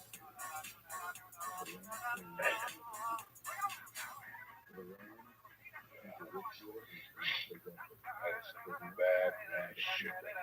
Because I hate covers. I hate all that shit. When I first heard this, I looked at him for a little while and I go, you better not be doing what I think you're doing. He sounded so good and I wanted to interview him. I was like, you know what, man? This guy is a dangerous motherfucker. I like all this type of shit. Like when a guy takes it, puts a spin on it. What's up, Lisa? Are you ready for another mushroom camp? It's Monday night. It's the 17th of October. You got thick going on the 18th. Anymore, I got nothing going on the 18th. Might as well. Let's do it. Did we finish already? Oh, yeah, we had what? 1.5? 300. Tell me whatever. We split pretty much the cookie. 350. We're going to get a nice sleep. We're sleeping. We wake up and we got fucking two besides. It was a lot of fun. When I went back to the room, it was very, I felt I had done something. I felt like I had learned a different concept. I never known, I never really thought about it. I kept it simple, but I gotta be honest with you. I feel the same every Saturday. Yeah, I'm dying. I'm fucking dying, man. Especially if I fuck around in the daytime and work out and stuff. And think I'm Tarzan on Saturday. We lift the book for 30, 40 minutes. I'm not saying everything hurts. My whole body is electric. Sometimes I only got 4 hours. I go to the shower. Fucking wake me up. I don't want to do that. But this week, I'm doing that shower. That shower. 2 weeks in a row. great show. Last week I went to the show for some fucking fungi nail. Like a big ass dip size Frito. It was the only week I didn't bring my tools with me. It gets fucking soft like that. Your tools? Oh, I have this whole comb. I got the comb. I got the fucking little eyebrow cutter. I got a scissor for the nose hair. But then on the other side, you got like a fucking, you got a needle to mend the fucking, like a button. I got one of those in there. That needle works for everything. What does everything mean? Everything. Hash, ingrown hair. That could, that could work on stitches. Anything goes with that. And then I got a toenail cutter that's fucking huge.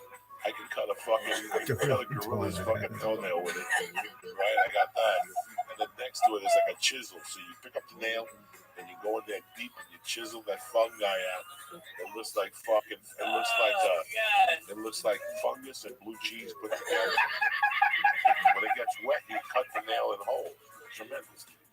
It's a shout out to Buffalo. What's the matter, Lee? You look a little dizzy. I'm getting a little vomit in my mouth. I see it. What's up, Lee? Ingesting all this information. Oh my god. Another mushroom capsule? Not really, to be honest, but I will. Monday night, 17th of October, ain't nothing going. Okay. I was supposed to have something 11 to us, not gonna happen. So I'm just gonna fucking do my thing. I don't bother nobody. Look good, Lee. You had a nice time. Oh my god. You learned a lot. Congratulations to you, bro. Yeah. How to pose this West Side gangster? How to pose this big It's a pleasure to see nasty bitch. How to pose this West Side gangster? See all these guys who all came up and it'll be a great success there. Listen, man, I don't want to see all from the outside. The last thing I want is human contact. I don't want fucking TMZ ever to question me about something. I don't want to be one of those guys, man. Man, I get that shit so much, bro. That's it. Nobody even know I exist. I would never want to be an Amy shooting shoes, God forbid. I would never want to be able to see everything gets so pretty. Oh, no. You can't be a comedian anymore when you get to that part of time. Because you It's can't too rough. develop it. It's too rough. No, it's too rough because Over everything. so it's too rough to even go there. So you don't want to be in that particular spotlight. If you're going to be in that spotlight, you have to have 3 writers that write, material that's that's great. Policy friendly. I'd rather shoot myself in the fucking head. Next topic. What else, cocksucker? Talk to me. You smoking weed? What's going on? You doing jumping jacks over there, Lisa? You ready for another mushroom? Yeah, I found some acid hidden under one of the albums. Half a piece. Can you imagine? We could break our own record to that thing. Leave me out of this, man. Oh my god. All right, Lee. I'll take a green. The sofa is a safety safe, okay? Lee knows all about that okay? sofa. If you feel anything weird, okay? Go to the safety safe, Lee knows okay, all Lee? about the sofa. Just write it out, okay? Lee's Maybe my it'll be main like dog. 3 hours. Lee knows all about the You want to take a shower, take a big old shit. I'm telling you. That's how it goes. Lee knows all about this. Lee knows about the sofa a couple of times. He's a soldier. Lee my little Lee. I love it. He goes, when is Yom Kippur finish? I think it's over. It's over. That's it. Is What's it? the next week Jewish holiday? Hanukkah, maybe? I don't know. Maybe there's something between that that people need. Let people know. Oh, we gotta get one more. Well, we got Halloween. We gotta be I'm gonna be in Nashville. No, what's out there? We gotta do for Halloween. Fuck that. I'm gonna head out real size candy bars.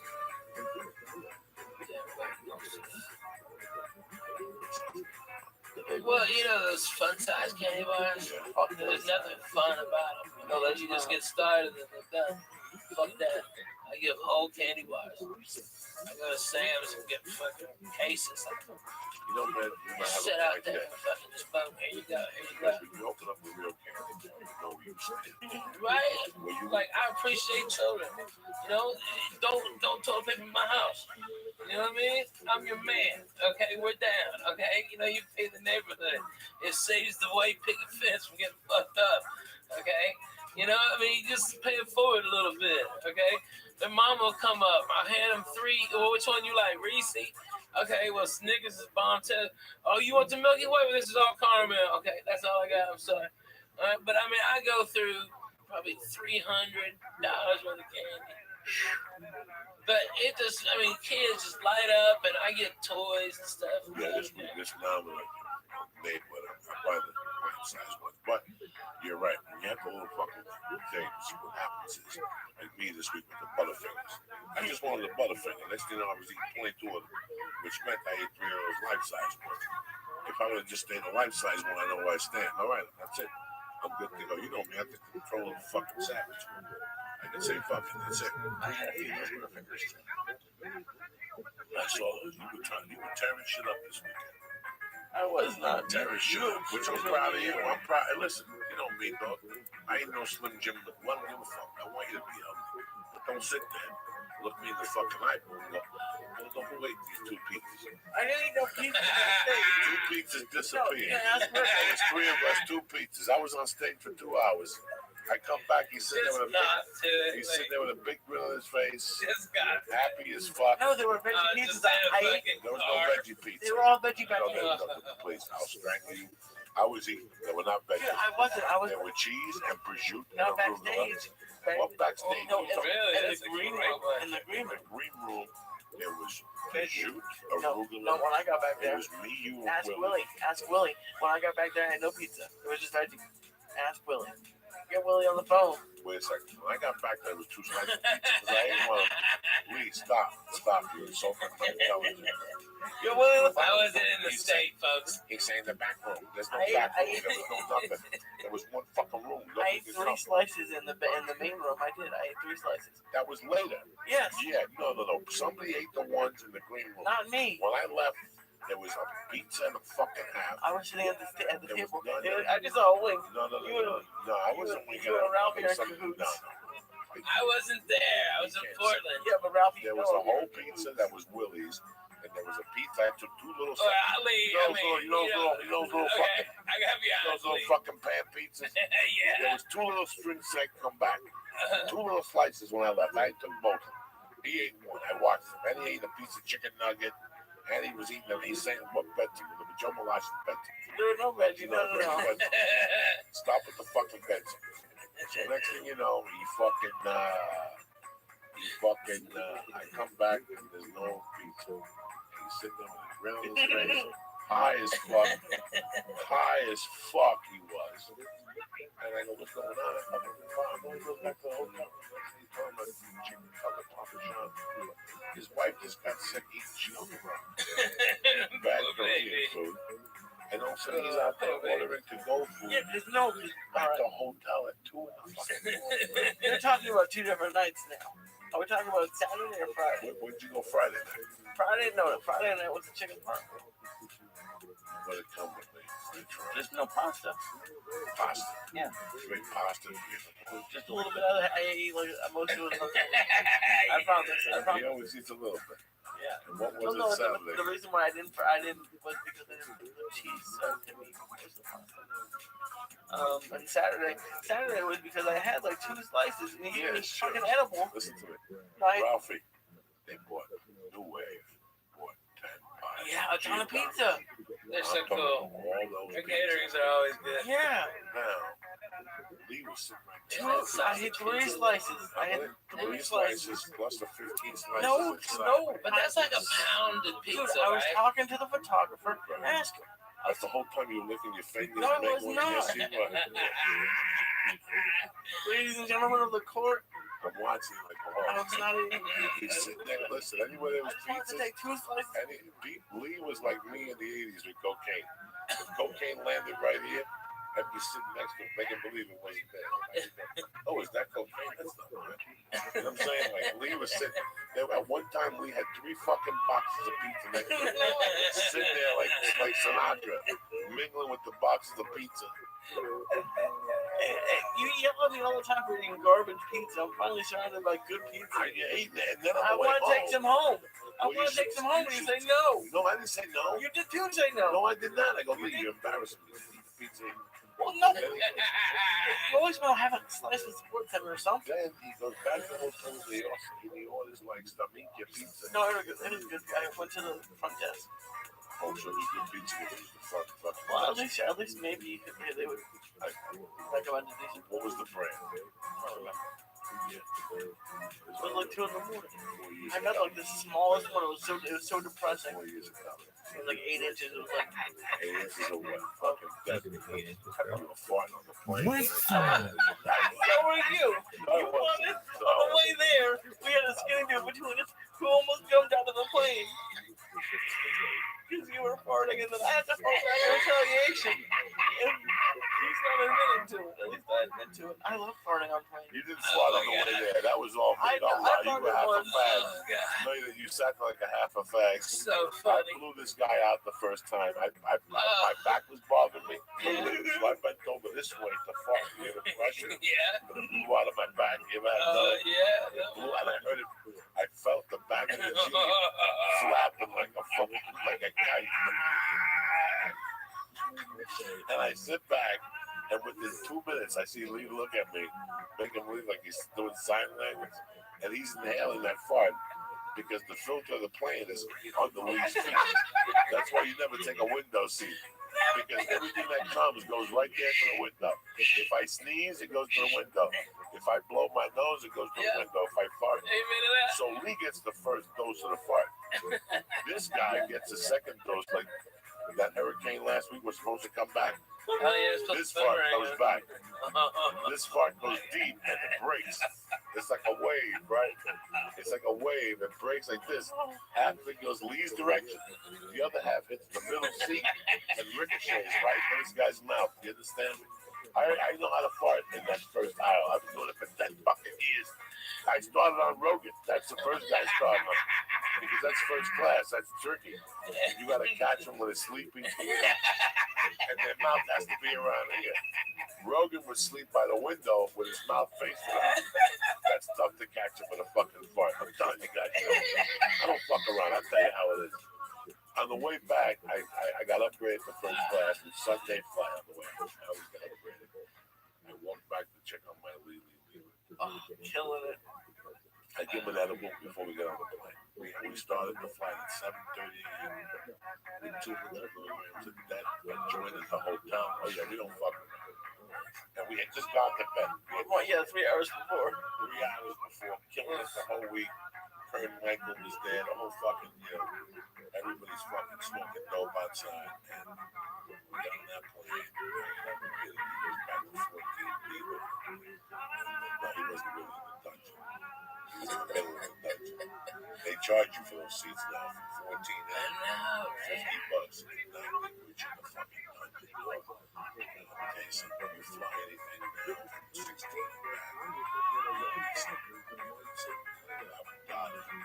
So you're in that 28th row by the bathroom. Hell have fear on. Because people back there fart. Farts got nowhere to go. You gotta sleep with your head on the straw coming out of the shit. You think I'm kidding?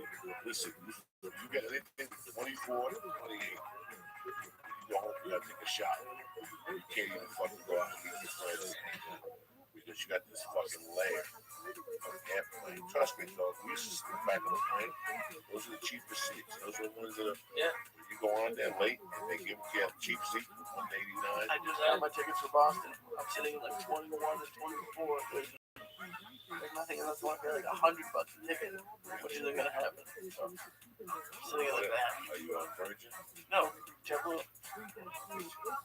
That's good. On both flights. Yeah. But don't you have to go out to Long Beach? No, yeah. Awesome. Why would you go to Long Beach? We're here. I thought that was down in Long Beach. They have it there, but okay. But anyways, on the check, I used to. You what? You were checking on me.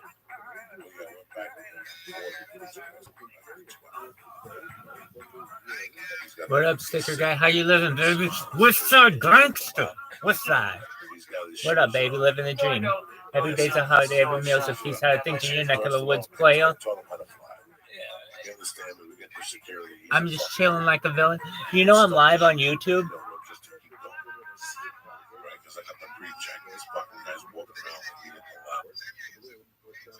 Absolutely. Just one moment. I am just one moment. You're gonna see I'm live on 4 different streams. Just a moment. Sticker guy, I love you. You know why? You are so persistent. You are so persistent. Hey, I'm gonna give you so much money when I can. I can't right now, but when I can, I'm gonna give you and all your friends and family all so much money.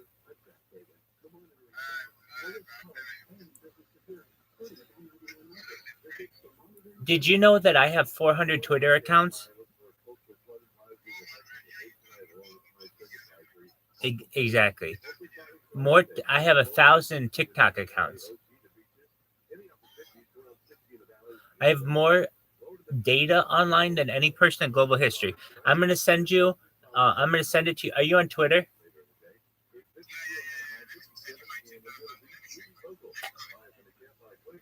Excellent. What is your Twitter?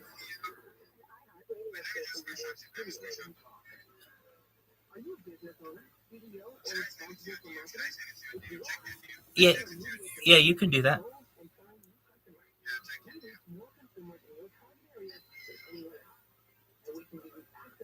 Are you in Lagos? Are you in Lagos? Very cool. You like Nigeria? You want to move to the United States someday? Hell yeah, we'll make that happen.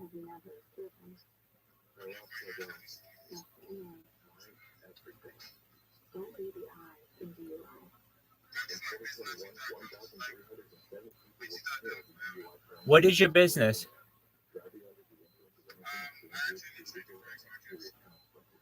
You trade on Forex markets? Very nice.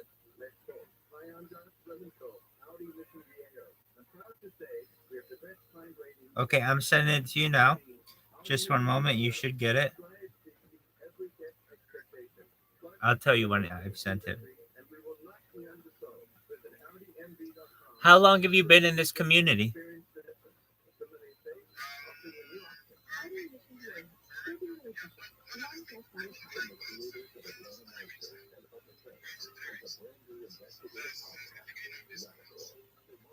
Very cool.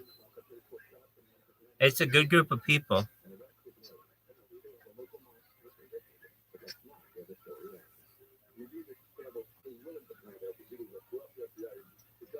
All right, I'm sending it to you on Telegram, and you're going to see there are some other results, but you'll see, just scroll all the way to the bottom. You'll see I've got 4 cameras going right now all at once, and as of right now, you should have it in your Telegram.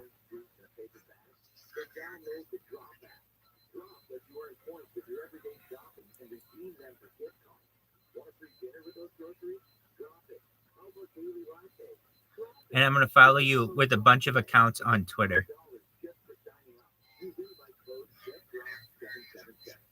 Absolutely. You'll get like 400 new followers.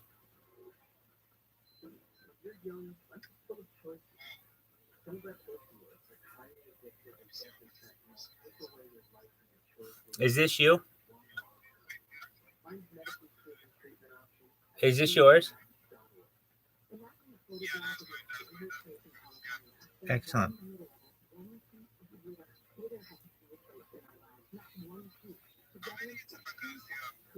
Over 100?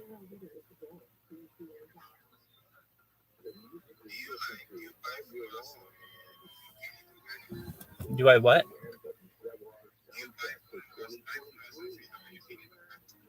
I'm sorry, I can't hear you. Can you repeat that again? Do I buy some? Oh, do I buy followers on YouTube? I have. So I've gone with services. I've gotten thousands from accounts to get monetized, and then I've also just gotten organic followers as well. I have more data online than any person in global history. I've been streaming my life online live for more than 2 years. So you can watch my life 24 hours a day in 4 different angles. It's going to be a big thing someday. People are going to study it. It's like a time capsule. Do you know what a time capsule is?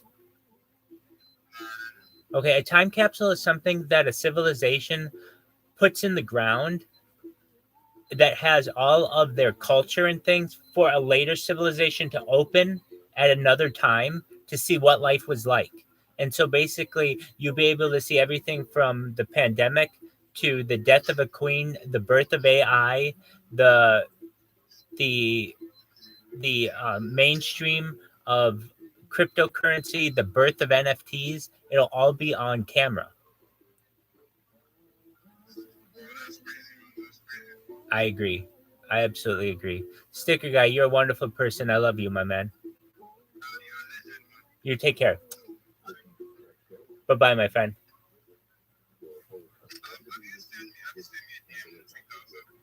Oh, yeah. Yeah. Yeah. I already followed you with one of my accounts.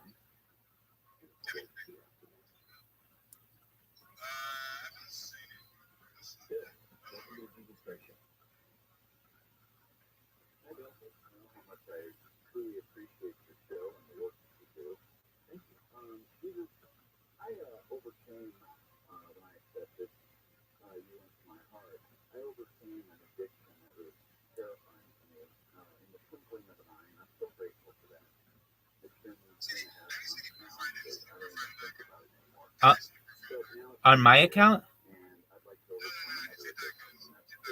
Oh, it says son of ICT.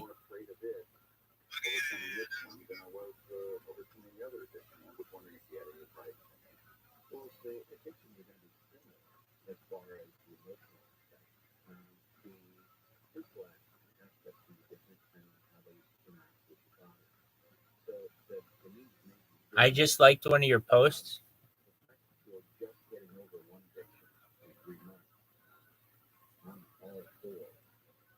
I'm going to follow you with a bunch of accounts.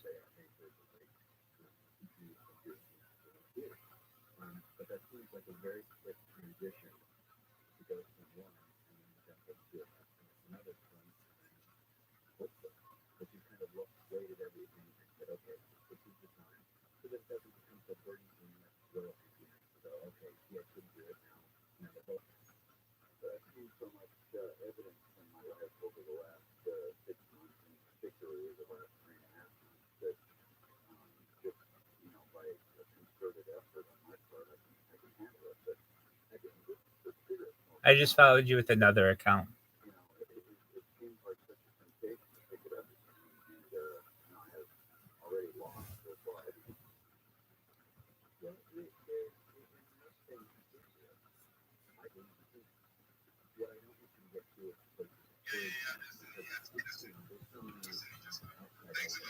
Excellent. You take care, buddy. Bye-bye.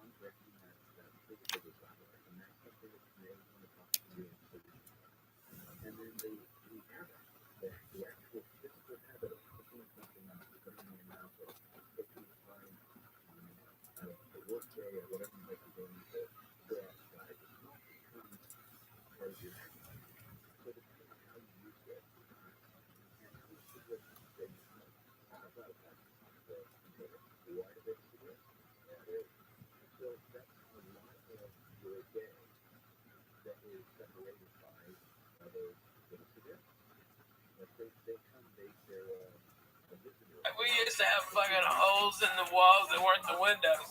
You know, it was fucking times. Nobody knows me how much I love you. Don't take your sunshine away. Hit it, Lisa. Come on, Lee. Oh, yeah. Damn it, Lee.